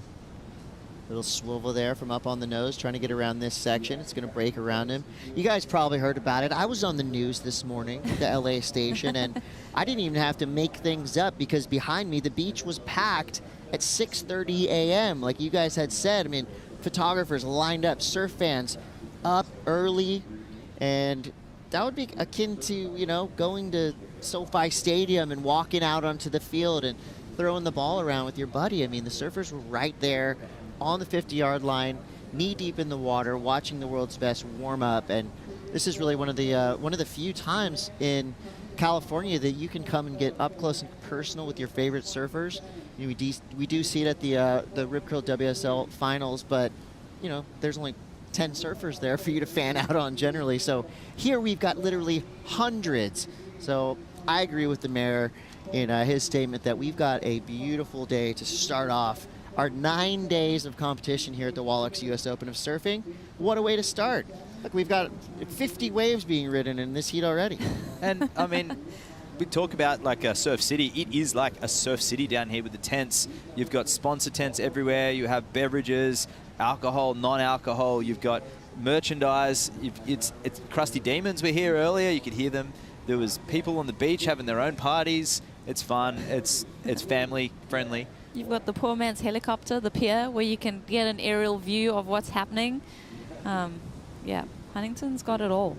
Yeah, and I mean, we will in the post-show go through the schedule for what's proposed, but of course every morning there will be a call, whether it's longboard or shortboard, but tomorrow will be Women's Day. So if you are around, it's a Sunday, come down, watch our round of the women's in the morning. We'll have the Challenger Series and then the longboard in the afternoon as well. Can't wait. This is Chase last 15 seconds, so he's searching for a 7.93, but he'll be stoked to really get that experience, having shot the pier about 4 or 5 times. And he just sprayed it. He'll be, sprayed the pier. But he's stoked. He ticked his goal off. He wanted to go through the pier, and that he did. All right, Heat 6 in the books. Feel like that one went kind of as expected. You know, you expect Steven Sawyer to go out there and drop big numbers. He did just that. Cole Robbins edges through in second. Chase Leader in third. A lot of time on the nose for all of these surfers, and there will be more nose riding to come. Heat 7 coming up next. Don't go anywhere. We'll be right back.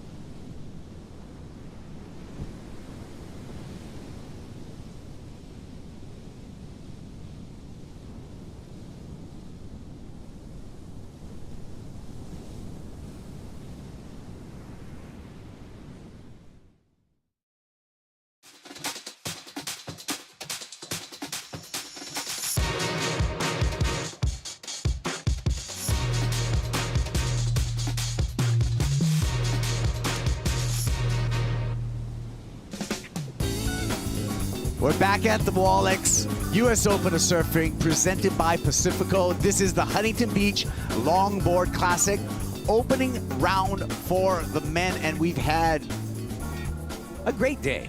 It's been beautiful. It's beautiful Southern California. The crowds have come out. I'm Kaipo along with Peter Mel. Pete, it's a festive atmosphere for just the first day of this event. We're going to go 9 days. As it should be. I mean, we're a Saturday weekend down here in Southern California. Summer is full bore going on, and I love it. I mean, you look behind our shoulders there. It is just a packed beach, and even in the festival area, there's, you know, we got Nitro Circus going off. You know, they got some brap going on, so and longboarding in the water.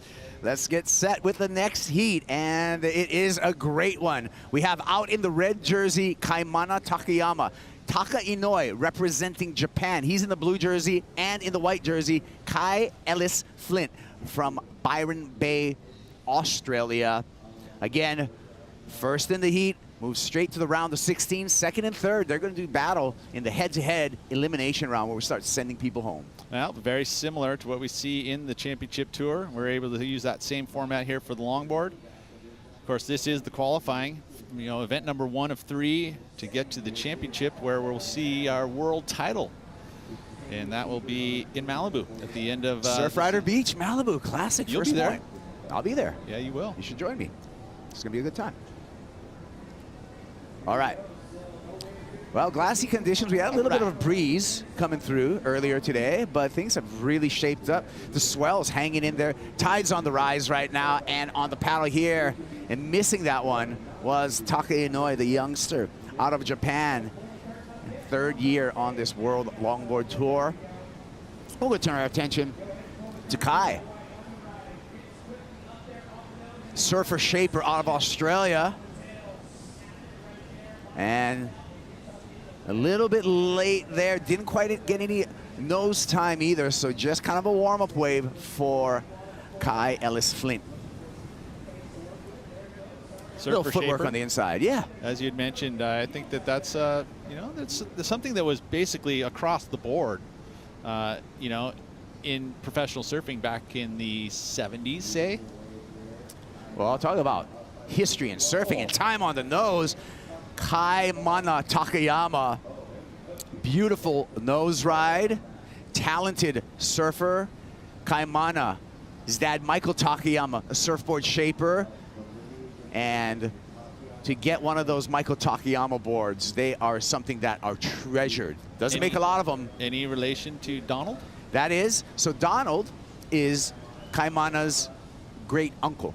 So yes. Yeah, yes. Yes, the same Takayama family. Donald Takayama, a wonderful surfer, shaper. Had an incredible teriyaki sauce for a while on the market. Really? That's a little tidbit. Takayama. Oh, we used to go through bottles of that stuff. The Island Boys, man. Yeah. That's amazing. Yeah. So his what uncle, was their secret? It's just, I think it was some pineapple and some extra sugar. But look, here's the technique right here. And we talked about going in and out of the surf. Kaimana actually able to kind of duck dive that board. Yeah, that's tough to do. We'll see it again and see if he can actually do a turning turtle, which we see another one that'll happen. Oh, whoa. How's it? See the techniques? Like, it's a sideways scooping duck dive. So that it allows you to get the rail down and underneath, and then pulls it back underneath. Yeah. That gets the duck dive. That's pretty cool. As well as some of these opening rides on the replay. We'll start with Kai. Yeah, so Kai walked to the tip, but realizes he needs to get around that section, and then that beautiful carve. Gets that styly drop knee, low to his board. Nice size set wave, but this fuller tide, bit more juice, a little more energy, and you can connect it all the way to the inside, which we're seeing right now. And then this was a beautiful, look how Taka was able to get, this is actually Kaimana, and just cruises on that 10. Nice full second and a half on the tip. That's real. And I think the judges will take note of that. You already have some scores in for Kaimana and Kai. Yeah, so this is a 5.67 for Kaimana Takayama. Kai Ellis Flint was opened up with a 4.33, so early advantage to Takayama here as he steps off in the sand and knee paddles back out, riding a board shaped by his dad, Michael. And I'm pretty sure that is an old faithful that he's had for years. Some of the boards have, even in the gloss coat on the board, have even stress marks that it's been ridden so much. But you're a board builder. I spent a lot of time in surfboard factories, Peter. The gloss coat, stress marks in the gloss coat, is that structural?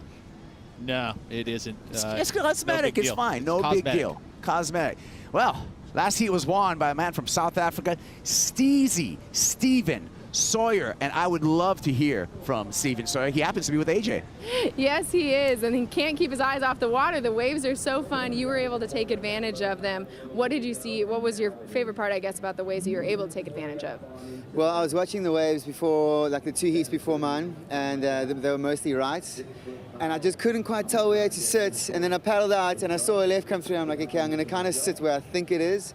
And literally, it just turned on, like left after left. Every set got bigger and better, and I was just like, thank you, Lord, this is exactly it. So I kind of lucked out. First heat of the season for you. What are your goals for this 2023 Longboard Tour season? World champ, there's nothing else. You're either first or you're last. There you go. Well, one heat under your belt. How important was it for you to win this heat and skip that elimination round? Well, I need to get over some jet lags, so I won't be surfing tomorrow, and then they'll be doing some repo heats. So I think I'm in the clear for the next couple of days. Last night's sleep was not the best. But yeah, I'm feeling good. Everything is going great. My boards are going super good. Just made a couple new boards for the couple of heats we got. I mean, contests we got coming up. One for Orange County, I made it orange. The next one for Bells, I made it blue. And then El Salvador, I don't know what I'm going to ride, but we'll see. I'm going to take everything there and make my mind up there. But yeah, it's the aim is to get into Malibu and then take home that trophy. There you go. Well, it all starts with winning your very first heat. Congratulations. There you go. Thank you so much. I love it. I love it. Steven Sawyer, 2018 world champ. Okay, he's already won a world title. So he knows he can do it. He's a second-generation surfboard shaper. Musician. He's a musician. He's made into the CT as a wild card at J-Bay on a shortboard. Yeah, no, he's pretty darn talented. I will say that, and a great dude. Yeah. You know, fun to hang around, always positive. So, good job there for Steven Sawyer into the round of 16. The right foot is forward. Or maybe the left foot. The right foot is forward. The right foot is forward because he's goofy foot. Because he's goofy foot, yes. Exactly. We have a union. All right, so let's get caught up with some scores. A 2.5 for Taka Inoue. We saw him with that stretched out cheater 5. That's all he got, and that's why he got the 2.5. Conditions look just amazing, right? We had that wind come up a bit, felt like it was going to be pretty strong out of the northwest, and then now it's actually kind of just this nice little Southern California light winds. Pier is protecting it, so it's got a great texture to the face. Fuller tide, but not too full. This reminds me of the Mamas and Papas. It's California dreaming this afternoon. On the nose here with Kai, and he slips off, kicks the board out the back, though. Save himself a swim. Catching up to Kaimana. 4 steps up, taps the nose, has to get back on the tail. Looking for a little redirection in here. I don't know if this wave is going to have much more to it, but he's going to stick with it. We're finally kicking out. Yeah, usually you would say that it would be the right thing to do to stay with these waves through the inside, because there would be kind of a shore break section. But it's a different Huntington Beach than we're used to.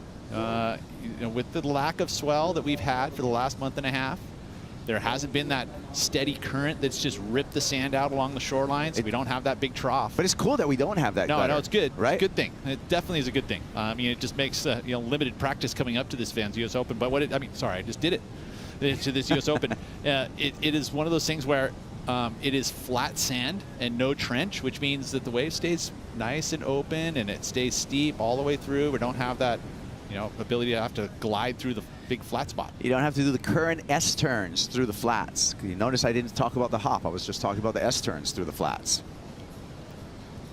And it's been fairly consistent throughout today. Oh, yeah. I mean, most heats have had plenty of opportunity for all the athletes. There wasn't really anyone that popped out where I was just like, oh, man, there wasn't many waves. Okay, looks like Taka's interested here. Inoue scratches it. That's the second time I've seen him miss a wave. So I don't know if the young Japanese surfer is a bit rattled right now. He's got to settle into it, because I think what happens when you're starting to miss waves on a longboard, yeah. You don't have to laugh. I'm serious, though.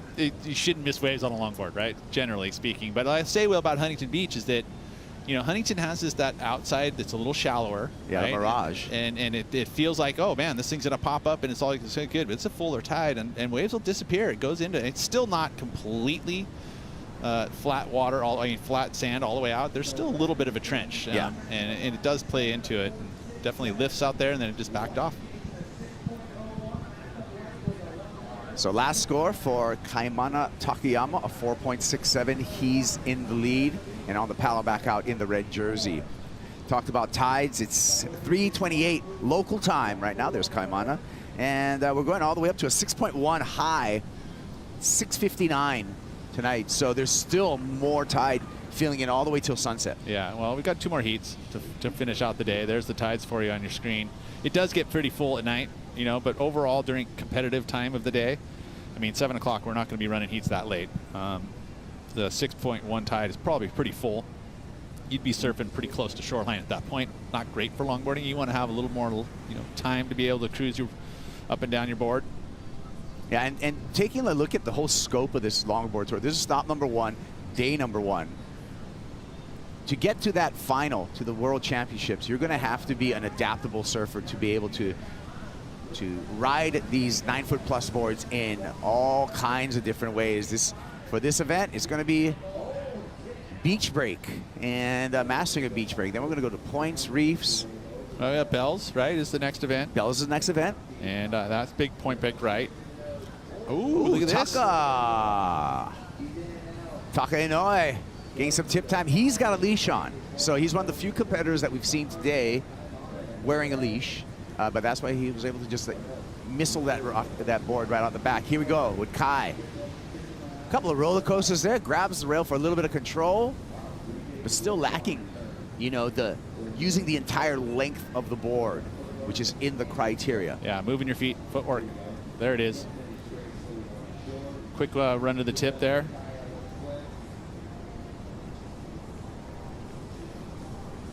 But I did like the ability to move to inside rail, outside rail on the roller coaster kind of style. A little something different. Yeah, you know. It's going to add to his points no matter what, being that he's carrying a 1. A friend of ours and a great longboarder, Devin Howard, he always speaks about being able to turn your board in a trim from the middle of the board. And that's just classic longboarding. Not have to go all the way and wheelie in the tail to pivot turn. It's interesting. Like controlling the rail from the middle of the board. Yeah, you mentioned Devin Howard, and you know, they just introduced a new longboard coming out of Channel Islands, and I think it looks sweet. Like some of the video work, I'm like, hey, why did you get yourself in the competitive jersey? And you know, he was actually, you know, working at the WSL as one of the tour's competitions, helping develop the tour and develop the criteria, which we're seeing right now. He's not there now, obviously, but I will say that his ability on trimming at the middle of the board, as you had mentioned, is pretty unique and very difficult to do. And this is one of the beautiful things as we change the criteria, you know, when we look at professional longboarding, because there was a decade or so of, you know, a lot of progressive like tail surfing, but now we're back to classics like a hang 10, and Taka Inouye back to a 5, to a carve in there. It's going to be his best ride so far. Coming to the pier, taps the nose, gets the 5, a tight 5 there, and little redirection. He's going to get a little extra boost, and Taka kicking out right on the sand. Taka Inouye travels with his mom. His mom is just a huge supporter. She films every session. She's at every stop. They even did a GoFundMe to, you know, to help Taka with his traveling expenses. Yeah, well, I mean, if you're going to be traveling and going to, I mean, it's not like we're just going to, you know, Huntington Beach. You got to go all the way to Bells. You got to go all the way down to El Salvador. Hey, August. Got to come back to August and Bells. Take your 4-3. Cold. Dead of winter. Booties? That is going to be an interesting conversation when we get there and see what happens, because with so much footwork being involved, it's going to be interesting to see if any surfers will opt on the booties, because the water will be frigid at Bells, stop number 2. We'll see how the surfers adapt to that. Waiting for the score to come in for Taka Inouye, and it's a great one, a 6.07, highest single wave score. Taka Inouye on that last wave. Well deserved. I mean, he utilized, it was open face, did, you know, a lot of variety there, which is part of the criteria as well. Kaimana Takayama. Nice little cross stepping to the nose. Gets a 5, a little tight 10 for just a sec. A little more tip time. Controlling his speed, utilizing the entire board. And the magic board shaped by Dad is gliding through the pier, shooting the pier. Look out, non-competitors. It's an old faithful. You don't want to ding it.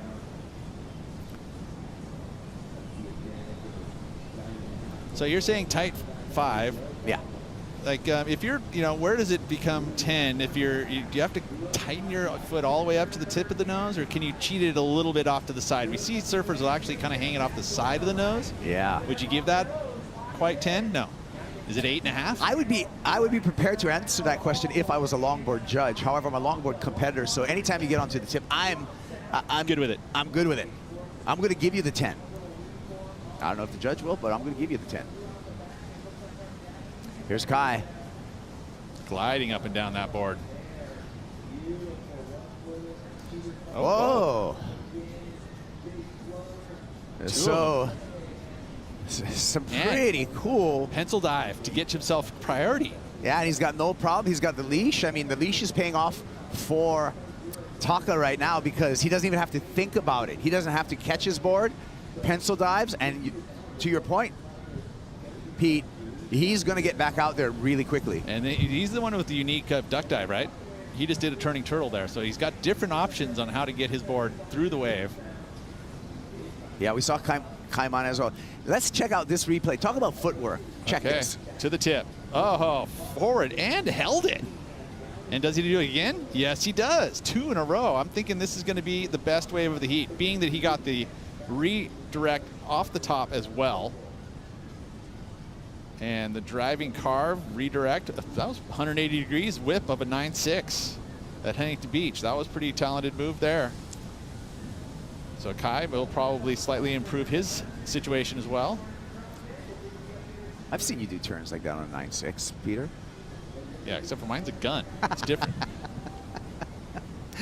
6.1, last score for Kaimana. Takayama, we're waiting for Taka Inoue and his score. We'll see if he takes the lead. Here's Kaimana, live action.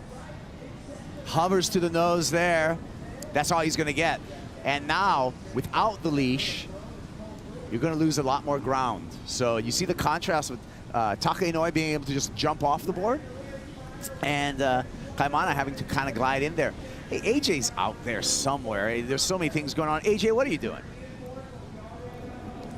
I'm down here at the Yeti customization station, and not only can you come down and pick up some of the brand new colorways that Yeti has out, including Rescue Red, which is one of my favorites. It's in honor of the first responders, including the lifeguards that we have out here at the Wallex US Open of Surfing by Pacifico. But also get your Yeti customized with a few different logos. Make sure that you personalize your Yeti, and one of the logos is this one. It's the US Open of Surfing, so you can commemorate your time here in Huntington Beach. Pretty cool thing. Got to come down and check it out. I will.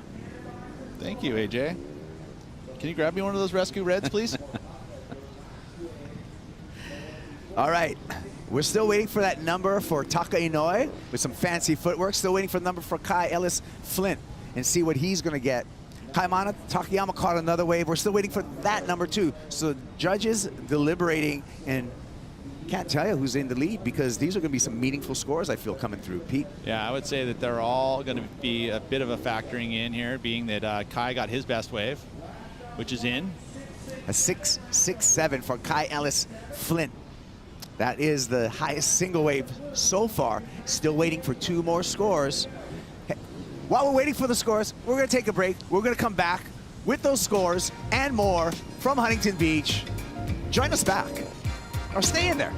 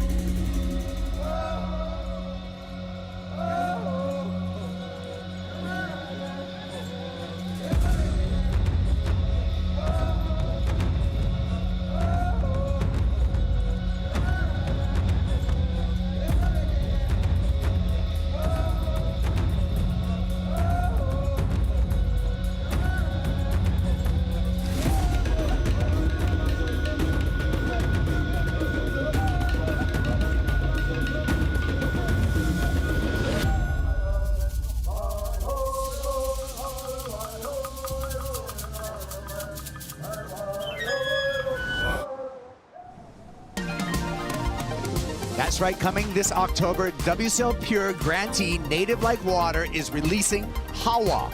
Native Like Water, over 20 years of service, Native Like Water prepares and integrates teens and adults from underrepresented populations, Peter, into ocean recreation, conservation, wellness, and integration through cultural exploitation. Love it. The program focuses on sacred relationship between water through an indigenous lens. Yeah, well, all the good work that Mark and that crew over there are doing from Native Like Water. Gotta love it. And you think about the land and the sea in the mix and the indigenous cultures which have utilized all of that and protected all of that. It's important, and I love that we're recognizing it and celebrating it.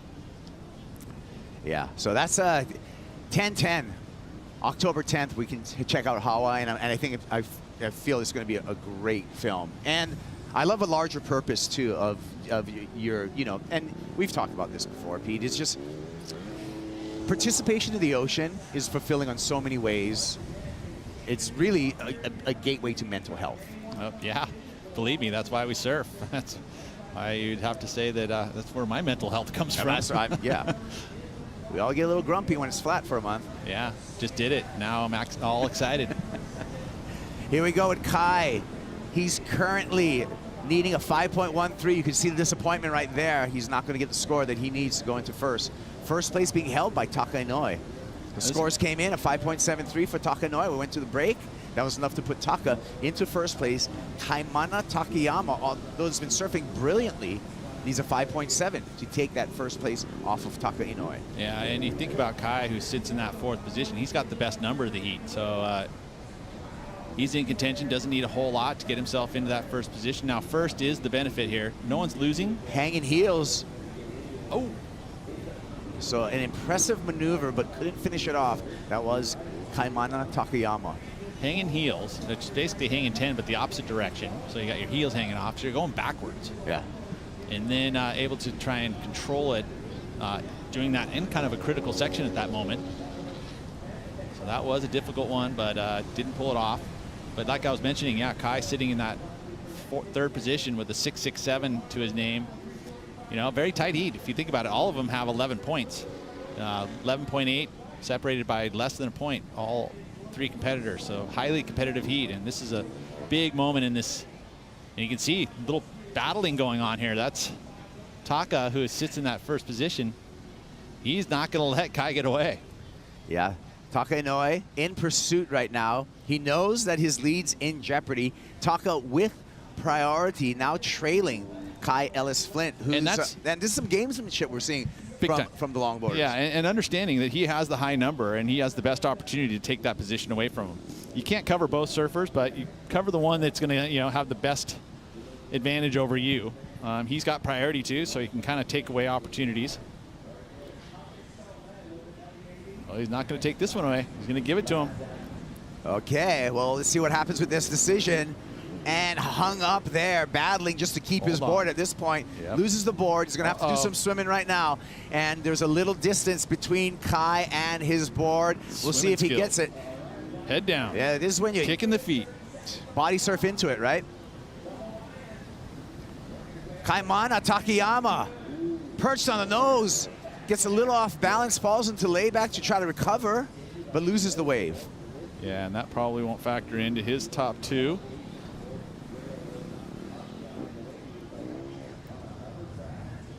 Man, these heats flying by.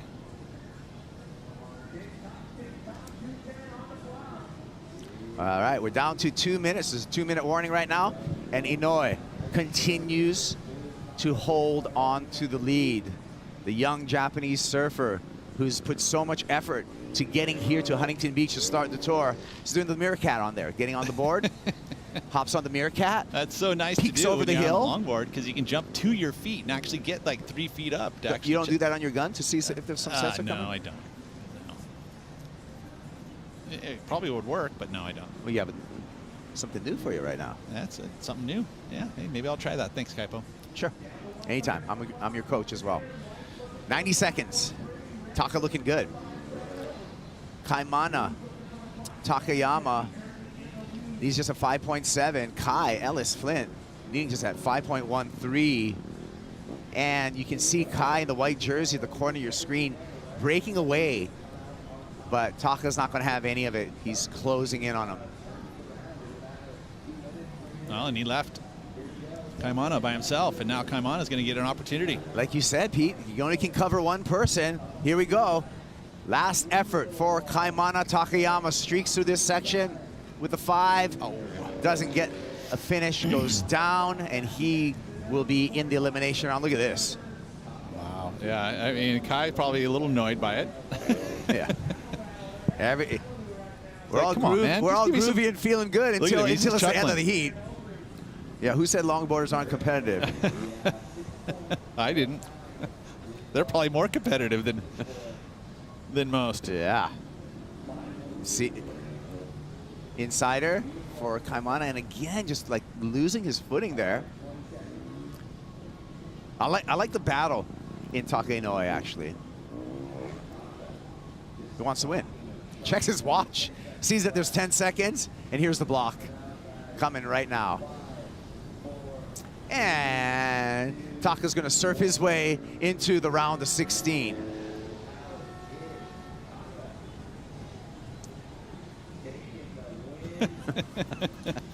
That was good stuff, wasn't it? It was entertaining for I sure. thought that was good stuff. I hope you thought that was good stuff. We're going to go to take a commercial break. We're coming back with even more good stuff. I'd say Kai It's a probably Huntington Beach not. Longboard Classic. Kai might be a little annoyed.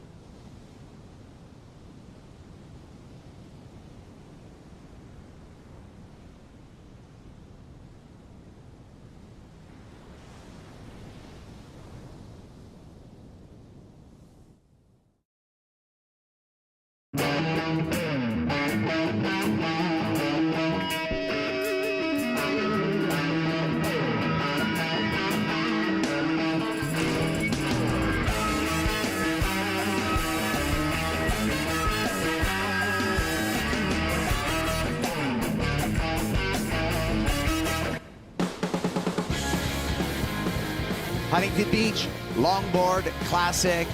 Taka Inoue getting congratulated by Kai Ellis Flint. Taka Inoue right there, walking up the beach, and he's got a strut to him because he's just won his heat, and he's on to the round of 16. And we're on to the final heat of the day for the men's opening round here at the Huntington Beach Longboard Classic. We got Tony Silvani from Virginia Beach of the USA in the red jersey. Kevin Svarna, San Juan Capistrano represented with Svarna in the blue jersey, and Rogilo J.R. Esquivel, all the way from the Philippines, our first Filipino qualifier for the World Longboard Tour.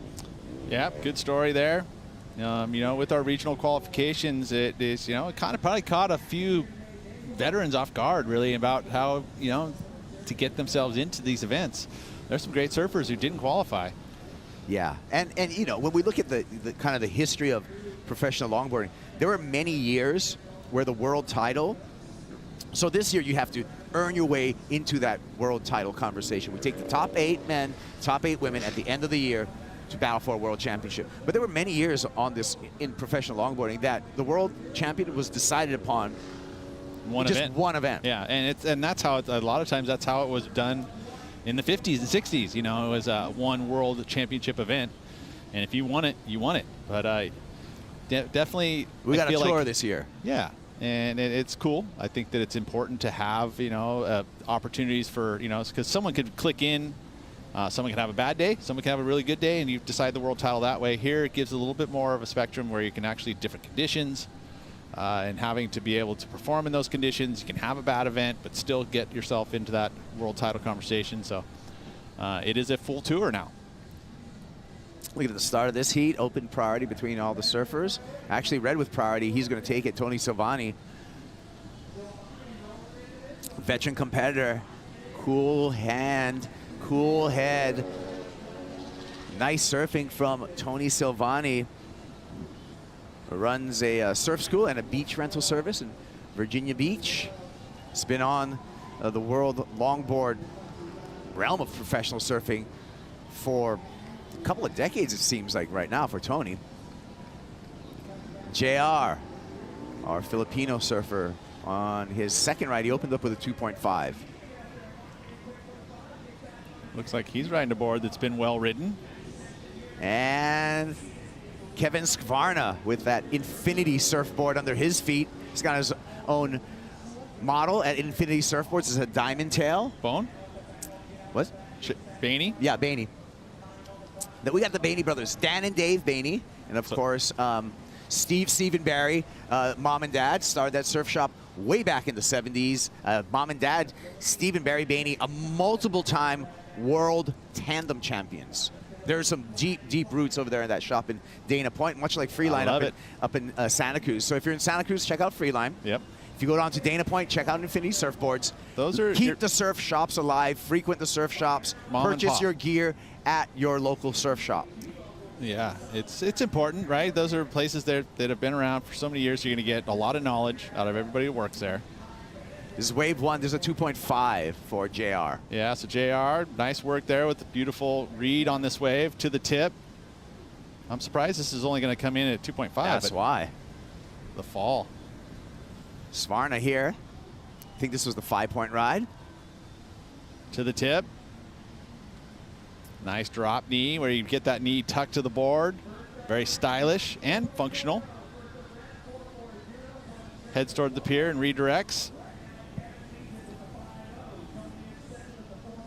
And actually, wave opened up for him as it went towards the shoreline. So, you know, you stay with it. Sometimes it'll open back up. I like the drop knee. I think it's so stylish. When I think of wait, I like to ask you questions, Peter. Okay. When you think of drop knee turns, who do you think of? Kevin Misk. Okay. I was the reason why is because I was in Santa Cruz. Kevin Misk had the drop knee in Santa Cruz. Okay, I was going to go with Phil Edwards, but we'll take Kevin Misk. So we have all opinions on everything. Hey, let's ask the opinion of the fans. Who are our fan picks for this heat? You remember, you can go to worldsurfleague.com, pick who you think is going to win the heat. We put all of those numbers together, and that's how we get our Pacifico fan picks. Who do you think in this heat? I'd say the #1 seed. Tony Silvani, 52% of you said that Tony's going to take out the win.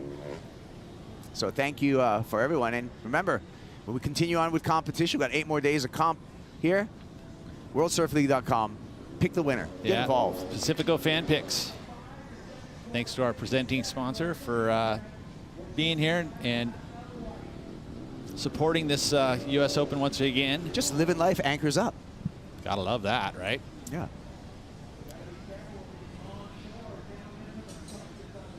Here comes Tony. Scratches into this one. A trip to a hang 5. Nice trim line there. 3 touches to the nose on his way into the pier. Saves the nose from purling, goes into a little bit of a survival stance there, and decides to not go through the pilings, redirect rather, and get a couple of banks on the inside.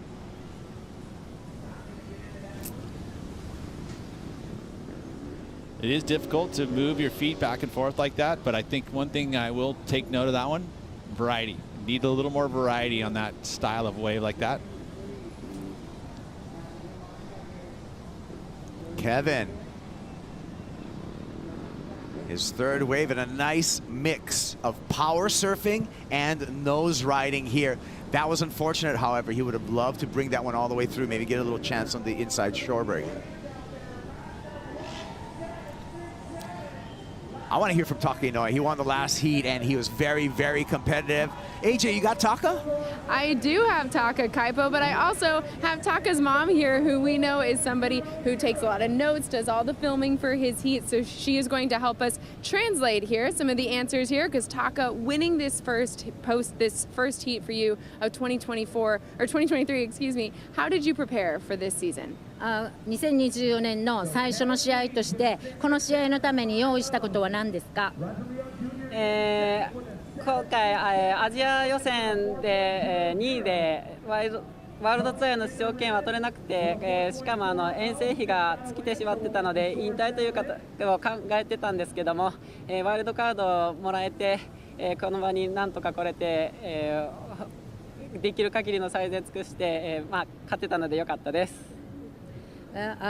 In fact, I finished in second in Asian qualifiers, so I almost gave up surfing. But luckily, I get a wildcard slot, so I thought that anyway, I'll do what I can do. And what you can do was start off incredibly well for this season. What is your mindset coming into this year? 今年のツアーに臨むにあたってマインドセットあるいは作戦といいますか、そのようなことはどのように決めていますか？そうですね、今までで一番ハードな年なんですけども、次戦のベルズとかすごい得意なところもあるので、しっかりと目標であるワールドチャンピオン目指して、今年は、しっかりと僕の得意技であるノーズをしようと、調整してきました。It seems the hardest year for me, but for example, the barrel speed seems good for me, for my surfing. So I'll try to make a good surfing in my style, and I chase the world title. Do you want to say anything to friends and family back home? 日本の友達やスポンサーに何か一言日本語でお願いします。皆さん応援ありがとうございます。今回遠征費が足りなくてクラウドファンディングを始めています。ぜひそちらのも含めて応援していただけたらと思います。次も僕のサーフィンで頑張るのでぜひ引き続き応援よろしくお願いいたします。I almost running out of money for the expedition fee, but I'll try to come here. And some people help me a lot, so I'd like to do what I can do for such a people, such supporters. So if possible, please help me. Now I'm keeping a crowdfunding campaign for this expedition fee. Thank you for your support. I'm very grateful. We're so glad to have you here. Congratulations. Thank you. Thank you very much. All right, omedetou gozaimashita. Congratulations to Taka Inoue. What a great interview with Mom there as well. As we see Tony Silvani gliding, just camped on the nose there, and then he gets a big bank on the backhand. Peter Mel. That was critical. That was a critical section. You saw that lift, had actually a little backwash at the same time, so good timing with the nose riding. So good footwork, gets back on the board, gets up into the lip. I feel like this is going to be Tony's probably best wave. 7-point ride takes Tony to the lead. So we'll see if he's crossed that threshold with that performance there. I was impressed on the trim. I was impressed with the nose riding ability and the time on the nose, and then to back it up with swinging that longboard around for that big backhand bank. Nice healthy I wouldn't be surprised if he gets the number. And this was I talked about, you know, the variety. All of a sudden there it is, right? Yeah. You know, maybe in his own mind he saw the score come in 4.67, like, hey, I was on the tip, but it was kind of the same. Walk back, walk to the tip, walk back, walk to the tip, and a much better score for him here. Number in for Tony, not enough to go to first, a 5.9, but he's got himself right within striking distance. Tony now needing a 5.78 to take the lead off of Kevin Skvarna.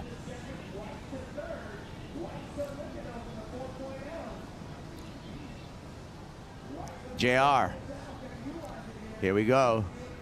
Fades that takeoff. Nice pivot to start. There we go. Great nose ride there, smooth cutback. And a little variety with the drop knee there.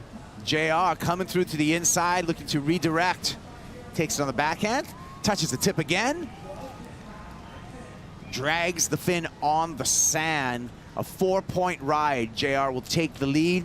I was feeling that was at least a 4-point ride. Oh, for sure. I would say that Rogelio with the high number already. We saw excellent numbers in the scoreline for Rogelio. Only came in at a 7.6, not only, but came in as a 7.67.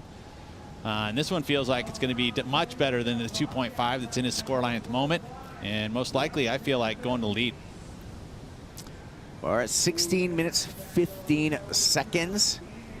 Our heat leader here, Skvarna. Little cheater type of 5 there into the pier. Strong slash redirection. Gets up on a 10.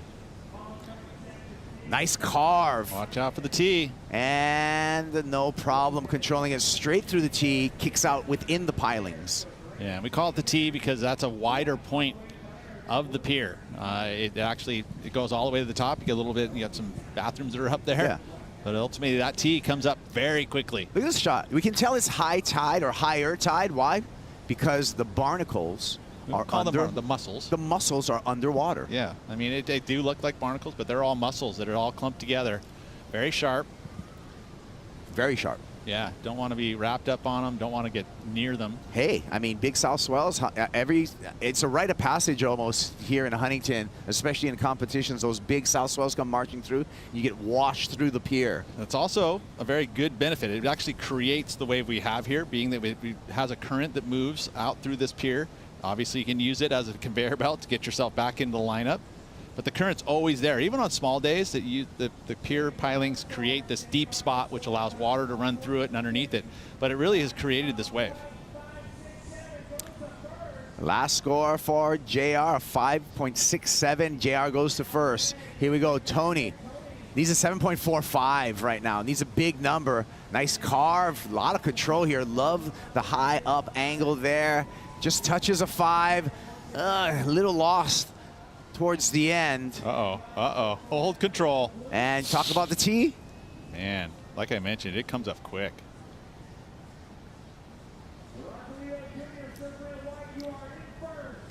So JR, our Filipino surfer, making a statement here. We had some flags from the Philippines on the beach earlier this morning supporting both JR and Jean-Marc Tocong, another surfer on the Challenger Series representing Philippines, and there we go. Oh, they parked a tent. They've got it They're all. ready They to got go. The team. That's what I'm saying. This is what the regional play has. Is that all of a sudden, you know, there's these folks, you got this like country pride that happens, and it's so cool to see.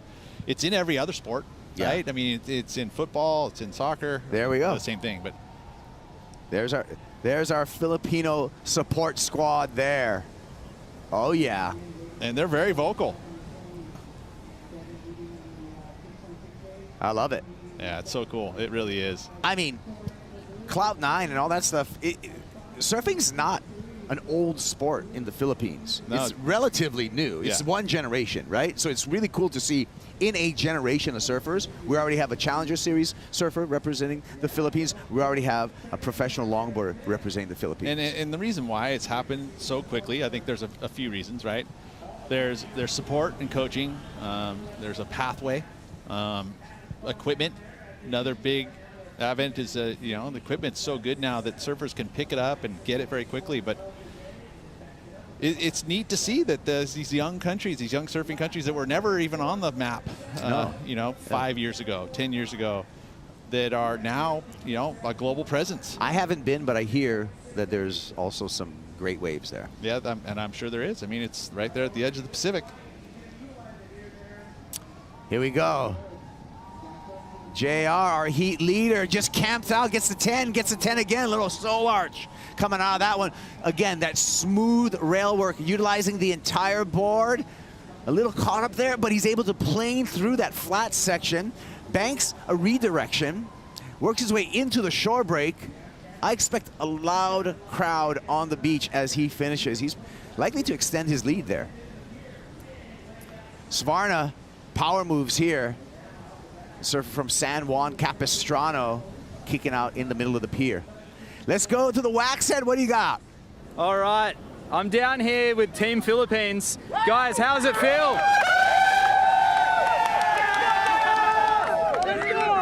And I'm down here with JR's coach. So I noticed when he qualified in Bali, he's come a long way in that short period, 1 month. How much have you been coaching and what have you been working on? No, actually about coaching on GR, it's easy for me because GR got the skill. So I mean, training and everything is not that hard to push him because I know his skills is he can make it what he wants. So for me, I was just like driving him, how the routine every day, what food he gonna eat, and then yeah, of course, it's easy. It's easy. Because he got the skills already. So you're teaching him like the true professional way, and he's putting on a show out there. Back to you guys in the booth. Woohoo! Get it cooking up. Get some adobo going, some lumpia, a little bit of pancit. I like Filipino food. I know you do. And JR is inspiration to that entire beach crowd. He's got the lead. And another big number. Another big number drops through a 6.73. He extends his lead. Kevin Skvarna now needing that 7.73. And Tony Silvani, our veteran out there, needs an excellent score, an 8.5. Yeah, I would have to say that Rogelio, with 10 minutes to go, a stranglehold. Not to say that these guys can't get those numbers, but it's been tough to see the judges get those guys to push, excellent numbers out there, and that's what's kind of needed right now. The 7.73 is a large number. Rogelio's holding on to the biggest one, the 7.67. Well, let's see if JR can hang on to his lead and advance into round of 16. We're going to find out when we return with the conclusion. Heat 8, opening round. We'll be on our way back after this.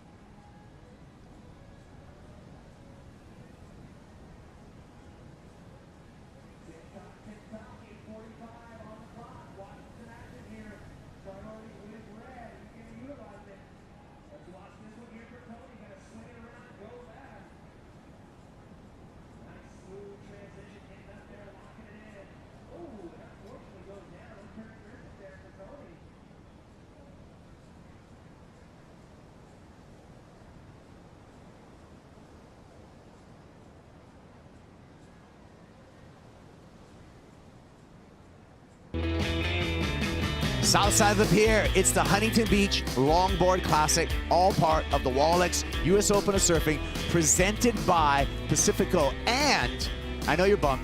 It's the last heat of the day. We hate to say goodbye to, but show's not over, because after the conclusion of this heat, it's the 8:05 post show. Joe Turpel, Rosie Hodge, Mitchell Salazar will all talk you through all of today's action. We had some shortboarding, we had some longboarding, we had some airs, we had some nose rides. We got Kevin Svarna right now trimming through, looking pretty good on this left. Svarna needs a 7.73 to take the lead. Strong effort by the goofy foot. Right behind him, that's JR, representing the Philippines. He's our heat leader with some smooth surfing, just like that. Well, Svarna had the rally pocket out in that one, trying to pick up anything he could to try and get that lead. But Rogelio doesn't want to give it up. And when you've got a crowd down there on the sands being as loud as they are, they're pretty tough. That's inspiration, right? And we've seen that in this event. We've seen it throughout the years. We've seen the great kind of, all the different teams that support the surfers. I remember one time here in Huntington Beach, we had a pro junior here, surfer from La Jolla, California. Skip McCullough was in the pro junior final. The entire high school cheerleading squad came out and were doing cheers right on the sand. Okay, that's also happened with the Huntington Beach High School for Brett Simpson. Same thing. Yeah. His girlfriend on the cheerleading squad came down. And it was the pom-poms are flying, and that's what we love about Huntington Beach. Take a look at the pockets out. That's the rally pocket. Nice trim there for Kevin. Sets up that last section, a little bounce off the top. I don't see this going into excellent range, unfortunately, for Svarna, but 5.77 for that. Here's JR on his last wave. JR, smooth as silk. And you think, you know, he's not a big surfer. He's like kind of small in stature, but his board looks solid, nice and wide, and he just is able to move around. Look where he is on his board to turn that rail. He's like on the side half to be able to turn it, you know, so that footwork, again, being able to move that not only up and down the board, but side to side. Yeah, well, let's take a look at today's top scores, because JR, he's right on top of the pack. That's 7.67, today's highest single wave score in our opening round for our longboarders. Ben Skinner with that 7.57, Kaniala Stewart, and Ben Constantine. There was no excellent scores from the judges today at all. Not in the shortboard, not in the longboard. Yeah, we're going to have them lighten up a little bit. Hey, first day, leaving some room. Oh, nice switch stance turn. There we go. For Tony. That was smooth. And that's where switch foot's very functional. And another good score, I think, is going to fall in for Tony. Again, not trying to get it all the way to, is that board broken in half and fixed? No. Awesome. Is that airbrush? Yeah, it's got a little something going on the deck. But yeah, Tony having a 4.77 in his score line feels like this one's going to better that slightly. Anything over a 5.9 will actually lessen the score needed to move into the lead, because again, win is what you want here, because you're going to skip around. Yeah, second and third are pretty much interchangeable in this round. You're both going to go to one-on-one competition, head-on-head competition in the elimination round, and that's when we're going to have surfers bow out of competition. Yeah. Again, very similar format that we have on our championship tour for the longboarders.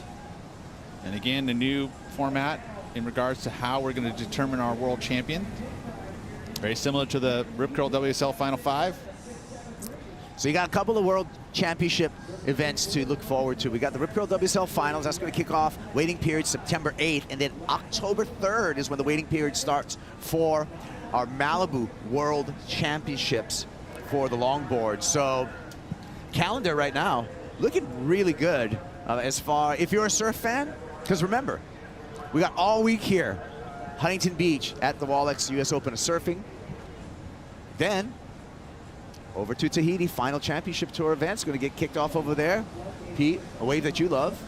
I do love it, but I also am very frightened of it. Everyone is. Yeah, it's one of those waves on the planet that when you see it, you're like, wow, it's something special. Not many waves emulate it around the world. It's almost one of a kind. It is one of the miracles of the surf world, Taupo. Look at this set coming through. Priority with Kevin Svarna. So Kevin will have an opportunity to take the lead. Here is our heat leader. He just camps out on the nose. Wow. Wow. He's got the tent, got the stove going. He had the least space on his nose right there. That was a lengthy nose ride for JR. Here we go with Kevin. He's fighting through here. Needs a 7.73, crosses through over to the north side. Still in play. We'll see what that number comes in for Kevin Svarna as he finished off his wave. We're at 2 minutes remaining. I think Rogelio had the actual Yeti cooler on the nose of that thing. When you go camping, you got to have your Yeti cooler. Yeah, I was wondering where you went with that. That was pretty Come good. on, Ro. Run with me. I know. Sometimes I don't know the path that you're taking, Pete. I know. It happens often. Sorry, folks. That's ADD. It's good. Follow me here. It's good. 90 seconds remaining. Can JR hold on to his lead? And we're going to see a celebration on the beach if that is the case. Waiting for a number, last for JR, and the last for Kevin. Yeah, I don't know if they'll factor in there, Kaipo. Didn't quite have enough flair. I think Rogelio is going to fight his way into that round of 16, although there is still a minute 15 to go. And you know what? You come to this time of the day, yeah, if you're around, there's still plenty of surf to be had. Okay, so JR does not improve his situation. So the need for Kevin, we're still waiting for a score for Kevin. On this wave, he needs a 7.73. We're watching it on the replay, Pete. Yeah, and we didn't catch that until right now. So he did camp out there, kind of similar to what we saw from Rogelio, but the pier through, and I'm sure he would have gotten a few more maneuvers down there at the end. And we're still waiting on a score for Kevin. So that was a major set wave. Again, looking for a big number, though. Needs a 7.73. No scores in from our judges for Kevin Svarna. Well, he doesn't know. He thinks he's going again. He's going to one more opportunity. Here he goes. Little fade check on the takeoff. Gets to 10. And the wave crumbles underneath him, so he's just going to lean on that nose ride. It's really going to be the previous wave that may make the difference. Catching up here with Tony Silvani. And we got to wait for some scores to tell you who is going to take a win in this heat and move on into the round of 16. Good surfing by all three competitors, though. It was fun. Entertaining heat. Great way. Great last heat of the day. But again, oh, okay. It's just I was looking. It's an airbrush. I was looking at his deck of his board. Okay, so Kevin is not going to get the score. Tony needs excellent 8.5. That didn't happen either. It's over. So there we go. JR making the Philippines proud. His debut on the World Longboard Tour with a win. And the support squad absolutely stoked. What a way to end the day, Pete. Thank you for calling that heat with me. Yep, thank you. You watching, stick around. Right after this commercial message, 8:05 post show. Joe's going to wrap it all up with Rosie as well as Mitchell.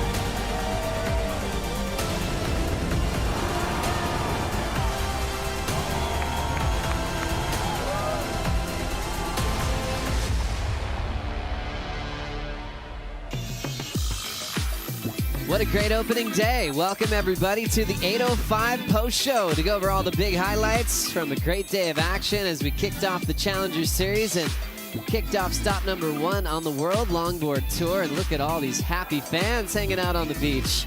Water's been increasing in temperature, nice and warm. With our favorite part, the waves were so rippable, maybe one of the best days we've had all summer.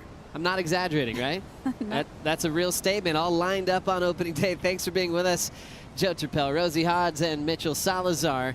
So many great highlights to talk about. Starting with you, Mitch, what's really standing out? I really liked the longboard, especially JR's performance at the end. I thought that was a stellar way to finish off day number 1. But, you know, Alistair Reginato, George Bitar, seeing a couple of the younger kids, especially a lot of the Australians, stand up and deliver good performances on day 1. I thought that really stood out to me, Joe. Great to see that as well, and obviously a lot of energy running into the Women's Challenger Series as well, Rosie. A lot came down to check out the action today. I thought that was a smart move. Yeah, really good just to see all the competitors kind of immersing themselves, getting their accreditation, getting dialed in, and watching the contest unfold, because we are going to have similar conditions on offer throughout the week. So come watch, come see what the judges are scoring. Well, we were just talking about JR. Now on the glass with AJ. Take it away. Not stop smiling either, because that heat was so much fun. You have a 7.67, the highest score of the day. What did you see on that wave?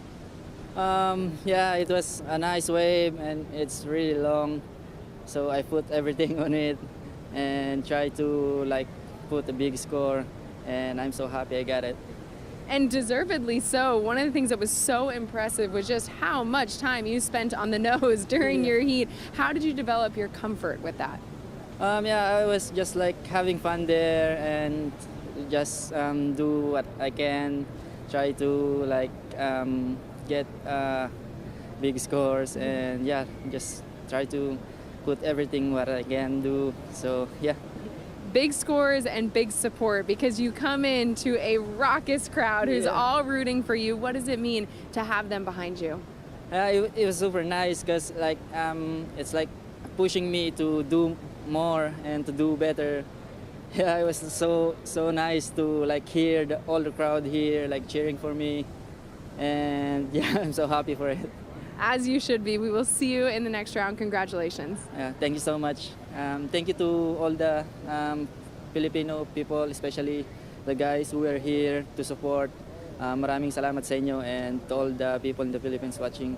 Thank you so much sa suporta ninyo.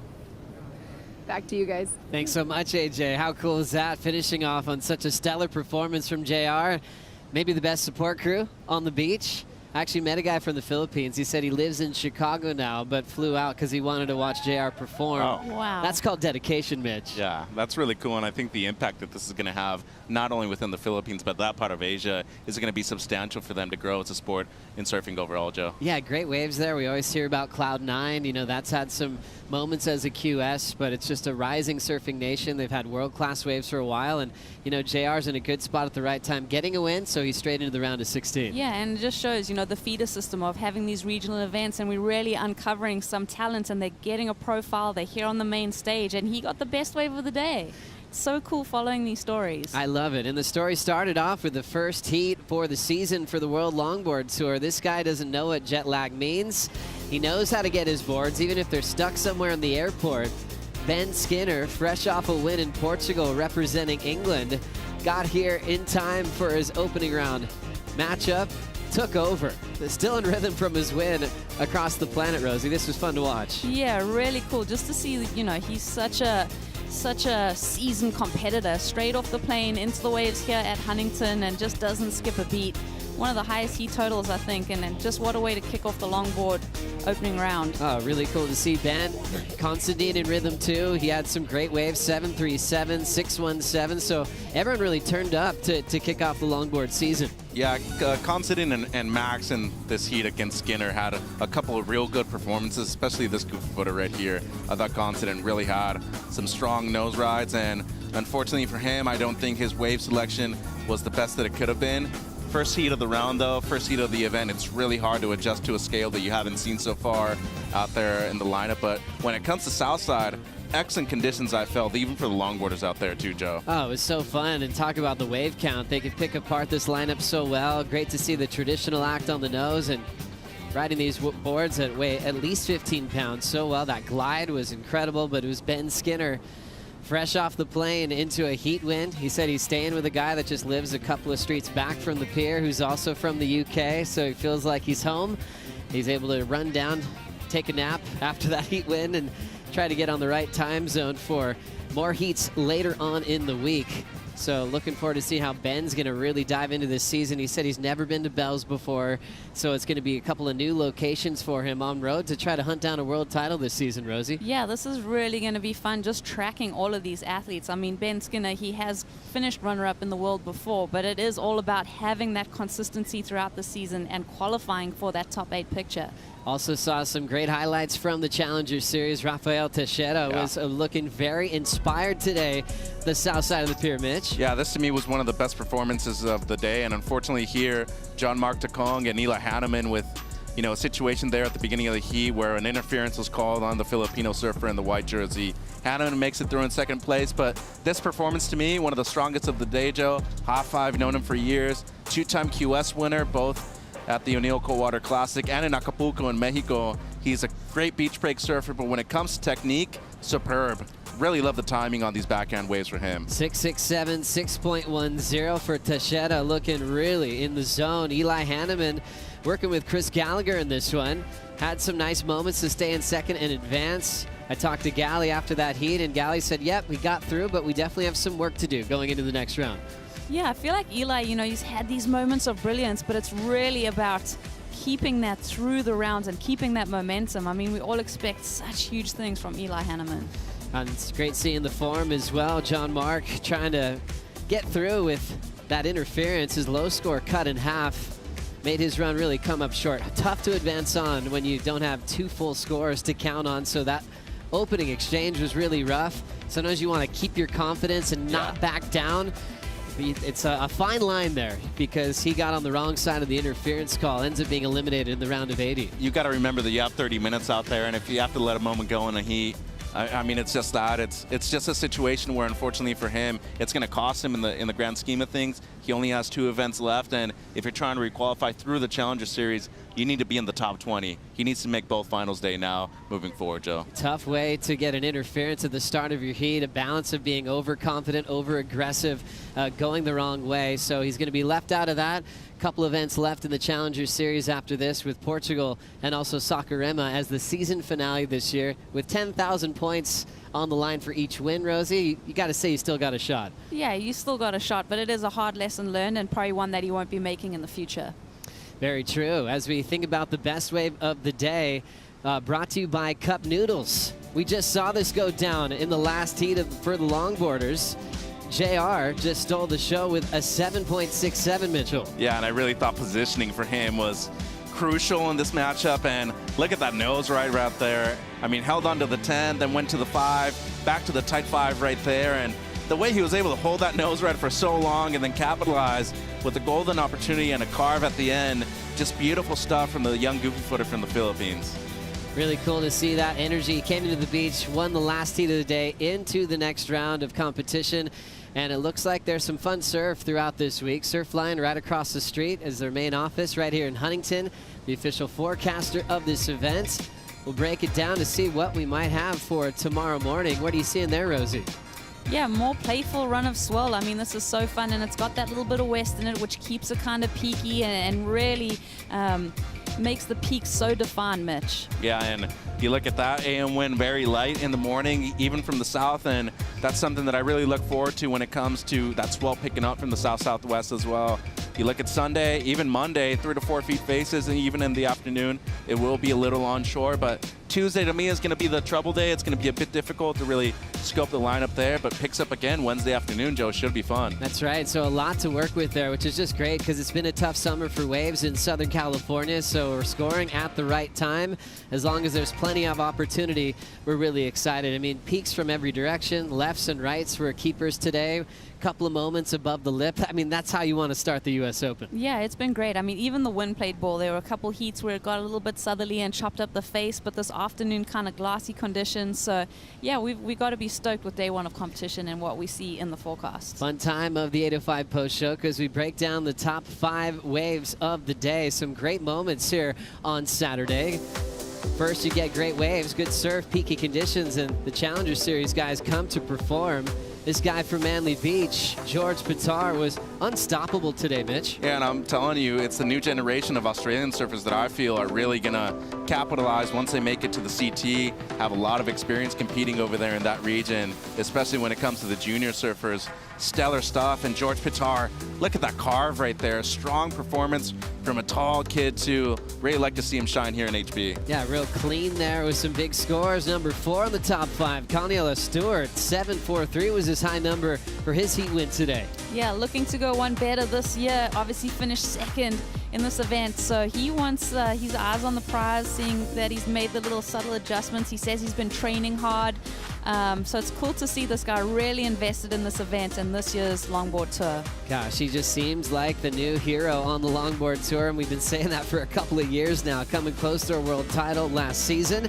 As we see a familiar face getting number 3 on the top 5. His dad won this event back in the day, and look at the smooth surfing of Ian Gouveia, Mitch. Yeah, it's the second-generation professional surfing right there, Joe. The Gouveia family, long lineage of surfing within Brazil and within Huntington Beach as well.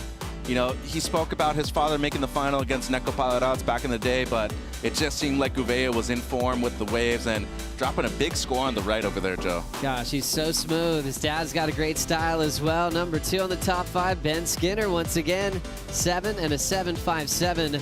Really in sync, and he's got to be a favorite to win this week. Oh, definitely. I mean, just watching that opening round of the longboarding, this field is so stacked. I really can't pick a winner at the moment just because of how well everyone surfed today. Yeah, just his decisions look great, smooth in transition, great footwork on the tip as well, and he's going to be really solid throughout the week. Great in beach breaks, which makes sense from where he comes from over there in England, Mitch. Yeah, and especially when it comes to the change of the tides, too. He'll be able to compete on a low tide and a high tide as well. A very adaptable surfer. His son, also Rip Curl Grom Surf champion over in Bell, so he's got a good relationship with that wave as well. So cool. He was saying that his son Lucas has already given him some tips on how to perform on the Bell's Bowl because Ben hasn't been there yet. So asking his Grom what to expect later on this season, and winning the 805 post show. Number 1 on the daily top 5. Man from Haleiwa, Shion Crawford looking sharp today. I like that. Winning the post show, Shion. I mean, this guy, I love that board under his feet. I love just the way that he was so engaged in this heat. But chatting to Chris Gallagher, he said he came down to the beach, he didn't have wax, he was just like, didn't have a second set of fins. So there's a couple things. Yeah, I don't want to throw him under the bus, but he can tighten up a couple things. But if he's putting on performances like that, I mean, that's the kind of surfing we want to see. Hey, that brings out the best in you, Mitch, right? I mean, you're not trying to overthink anything. Well, maybe you got to think a little bit. You need We've fins. all been there. You need to bring wax. Yeah, well, and you need to bring an extra set of fins, an extra leaf string. I mean, there's certain things where being in a Grom won't pay out in the future, but what a performance, especially in the first heat of the morning, too. That is not easy to do, especially when all the eyes are on you here at the Open, too, Joe. Oh, very true. As we saw the Surfline forecast, tomorrow's looking really fun as well. The Challenger Series for the women is looking to get started right at 8 o'clock local time. For now, we're going to say goodbye from Huntington Beach. Thanks for joining us on opening day. We'll leave you with the highlights and see you bright and early. It's summertime in Southern California as we welcome you to the Wallex US Open of Surfing presented by Pacifico. How fun is it this morning, Mitch? Waves are amazing, Joe. It's nonstop out there.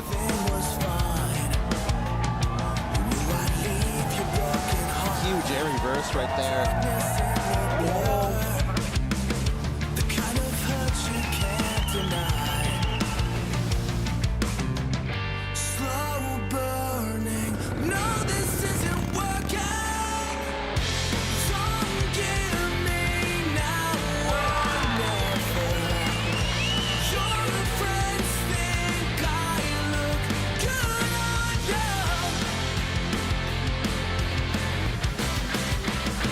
Stop number 1 of the World Longboard Tour. We're switching gears here.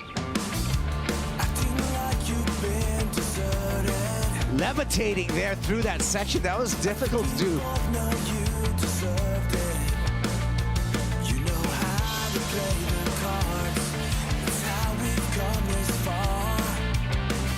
Slow